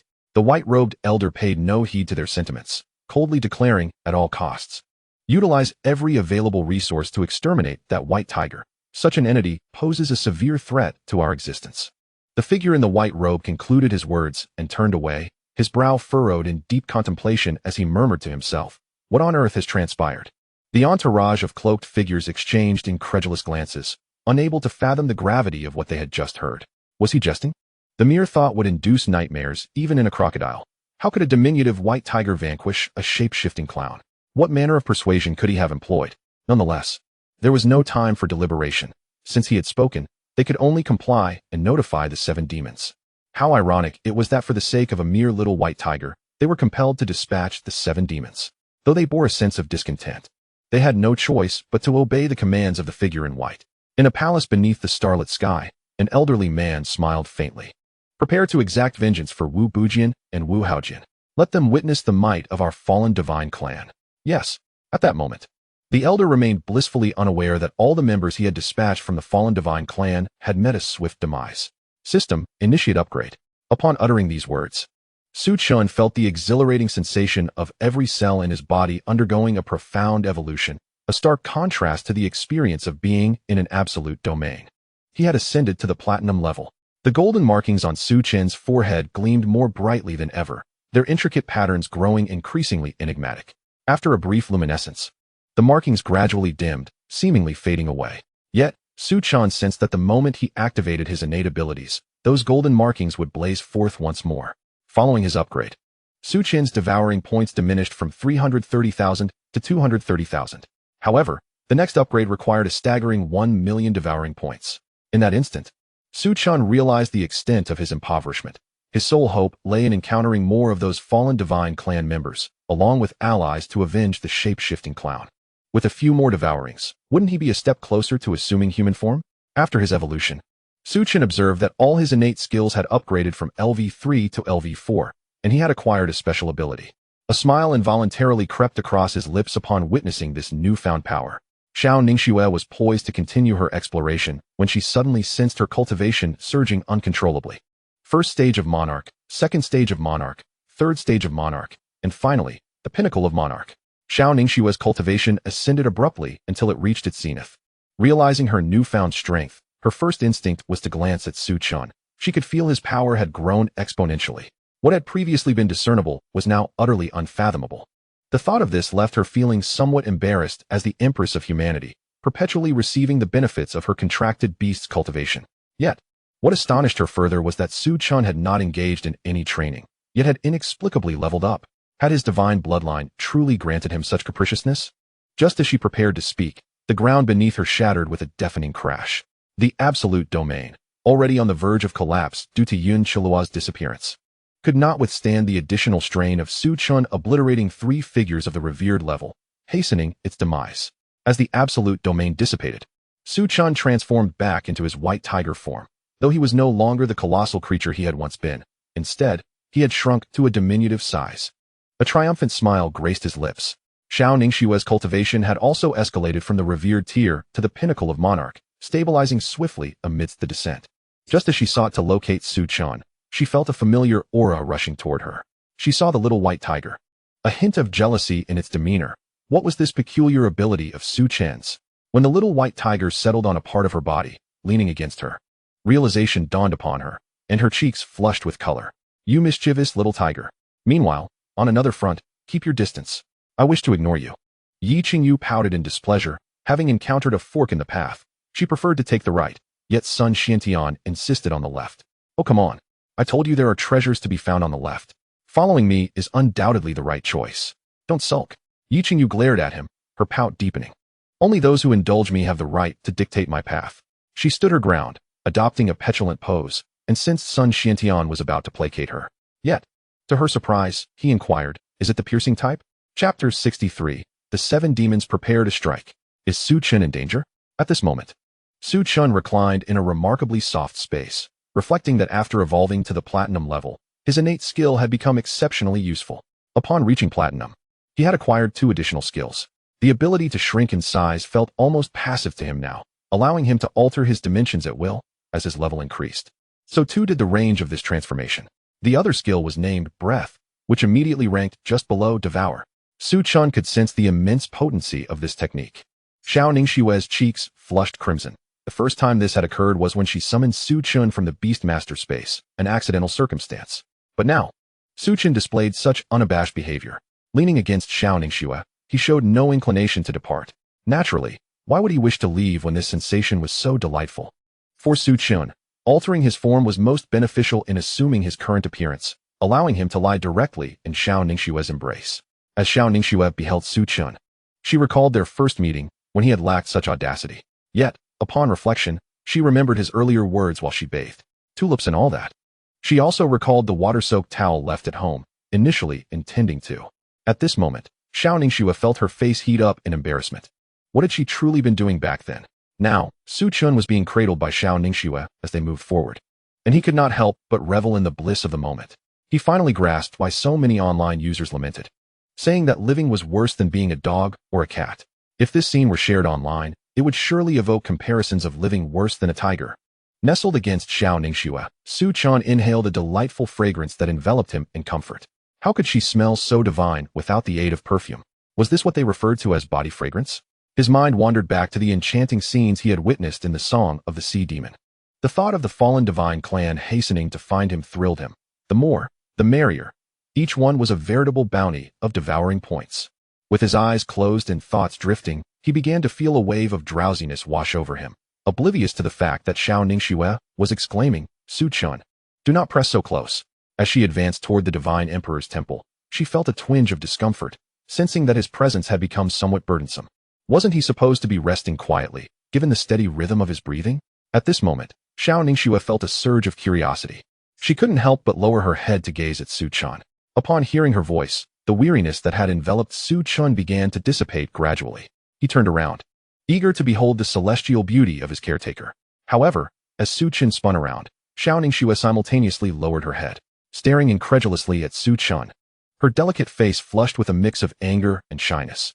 Su Chen, observing the scene before him, Su Chen, for reasons unbeknownst to him, was suddenly reminded of a scene from a previous film he had watched. He truly did not anticipate such a situation would arise. Could it possibly be due to the irresistible fragrance emanating from his caretaker? This moment was undeniably awkward. Meanwhile, within a grand stone hall, a woman clad in black lay languidly beneath a cloud-like canopy, her demeanor exuding an aura of seduction with each subtle movement. At that moment, she was toying with something in her hands. Suddenly, her brow furrowed tightly. A black panther appeared before her, its head bowed low, sweat beading on its forehead. Merely being in this space, it could sense an overwhelmingly terrifying power. Upon entering, it had caught a fleeting glimpse of an enchanting silhouette, utterly captivating. Yet the panther was acutely aware that simply lifting its gaze would lead it into an abyss of despair. The divine child, the shape-shifting jester, he had been slain. Upon hearing these words, the shadowy figure's expression remained inscrutable, as if she had not heard the panther at all, a cold smile curving her lips. Has he encountered some extraordinary being? Hundreds of thousands of celestial races fought alongside him, only to fail in vanquishing a mere white tiger. Is he incapable of handling such a trivial matter? As her tone grew increasingly frigid, the panther felt a chill race down its spine. Despite the volume of her voice remaining steady throughout, your subordinate is unaware. The woman remained reclined, exuding an air of languor. Her silence a clear signal for others to continue speaking.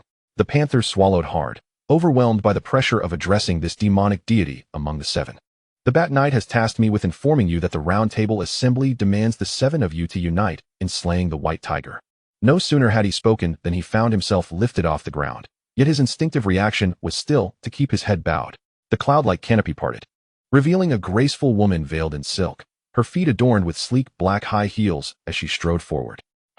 What sort of entity could evoke such a response from the Round Table Assembly? Even the most exceptional prodigies of your would have appeared as mere ants in their eyes. To be so fearful of a white tiger? Given this, the woman let her tongue glide across her lips. Let me witness just how formidable this so-called white tiger truly is. I hope it doesn't reveal any signs of agony when I drain it dry. Su Chen, how much have you inherited? Xiao Ningxue broke the silence, her face still flushed, yet her curiosity about the extent of Su Chen's inheritance was palpable. After all, it was rumored that the highest inheritance ever attained was merely 10%. One could only wonder how much a being of divine blood like Su Chen might possess. Su Chen, still displeased by the earlier awkward encounter, had just been unceremoniously let down by Xiao Ningxue, and his sole desire at that moment was to transform back into human form. At that time, He would ensure that his caretaker understood the situation. Upon hearing Xiao Ningxue's question, memories of previous scenes flashed before his mind, tugging at his heartstrings. As for the inheritance, he recalled the last notification he had seen. Congratulations, host, you have attained 100% inheritance from Yunqilua. Yunqilua. Chapter 64, Devouring Points. So many devouring points. Regarding that inheritance, Su Chen had never truly sought to understand it.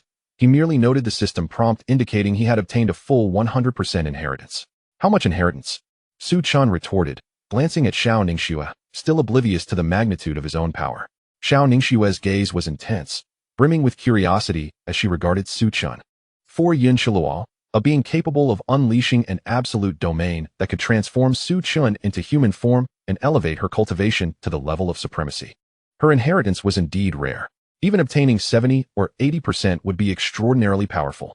Of course, given that Su Chen possessed divine blood, it was conceivable that he could attain as much as 20 or 30% of that inheritance. Meeting Xiao Ningxue's gaze unwaveringly, Su Chen nonchalantly declared, 100%.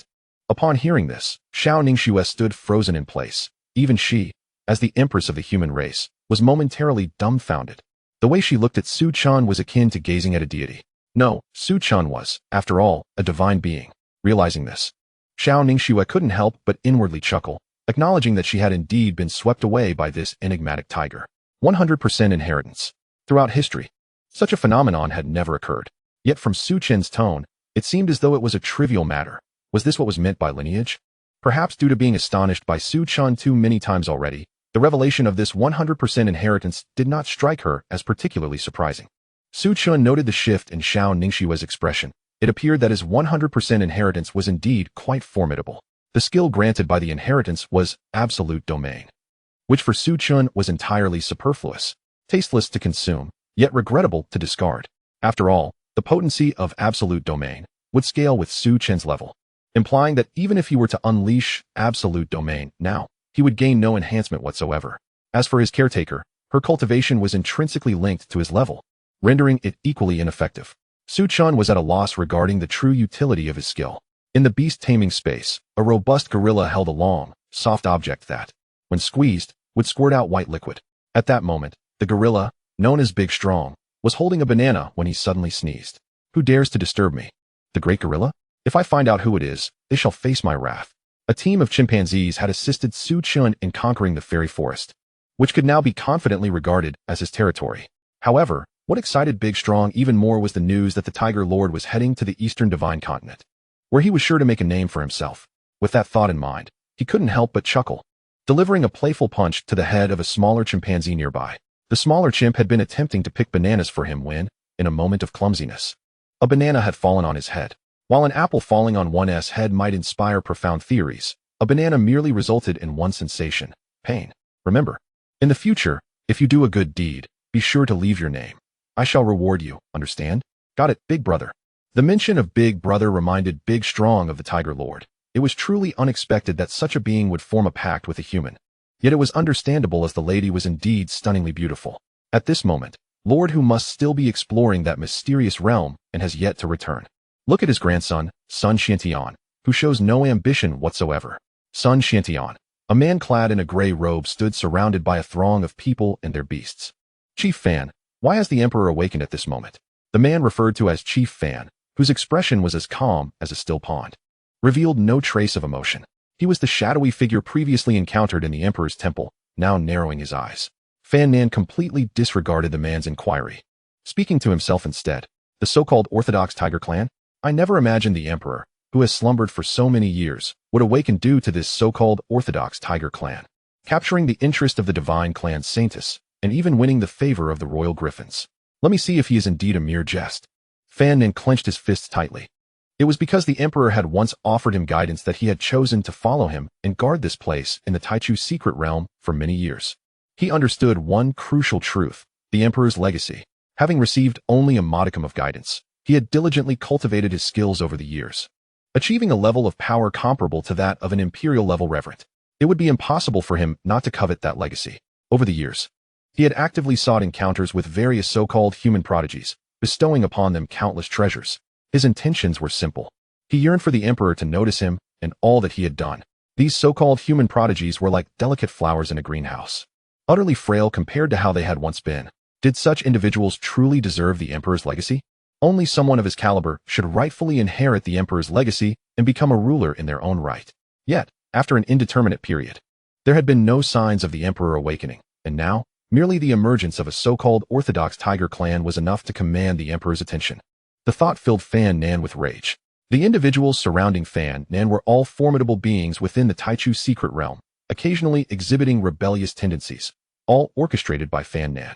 In his view, their apparent descent was a means to attract the emperor's attention, as he actively sought to mediate and counsel them to contribute to the future of the 9 provinces. However, unexpectedly, the emperor had suddenly awakened today. They had initially thought it was Fan Nan who would be bestowed with the emperor's legacy, and they were all ecstatic.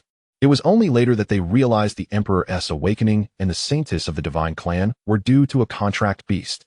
This meant that Fan Nan would gain nothing. Chief Fan, are we certain about this? One brave soul beside him ventured to speak. Understanding that everyone was aware of Fan Nan's intentions, though they still feared. They feared the emperor's manifestation. A cold smile crept across Fan Nan's lips. After such a long time, his power had nearly dissipated, and when he left the temple, he had even feigned tears to elicit the emperor's enhancement of his abilities. What remained of the emperor now was but a fragment of consciousness, his power reduced to a mere shadow of its former self. How you choose to proceed is entirely up to you. I, Fan Nan, shall not impede you. As those around him and their beasts hesitated, Su Chen's eyes suddenly sparkled with excitement. Devouring points. So many devouring points. Chapter 65. Are you worthy of being called a dragon? Su Chen, brimming with enthusiasm, quickened his pace. Observing this, Xiao Ningxue felt a twinge of confusion. Why is Su Chen so proactive for the first time? Is there something extraordinary ahead? After taking a few more steps, Xiao Ningxue furrowed her brow, sensing an overwhelming presence. The sheer number of individuals amounted to several hundred. Their aura was chaotic, comprised of powerful beasts and formidable humans. Moreover, they made no effort to conceal their presence, as if to signal to her and Su Chen that they were there. This aura was decidedly hostile. Under normal circumstances, such a situation would not arise within the Taichu secret realm. After all, its purpose was to foster the rapid growth of human prodigies, typically scaring them only to a degree. However, this aura reeked of palpable animosity. Could it be that the Taichu secret realm also harbored beings from other realms? Su Chen, be cautious. Those individuals ahead are dangerous. As the Empress of humanity, Xiao Ningxue's instincts warned her that those awaiting them were anything but simple. She could sense their unwavering gaze upon them. Su Chen paused momentarily, unable to perceive the threatening aura. However, he did recognize that they were watching him. But what of it? They were merely walking devouring points. He could hardly contain his eagerness to advance. He was in dire need of those devouring points, and the presence ahead surpassed even that of the 3 tricksters. Just those 3 alone accounted for 300,000 devouring points. What about the individuals ahead? Chief Fan, what is the situation? Fan Nan furrowed his brow as well. As he and those around him unleashed their full aura, their intent was clear, to intimidate Su Chen and his beastmaster. If Su Chen did not navigate through this area, he could never reach the emperor's temple, and thus the prospect of obtaining the emperor's legacy would be nullified. After all, one could not inherit the emperor's legacy without even reaching the temple. Should Su Chen continue forward, they were fully prepared, and secretly, they held a measure of respect for him. They knew that their combined auras could rival that of an imperial-level warrior. To face such imperial-level energy and still dare to advance was a testament to his character. However, they were utterly perplexed as to why Su Chen was charging toward them. Their aura was that of imperial strength. Most individuals would flee at such an encounter, eager to find a hole to hide in, yet he accelerated toward them upon sensing their presence. How reckless could one be? Were all members of the Tiger clan such brash fools? A smirk played on Fan Nan's lips. I never anticipated that instead of fleeing, he would rush over to meet his demise. Very well, then, let us not hold back. The heavy door was shattered by Su Chen's strike of the Holy Tiger's claw, leaving those around Fan Nan momentarily stunned. What on earth? Why has it shrunk to such a small size? They had previously seen a mature white tiger. Its mere presence had instilled a degree of fear. Yet now, seeing it in this form, all they could think was that it could be crushed with a single finger. Had it become weaker after encountering Yinchilua? The surrounding beasts and humans fell silent, simply observing the scene before them. One had to admit that these strong figures standing together were indeed a spectacular sight, exuding an overwhelming pressure. Upon seeing the formidable individuals ahead, Xiao Ningxue couldn't help but frown. She glanced at Su Chen, whose face was alight with excitement. In stark contrast, others would have preferred to vacate the scene immediately, and it was a stroke of luck that they had not approached him. Yet here he was, eagerly rushing forward. Xiao Ningxue cast a sweeping glance over the assembly, realizing that the majority of individuals present bore a cultivation level akin to her own, peak king rank. Moreover, the sheer number of adversaries was disconcerting. She could not help but ponder why the path leading to the Emperor's divine hall was now populated with such formidable beings. It seemed they were all guardians of secret realms. Why, at this moment, did they present themselves in this manner? Fan Nan, clad in a gray robe, directed a genuine smile towards Xiao Ningxue. The pride of humanity. I hope you can glean more insights within the primordial secret realm. As for what lies ahead, I must kindly request you to retreat. Fan Nan had no desire to provoke conflict. It was not out of fear, but rather a burgeoning uncertainty stirred within him since Su Chen had brazenly charged forward. Initially, when Su Chen confronted the royal griffin, he had only just barely ascended to the golden tier, still embodying the maturity of a white tiger. However, after encountering Yin Chilua, his cultivation had instantaneously soared to platinum rank. What was even more perplexing was that his form had not grown more exaggerated. Instead, he had transformed into a diminutive white tiger. How could this not astonish him? He had never heard of a contract beast exhibiting such a phenomenon, especially one chosen for the Emperor's legacy. He found himself at a loss regarding the extent of Su Chen's hidden abilities. Therefore, it would be wiser to simply advise them to withdraw. Upon hearing Fan Nan's words, Xiao Ningxue felt a flicker of indecision. If Su Chen could indeed inherit the Emperor's legacy, it would undoubtedly serve him immensely. Yet, should they insist on advancing, they would be met with hundreds of peak king-level adversaries, many of whom had powerful beast companions fixated on them. Weighing the pros and cons, Xiao Ningxue opened her spiritual space. Su Chen, the number of opponents is overwhelming. We must temporarily retreat. I prioritize your safety over obtaining the Emperor's legacy. To her dismay, Su Chen's eyes reflected confusion at her words. The individuals before him might seem immensely powerful to her, but to him, they represented a vast array of devouring points. How could he let such an opportunity slip away? Retreat was not an option. He could not leave without devouring them all. Beside Fan Nan, a Jiao dragon revealed a sinister grin. If one wished to align themselves, they must first signal their intent. Only then would Fan Nan consider them worthy of his might. Fan, do not concern yourself. Merely a common little white tiger. Allow me to capture him. With that, the Jiao dragon lunged towards Su Chen, dismissing him as no threat. Let me show you what it means to be a dragon. As the Jiao dragon charged, Su Chen merely chuckled at the dragon's words. You? A dragon? Chapter 66. The Jiao dragon? Merely a walking devouring point. The Jiao dragon darted towards Su Chen with rapidity. The beast companions around Fan Nan erupted into laughter. They were aware that their elder brother was a genuine dragon. What did that imply? Capable of traversing heaven and earth, and he currently stood at diamond rank. Meanwhile, Su Chen was merely a small white tiger, only recently having stepped into the platinum tier. However, as they witnessed Su Chen standing resolutely without budging, they were momentarily taken aback. This was the individual Fan Nan claimed could inherit the Emperor's legacy? Surely he must be a fool. The elder brother Jiao Dragon was personally intervening, yet he remained unmoving. They had expected him to be formidable, yet upon inspection, he appeared rather diminutive. How could a powerful contract beast lack such a commanding presence? Daring to stand still before a diamond tier Jiao Dragon? He must have transcended fear of death.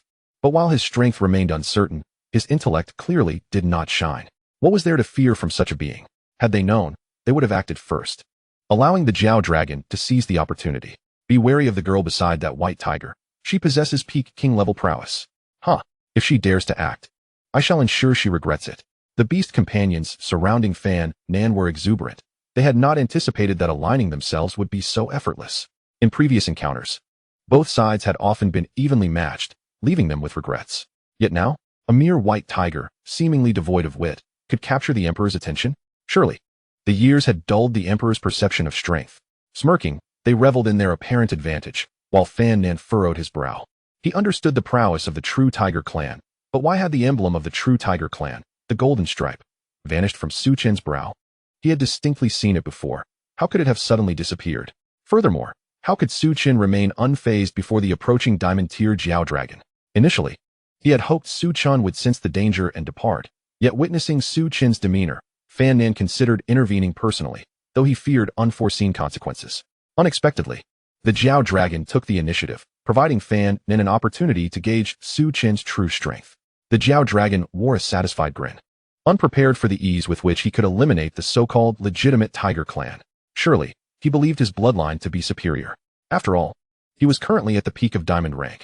How could he possibly lose to a platinum little white tiger? Prepare to meet your end. As the Jiao dragon neared Su Chen, Xiao Ningxue had already gathered her strength to dismantle the Jiao dragon. Yet, unexpectedly, Fan Nan nearly roared, "Retreat!" Before he could finish, a cataclysmic force erupted in the arena, overwhelming all human participants except for Fan Nan with an immense pressure akin to millions of pounds. The beast companions, whether from the Kuan or Peng clans, were utterly immobilized. One by one, they collapsed to their knees, their souls grappling with an unprecedented weight of oppression.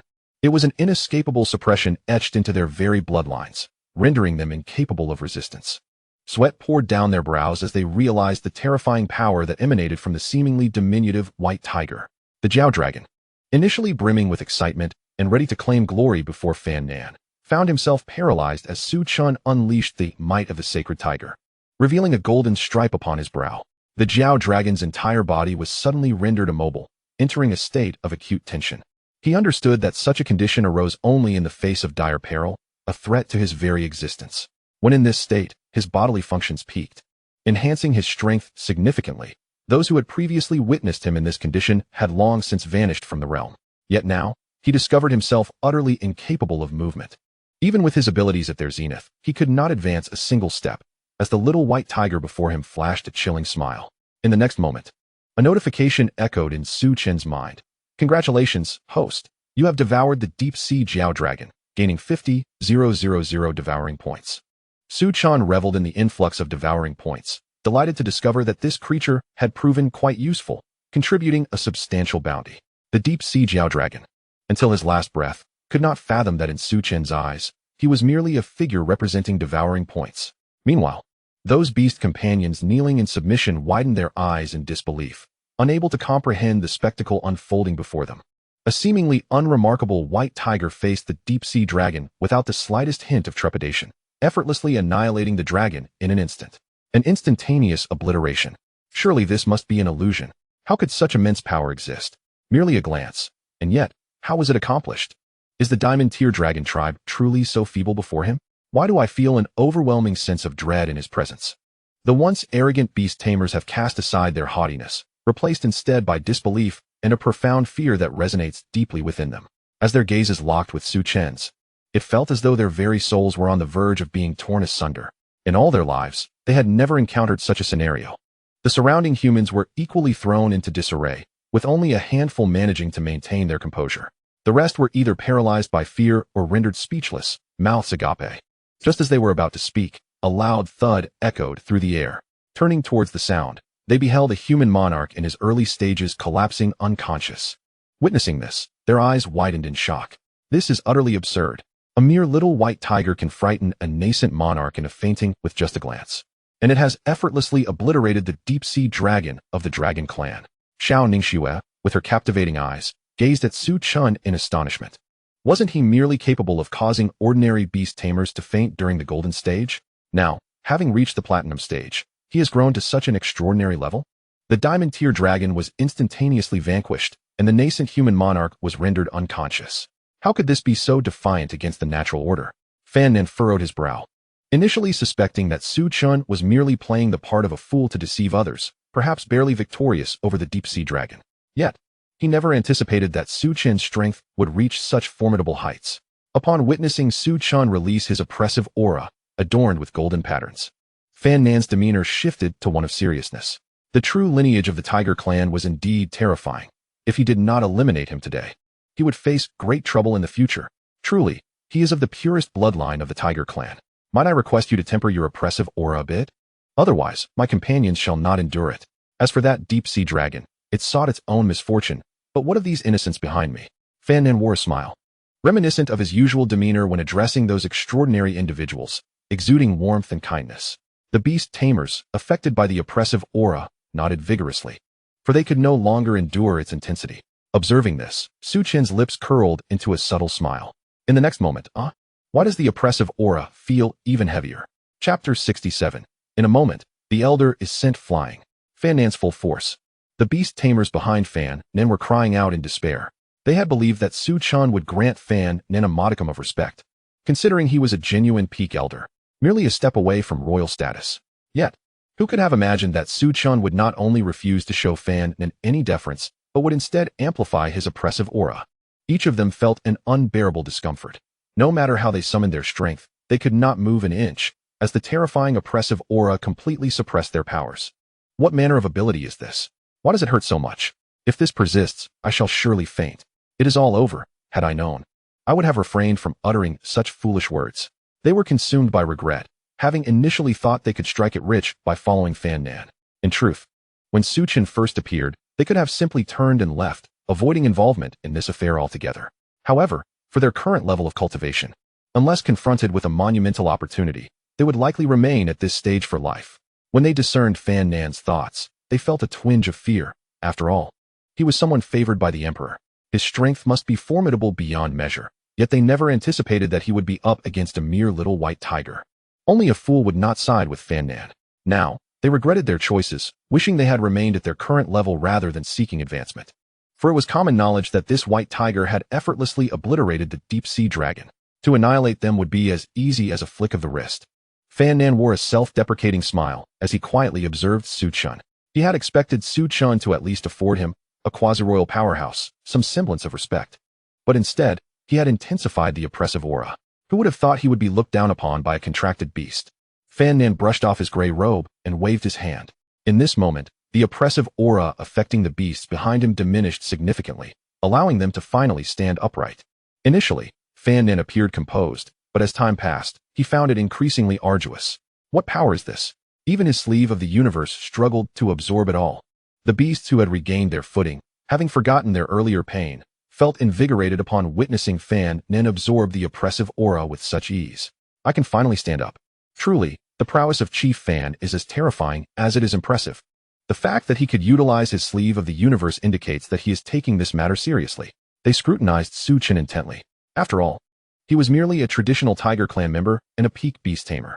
It is well known that beast tamers rely on their contracted beasts, and their combat prowess is not particularly high. They could easily charge forward and overwhelm the beast tamer. And as for that white tiger contracted beast, it would surely be left to Chief Fan. Surely, a quasi-royal powerhouse cannot be defeated by a platinum-tier contracted beast? Even with legendary bloodlines, it cannot be that formidable. Su Chen, observing Fan Nan absorb all of his oppressive aura into his sleeve, couldn't help but chuckle. The mere fact that the other party could absorb his oppressive aura indicated one undeniable truth. This individual possesses immense power. Listening to those foolish beast tamers, they claimed he was a quasi-royal powerhouse. At this moment, Su Chen could scarcely fathom the number of absorption points he could gain after devouring Fan Nan. Surely it would exceed 100,000. With this thought, Su Chen's excitement grew, and with a mere thought, the golden patterns atop his head glimmered once more. As if the surrounding space were being compressed, a claw mark of a tiger surged forth from the flowing light, advancing toward Fan Nan. Compressing the space through which it passed, the beast tamers looked on in disbelief. Is it truly possible to attain such strength with just a thought? No. Surely I have not chosen the wrong side. It cannot be, for Chief Fan is a quasi-royal powerhouse. Fan Nan, witnessing the terrifying claw mark approaching, smiled faintly, surprised by the sheer lack of intellect displayed by this traditional Tiger Clan member, just as he had absorbed the oppressive aura moments ago. Now another claw mark is sent his way. Is he not simply offering it to him to absorb? Clearly, this so-called traditional Tiger Clan relies solely on brute force and lacks any semblance of cunning. Sleeve of the universe. Fan Nan exuded confidence, believing the claw mark to be no different from the oppressive aura he had just absorbed. However, as the claw mark entered his sleeve, Fan Nan realized something was amiss. He could not contain the claw mark. Fan Nan expanded the space within his sleeve, yet the claw mark seemed immense beyond measure, utterly uncontainable. Boom. At this moment, Fan Nan's sleeves erupted. The previously absorbed oppressive force, along with the current imprint of the tiger's claw, surged towards him. Under this tremendous impact, the quasi-imperial powerhouse Fan Nan was unexpectedly sent flying several hundred meters away, crashing directly against the grand entrance of the emperor's temple. The door, upon receiving the force brought by Fan Nan, shattered into a spiderweb-like pattern. Good heavens, even the grand entrance of the emperor's temple could not withstand this? It is constructed from incredibly hard rock. Had he not been propelled several hundred meters away, who knows if the door would have collapsed? A quasi-imperial powerhouse was knocked back with a single strike? Am I truly not dreaming? The sleeves universe failed to withstand even a single claw imprint from the white tiger. They all turned their gazes towards Su Chen, astonished by the terrifying power of such a small white tiger. And this was merely at the platinum level. If it were to grow further, to what extent would it become? Could it potentially be invincible in the universe? Fan Nan crashed heavily against the door of the Emperor's temple, and as he looked towards Su Chen, he comprehended why the Emperor had chosen him. In his earlier years, he had heard tales of the might of the true Tiger clan, once the sovereigns of the beastmaster realm. But now, witnessing it firsthand, he truly understood the power of the true Tiger clan. Faced with a quasi-imperial like himself, there was never a trace of fear on Su Chen's face. Instead, it was excitement. It is said that the true Tiger clan is aggressive, often able to engage several opponents of the same level, and they greatly enjoy challenging those above their rank. Do you wish to fight against me, despite the disparity? Is it confidence or ignorance? The sleeves universe was merely a common skill of Fan Nan. Even being propelled hundreds of meters posed no threat to him. This is the might of a respected level powerhouse. The sun and moon within the pot. Fan Nan fully unleashed his cultivation, stepping through the void, charging directly towards Su Chen. In the face of such an opponent, concealing his strength could very well lead to his demise. This battle would determine victory or defeat, life or death. Yet, it was precisely because of Fan Nan's all-out effort that they became aware of Su Chen's existence. Chapter 68. Fan Nan's shock. Is this the legendary bloodline? A surge of powerful aura approached, causing the trembling beastmasters to turn back, only to see a figure with an impassive expression, exuding a formidable killing intent. It was Chief Fan. My goodness, Chief Fan immediately unleashed his full power upon arrival. The sun and moon in the pot. It seems that little white tiger is in grave danger. This is genuine quasi-imperial strength. Dispatching a small white tiger should pose no difficulty. The beastmasters and humans exchanged glances, looking at each other, and then in the direction of Su Chen. Now, Chief Fan would confront that terrifying white tiger. They would handle the peak king-level beastmaster. Sensing the unspoken understanding among them, they surged forward in unison alongside Fan Nan.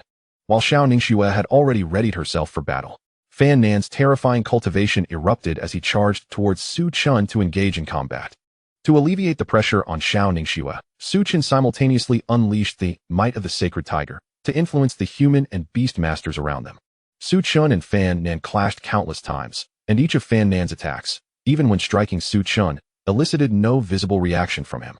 Having heard of the true Tiger clan's physical prowess, this was simply beyond comprehension. After activating the sun and moon within the pot, his cultivation was but a step away from imperial level. Any ordinary beastmaster struck by him would face certain death or crippling injury. Even powerful beasts would suffer severe damage, at the very least experiencing diminished speed and strength. Yet, this Su Chen, each strike against him seemed merely a tickling sensation, displaying no signs of pain whatsoever. Meanwhile, every one of Su Chen's attacks caused significant harm to him. Even with the enhancement from the sun and moon in the pot, he could distinctly feel his body sustaining injuries. He believed that should he exit this state, he would collapse in an instant. Fan Nan's eyes narrowed.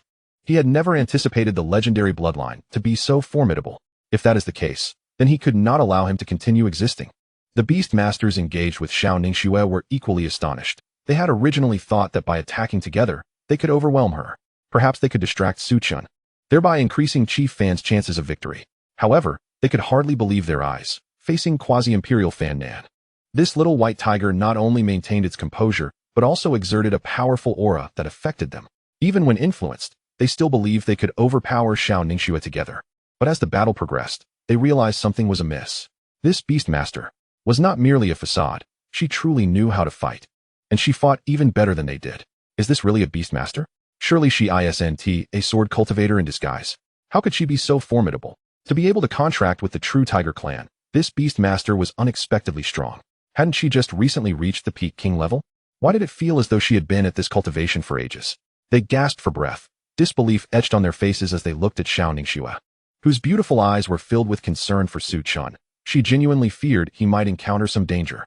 Should any unforeseen event occur, she would not hesitate to rush to Su Chen's side, utilizing the star pearl given to her by Su Yan.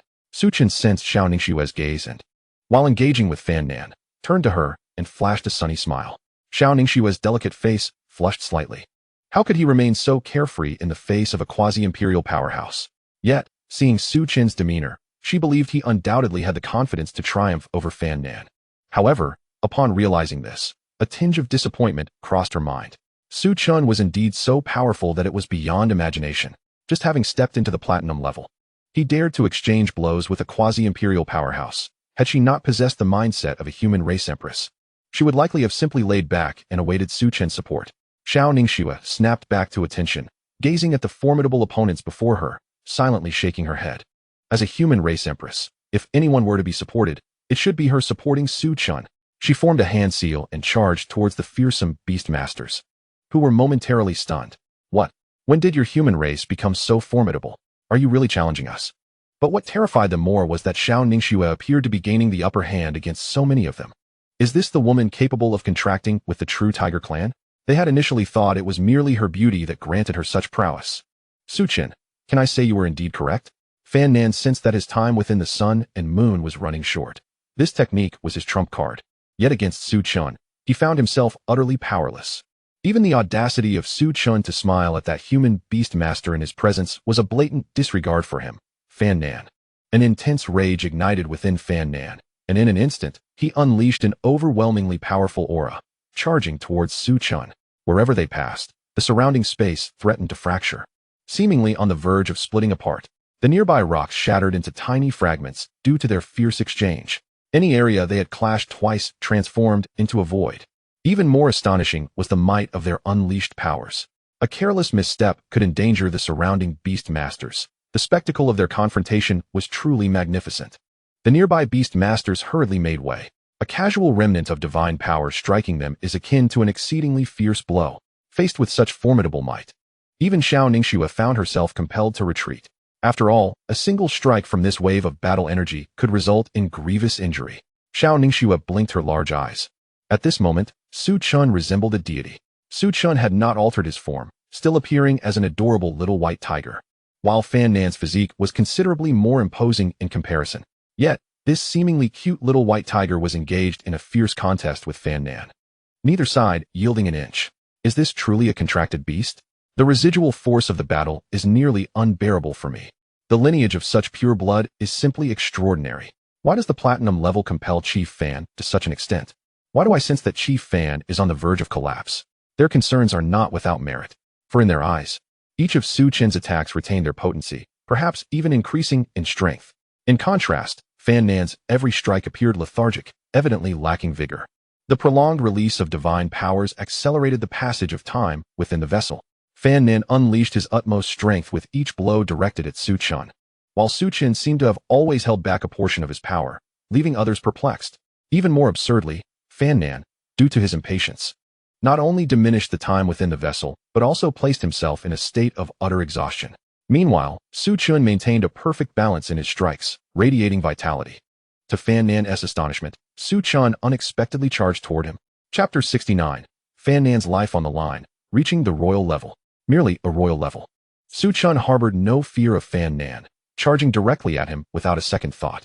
Motivated by a singular desire, to devour Fan Nan and acquire a vast number of absorption points. Should Fan Nan become aware of this, he would likely collapse in despair. Here he was, a distinguished quasi-royal powerhouse, reduced in the eyes of his opponent to nothing more than a mere statistic. Yet, Fan Nan remained unperturbed. Each of their previous encounters had involved a clash of divine powers, with beastmasters inherently possessing a greater arsenal of capabilities than humans. Moreover, his opponent hailed from the legendary pure-blood lineage of tigers, the might of which needed no elaboration. However, upon witnessing Su Chen's current demeanor, a smile crept upon Fan Nan's face. Did he genuinely wish to engage him in close combat? The physical prowess of a quasi-royal is no trifling matter. If that is the case, then let him truly comprehend the disparity between platinum and quasi-royal strength. Onlookers turned their gazes towards Su Chen, utterly astonished by the unfolding spectacle. How surreal.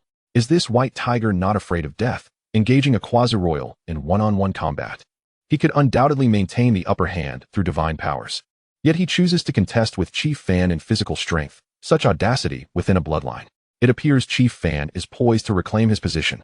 At this moment, the beastmasters were electrified with excitement, as most, save for those like the Titan Ape King, who specialized in physical combat, relied predominantly on their divine powers. Yet this little white tiger, without a doubt, possesses immense divine power. But now, he actively seeks to compare physical prowess? Could it be he wishes to ascertain the strength of his own body? Such folly. In battles of this caliber, a moment's lapse could spell disaster. Xiao Ningxue, witnessing the scene, felt a twinge of confusion. She was acutely aware of Su Chen's formidable powers, capable of obliterating the top talents from various academies with a single blow. He had even withstood the onslaught of the Storm Mermaid's royal weapon. The only time she had witnessed Su Chen engage in physical combat was when he employed his claws. As for Su Chen's full-on melee, she had never seen it. Yet she trusted that his actions were undoubtedly justified. Boom. The sky erupted in a dazzling brilliance of white light, representing the direct clash of Su Chen and Fan Nan in physical confrontation. A diminutive white tiger collided with Fan Nan, and the spectators anticipated Su Chen would be sent sprawling. Yet such an outcome did not materialize. Instead, they observed Fan Nan furrow his brow, visibly struggling against Su Chen, an unmistakable sign of disadvantage. How can such a small creature surpass Chief Fan's quasi-royal physique and ferocity? Is this the legendary bloodline? Not only is the divine power formidable, but even the physical form is terrifying. Could Chief Fan truly be outmatched by this little white tiger? Upon hearing this, the beastmasters began to panic. Throughout the encounter, they had not witnessed Fan Nan gain the upper hand even once. While losing in a clash of divine powers was understandable, given the inherent advantages of beastmasters, the comparison of physical strength was a different matter entirely, without question. At the same cultivation level, the physical prowess of beastmasters is unparalleled. Yet now, Fan Nan's physique was nearing royal level. The disparity in physical strength across even minor ranks is no jest. It is akin to the strength of a second-tier king being exponentially superior to that of a first-tier king. Fan Nan's physical condition was nearly equivalent to that of a royal. And yet this diminutive white tiger, merely at the platinum level, is managing to dominate in physical confrontation. How could they not be astonished? Chief Fan cannot possibly lose. Such thoughts raced through their minds. Should Chief Fan be defeated, their fates would be dire. After all, they were up against the ferociously ruthless Tiger clan. The treatment Xiao Ningxue received would surely render them worse than dead. Contemplating this, a chill crept over them. Xiao Ningxue, having witnessed Su Chen's physical might, felt an overwhelming shock. She understood all too well the physical strength possessed by a fighter of Fan Nan's caliber, capable of withstanding several blows even from beasts of the same rank. Yet now, Su Chen was managing to keep Fan Nan at bay. Fan Nan could scarcely believe the scene unfolding before him. He could not accept that his near-royal physical strength was being bested by a mere platinum-level contracted beast. However, what he found most intolerable was his newfound acknowledgement of Su Chen. Initially, he had regarded Su Chen as merely an exceptionally gifted prodigy, the reason behind the Emperor's awakening in choosing him. Yet after countless rounds of combat, he now recognized Su Chen's immense potential. If allowed to grow, he would undoubtedly become a formidable force capable of suppressing the myriad races of the heavens. At this moment, Fan Nan's inner turmoil began to surface. He questioned whether he truly acted for the sake of the 9 provinces. Was he striving to become stronger to protect the 9 provinces? Or was it merely for his own selfish desires? Fan Nan's resolve began to waver, and he forcefully suppressed these sentiments. Realizing he could only find solace by eliminating the little white tiger before him. Only by vanquishing him could he liberate himself from this mental turmoil. Su Chen raised his hand once more toward Fan Nan, causing the surrounding space to tremble with the force of his movement. Yet Fan Nan suddenly opened his eyes wide, his cultivation surging dramatically, reaching a true royal level. Die! Fan Nan bellowed, unleashing a palm strike that even Su Chen's claws struggled to withstand. This marked the first instance where Fan Nan did not retreat from Su Chen's assault, and with his sudden surge in power, the onlookers were exhilarated. Burning his life essence, Chief Fan began to sacrifice his life force to elevate his strength. This was true royal power. With royal strength, how could this little white tiger contend? Unexpectedly, Chief Fan truly resorted to the burning of his life essence. That little white tiger seems doomed. Given Chief Fan's current state, we must act swiftly. A surge of determination filled the crowd, as Fan Nan directly ignited his own life force to gain a fleeting enhancement in cultivation. This was monumental news for them. However, Xiao Ningxue displayed a look of alarm. The act of sacrificing one's life for a temporary boost in cultivation was a technique reserved for those at the level of a revered master. To temporarily amplify one's power through the burning of life force was fraught with dire consequences, typically employed only in moments of life and death. Su Chen, you must flee. His cultivation had already reached the imperial level, surpassing his previous strength by more than 100-fold. Upon hearing Xiao Ningxue's words, Su Chen's eyes sparkled with excitement as he gazed at Fan Nan. 100-fold increase in strength meant a significant surge in his devouring points, bringing him one step closer to taking on a human form. Flee. As the empress of the human race, why would I contemplate escape daily? I am an invincible being in the cosmos. merely an imperial-level opponent. Chapter 70. The mightiest strike of the imperial level. Not to slay Su Chen, but to target Xiao Ningxue. Su Chen's bottom line. Su Chen dared to utter such words, and he had his reasons. Currently, Fan Nan, through the burning of his life essence, had abruptly reached the imperial level. Undeniably, his foundation was precarious. Akin to a child whose body had suddenly transformed into that of an adult, yet whose mind could not possibly match that maturity. Similarly, Fan Nan's elevation and cultivation did not equate to his understanding of the imperial realm. What truly fortified Su Chen's confidence was his extraordinary innate skill. He opened his attribute panel. Host, Su Chen. Race, Tiger Clan. Level, Platinum. Talent skills, Devour, LV6. Breath, LV4. Call Wind and Rain, LV4. Holy Tiger Armor, LV4. Holy Tiger Claw, LV4. Holy Tiger Might, LV4. Reincarnation Power, LV4. Absolute Domain, LV4. Bloodline, Eastern Divine Tiger Deity. Devour points, 270,000. Upon noticing the Breath talent skill, which he had just acquired at the onset of his Platinum level, he realized it had immediately surpassed all his previous skills. It had risen to just behind Devour, and the arrangement of his talent skills was clearly based on their potency. As for Absolute Domain, it was undoubtedly a supportive skill. While the order of his innate skills was strictly determined by their destructive capability, Breath had directly emerged as the most formidable destructive skill, and Su Chen sensed its overwhelming power. With this skill in his arsenal, even facing the current imperial-level Fan Nan, he remained unflustered. You take pride in your current state, do you? Fan Nan exclaimed with excitement, feeling as if he now possessed the power to annihilate the world. Before him, Su Chen appeared as insignificant as an ant. Such is the imperial level. Upon entering it, one feels the submission of all things. Below the imperial level, all beings are equal. For those at the imperial level, the rest are merely entities they could obliterate with a mere gesture. Prepare yourself. Fan Nan's speed had multiplied exponentially as he charged towards Su Chen, who no longer withheld his strength, meeting him with full force in every strike. Boom, boom, boom. The aftermath of their battle reverberated throughout the Grand Hall, threatening to bring it crashing down, even causing the barriers of the primordial secret realm to develop slight fissures. Many beast tamers noted this, perceiving the cracks forming in the primordial secret realm's barrier, a testament to their immense power. Is it possible? Even the barrier is fracturing due to their clash? What kind of extraordinary strength is at play here? Suddenly, someone interjected, wait, have you noticed that the white tiger seems to be withstanding Fan Nan's onslaught? Their previous focus had been solely on the cracking barrier, completely overlooking Su Chen's ability to endure Fan Nan's attacks. Now, their gazes converged on Su Chen, and their terror intensified. Even an imperial-level Fan Nan could not overcome this white tiger. Good heavens, what kind of power is this? Will we be defeated? Who knows? Their level of panic had reached its zenith, for they were utterly convinced that the burning of life essence was Fan Nan's last card. Should he fail to defeat Su Chen even with this final gambit, once his cultivation waned and the side effects set in, their doom would be inevitable. Fan Nan's pupils widened. Initially, he had held a slight advantage, but that was dwindling rapidly with the passage of time as he sensed his imperial-level power dissipating swiftly. The side effects of burning his life essence would soon manifest. At that moment, Su Chen would undoubtedly seize the opportunity to obliterate him. His demise was a certainty. He could not allow this to transpire. In a state of profound indecision, Fan Nan had yet to reveal his ultimate move. Yet as he observed Su Chen's demeanor, doubt crept in. He felt that Su Chen still possessed hidden cards.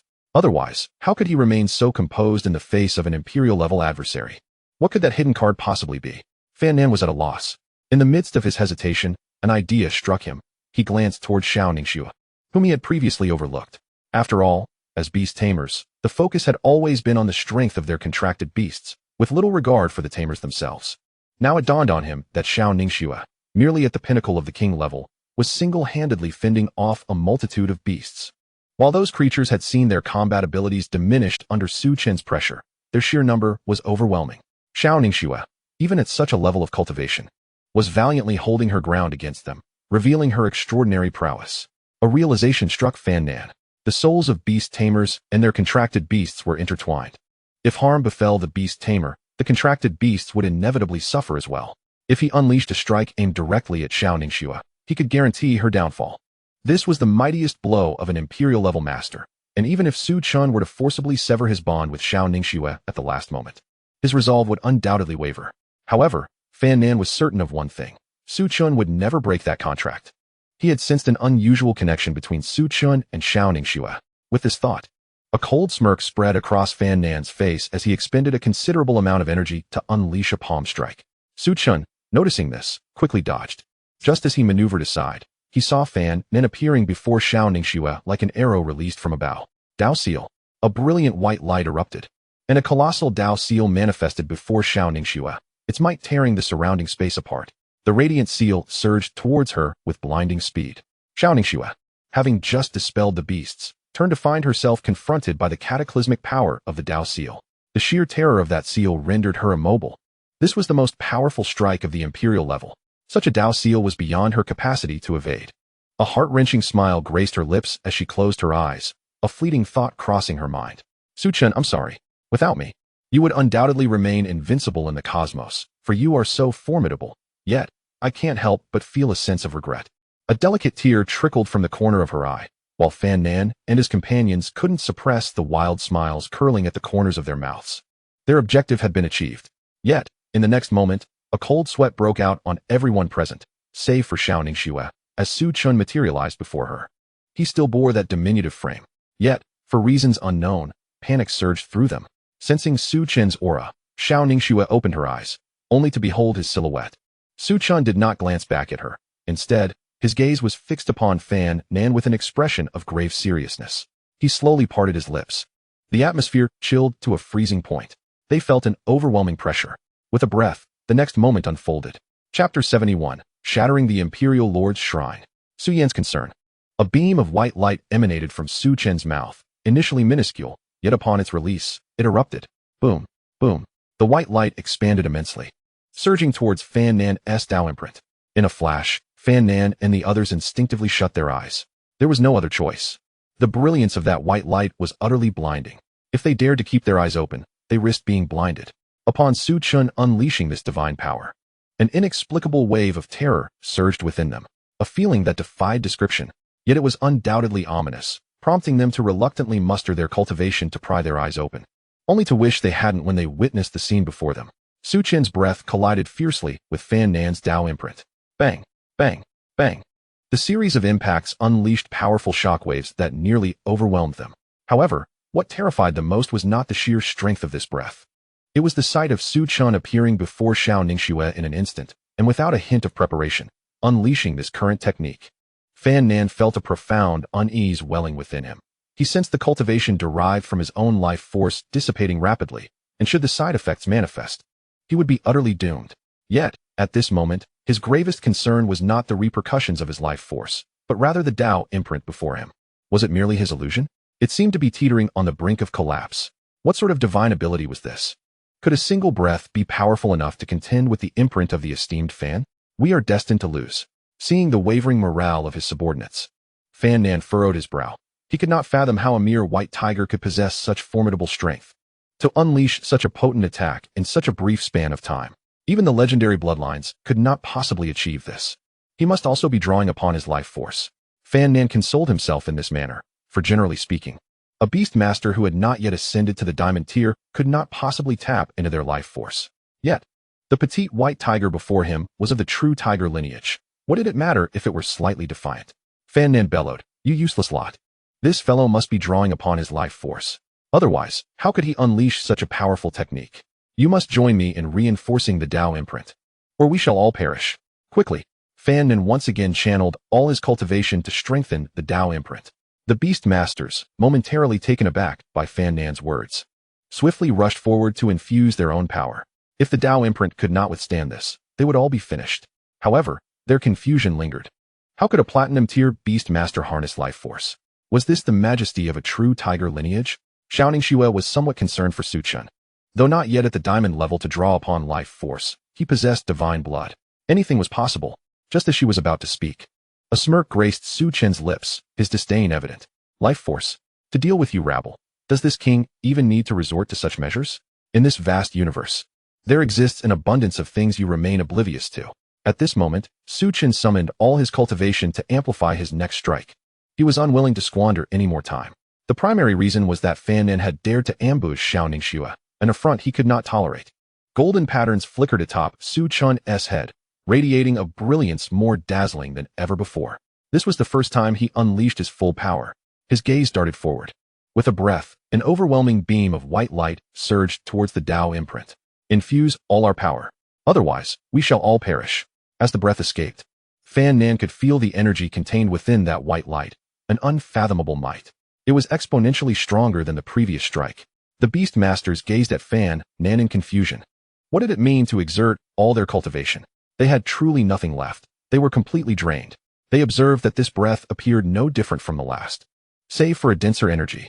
When the augmented breath collided with Fan Nan's Tao imprint, the beastmasters, who had initially extended their hands to channel their power into the imprint, found their strength utterly sapped upon impact. Right before their eyes, the Tao imprint collided entirely with Su Chen's breath. The Tao imprint shattered. Su Chen's breath obliterated the enormous Tao imprint, surging forth towards Fan Nan and his comrades. Why could they not move at all? Bang! Fan Nan and hundreds of powerful figures were pierced through by Su Chen's breath, yet the onslaught did not cease. It continued onward, and directly ahead lay the Imperial Lord's shrine. The white light struck against the heavy doors, shattering them in an instant. Just as the breath was poised to collide with the statue of the Imperial Lord, an immensely powerful force intervened, redirecting Su Chen's breath skyward. This force amplified Su Chen's breath. What was already an exaggerated display of power became even more terrifying in an instant. The breath shot towards the horizon, even breaking through the boundaries of the secret realm. Su Yan, clad in black stockings, sat perched upon a plush fur rug, her delicate feet resting atop its surface, her expression laden with melancholy, while Xianwu silently accompanied her. Upon hearing that Su Chen had chosen to face all challengers, her heart swelled with joy. Now, that was the mark of divine blood. Yet, when she learned that the shape-shifting clown had also entered the primordial secret realm, her worries never ceased.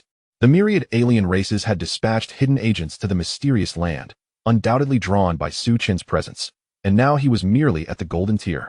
Faced with the shape-shifting clown, who had been in the presence of the revered for an indeterminate duration, how could she not be anxious? Shape-shifting clown, you make me seem like a fool, one with a red nose. Su Yan focused her gaze on her exquisite feet. They were undeniably beautiful, small and snow-white, made all the more alluring by the black stockings. Should others gaze upon them, they would undoubtedly exclaim, delicious. Su Yan playfully wiggled her toes, the allure of her figure accentuated by the sheer stockings, leaving no one the wiser to her thoughts. If only I had followed them back then. Xianwu, do you think Xiao Ningxue and the others will? Before Su Yan could finish her thought, an extraordinarily brilliant white light erupted from the horizon, prompting her to furrow her brow. This power was overwhelmingly potent. How could such strength suddenly manifest in the 9 provinces? What formidable being was wielding such divine abilities? How could the energy be so immense? Xianwu raised her gaze towards the radiant white light, her heart racing with a fervor unmatched even amidst the myriad battles against the celestial races. Divine Tiger. Chapter 72. The Breath of Su Chen. The auspicious omen of humanity. The astonishment of the myriad celestial races. Su Chen's breath surged forth from the primordial secret realm, ascending straight into the heavens as if it sought to reach the cosmos itself. Indeed, the breath, having been amplified by an enigmatic force, became extraordinarily exaggerated, propelling itself upwards with fervent intensity. The resplendent white light emanated energy that spread throughout the 9 provinces. What could this possibly be? Hua Honglong furrowed his brow, unable to fully comprehend the power contained within this white light. Yet, it seemed he had an inkling of its significance. Should we not intercept this breath? Murmured an elder of respect beside Hua Honglong, his brow knitted with concern. The intent of this white light remained uncertain, and the current state of the 9 provinces could scarcely withstand further tumult. We must avoid unnecessary conflict. The revered ones prepared themselves to intercept, acutely aware of the overwhelming force of the breath, awaiting only a nod from Hua Honglong. However, to everyone's surprise, Hua Honglong shook his head. The power within this breath is indeed formidable, yet it bears no malice towards our humanity. Perhaps it is a harbinger of our prosperity, and such auspicious signs should not be obstructed. Beneath their very noses, Su Chen's breath burst forth from the 9 provinces, manifesting upon the battlefield of myriad races. Countless humans gazed skyward at Su Chen's breath, their expressions a mixture of apprehension and trepidation. What immense power is this? Why do other races seek to invade our 9 provinces? Oh heavens! Already they struggle to defend the front lines. Why must such extraordinary phenomena arise to further disrupt them? Could it be that the fortunes of the 9 provinces have reached their end? Are we truly destined to fall to the hands of the heavenly races? Look, that white light is emanating from our 9 provinces. What? Could it be that our royal lineage has awakened? Haha, The 9 provinces are saved. The warriors upon the battlefield of myriad races erupted with exhilaration. They had come to this place solely to defend their homeland and protect the 9 provinces. Through every trial, their unwavering belief remained singular. The 9 provinces are backed by royalty, and though that royal presence may currently slumber, its awakening shall obliterate all celestial races and restore peace to the 9 provinces. Now, witnessing the emergence of this overwhelmingly powerful white light, how could their hearts not swell with emotion? On the battlefield of myriad races, aside from Su Chen returning to the 9 provinces, the other 8 royals regarded the breath with furrowed brows. A man wielding a great pen murmured softly, "Which illustrious being has released this breath? How can it be so extraordinarily potent?" Each royal harbored divergent sentiments, for they were keenly aware that the royal of the 9 provinces had long since perished. Though they could not voice this truth, for that was the last flicker of hope for the people of the 9 provinces. The celestial races upon the battlefield gazed towards the horizon, where the white light wielded the power to annihilate realms, each one unable to fathom the reality. Could the legends indeed be true? Does the 9 provinces truly possess a royal being? Why does the power released by this white light render me so uneasy? It feels as though I am being suppressed entirely. What manner of existence is this? It seems to possess an innate dominion over us. Swiftly, we must inform the Round Table Conference. We must ensure the 7 demon lords are made aware. Suddenly, Su Chen's breath erupted at the pinnacle of the battlefield of myriad races, the terrifying energy contained within it radiating outward. Many celestial beings encountered this energy and met their demise on the spot. Observing this, the humans fought desperately to withstand it. Even the 8 royals unleashed their own prowess in an attempt to halt it. Yet that breath, as it swept past them, was astonishingly gentle, harboring no intent to harm. Numerous human powerhouses were moved to tears at this moment. Our 9 provinces are saved. As the breath detonated, the energy surged toward the edges of the universe. And in the depths of darkness, countless ancient eyes awakened. What is this aura? From where in the cosmos does such a powerful being emerge? How can there be such ancient power that even I feel trepidation? Many strong beings tread the rivers of stars for miles, seeking to glimpse the source of that energy. A 9-tailed celestial fox strolled through the cosmos. None could ascertain how long she had traversed, nor what her purpose was in journeying through the universe. After all, the thoughts of one as powerful as she are not for the ears of the uninitiated. She resolutely marched toward the distant star, yearning to once again encounter the being of Ur. This was her sole conviction for continuing to exist. Is this planet still devoid of your presence? Where exactly are you? Shall I ever see you again? Luo Jiujiu bitterly smiled to herself, preparing to depart this planet for another realm. Yet, when Su Chen's energy enveloped her, the dormant sentiments within her, long untouched, stirred to life. And this awakening was akin to a cascade of dominoes. It unleashed an emotional eruption within her. Luo Jiujiu smiled towards the direction from which the breath emanated, tears glistening at the corners of her eyes. Leader, could it be you? An ancient golden bird soared through the cosmos, its heart shattered long ago, fragments scattered to be gathered by every female bird. The ancient golden bird sensed an exceptionally potent force approaching him. Damn it! What creature dares to ambush my noble self? Soon, I shall have it kneel before me and sing of surrender. Truly, this energy is impressively strong. It has me feeling invigorated. As the breath swept past him, the once smug Qi Yu's eyes widened in disbelief. He could scarcely believe this was reality. The irreverent demeanor he once bore transformed into uncontainable excitement. Damn, after all these years, I thought it was all over. Haha, to those old geezers in the beastmaster space, wait for me. For I am about to return with vengeance. Leader, I, Qi Yu, am coming. At the very edge of the universe, a shadow sat cross-legged upon a planet, eyes closed in meditation. As Su Chen's breath surged toward him, the shadow slowly opened his eyes. In that instant, the breath dissipated, and the surrounding stars appeared as though they were on the verge of shattering upon the mere opening of his eyes. The planet beneath the shadow roared as it collapsed, seemingly devoured by a black hole. Such an ancient and familiar aura. When you grow strong, do remember to show mercy. The shadow uttered but 2 phrases, and the surrounding galaxies fractured into a web-like pattern, trembling in fear. After speaking, the shadow closed his eyes. The once fragmented stars restored themselves, and the planet that had originally collapsed reappeared from nowhere. Everything returned to its original state. Boom. Is it confirmed to have originated from the 9 provinces? Chapter 73. The Emergence of the Demon Lords. The terror of Su Chen's breath. At a grand round table, 13 colossal figures now found themselves drenched in cold sweat. They sensed the overwhelming potency of that breath. Before the myriad races could convey their message from the battlefield, they were already stirred by the residual waves of that breath. How could the 9 provinces possess such formidable power? Did the 7 demon lords not instruct us to boldly advance into the 9 provinces? What is the current situation? Could it be that the 9 provinces have a hidden trump card? They had previously informed us that the royal level beings of Jojo would remain inactive. As long as the Lord Demon did not intervene, neither would the royal level of Jojo. So what is the nature of that tremendous energy? It is inconceivable that it could be unleashed without a royal level presence. A wyvern circled in the skies, narrowing its eyes as it spoke in an enigmatic tone. Do you not find this peculiar? If such formidable power were unleashed on the battlefield of myriad races, our kin would undoubtedly suffer devastating losses. Yet, that overwhelming breath does not seem aimed at supporting the myriad races on the battlefield or annihilating a particular existence. Rather, it appears to be. Before the wyvern could finish, a resounding voice echoed in the ears of all present, as if it were suppressing the entire cosmos, making it known to the universe that such a presence exists in Jojo. The elder in white robes removed his cloak, his towering figure sitting upon a chair, his draconic visage staring ahead, lost in thought. Suppressing the entire universe? When did Jojo acquire such a powerful being? Even our Lord Demon would not dare utter such words. What manner of existence is this, that it can be so audacious? Does it not understand that excessive arrogance invites calamity? The universe comprises more than just our myriad races. Is Jojo courting death? Furthermore, should we notify the Lord Demon?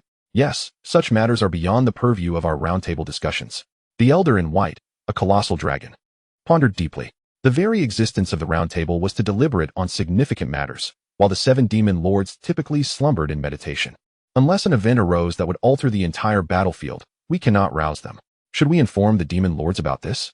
They had once warned that unless the situation could change the tide of battle, they must not be awakened. Yet with such a presence emerging, is it not sufficient to alter the battlefield? Such terrifying breath, with an extraordinarily potent suppressive force over our kind. Are you not curious? The black-robed beast tamers engaged in fervent discussion, feeling their bloodlines suppressed as Su Chen's breath swept over them. An unsettling sensation enveloped them, akin to a traitor standing before an emperor. However, they would never admit it, for at their level, pride was paramount. The black-scaled dragon furrowed its brow. As a white-robed being, it knew considerably more than others, but it distinctly recalled one fact. The Lord Demon had once informed him that the strongest royal level in Jojo was a fate manipulator, whose every spell could annihilate heaven and earth, albeit at the cost of his own vitality. However, the breath he now sensed was far beyond what a fate manipulator could unleash. Rather, it resembled the release of a beast tamer. The more the black-scaled dragon contemplated, the more incredulous he became. Could it be? An answer crystallized in his mind. While the surrounding black-robed beings gazed at him in confusion. Dispatch a formidable being from our race to Jojo. Quickly send the 7 demon lords to eliminate that white tiger. This breath was released by that white tiger.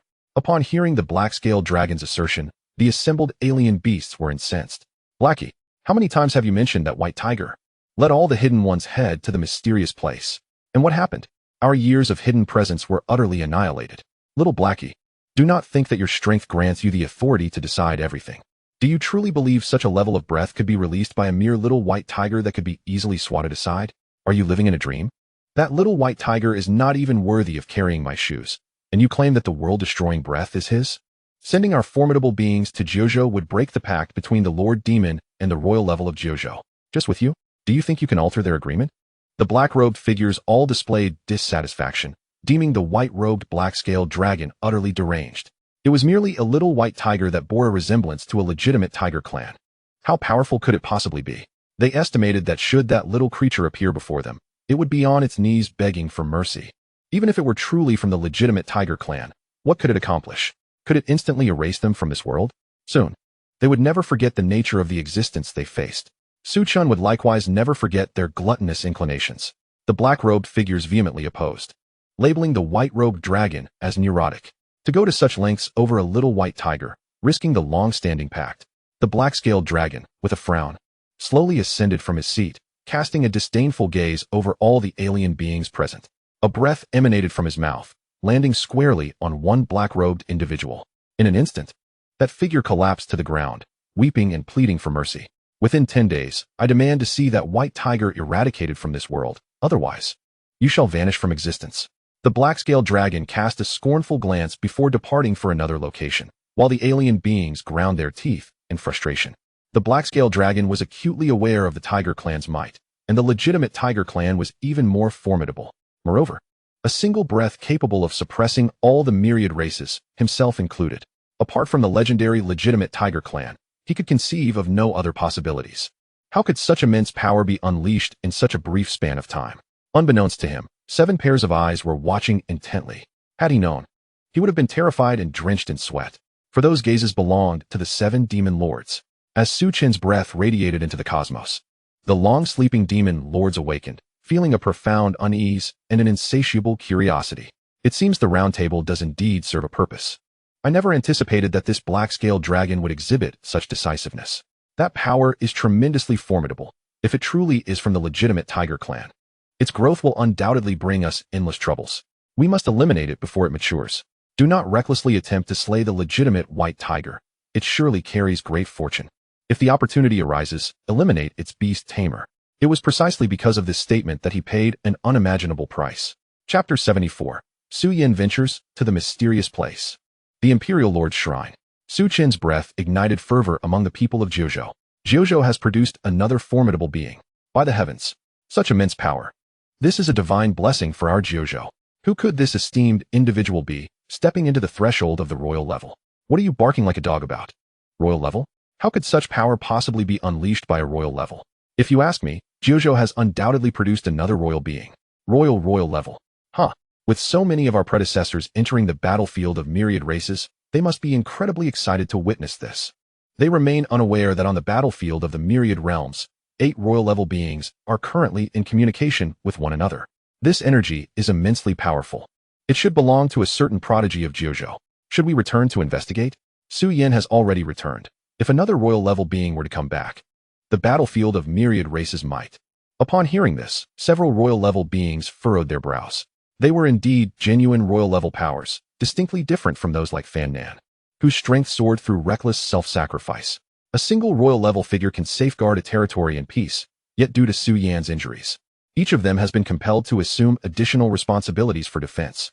The current situation calls for the reassignment of yet another individual, which would significantly impact the course of the battle. A martial artist furrowed his brow, contemplating the emergence of such a presence within the Jiuzhou. They ought to return to investigate. However, with the battle raging so fiercely, the very breath that was exhaled may accelerate the offensive of the alien races from the myriad realms. Allowing another individual to depart would only increase the unpredictable variables in the conflict. Everyone, let Su Yin venture to explore the source of that breath. The various races of the heavens will surely anticipate her withdrawal from Jiuzhou. We truly cannot spare another person, he urged. Moreover, considering the multitude of hidden figures within Jiuzhou, it would not be remiss for Su Yin to serve as the guardian of such a prodigy. Should such a talent perish, it would spell disaster for Jiuzhou's fortunes.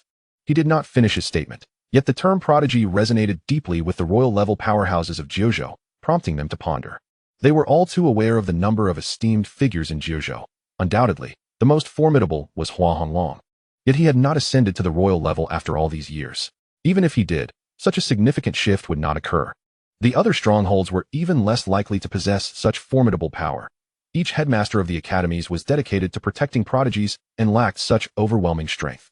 Surely, this must be a prodigy of Jiuzhou who has acquired an extraordinary opportunity. The presence of a prodigy capable of unleashing such formidable energy must be due to some grand fortune. Perhaps they exchanged glances, each harboring the same thought. The Taichu's secret realm. The figure wielding the brush nodded. I shall summon Su Yin to protect that prodigy. With a flick of the brush, he inscribed something amidst the swirling dust, and soon the words coalesced into a swirling ink dragon. The dragon soared gracefully towards Jiuzhou.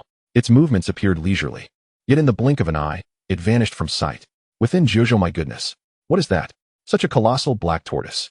Could it be the legendary beastmaster? Her beast is so powerful. A tortoise adorned with ancient patterns soared through the air, its massive form casting a shadow over the sun. At that moment, Su Yin sat elegantly atop the tortoise's head, her fair legs bent gracefully. Had others beheld this sight, they would surely grasp the thoughts that once occupied the mind of the chancellor. When Su Chen's breath manifested in the sky, Su Yin felt a surge of anxiety, fearing it might be an anomaly triggered by some alien race. However, upon hearing the words from Xian Wu, her excitement soared, her complexion flushed, and her breath quickened. Initially, she perceived Su Chen merely as a noble-blooded member of the divine tiger clan, yet she could not precisely identify which type of tiger clan he belonged to.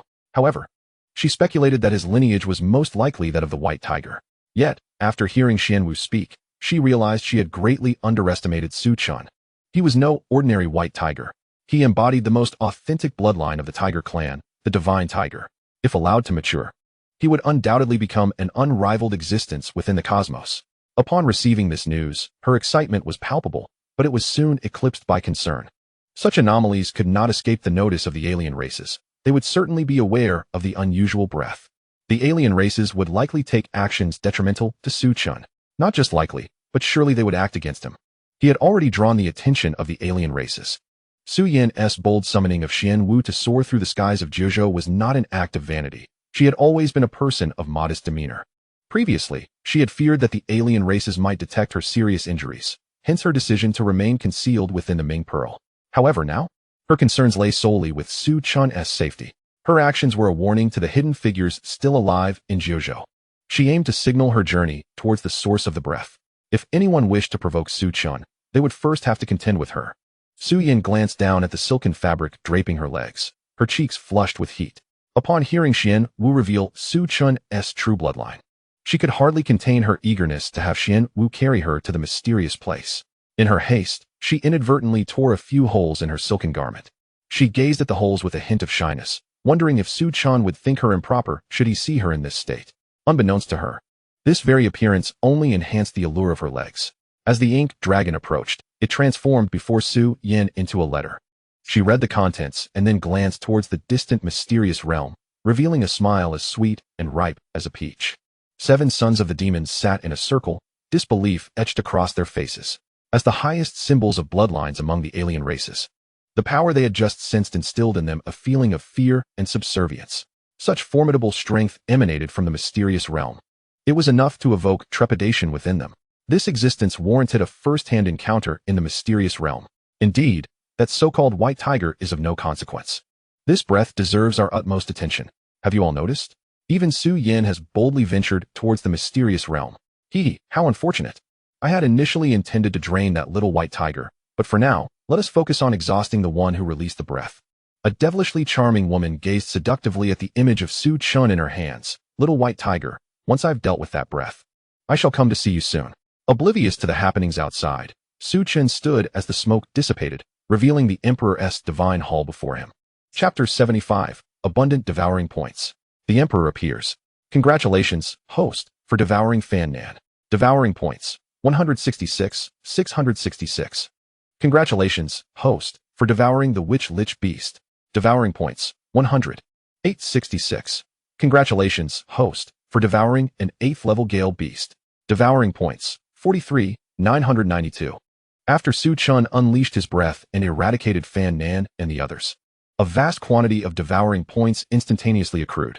Host, Su Chen. Race, Tiger Clan. Level, Platinum. Talents and skills, Devour, LV6. Breath, LV4. Summon Winds and Rain, LV4. Sacred Tiger Armor, LV4. Sacred Tiger Claws, LV4. Sacred Tiger Might, LV4. Cycle of Power, LV4. Absolute Domain, LV4. Bloodline, Eastern Divine Tiger Deity. Devouring points, 500,000. With 500,000 devouring points in hand, he needed just another 500,000 to upgrade once more. Su Chen felt himself drawing closer to transforming into human form. Soon, he would partake in all the wonders he had glimpsed in the Song of the Sea Monsters. The mere thought of Xiao Ningxue in the Song of the Sea Monsters made Su Chen yearn for even more powerful beings. What the world perceives as mighty figures are merely devouring points for Su Chen's transformation. If they were to discover this, their hearts would surely shatter. Before he could revel in his joy, Su Chen sensed an unparalleled surge of power. Su Chen gazed intently at the imperial god temple ahead, his brow furrowing slightly. His expression solemn. He could sense an extraordinary power emanating from within. Just moments ago, his breath surged towards the temple, but as it was about to strike the statue, it abruptly changed direction, soaring skyward. Moreover, the original force of his breath had been amplified manyfold, capable of breaking free from the confines of the 9 provinces with ease. Yet, what purpose did that statue serve? Why did it enhance his breath? Why did it redirect it skyward? Xiao Ningxue stood behind Su Chen, marveling at his strength. It was truly terrifying. Faced with a royal-level attack, he had managed to dispel it in an instant. That formidable breath shot into the clouds. Even in her previous life as the Empress of Humanity, she had never achieved such a feat. The current Su Chen made her feel utterly powerless, as if she could never keep pace with him. Observing his back, she noted that he no longer exuded the same irreverent arrogance as before. Instead, he radiated an air of profound detachment. She felt as though the Su Chen before her had become a stranger, his seriousness striking her for the first time. For reasons she could not articulate, Xiao Ningxue felt a surge of anxiety within her. She was uncertain of Su Chen's intentions, sensing that he could abandon her at any moment. In her past life, she had relied on no one. The departure of others had never disturbed her icy heart. Yet now, she feared that Su Chen might find her too weak and choose to leave her behind. "Be cautious, my dear caretaker." A familiar voice echoed in Xiao Ningxue's ears. Strangely, hearing Su Chen address her in this way brought her a sense of calm. She steeled herself and turned her gaze back to him, resolute in her determination. She must catch up to Su Chen. Ahead lay the imperial god temple, and moving forward would grant her the imperial legacy. Xiao Ningxue approached Su Chen and began to enlighten him about the imperial legacy. Knowledge she had gleaned during her time on the battlefield of myriad races, from a powerful figure who had sacrificed his life for a brief respite for the 9 provinces. Before his demise, he had imparted to her the secrets of the imperial legacy within the primordial secret realm. Originally, she had intended to seek this legacy in the 9 provinces, but alas, the alien races had launched a sudden and all-out assault, leading to her downfall at that time. This time, she was determined to ensure that Su Chen received the imperial legacy, advancing his strength further. As she walked forward deliberately, Su Chen found her remarks intriguing. The statue before him emanated an overwhelming aura. It was astonishing that a mere statue could possess such might. One could only imagine the spectacle if the being itself were to appear. However, the power of the statue did not pose a threat to Su Chen. Whether it was intentionally released or an inadvertent consequence remained a mystery. He prepared himself for battle, aware that the primordial secret realm was designed for the growth of human prodigies, a creation of the so-called emperor of old. Yet, the recent experience with Fan Nan, who had cost him over 100,000 devouring points, revealed that this primordial secret realm was not as favorable as outsiders claimed. He must remain vigilant against unforeseen events as they approached the imperial god temple, where a magnificent statue loomed before them. A mere glance at the statue allowed one to grasp the immense power it contained.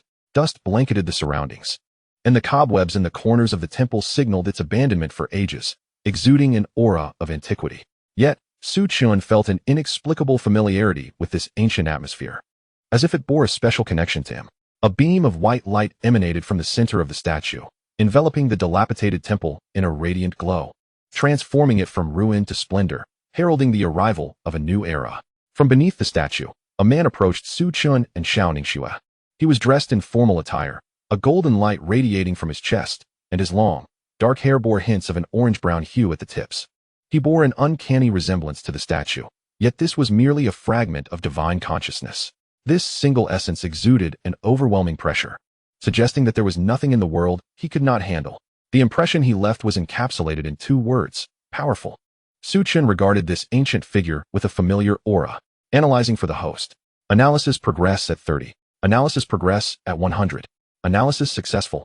Name: Zhongli. Race: divine gold. Gender: male. Level: unknown, unable to detect in the 9 provinces. Talent skills: unknown, unable to detect in the 9 provinces. Upon seeing this panel, Su Chen was somewhat taken aback. Even in the case of Yin Chiluo, the system had been able to discern her talent skills. Yet, for this inscrutable emperor before him, it could not even identify his talent skills. This emperor was indeed formidable. Zhongli looked up at the sky, where the barrier shattered by Su Chen's breath connected to the outside. His gaze seemed to trace back to an unfathomable distance, causing many powerful beings in the universe to feel its weight. In this moment, Zhongli was but a fragment of consciousness accumulated over countless years. He slowly turned his attention to Su Chen. In this world where demons and deities arise, though I have no intention of hunting, I am aware of the suffering of the masses. With that, Zhongli transformed into a beam of golden light, the golden pattern atop Su Chen's head shining brilliantly as the light surged into it. In the blink of an eye, everything around them remained unchanged. Yet the statue that had stood for an eternity vanished. Chapter 76, Acquiring the Imperial Legacy. Su Chen returned to the beastmaster space. The golden light entered Su Chen's golden pattern, and in that fleeting moment, he seemed to experience an extensive cycle of rebirth. Within that cycle lay an ancient essence. Yet strangely, Su Chen felt an inexplicable familiarity with it, as if he had encountered it before. Xiao Ningxue stood guard beside Su Chen, who had evidently entered that previous state once more. The emperor had granted him the legacy, The words spoken by the emperor resonated in Xiao Ningxue's mind. In this world where demons and deities arise, due to her rebirth, many things had changed, potentially triggering a profound butterfly effect. The storm she had experienced in her past life might very well occur prematurely in this one. The resurgence of demons and the alien races posed a grave danger to the 9 provinces. All she could do now was to rapidly elevate her own strength to match Su Chen's pace. Only then could she genuinely safeguard the 9 provinces. At this moment, Su Chen stood still, clearly immersed in his comprehension of the legacy. The thought sent a shiver down Xiao Ningxue's spine. Su Chen had fully grasped Yun Shilua's legacy. How much of the Emperor Zhongli's legacy would he be able to comprehend? When Yun Shilua had appeared previously, she had exuded strength. Yet it had not evoked any other feelings within her. However, Zhongli's emergence had reshaped her understanding. In her past life as the Empress of Humanity, she had encountered the overwhelming might of the demon gods on the battlefield of myriad races, an indescribable sense of being crushed.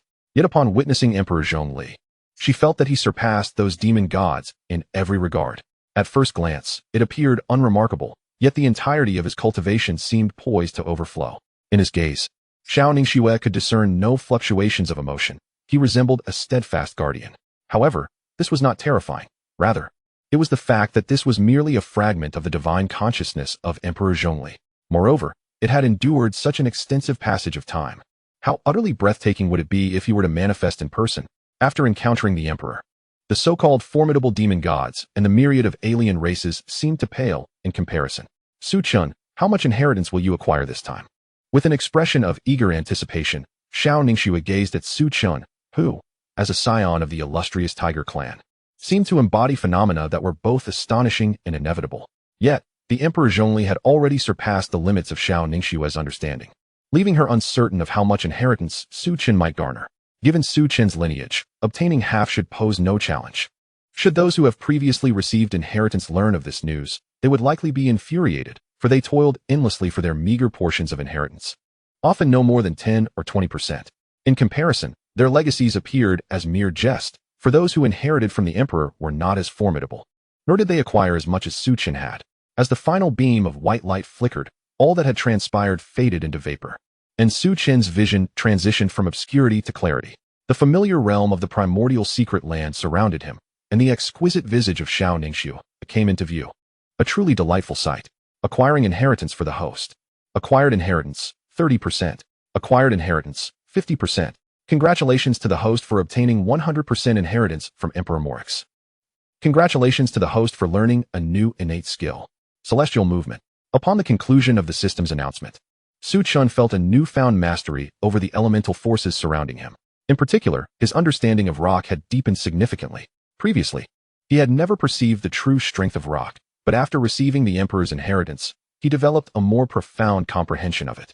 Flowing water changes, yet mountains and stones remain steadfast. Exiting the state of inheritance, Su Chen sensed his surroundings with his cultivation, realizing that no powerful beings lingered nearby.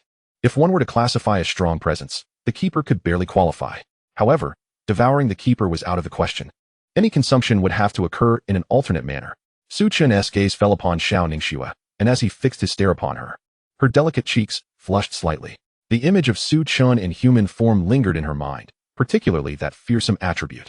Xiao Ningxue shook her head, striving to dismiss those thoughts, yet the more she resisted, the more irresistible they became. Su Chen's voice reached her ears. Keeper, I sense no formidable auras in this vicinity. You should be capable of handling the remaining small fry on your own. I shall return to the beast mastery space to enhance my strength. During this time, should you encounter any exceptionally powerful adversaries, gather them all together and summon me forth. Su Chen pondered briefly before regarding Xiao Ningxue with utmost seriousness. This is beneficial for both me and you, understood? The more powerful beings there are, the greater my devouring points will be, thereby accelerating my transformation into human form. Once I achieve that, it will undoubtedly yield substantial advantages for you as well. He had previously heard that dual cultivation could enhance the speed of one's training, a monumental boon indeed. Before Xiao Ningxue could respond, Su Chen recalled something and continued. Never mind. Should you encounter such powerful beings, it would be beyond your capability to gather them together. You should focus on your cultivation. Xiao Ningxue, irked by Su Chen's words, pouted in indignation. I am the Empress of the human race. How could I possibly lack the means to deal with such powerful beings? Yet, before she could finish her retort, Su Chen had already returned to the beast mastery space. eagerly anticipating his expedition to the eastern divine continent to seize devouring points. It was said to be a gathering place for formidable beings. Hearing Su Chen's words, Xiao Ningxue felt irate. How could this dignified empress of the human race be so underestimated? Furthermore, why was the pursuit of those powerful beings mutually beneficial for both of them? Was Su Chen attempting to have her gain insights through battle? Additionally, he had not disclosed the extent of his inheritance. With Su Chen's presence now absent, Xiao Ningxue's thoughts became tumultuous. So you wish to seek many strong adversaries? When you emerge, you shall witness just how formidable this empress truly is. A smile graced her delicate features as she turned and walked slowly into the distance. Within the beast mastery space, after an extended absence, Su Chen reappeared in the fairy forest. Upon his arrival, the surroundings trembled. Numerous beastmasters fell to their knees, while several weaker ones fainted from sheer awe. How many times must I tell you? The Black Gorilla team must always remain calm and composed. Do you understand? The Tiger Lord has returned. Chapter 77. Has he encountered the Emperor? Su Chen resolved to journey to the Eastern Divine Continent. The robust gorilla, Xia Daizhuang, was instructing his Black Gorilla team, exasperated by their constant astonishment despite their dominion over the fairy forest. Do you not grasp the principles of the Black Gorilla team? Composure, do you understand? Yet before he could finish his lecture, he sensed an immensely powerful and familiar aura. Its overwhelming might could only belong to his Tiger Lord. To his astonishment, the Tiger Lord had finally returned from the primordial secret land, and his strength had evidently surged beyond measure, as even here, he could feel the terrifying presence of the Tiger Lord. Only such a formidable being was worthy of ruling the fairy forest. Those three previous weaklings. What gave them the confidence to aspire for dominance? In the end, they were all swiftly dispatched by the Tiger Lord. Gee, the boss has returned. Gee, the boss's aura has grown tremendously. Is he now absurdly powerful? Gee, indeed. I can't wait to see what the boss looks like now. They understood well that once a beastmaster reached a certain level, their appearance would also undergo transformation. Generally, the higher the level, the more formidable their form would become. Su Chen's physique had already been fearsome. One could only imagine how exaggerated it had become now. Perhaps he had grown to several dozen meters tall. With this thought, they hurried towards the direction of Su Chen's aura, eager to witness his current form. Above the skies of the beast mastery space, a shadow sat cross-legged upon a chair. His hand rested upon his chin, stroking his beard, occasionally plucking a few strands with a nonchalant expression, as though the act caused him no discomfort whatsoever. Is the fortune of the true Tiger clan truly so extraordinary? Merely entering the 9 provinces, and he has transitioned from gold to platinum? Is it not supposed to be quite challenging for the true Tiger clan to ascend? Damn, how has he attained such an exceptional mastery over the rock element? This reminds me of a certain old friend. Could it be that he has encountered you? Very well, you have yet to fully mature. Once you do, you shall inevitably meet the Emperor. The shadow could perceive that Su Chen's affinity for the rock element had multiplied exponentially, yet even now, Su Chen's power remained insufficiently formidable. In the realm of the Eastern Divine Land, Platinum stood as a figure of paramount significance. Yet, in his eyes, encountering the true titans of strength would render even the current Su Chen incapable of resistance. Su Chen sensed an anomaly and lifted his gaze towards the vast heavens, only to find the shadowy presence dissipate in an instant. The Eastern Divine Land undoubtedly harbored numerous points of devouring. With this thought, Su Chen could scarcely contain his eagerness. His inaction stemmed from the palpable aura of the mighty gorillas, who were hastening towards his direction. Su Chen glanced at the system panel. Host, Su Chen. Race, Tiger Clan. Level, Platinum. Talents and skills, Devour, LV6. Breath, LV4. Celestial Manifestation, LV4. Call of the Elements, LV4. Sacred Tiger Armor, LV4. Sacred Tiger Claw, LV4. Sacred Tiger Might, LV4. Reincarnation Power, LV4. Absolute Domain, LV4. Bloodline, Eastern Divine Tiger, Deity. Devouring Points, 500,000. Devour, LV6. You can consume beasts that are 100 times weaker than yourself, thereby acquiring devouring points. Breathe, LV4. You possess the unique lethal technique of the Tiger Clan, capable of unleashing a powerful breath that can instantly obliterate opponents no more than 3 minor levels below you. Celestial Manifestation, LV4. Summon colossal entities from the heavens. Call of the Elements, LV4. You can master the control of the 4 elements, wind, cloud, thunder, and water, altering their arrangement with a mere thought, as these elements inherently fear and resonate with you. Sacred Tiger Armor, LV4. Your physical form rivals that of the ancient sacred body, boasting unparalleled strength. Sacred Tiger Claw, LV4. Instantly defeat any beast of equal or lesser level with a single strike, rendering you impervious to any martial skill of the same tier. Sacred Tiger Might, LV4. Beasts of a lower level will faint from sheer terror upon encountering you. While those of a higher level will also be affected, the extent of the influence depends on the disparity between your strength and theirs. Reincarnation Power, LV4. Harness the essence of the Lord of the Underworld, enabling the cycle of all things with a mere gesture. Absolute Domain, LV4. Inherit the legacy of the divine clan Yunqiluo, allowing you to amplify the cultivation of a chosen number of individuals upon the release of this skill. The number and extent of amplification depend on your strength. Upon reviewing his current array of talents and skills, Su Chen felt a sense of satisfaction, having witnessed the formidable power of his breath technique firsthand. As for the celestial manifestation, he could sense its immense strength, being a skill passed down from the Emperor Yin Wang. Its potency could hardly be doubted. He contemplated finding an opportunity to unleash this divine ability. A vine sliced through the air, as hundreds of black gorillas leapt into the sky, their expressions brimming with excitement. Tiger Lord, we have arrived. They cheered in unison. The entire black gorilla team, upon laying eyes on the diminutive white tiger before them, could not help but utter their native tongue, utterly astounded by the spectacle. Xing Dazhuang tumbled to the ground, but quickly sprang to his feet, rushing towards Su Chen with an expression of incredulity. The entire black gorilla team could hardly believe that the small white tiger before them was the same fierce beast that had previously annihilated 3 peak platinum warriors. Yet, as they sensed the familiar and terrifying aura, they knew for certain it was indeed their Tiger Lord. What could have transpired? Why did he appear more diminutive, yet simultaneously exude an air of authority? Tiger Lord, is that you? Xing Dazhuang gazed at Su Chen with an expression of disbelief, struggling to accept the reality, yet the aura confirmed it was their Tiger Lord. Is it really you, Tiger Lord? A simple test could reveal the truth, Xing Erzwang declared, thumping his muscular chest, then leaping high into the air, charging up his right fist for a powerful strike. Whoosh! In an instant, Xing Erzwang was sent flying by an overwhelming force, calling out to Xing Dazhuang midair. It truly is the Tiger Lord. He gradually descended to the ground. Thud! The members of the black gorilla team flinched at the sight. How long would it take to travel from the fairy forest to the eastern divine land? The familiar voice echoed in their ears, a sound they could never forget. Xing Dazhuang, filled with excitement, gazed at Su Chen. Tiger Lord, are you heading to the eastern divine land?